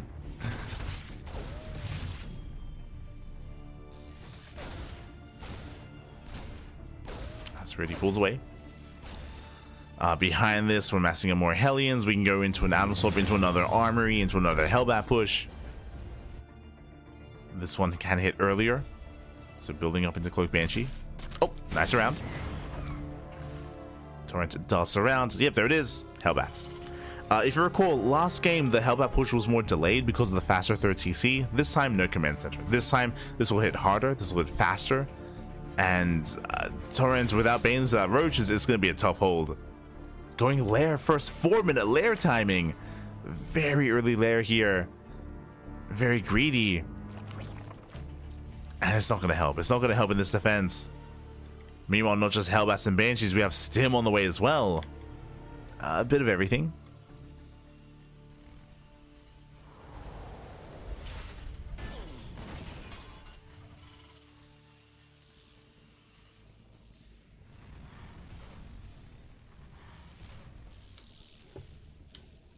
So here we go. Spirit does move out. The armory is done. And I'm a little bit concerned here. The Baneling Nest is not ready. Baneling Nest, it's not quite done yet. Lair does complete, but here come the Hellbats. And again, Spirit, he's not wasting any time. Not wasting any time. The Hellbats say waddle on in. Lings, they try to engage, but Lings on their own, they just get roasted. Queens are targeted, one after the other. There's one queen left. That's where he just waddles in. He just waddles in, and with that, GG gets called, and Spirit, he will take the series. He will claim it 2-0, advancing on to the next round. GG. I do apologize for not having the score updated in-game, but yes, Spirit heals up 1-0. Now we'll claim the series, does advance on. Again, this time a much more aggressive build out of Spirit. He didn't waste his time with a 3rd CC. He did just double down, went for the initial Hellbat push, and even without Stim, he overwhelmed. Unfortunately, Torrent, he wasn't quite able to scout. He wasn't able to recognize what was happening, so he didn't get into the main base. He didn't realize how much danger he was in, so he was just droning. He was just droning, getting a 3rd base, taking up as well. If he was aware of what was happening, we would have seen potentially even a Spine Crawler, earlier Baneling Nest, more Queens, earlier setup. Alas, he was caught with his pants down. He was caught with his pants down. GG, well played. With that Spirit, he will claim the series, and I believe he has some downtime. I believe he's waiting for his next opponent. Let's go. Let's go. Let us find out. As Spirit, he will advance on. Yeah, waiting for the winner of Trigger, Changsta, and Yolbo Sun. Trigger is in a game. Okay. Trigger, he is in a game. But I suppose, especially because now that there's some downtime, and it looks like a lot of matches are still on the way in Group D, now would be a time to switch on over and to catch up with Classic and Lambo. That would be the time.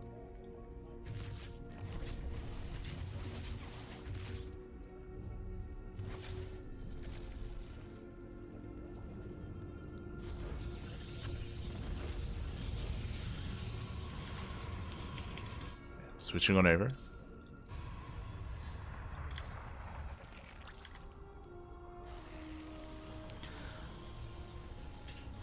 Setting up Classic and Lambo. I was keeping an eye on this series off towards the side, and Classic, he was able to of course take a lead initially against Lambo. Was able to pop over Storm. It was on Ultra Love. Here coming into ley lines, Lambo does move with the Banelings. Nice reaction here by Classic. Does pull away. Virtus Pro. Okay, beautiful. Just setting up. So it looks like we had a standard opener. It looks like Stargate opener into a third base into +1 and Blink. Storm is on the way, so it looks like very standard setup here from Classic. From Classic, Lambo doing the best he can. He does force a kill. He gets a kill, not a cancel on the expansion. Also, I love to see that the Observer PC also has that graphical glitch on ley lines. It's not just me. Happens to everyone. Let's go. Feel validated. As back at home, Classic did lose the expansion, but he will likewise claim the fourth base of Lambo. So the fourth base goes down. Classic behind this, rebuilding zone fourth, getting into Storm. Now, if you know anything about Classic's PvZ, you'll know that Classic, if he's able to stabilize on 4 bases, he will rush into Skytoss. Like, he does prefer to tech up into Tempest and into a Mothership if he does sense the game allowing him to do so. As he senses the game to slow down. Storm is done. High Templar moving forward. Lambo behind this is going into Ling Hydra. So Eva Chamber +1 melee into Ling Hydra out of Lambo. I believe he has yet to tech up into Infestation Pit, so Lambo is very committed on 3 bases. He's joining up to 69. Doesn't make any more workers. Lambo moving in. Stasis Trap will slow him down. So far, Classic is keeping up. And there's the pits for Lambo. Now, this is late. This is a bit of a later infestation pit from Lambo. Again, it looks like he initially did want to double down with aggression, but it does fail. As working towards the Hive Tech. As he works towards it, so Lambo rotates over towards the right-hand side. Nice contamination on +2. Very nice. +2 is contaminated. Banelings morphing in. That's going to be 24 Banelings.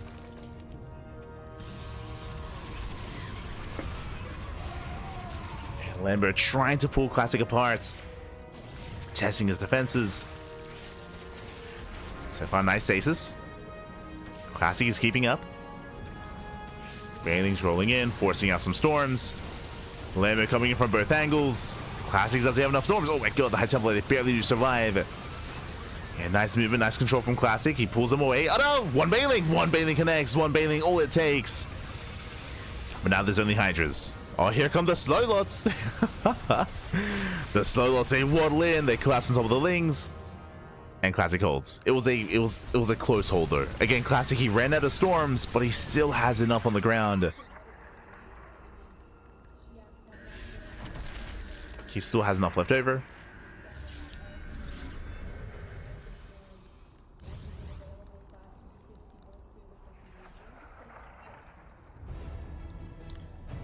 So he's still building up. Building recharge slots, building up more Archons, more Storm.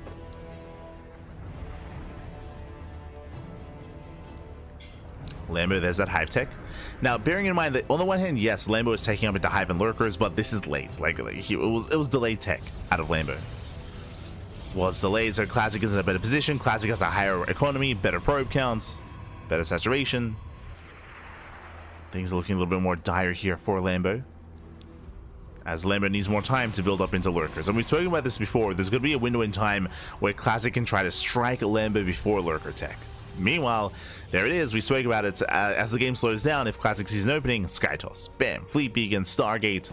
Classic is embracing Skytoss once again. Nice contamination here on the Immortal.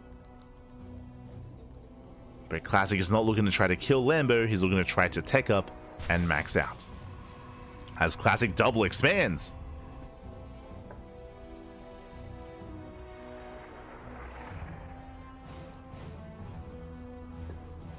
Double expand out of Classic. Likewise, still building up. Lambo setting up a first round. Getting us over the High Templar. Not bad. Oh, brutal storms though. They shut down the Lings.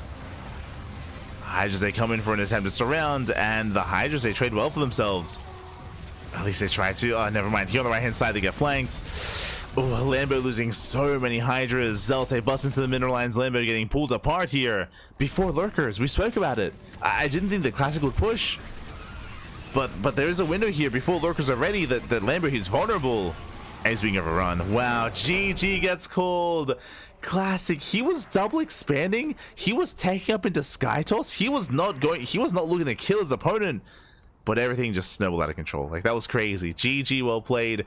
Again, we spoke about it. Lambo, he was working towards the Hive, working towards the Lurker tech. Lambo needed a little bit more time to actually morph in any Lurkers.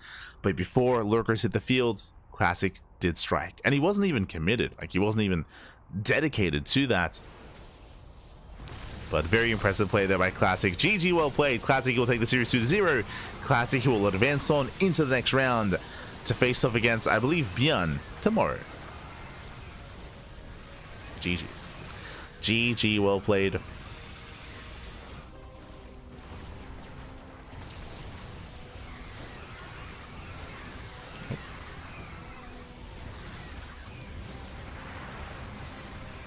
With that, he will take the series. And with that, I believe all of Group C has wrapped up. Group C has wrapped up. And where exactly are we? Let's have a look here. Let us have a look.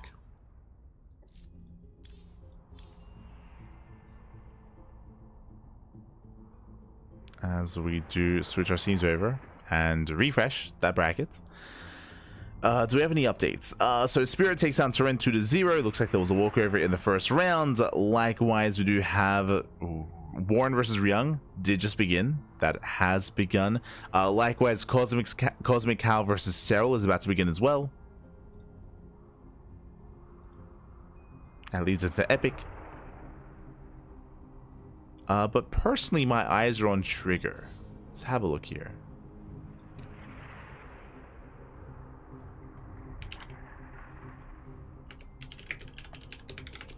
Okay, Trigger, he just got out of game. Let's go. He just got out of game.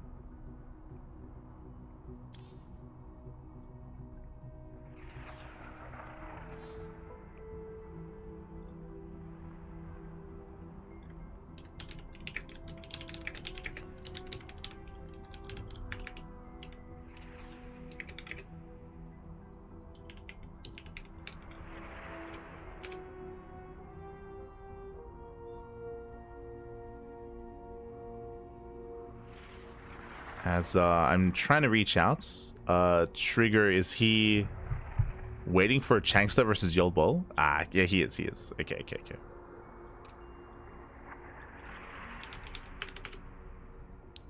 So it looks like Trigger is waiting for his first opponent. Meanwhile, again, Warren versus Ryung ongoing. Gumiho still waiting for the winner of Dracula and Husky. So we might just... I guess we have some downtime. I think the mainstream is going to wrap up as well. Like, I don't think they're scheduled for another series. Maybe they are. Let's double see. Let's double check. Yeah, I think they're going to be wrapping up.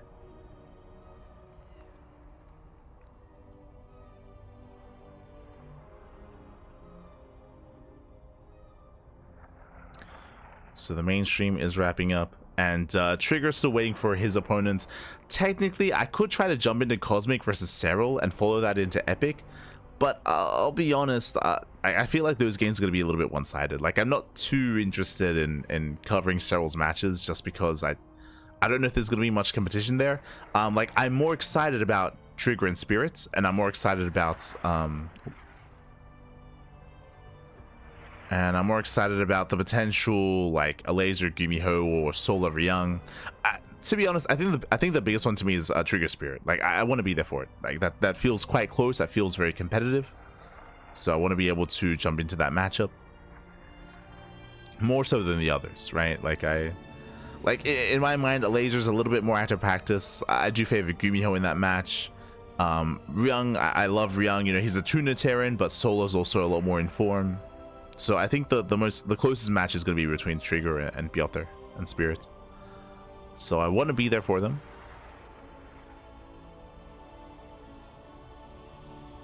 But that does mean we have some downtime. It means that we have to wait for Changsta and Yobel's Sun to conclude. As again, Group D, is just kind of getting underway. But I think that's the plan for the stream currently, is Changsta versus Yobel, into Trigger, into Spirit. I think that's the current plan for the stream.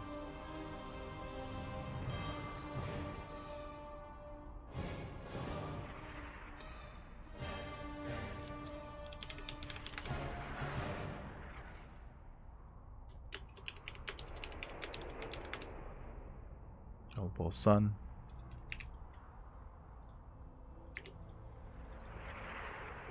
Just catching up. Give us Cell versus the cow. Oh no. Some names are just silly. True, true. Why isn't he Milky Cow? You know, that's clearly more serious. Very true. Cap.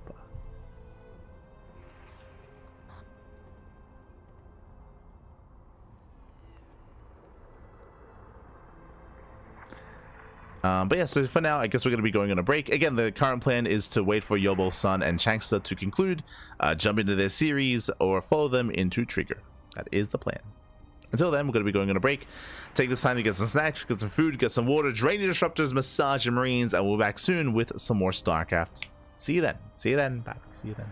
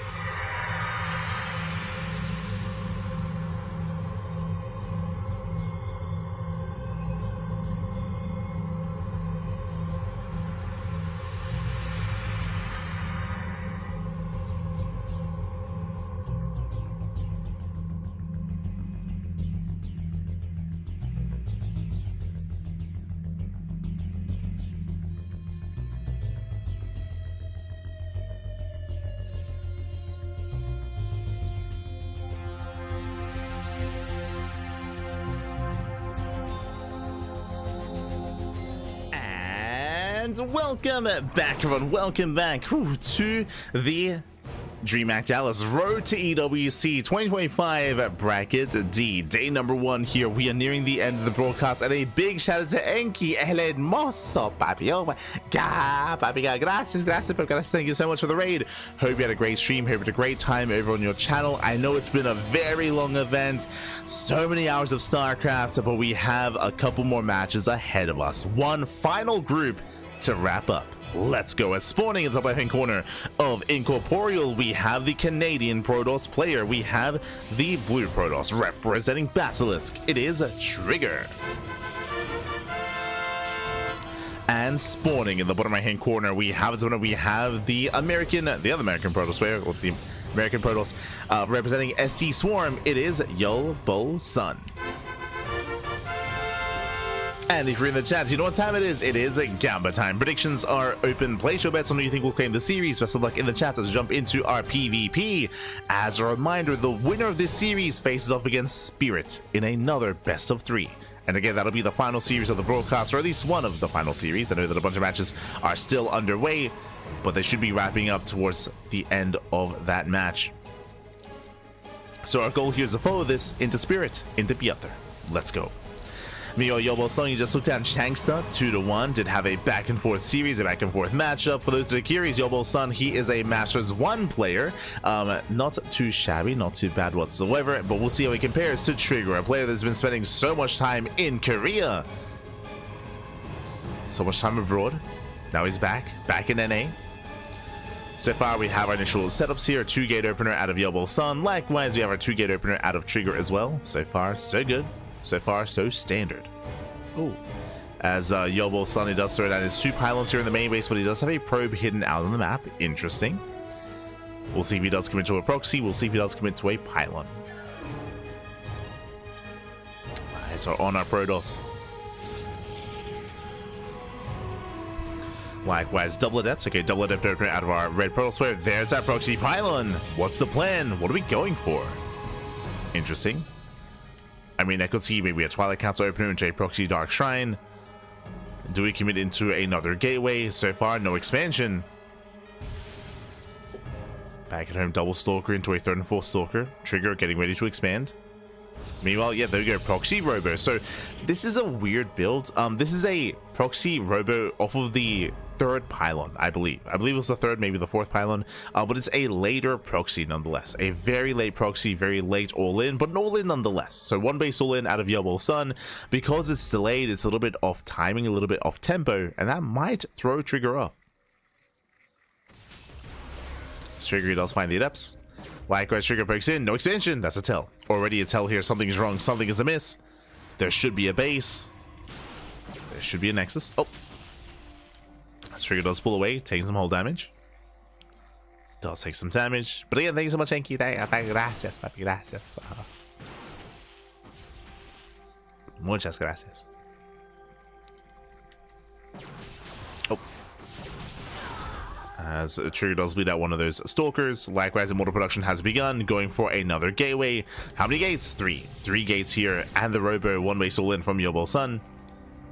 Trigger throwing down a shield battery. Again, is still not fully aware what's happening, but he does go for a Robo back at home. Defensive Robo out of Trigger. That is ideal against an all-in. He will have his own defensive Immortal Production. Immortal Production going to be on the horizon.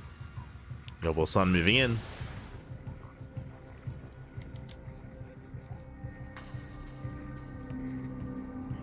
NA series and no cannon rush? Yeah, what do you mean? We're not in Europe. We're not casting Bowanan. What do you mean? Not casting Greth. True. So here we go. Yulbul Sun moving in. Force fields, they lock away the army. Very nice force fields. Some of the army, yeah, the Stalkers, they just cannot engage. Stalker's gonna be going down, and Trigger, he just completely decimates this army. Oh my god. He picks it apart. Behind this Trigger, I mean, he may lose any workers.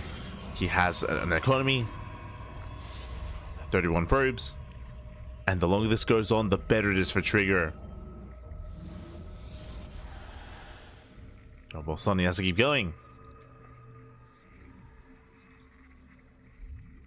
Does have to commit. Dropping towards the main. Rotating over into the main base. Bay behind this, going for disruptors. Let's go. As that upside do get into the mineral line. They got one probe so far, two probes. Catch a couple of workers. Yeah, well, Sun pulls away. Bay is halfway done.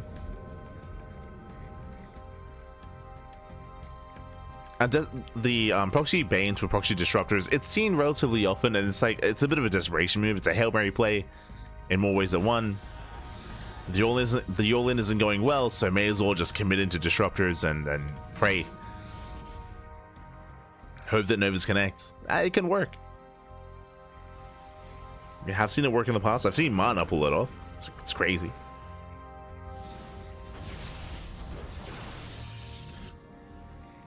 Hallucination moves out. Trigger, he's looking for the expansion.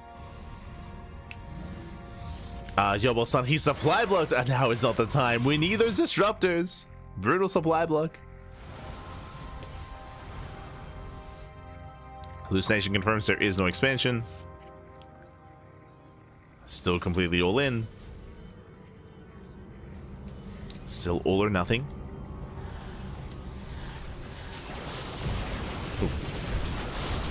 Once again, brutal force fields. Just slicing up the army. Nice control there out of Trigger.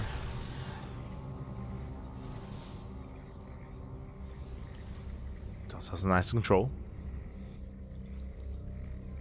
Watching back Yobo-san. Nice spread. Oh!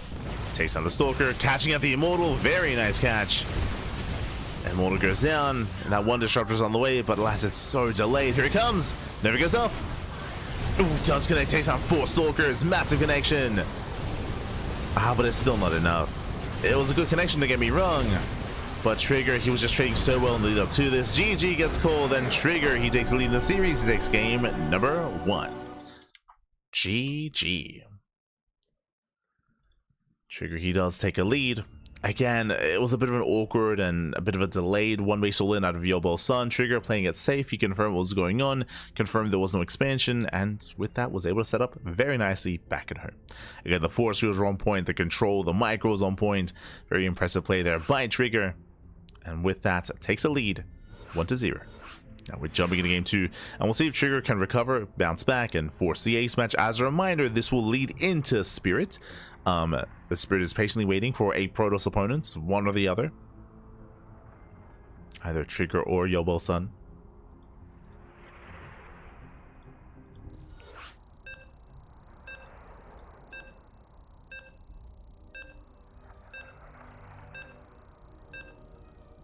As all the matches are still underway. Again, I believe Steadfast is covering Warren versus Ryung. I believe they're currently mid-series. Soul is up against Dingus. Yeah, this is a player name, true. If our series and if the Spirit match is faster, then we might be able to cover another match as well. So still potentially 3 more matches ahead of us. Or I guess 2 more.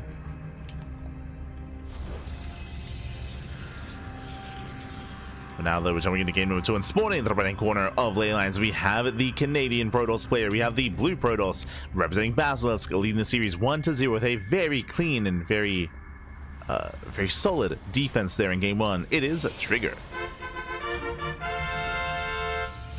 And spawning in the right-hand corner, we have the red Protoss player representing SC Swarm. Down in the series, we'll see if he can bounce back and force the ace match. It is Yobo-san. Also, I apologize if I stumble my words or slow my words every now and then. It is very, very late here, or very early. It is 10 a.m. and we've been casting since 12 a.m. last night. So, sorry, since 8 p.m. last night. That's what I meant to say. Jesus, even getting my numbers wrong. So it's 10 a.m. We've been casting since 8. God, why do I keep saying 12? It's 8 p.m. So it's been 14 hours so far. 14 hours. Let's go. Let's go. Now, to be fair, we expected a 16-hour cast.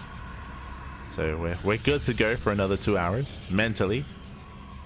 Still there a little bit. We'll make it, Pappy. We'll make it.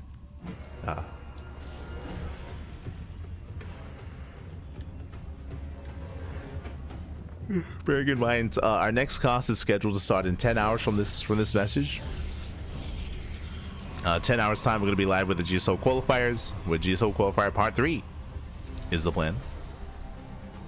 So make sure you tune in.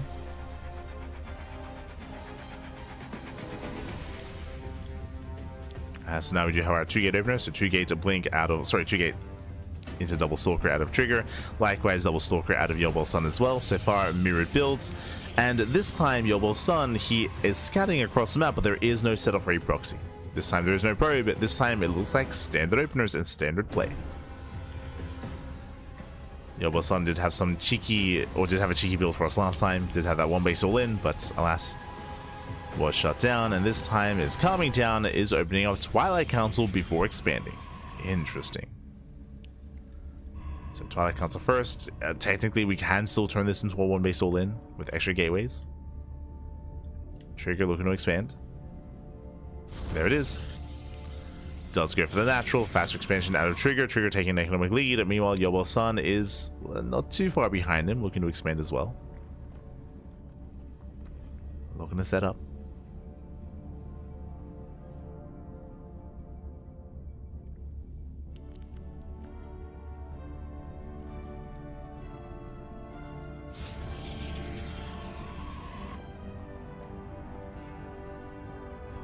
Trigger does push.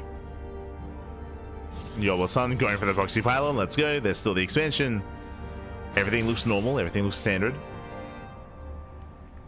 Charge on the way. Not blink. That is different. Okay. Yobo Sun going into charge. I would imagine setting up proxy gateways. We could still go for a dark shrine alongside this. Yep, there it is. Dark shrine DTs. Oh boy. So proxy dark shrine out of Yobo Sun. Currently Trigger has no detection. We'll see how greedy he is. It is not uncommon in a standard game for a Protoss player to delay their robo. The problem is that after game 1, I'm sure Trigger's on notice. I'm sure Trigger, he's not convinced completely that Yobo Sun is playing standard. So there is a chance here that Trigger does go for a safety robo timing. We'll see. Meanwhile, proxy dark shrine and proxy robo as well. Trigger does scout the edge of the southern half of the map and the northern half as well. He sees everything. Trigger being so safe, so secure. He does spot the proxy. He does get eyes on the Twilight Council and the robo as well. And Trigger, he knows. And he's moving out to disrupt it, to depower everything. No. The robo's on the way for Trigger. Pylon is exposed. It's going to be targeted down. And from here, Yobo Sun just sends it right down mid, right towards the natural. Natural is exposed. Down goes the Dark Shrine. Yobo Sun commits in. No shield battery. No shield battery, no warp in. Likewise, no recall either. Trigger is racing back home. Boys are being pulled. But Trigger, he can't afford to lose some of them. He can't afford to lose some probes. At the same time, yeah, he shades into the main base. Probes are going down for Yobo Sun. Does force a recall, and Trigger, he defends. He shuts down the main army across the map, gets 5 probes, enough to maintain a lead for Trigger. Does maintain a lead, 35 probes to 32. Trigger now taking a third base, rotating over, looking to kill and snipe that robo just in case.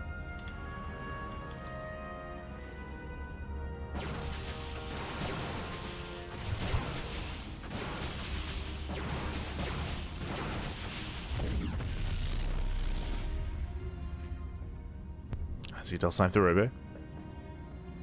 Robo does go down. Likewise, we have a gateway explosion. Yobo Sun committing into a 2-base all-in.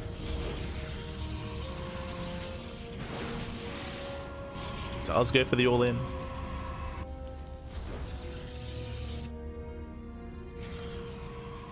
Trigger back at home. Is expanding. His gateway count is much lower, of course, but he does have immortals. Mortals are amassing. Yobo Sun, he also rushed into charge. That didn't really come into play. That wasn't really I mean, did we even see these zealots? Am I crazy? Yeah, 0 zealots. Was charge intentional? Was it? what was going on? But zealots now warping in. Gases are not being taken. And straight up 2-base all in here from Yobo Sun. Will soon move out.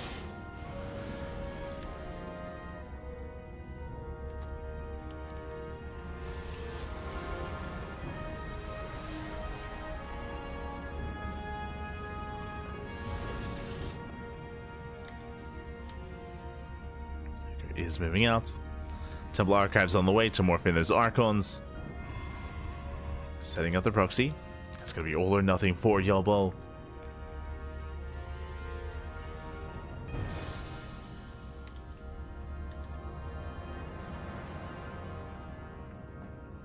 So here we go. Does push in. Loving the hallucination. Does tank some shots. Tanks a lot of shots actually. And I set up there, and GG gets called as Zelte just melt against the army. Trigger, he holds, he defends, he survives. And Trigger will claim the series at 2-0. GG. GG, well played. Trigger, he will claim the series. He will advance on into the next round. He will advance on into his final series of the night of the group. Up next, Trigger versus Spirit. Oh boy, let's go. Let us go.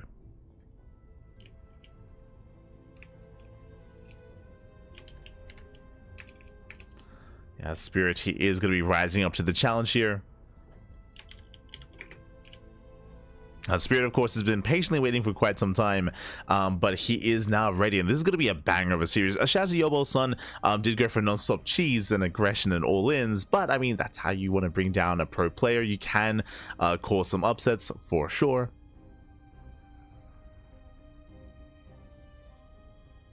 They can be caused, and games can be chaotic. But alas, despite that, Trigger, he was all over it. It does claim, it does shut him down. Best of luck to Yobo Sun, as he is still going to be in the lower bracket, still has some more matches ahead of him. But Trigger does make it through. And with that, we have our next setup here. Again, Trigger versus Spirit coming up next. The vetoes are underway, so we do need some time for vetoes to conclude. Likewise, I believe Steadfast is still covering his series versus Ryung and Warren. Meanwhile, Cyril did take down Cosmic Cow. Cyril versus Epic is going to be happening off stream. So Cyril versus Epic is going to be ongoing. We'll be covering Trigger and Spirit. Most likely we're going to be seeing Steadfast follow Ryung and Warren into Solar, I would imagine, or he might switch over into a Laser, Gumiho, and Dracula. As Gumiho is up against Dracula, Winner goes up against a Laser.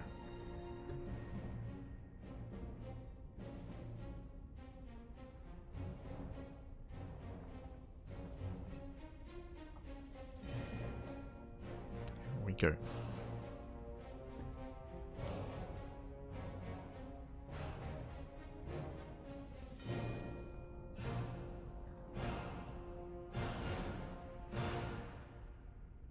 The commitment is real. Yeah, of course, Fabi, of course.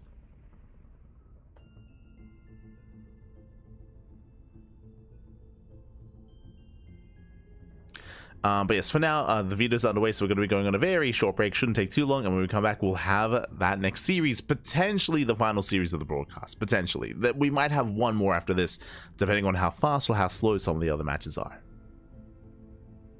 So, see you soon. See you soon after the break. See you soon.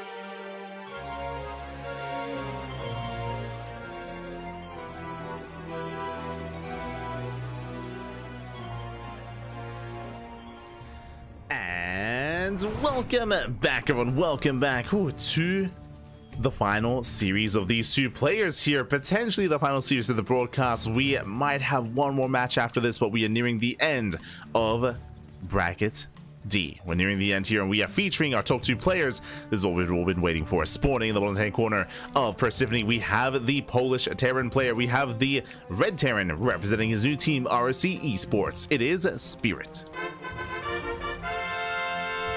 And spawning in the top left hand corner, we have as opponent, we have the Canadian Protoss player, the Canadian Protoss himself, the Blue Protoss representing Basilisk. It is Trigger. We go as we are settling in. And if you're in the chat, predictions are open. Place your bets on who you think will claim the series. Best of luck in the chat as we jump into our PVT. Again, this is going to be a harder one to call. Both Trigger and Piotr, they are both world-class players. They're both deserving to be a part of the playoff brackets, but alas, at least for now, only enough room for one of them. Now, there is a lower bracket, so they have a safety net. You know, regardless of who wins and who loses, they will have another chance to make it through tomorrow. But alas, they want to make it here in the upper bracket. They want to be able to have the luxury, the leeway of making it through with a better seed, with less matches. So best of luck. So again, predictions, they should be closing up by the time this message hits you. So get your gamble going while you can.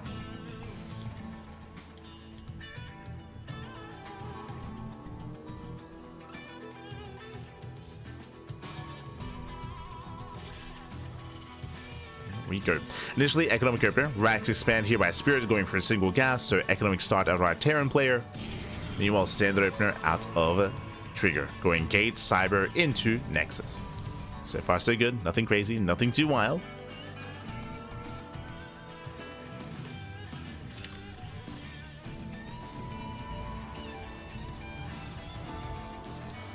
Here we go.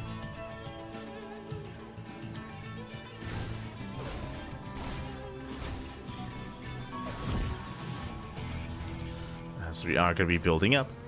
Again, safety bunker on the low ground here, going for the initial bio opener.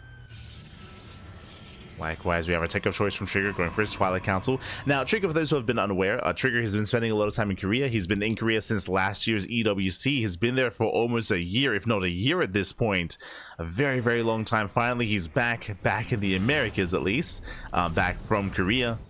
And Trigger has been spending a lot of time there. He's been improving a lot at the game. He's been improving a lot when it comes to his skill. His micro, his macro, he's been leveling up so much. Trigger even being a part of last season's GSL.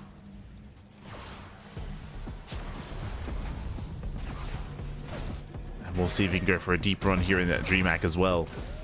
For now, denying mining. Does shade behind the mineral line. Likewise, does pull out. Does pull away. Just barely. Does shade out. Behind this, Spirit going for his own add-on swap. Just initially going for the Hellions. As they are being repaired before moving out. And just two Hellions, then into Marines, then into not drop play, but Raven Harass. Okay, so no mine drops whatsoever out of Spirit. At least has a presence on the map. From the side of Trigger, we have our initial 2-gate blink opener. 2 gateways, Twilight Council, blink, no third gateway yet, and from here we could just expand, just play economically. I mean, again, Spirit, he isn't known for aggression, he isn't known for all-ins, he's not that kind of player.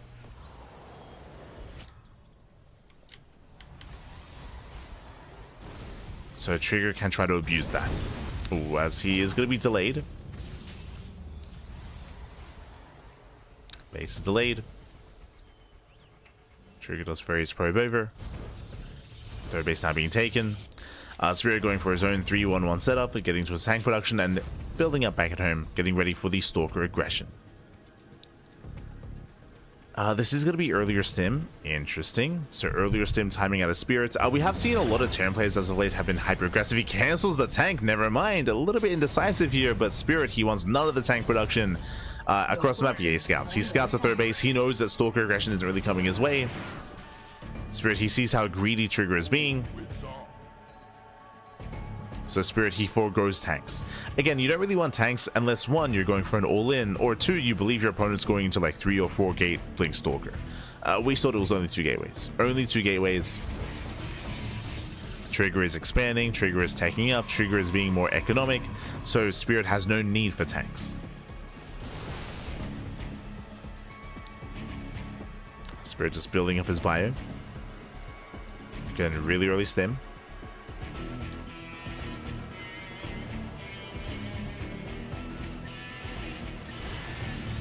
Zoom's on the way. Hellion pokes in. Ooh. Nice volley here on the probes. Gets 1, takes down 2 workers, but only 2. When it comes to Trigger's follow-up, this is a standard follow-up going into +1 in charge. Very often, at least in years past, it would often be Blink Stalker into Colossus production, but you are left vulnerable with Colossus. Again, they're quite isolated. There's only a handful of them. A lot of Terran players, they got used to punishing that kind of style and punishing that kind of build. So now it's more mainstream to go into charge first into delayed Colossus or delayed Storm, as charge will keep you safe. Well, the Gateway Explosion and all those zealots keep you safe. They allow you to punish any kind of committed move out. Speaking of, Spirit does move out. So far unscattered. We knew those warp ins. Trigger, he's unaware. He misses the move out. Now rotating over. Trigger, he will come across this. Trigger, supply blocked. Oh, now it's not the time. 3 pylons on the way. He gets caught out, losing 1, losing just the 1. But again, he's not ready for this. Warping in 1 zealot. He's still supply blocked. There it is. Now breaks out. Zealot's not morphing in, but is it too late? That Spirit, he does push through. Takes down another Stalker. Trigger trying to buy time.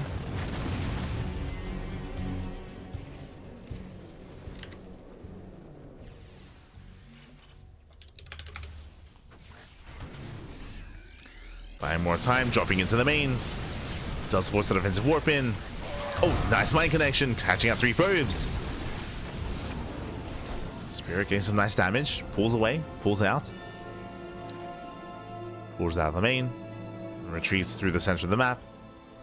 Trigger, he does hold, but he does sustain some damage. Does sustain some damage here, and Spirit should be expanding. There it is. 3rd CC's on the way. Trigger from here claiming a 3rd. Sorry, Spirit claiming a 3rd. Trigger looking to move out. As he's getting caught. So I'll take it into the middle line. They do get a mule. Not much more than that. Nice skin up here from Spirit. And Trigger is falling behind. He needs a 4th base. He needs to tech up. Colossus are on the way. So far, Trigger just taking a lot of losses. He's not out of this yet. Just in a rough position.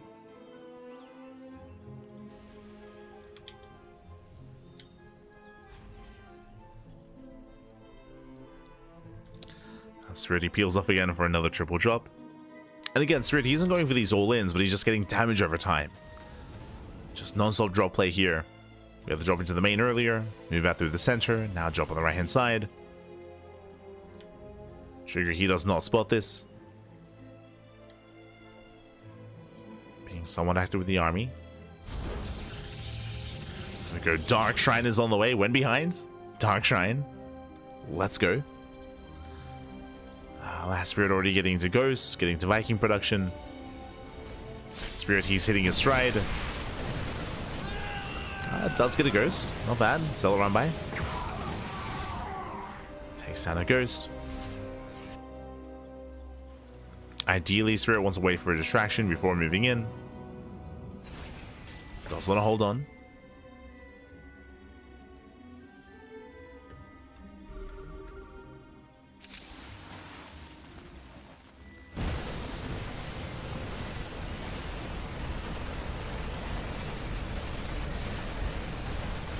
Spirit does drop in. Likewise, just trying to pull Trigger apart. Trigger once again supply blocked. Yeah, once again supply blocked. The base does go down. Massive pickup. The Trigger getting torn apart. Spirit, oh, dropping into the natural. Gets caught out. Full medevac does fall. Likewise, Spirit dropping into the main as well. The drop play just continues. Non-stop drops here out of Spirit. And Trigger, he cannot keep up. Both players are supply blocked. But Trigger that much more worse off. Bleeding at the mineral line. And Spirit is not done. He wants a Colossus. He stims in. He gets one. Colossus goes down. He gets one. He gets both. Oh my god. Massive pickups. Trigger just torn apart left and right. Mineral line going down as well. Brutal mine shots. Spirit, he pulls out of the main. And Trigger, he plummets in supply. 118 supply left remaining. Take some more matches to the face. We have a couple of Novas left. A couple of Disruptors. Oh my god. But the Prism goes down. Ay, ay, ay.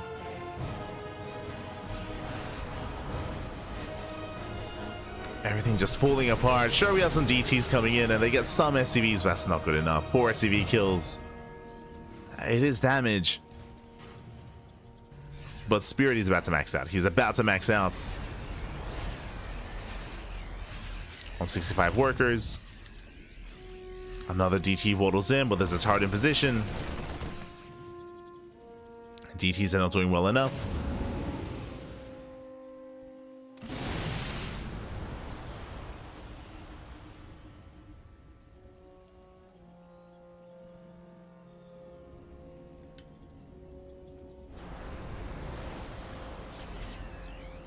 Spirit is pushing. Does push to the left hand side. Trigger, he has a couple of Novas remaining, so he does have a chance here to take a fight, but he has to rely on these Novas. So far, it doesn't connect. Zone's away. 2 Novas left. Once again, no major connection. Down to 1 Nova. That's all he has left. And now Spirit, he can go in. He can dive. He stims, and he wins. Takes down the Disruptor. He gets 1. There's 2 left. Zelta can't quite connect. They can't commit. Oh, nice splits. Very nice splits. Spirit at the same time dropping in the right hand side as well. Takes down the entire mineral line. Trigger late to respond, late to react. GG gets called and Spirit takes game number 1. Whew, GG. A bit of a slower start here. A little bit of a slower start, but Spirit, once he got the ball rolling, he did not relent. He did not let up. Again, the drop play just never stopped for Spirit. And Trigger losing mineral line after mineral line, key units, Colossus, Disruptors, and yeah, with that he was torn apart. Very impressive play there by Spirit. Very impressive. And with that, Spirit takes a lead.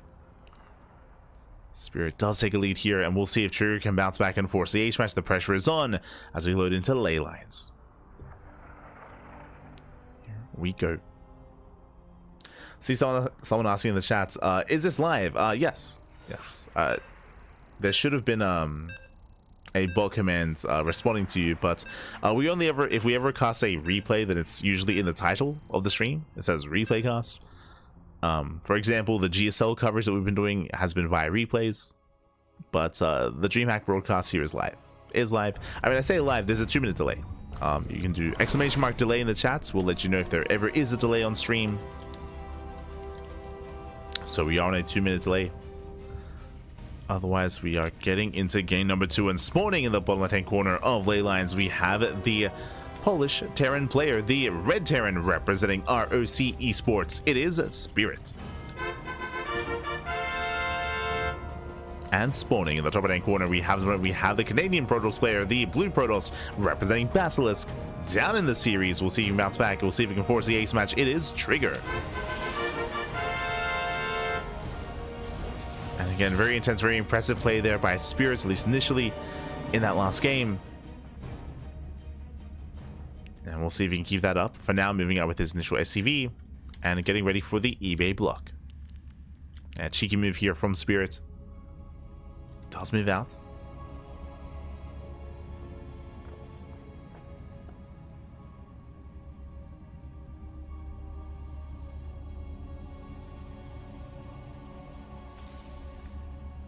Spirit moves in. There we go. The eBay block has begun. Now, thankfully, Trigger, he does scout this ahead of time so he can respond. The boys are being pulled, and Trigger, he should deny the eBay. Basically, the purpose of this block is to get enough progression, get enough HP on the eBay to force Trigger to expand elsewhere at another expansion. But thankfully, Trigger, he sees that ahead of time. He pulls a couple of workers, and he will force a cancel before the eBay really becomes a problem. As the SCV is zoned away, and the eBay is cancelled. So again, nice scouting, nice response here by Trigger. This could have been so much worse, as Trigger could have been forced to expand at the third. So Trigger, he will stabilize, and likewise, Spirit expands. Here we're settling in. A spirited performance. Oh no, all the puns in the chat. You could say he was triggered. No. Not like this.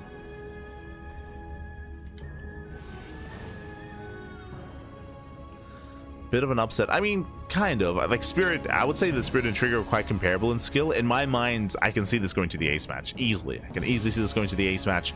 But I will say that Spirit was looking very impressive last game. Very impressive, very dominant. More so than I would have expected. That I will agree with.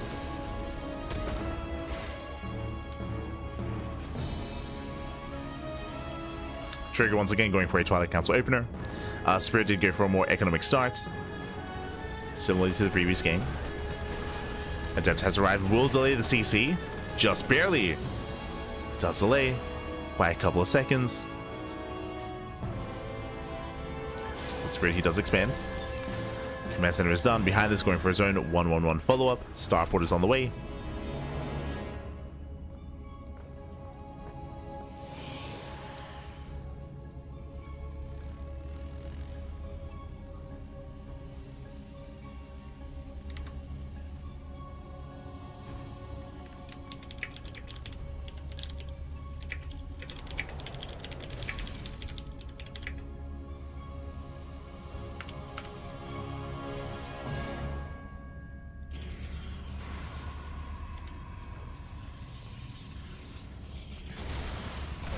Poke in. Does poke in. Hellion goes to the dive again, trying to get a scout off.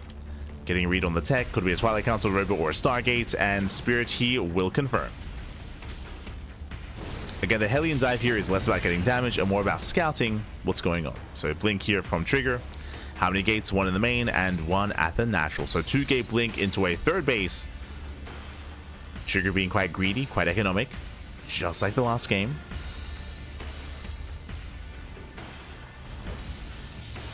Are you worried that Spirit will cheat if you don't have a late? No, not at all.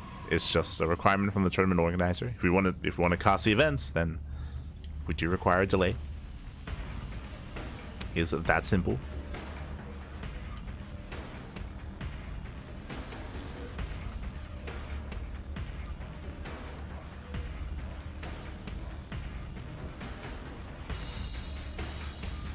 So what do I drop here towards the natural?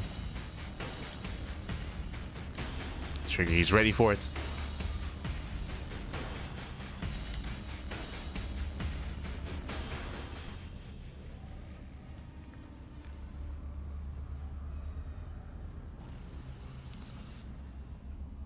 Likewise, once again, Spirit working towards Stim. Setting up defensively back at home. A bit of a misread here out of Spirit, actually. My apologies. This was 2-gate blink into a third. A greedy economic build here out of Trigger. Spirit, he reads this as a 3-gate or even 4-gate. He's very heavily fortified. 2 bunkers at the natural. Sensor tower as well. A wall off here in the main. More tank production. It almost looks like Spirit, he was expecting the third base to be taken linearly. So he sees no third, and again, a big reaction here out of Spirit. When Trigger's just expanding, he's chilling. Trigger just calming down. Spirit not going for a third TC. Spirit is heavily fortified. There we go. Now going for the salvage. Now he realizes. There we go. He does scout, does confirm the third. Is where the Trigger isn't being aggressive.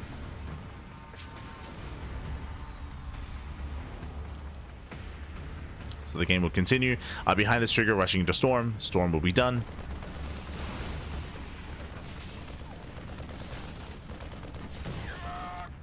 Trigger does saturate his third.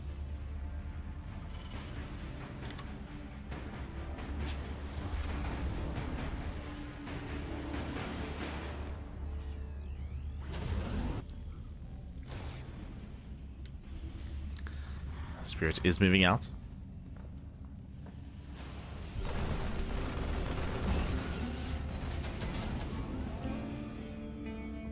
Oh, likewise coming for the Storm job. Doesn't commit. Storm is ready. High Templar moving in.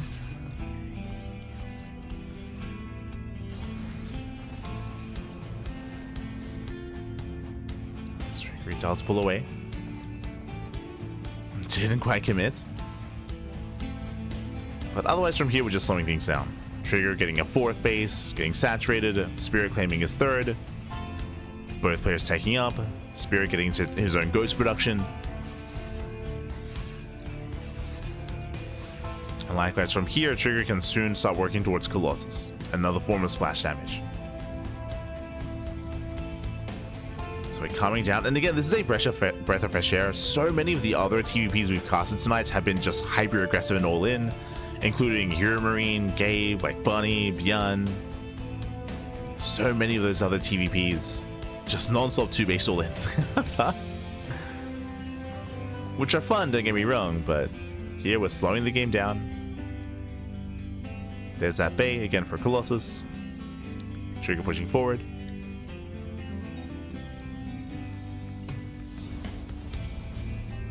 Again, he has the Storm ready. 4 High Templar. Does move in. Plays out the mine shot. Zones where the army goes to the tanks. Tanks are going down. Massive pickup. Takes down 3 tanks. And alas, with enough storms, yeah, he can break through. Brutal storms. Zones back to fire. And Spirit just does not have enough here. Oh my god, we were waiting for a longer game set, but that's not going to happen. The storms are insane. And Trigger, he has broken the third, and he's looking to tie up the series. As he still has another storm. He's still holding on to it. At the same time, Spirit does hit the natural, but only a couple Widow Mines, another storm in the mineral line. And again, behind this, Colossus are on the way, getting the 4th base saturated.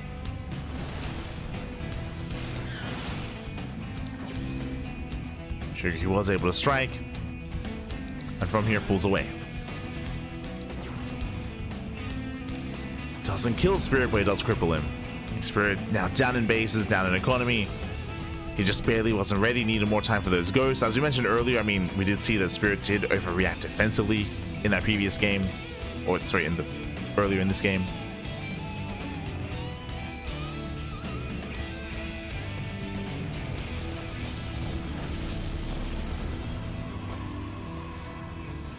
Anyone have links to Gumir's match? I don't think it's being covered. I believe we are covering Trigger versus Spirit, and I believe Steadfast is going to be following Ryung into Solar.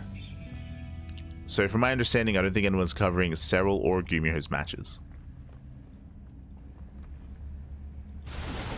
Maybe in another language, maybe in Korean, or maybe one of the other language casts. You might find success there. Otherwise, Spirit retaking his third. His ghosts have arrived. But Trigger has map control. And with this map control, we can mass expand. Now getting a 5th expansion. Maxing out on a ground-based army.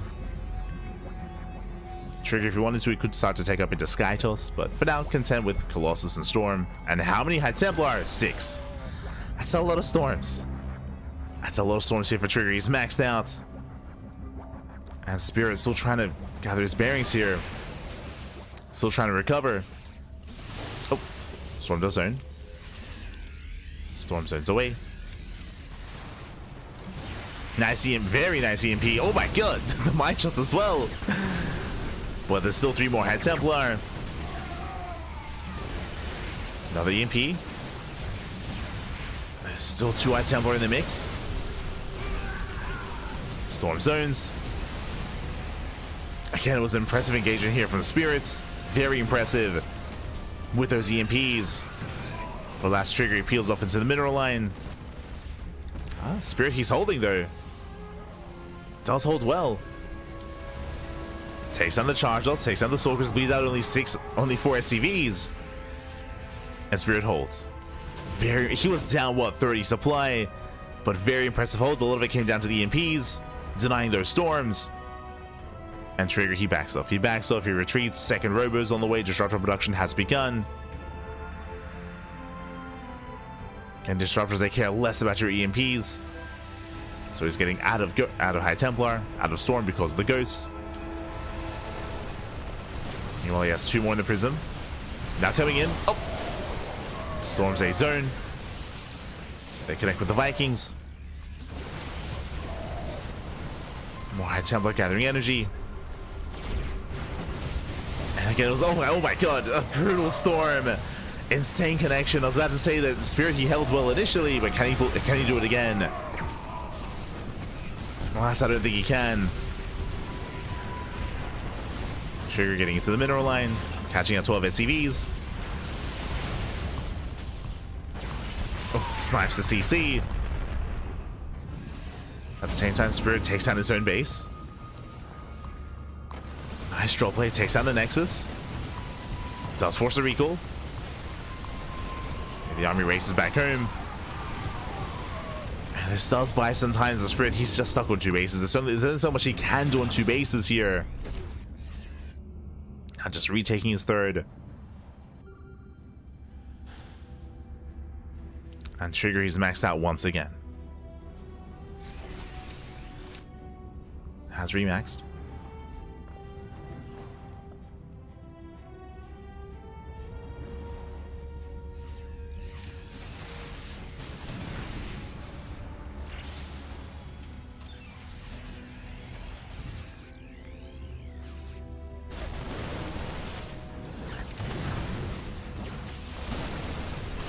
Here we go. Storm popping up. Sending him back.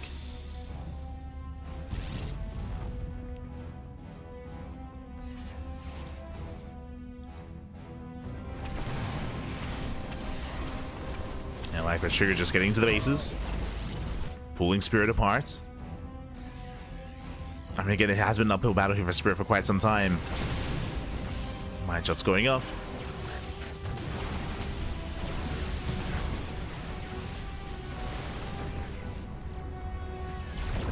Trigger this time, he should have enough, getting up to 3 Colossi. The Viking count is non-existent. I say that there's 3 Vikings. Yeah, 3 Vikings left over. Spirit likewise going for a drop. At least thought about it.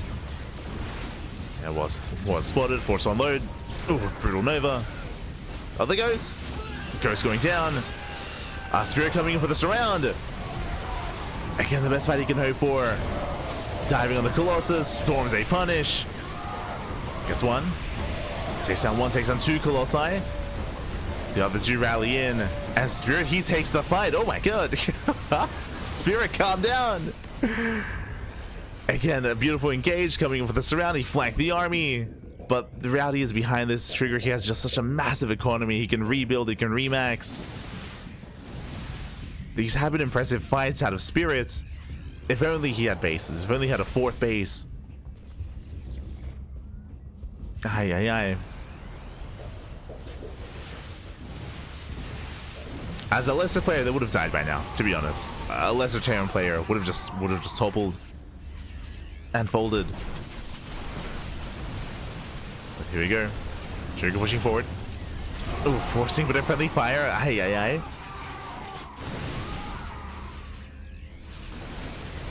Some brutal friendly fire. Likewise, we're lacking splash damage. Another disruptor has arrived. SCVs, they catch 24 SCVs. So I'll say cash the mineral line. Spirit floating over his main. Doing whatever he can to keep himself in this game. He's hanging in there. Nice EMP. He pops up, takes down the Colossus. Again, these are nice fights here from Spirit. They're impressive. But now they're DTs. Now Dark Templar, they do waddle in. Scans are limited. TT in the main as well. Third base is going to go down. And Spirit, he has no economy. He's all in. I mean, he's been all in for quite some time. But now there's no turning back.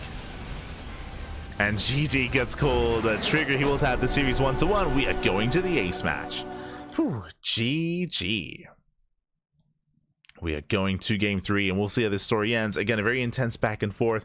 Trigger, for the most part, he did have a stronger start to the game. We did mention how Spirit did overreact and did over-respond, expecting 4-gate blink. With that, he had a bit of a shakier follow-up getting into his own third base, and Trigger, he was able to strike just in time with his storm, with his charge lots. He was able to cripple Spirit, didn't kill him, and Spirit, he hung in there for a long time. It was impressive to see Spirit take these greater fights despite having a smaller army, despite having a worse economy. It was very impressive with the EMPs, with the engagements. Able to hang on as much as he did. Unfortunately, he never really threatened Trigger just because Trigger had such a booming economy, but GG. GG nonetheless, well played. That leads us into the ace match, that leads us into a final game between Trigger and Spirit. Let's go. Leads us into that final game.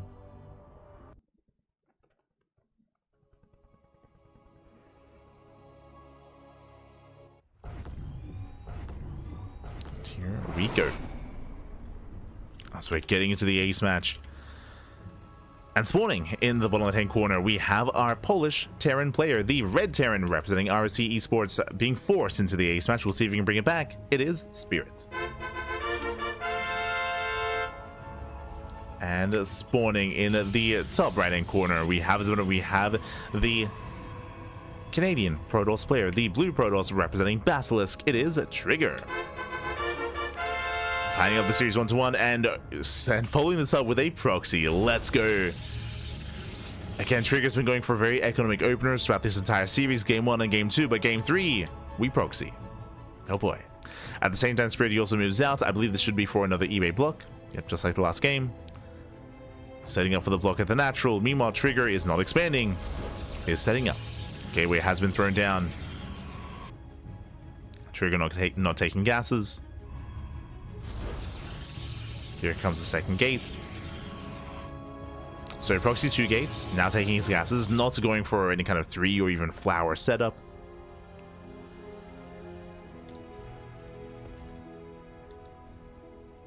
Now this eBay is actually going to be quite an issue here. Because there are no gateways back at home, there's no way to deal with this. So this will delay or disrupt any kind of follow-up here from Trigger. SCV does scout, does confirm the gateway is missing. So is the pylon. And Spirit, he's now aware. As the cyber core is thrown down back at home. There we go, safety bunker on the high ground. Again, Spirit, he hasn't scouted the proxy, but he knows that the gateway is missing. So he knows it's somewhere out on the map. As the SCV takes a lot of hits. Does get repaired. And we do have a full wall. So it does fully wall off here at the ramp. Batteries on the way. Delayed CC. And again, Spirit is on patrol looking for any kind of expansion. Proxy Stalker on the way. There's the unnatural natural out of Trigger. This can be abused. Remember, this is not an all-in. This is an aggressive start. That is true. But Trigger, he's trying to macro out of this. Oh, Reaver gets into the main. Gets a probe.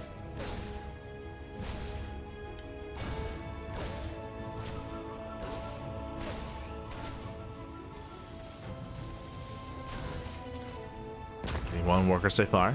Shield whatever he's done. At the same time, Stalker has arrived. 2 Zelts as well, trying to knock down that wall. So far, nice repairs out of Spirit. Does hold.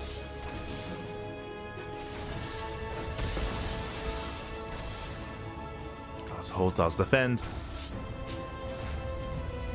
And the game from here does continue. Now, thanks to this early gateway army here out of Trigger, he can try to delay the CC for as long as possible and contain Spirit for as long as he can. This Reaper still being so annoying.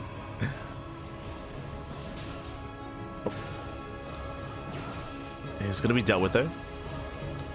He's zoned away. Nice around. Behind the Spirit, he will eventually expand. Trigger trying to saturate as well. I'm trying to.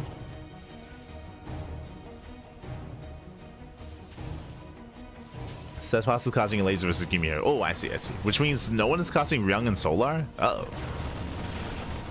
We might be able to catch that series. Depending on how things line up. Yo, we get the Master Pair. It's a rare sight, but again, the cooldown supply has been changed. Can now be used to Master Pair Depot. Nicely done. From here, we're building up, switching, going for the Atom Swap into Cloak Banshee. Okay. Cloak Banshee on the horizon. Trigger, he currently has no detection, no robo.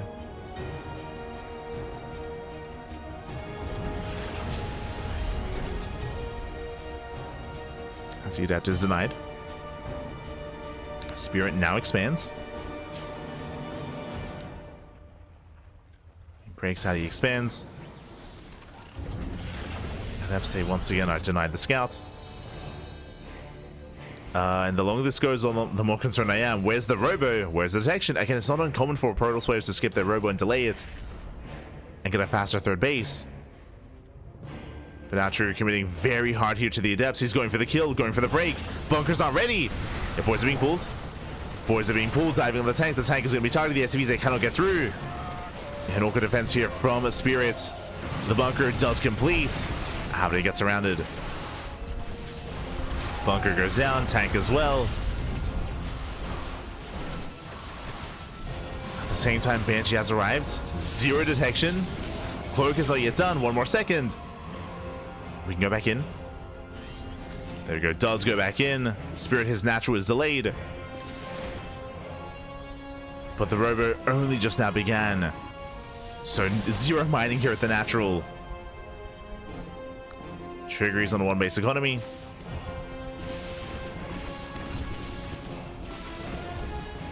Shield battery almost done. Banshee does defend. And Spirit, he's in a better position here. He's mining on two bases. His Banshees have map control. Another Banshee into the main. Trigger trying to, sorry, Spirit trying to figure out what he wants. As he's forcing out cannons, the robo is still just now finishing. That shuts down the proxy. And Trigger, despite the aggressive start, is falling behind. But he's got his cannons. Cannons are done, but Banshees, they can catch units in between the bases. Observer has arrived. Finally has made it. But Spritty breaks out.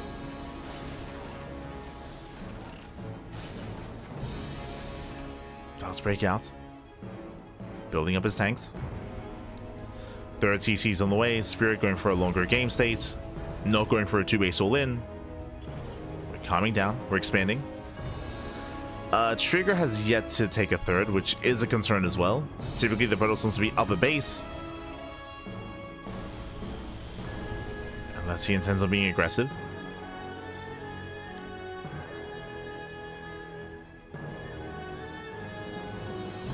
Spirit rotating over. Does siege. Charge is done for Trigger. Coming in from behind. Isn't quite able to. That's where he backs off. He sees the attempt to surround. He's like, you know what? I'm good. I'm good. I'm gonna back off. I'm gonna just take my lead and run away with it. Spritty scouts, still no expansion.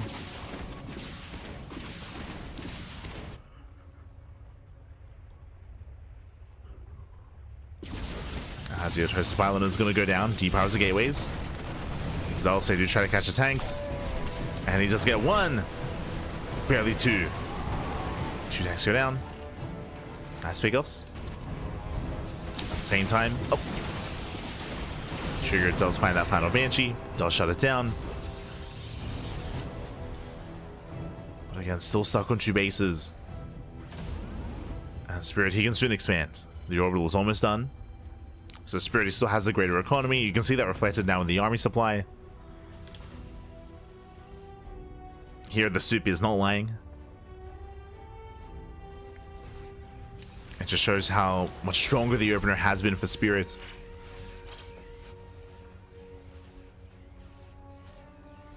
Just better saturation. Better economy.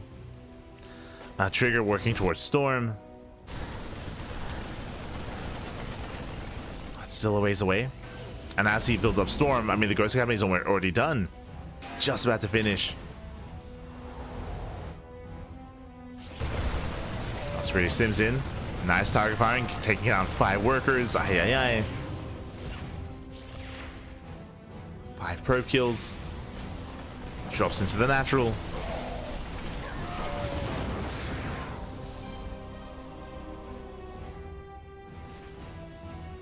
And even though Spirit did lose the drop, it's still worth it here, considering his lead. Spirit, he can afford these trades more so than Trigger.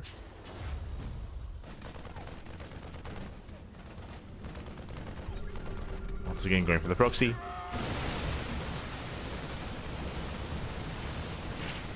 Going for his double drop.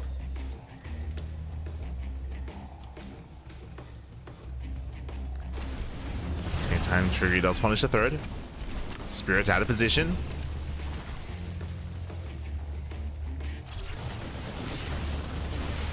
Has to drop unloads.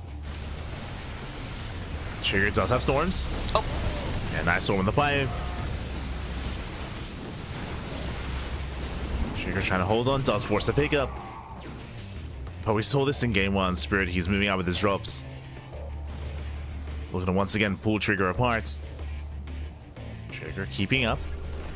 Oh! Spirit, he does find the observer. Nice snipe.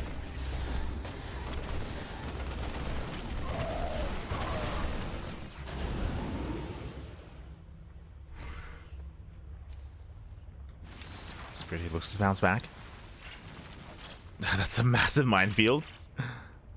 Not quite in position though. This Trigger once again, he just goes right down mid, right towards the 3rd. Getting into the mineral line. And Spirit going for the base trade. Okay, let's go. He just sends it. SVs are going down. Trigger, he just abandons the 3rd base. Pushing in towards the natural. Drop gets cleaned up. And Spirit is looking to end the game here and now. Does wedge himself in between the bases, pushing into the natural instead.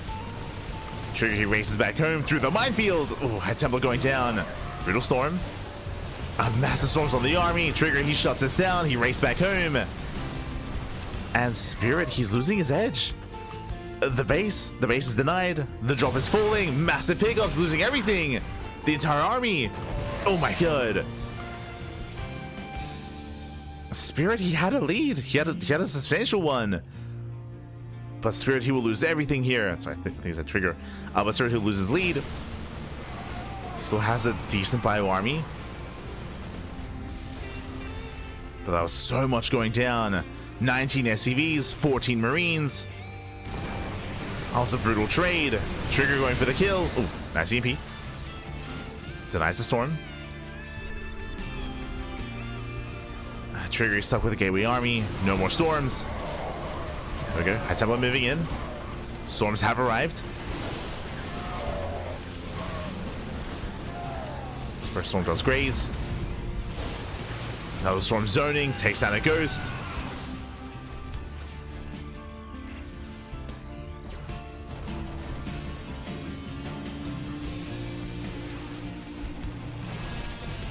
Again, Spirit, he didn't have to go across the map. Didn't have to do it.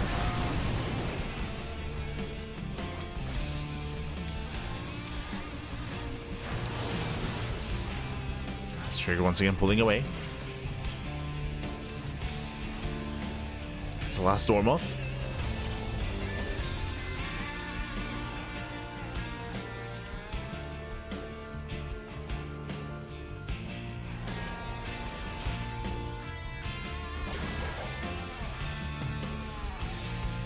Trigger does rotate over. Zealot drop into the main base, pulling Spirit apart.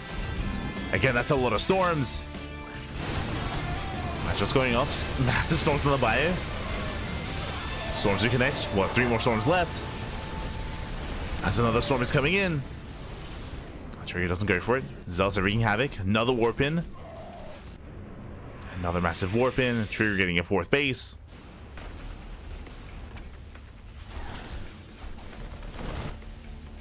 Trigger pulling Spirit apart. Going for the mineral line. Not again. And this time it might just be a kill. Yeah, it's a kill in the CC. Not a lift. There's no saving this. Spirit, he does get away with his SCVs. Does pull away.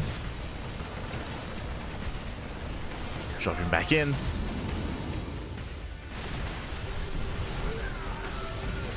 Trigger, has he done it? Oh! Setting up for another storm. I'm not quite able to commit. Now rotating back over. Nice EMP. Denies the storm.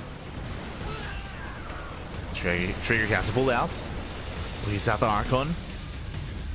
Meanwhile, Zelta go back in. 16 SCV kills. Spirit, he's down to 20 workers, 20 SCVs, barely an economy. Not like this.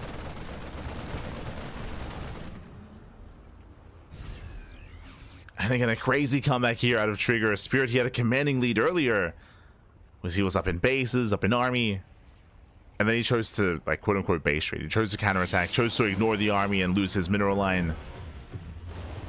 Oh. Still has a chance, though, dropping into the main. Like, the army supply is still quite comparable. Spirit, he can still pull this off.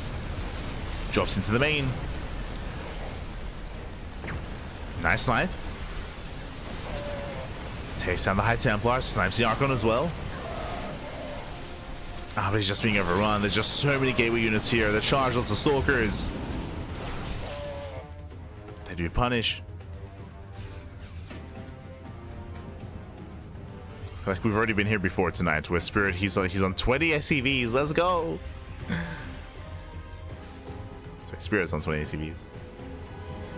It's been a long day.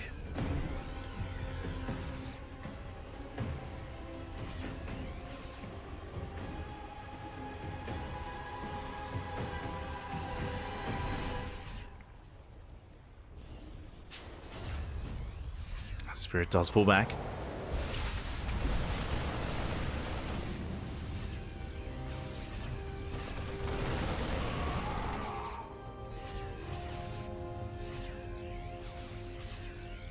Spirit pulling back, landing his main, keeping himself going.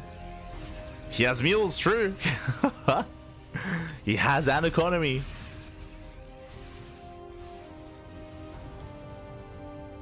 Likewise, despite the High Templar, EMPs have been on point. Army's out of position. Trigger going straight for the mineral lines, or straight for the production even. Catching out a ghost, nice EMP. Denies the storm. But once again, how many mineral lines have we brought down? I'm afraid to look. 60 SCVs. And Spirit, he just sends it. He just goes across the map. He's done. It's all or nothing. He once again ignores the army. He ignores the base. Goes for the stim. Takes down the expansion. Ooh, it's a massive, brutal storm. Yeah, one storm is all it takes. That was everything going down. Spirit down to 2 Marines. Ay, ay, ay. I mean, again, he was all in. Spirit, he was all in. He has no economy. He has nothing else behind this. 16 SCVs. He has 1 mineral line. He's coping a little bit, Backy. A little bit. As it's down to 1 final orbital. And Trigger is going for the kill. Again, Spirit, he was in such a good position this game, but again, did decide for the counterattack, did decide for the pseudo base trade, did not work out well whatsoever. Dropping back into the main.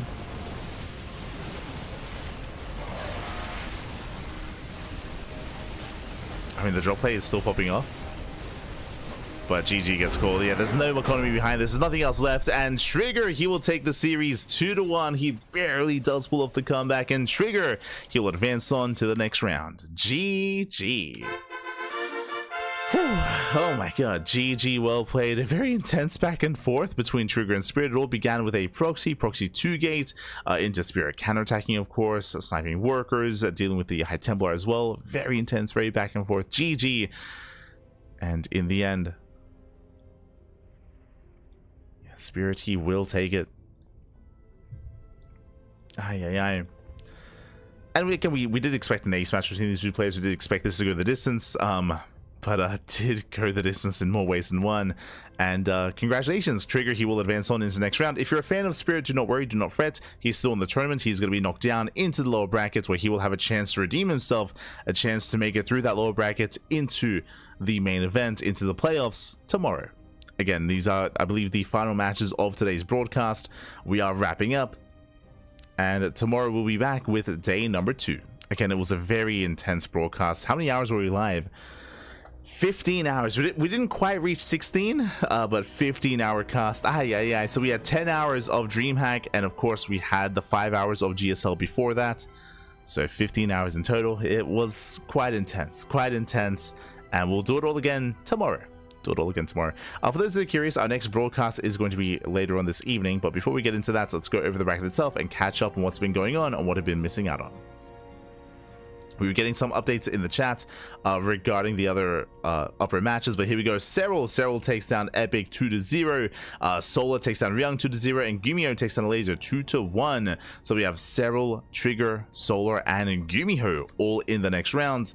Meanwhile, the lower bracket matches are going to be wrapped up and concluding tomorrow. Likewise, the upper bracket as well. So again, we are wrapping up here for the day. Tomorrow the plan is to wrap up all the groups. Group A, B, C, and D. They all have kind of their upper brackets ready. I don't know what we're going to cover. I don't think we have confirmation on what the mainstream is going to cover first. As a reminder, the mainstream, they have priority. So the mainstream, they have priority on what they want, and then we'll kind of decide from there. Let's go. So this is going to be Maru versus Creator, Showtime versus Cure. Basically, the mainstream is going to cover one of these matches, and we'll probably cover the other. That's most likely how it's going to go. There are these other lower bracket matches as well. Future versus Hearthstone is going to be a lot of fun for sure. HeRoMaRinE versus Lunacy, but all eyes are going to be on these upper matches instead. So again, most likely one covered by the mainstream, the other by the side streams. It's typically how it goes. But otherwise, thanks for watching. Thanks for tuning in. Hope you guys had a great time. Again, it was a very intense broadcast, very long. Again, 15 hours of StarCraft back to back. And as I mentioned, our next event, our next broadcast is going to be at 7 p.m. KST. That's going to be at 8 p.m. AST. That's going to be in 9 hours. 9 hours time. So I should have enough time to sleep. But again, we're going to be live in 9 hours with a GSL. Then that'll lead us into day 2 of DreamHack Dallas. And we're also going to be covering day 3 as well here on the channel. So we'll bring you as much StarCraft as we can. I do apologize, especially in that last series, for again just having some slurred words here and there, and likewise for even like misspeaking from time to time as well. It's just been a long cast. It is 11 a.m. We started casting 8 p.m. last night, and now it's 11 a.m. in the morning. So yeah, it's been intense. Been a lot. And that was all. Fun fact, we just did a 15-hour cast off of 3 hours of sleep because we were live earlier yesterday morning with more StarCrafts, right? We had GSL in the morning, then we slept for 3 hours, and then GSL, and then into DreamHack. Like, it's so all on 3 hours of sleep. Let's go. We didn't even have any coffee, by the way. Just some water. Just some water, just some food. We made it, baby. We made it. Let's go. So with that, we're wrapping up here for the day, wrapping up for the initial broadcast, and we'll be back tomorrow with some more StarCraft action. From here, I'm gonna go probably get a little bit of work done. Actually, there's a lot to get done, but I'm just gonna go and set up and get ready here for the GSL cast, get all the overlays ready, so I can wake up and jump in. And yeah, we'll see you guys in 9 hours. We'll see you guys in 9 hours time for some more StarCraft, or in just more than that for the DreamHack Dallas cast. When it comes to GSL's broadcast, we are going to be going over the final qualifying matches of GSL Season 2. It is a replay cast, not a live cast, a replay cast that we're going to be going through, and then live coverage of DreamHack Dallas, of course.